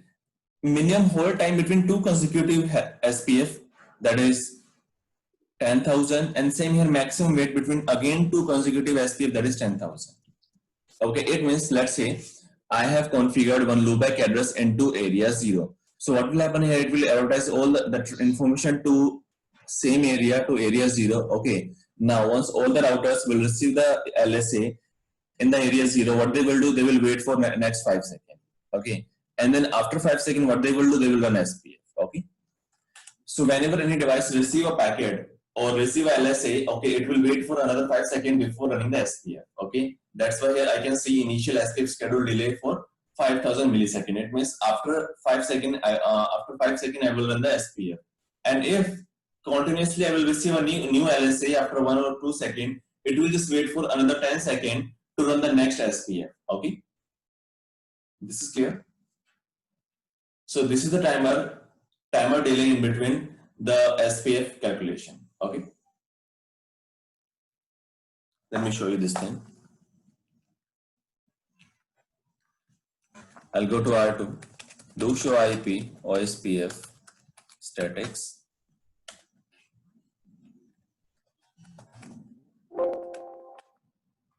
So SPF algorithm executed 5 times. Okay, I'll go here. Interface loopback 11. IP address 11.11.11.11 255.255.255.255. Once I will press enter here, I'm using here network 0000, right? So it will start advertising the route to the neighbor. Enter and look here. 5 times. Watch. So exactly after 5 seconds, it is executing the SPF, right? Okay.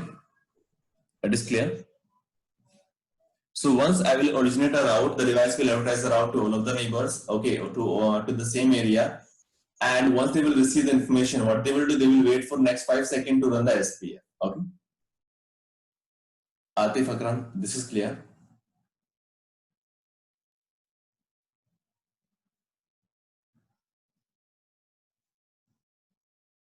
Hello.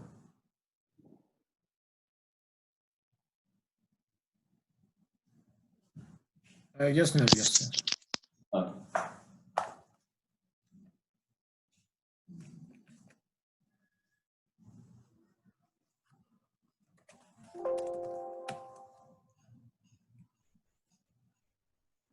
And here we have incremental SPF. So basically, this is a part of, let's say, I don't want to run SPF after 5 seconds, after 10 seconds, like this one. Okay. So what we have here, we have time gap in between two consecutive hellos, two consecutive SPF, right? If I'll enable this one incremental SPF, so whenever it will receive a loopback address or a host address, in that condition only, it will run SPF. Okay. Because, okay, I think I told you one thing, that is prefix suppression. Remember? Anyone? What is the meaning of prefix suppression? To suppress intermediate network between router. Okay. Atif, Akram, any idea what is prefix suppression? I think it's to do with the LSA. Basically, the LSA messages we suppress it, right? Right. Basically, what we don't want to advertise the network running on the link, right? Because we never communicate to the addresses that are between routers, right? We always communicate to the loopback addresses or host addresses, right? So using prefix suppression, what we do, we suppress the link routes, right? Yeah. Guys, can you hear me? Yeah. Okay. Now, so using prefix suppression, what we do, we just suppress all the routes running on the network, running on the link. Okay. So same here, the incremental SPF will run for the loopback addresses only and the host addresses we can see. Okay. Now, the minimum LSA, let me copy this one.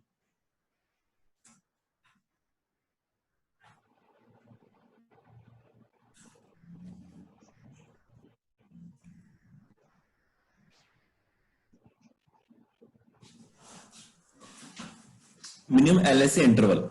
Let's say I'm creating an LSA. Okay, so I will add a new interface loopback 0. Okay, now once I will configure this one. Okay, what will happen here? The device will send the information to the neighbor once it will get the LSA, but the neighbor has to wait for next 5 seconds before receiving the update. Okay, let's say I'm getting LSA 1. Okay, now I'm getting the same LSA with the same with the same link ID, that is 1.1.1.1.1. Now again, after 1 second, I'm getting the same LSA. So the device will wait up to 5 seconds before receiving the same LSA. Okay, so whenever a device receives LSA, it will wait for another 5 seconds before receiving the same LSA again. Okay, with the same link ID. Clear? And what is the LSA arrival? So minimum LSA arrival is 1 second. So basically, whenever the device will originate LSA, it will wait for 1 second and then it will advertise the route to the neighbor. Okay. Or we can say once I will create a new LSA, it will wait for 1 second and then it will get the LSA. Okay. So any doubt in these two timers? Hello. Atif, any doubt?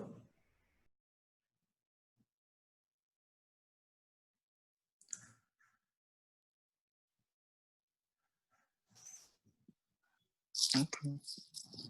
Atif, any doubt in these two timers? Okay.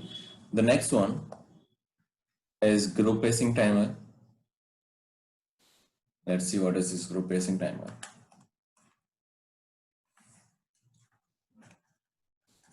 So by default, all the OSPF routers save the database for next 3600 seconds. Okay, if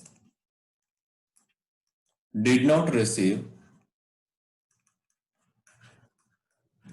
any LSA, so it will flush the database. Okay, so let's say I'm having a database and I'm not getting any LSA till 3600 seconds. So what will happen here? The device will flush the LSAs. Okay, but what will happen here? After every 1800 seconds, device will originate same LSA with all the information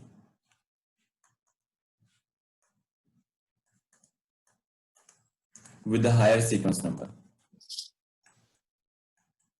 Okay, so once the device will originate a new LSA after 1800 seconds, so what will happen here, or whenever a device will receive the information, it will refresh the timer to 0 and it will start again from 0, 1, 2, 3 like this. Okay, but now let's say we have R1 here, we have R2 here, okay, and R3, R4. Let's say R1 don't want to send the information now, so what it will say, it will just say no router OSPF1. So once I will run this command, what will happen here, R1 will advertise the LSA again. Okay, now the last LSA, the last database. So in this condition, what will happen here, R1 will advertise all the database again with the LS age 3600. So once R2 will receive the information, what it will do, it will flush the LSA and will run SPF pool.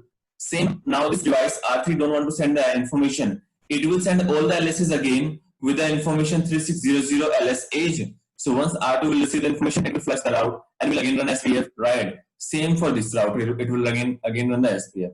So what is happening here? After every 2 or 3 seconds, the device is running SPF, SPF, SPF, right? Now what I want here, I just want to run SPF one single time. Okay, so I'm saying here the device will flush the information after 3600 seconds, but that is not true. What is that true? Once a device get the information to flush the database, it will wait for next 260 seconds. That is called your group pacing timer. 240 seconds, sorry. So this is called your group pacing timer. So it will run this timer 0, 1, 2 till 240. So in between, if you receive any information to flush the database, it will flush after 240 seconds. Okay. So let's say I'm getting information. Okay, flush the database, it will make the entry. Flush this database, it will make the entry, it will get the entry, it will get the entry. And then finally, after 240 seconds, it will flush all the routes instant. Okay. And it means it will run a single SPF at that time. Okay. So this is your group pacing timer that will add another timer to your 3600 seconds. Okay. This is clear, guys. So that's why sometimes we see 3609, 36010 like this. Okay. Guys, any doubt to this point? Akram, any doubt? No, for me. Okay. No. Then we have interface flood pacing timer. It means after how many seconds the device will flood the packet on the same interface again. That is 33 milliseconds. Okay. So let's say we have R1 here. This device want to send the database to this link. So it will wait for 33 seconds, 33 milliseconds. Then it will advertise the information. And if receive the same database, let's suppose I have done some changes here. Now this device want to send the information again. So it will wait for another 66 milliseconds to send the same information to the interface. Okay. It is clear. So this is your interface timer. So once R1 will originate a database, it will wait for next 33 milliseconds and will send the information to the link. And then for the next one, for the retransmission, it will wait for another 66 seconds. Okay. This one is clear, guys. And then we have checksum, opaque LSA, do not age, and SPF algorithm last executed this time 11 times, area range is 5. Okay. So any doubt in these things, guys? Any doubt?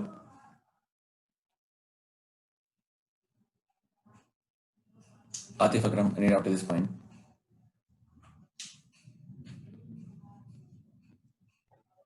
Okay. So now what I will do, I'm running here area 1. I will use another area 2, and will use a virtual link concept. Okay.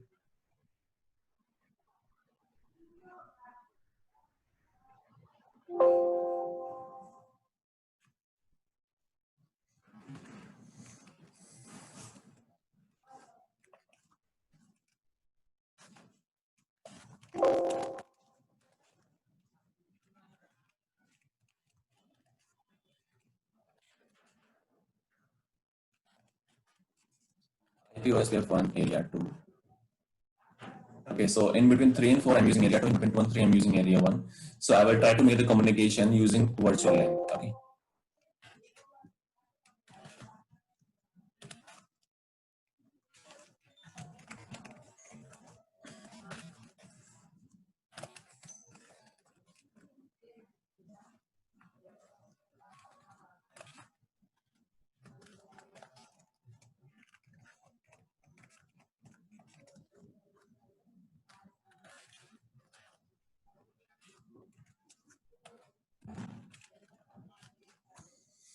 David from the Evolution.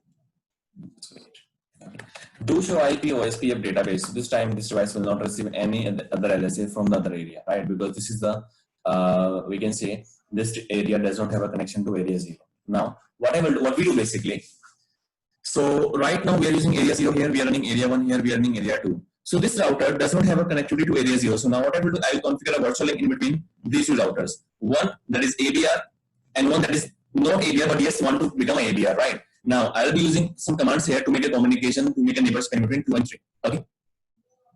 So R2 is having interface ID that is 2.2.2.2.2. R3 is having 3.3.3.3. So I'll be using these addresses to form a neighborship here in between 2 and 3. Okay. And I will show you the packets also.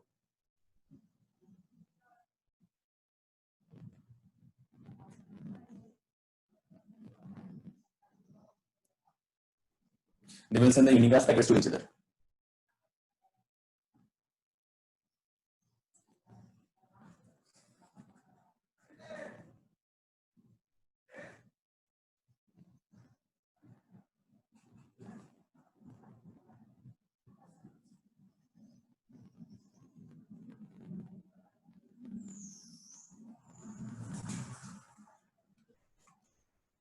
So start with R2. Okay.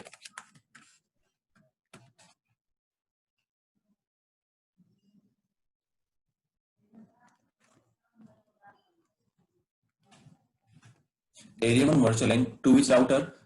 3.3.3.3. Okay, I'll go to R3. Router OSPF 1, area 1, virtual link is to which router? 2.2.2.2. That's it. Okay. So in the background, they will start sending the packets to each other. Just wait.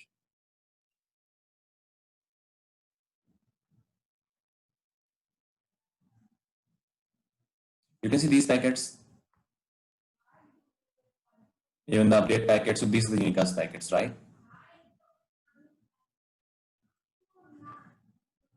And one more thing here.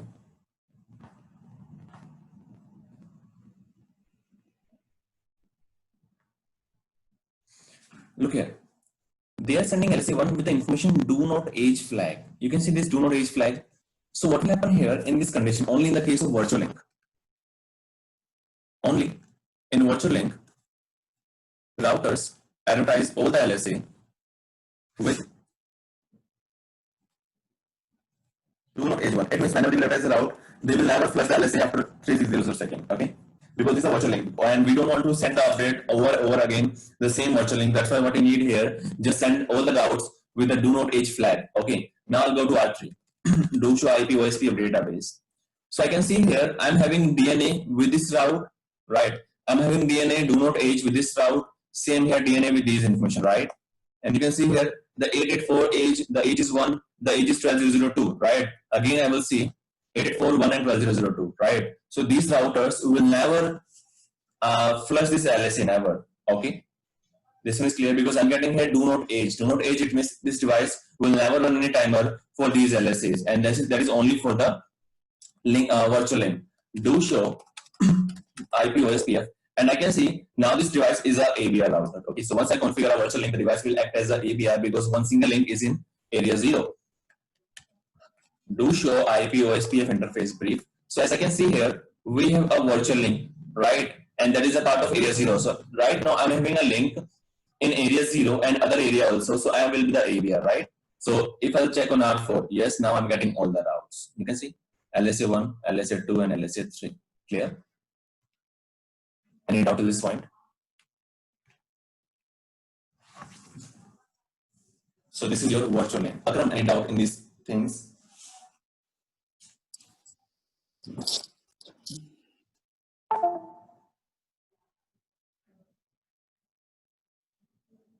Hello, Akram, any doubt?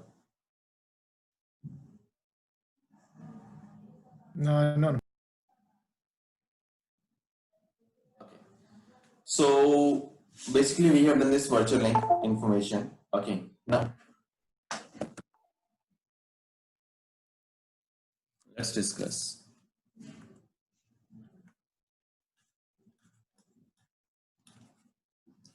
Default route, originate. So here we have two commands. One is conditional default route.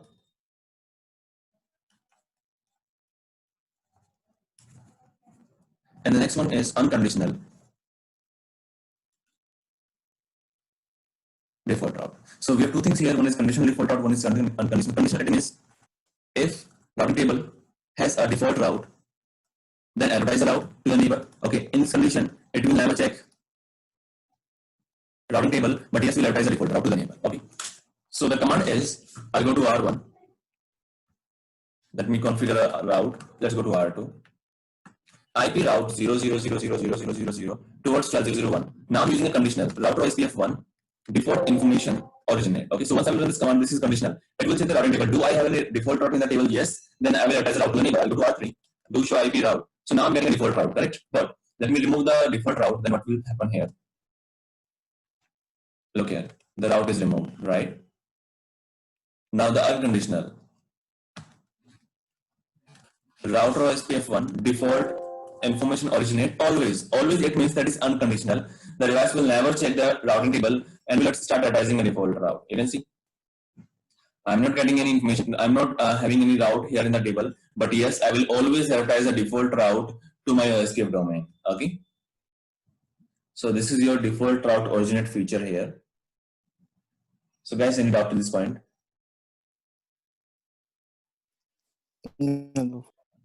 Okay. So one more thing here, we have a small feature that is passive interface.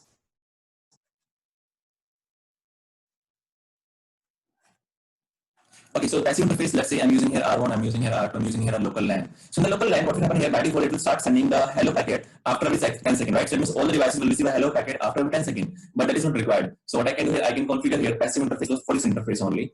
So what will happen here, this device will stop advertising hello packets to this interface only. Okay. So let's say, but if I configure the passive interface in between routers, they will break the neighborship. Reason, once they will not send the hello packet, they will break the neighborship, right?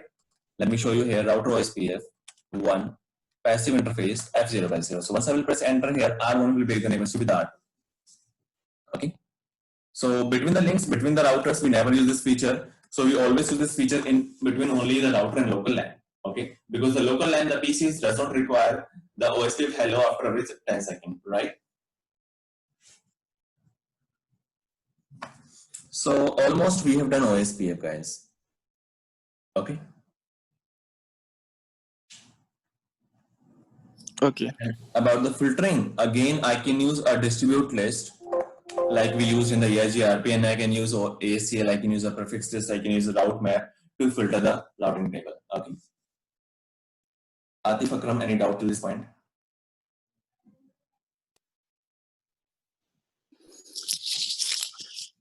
For filtering, I have a question. Last video, we use a filter list between the two different IS.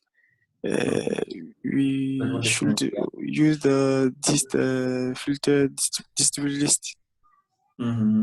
Okay, basically the filter list we use to filter the database, the distribute list we use to filter the routing table. Okay. The distribute list is the same thing that we have used in the EIGRP that will just filter your routing table. Okay. Using filter list, what I can do, I can filter the LSA3. Okay. Okay, thank you. Atif Akram, any doubt till this point? No. Okay. So the next day, like Tuesday, we will start the redistribution class. Okay.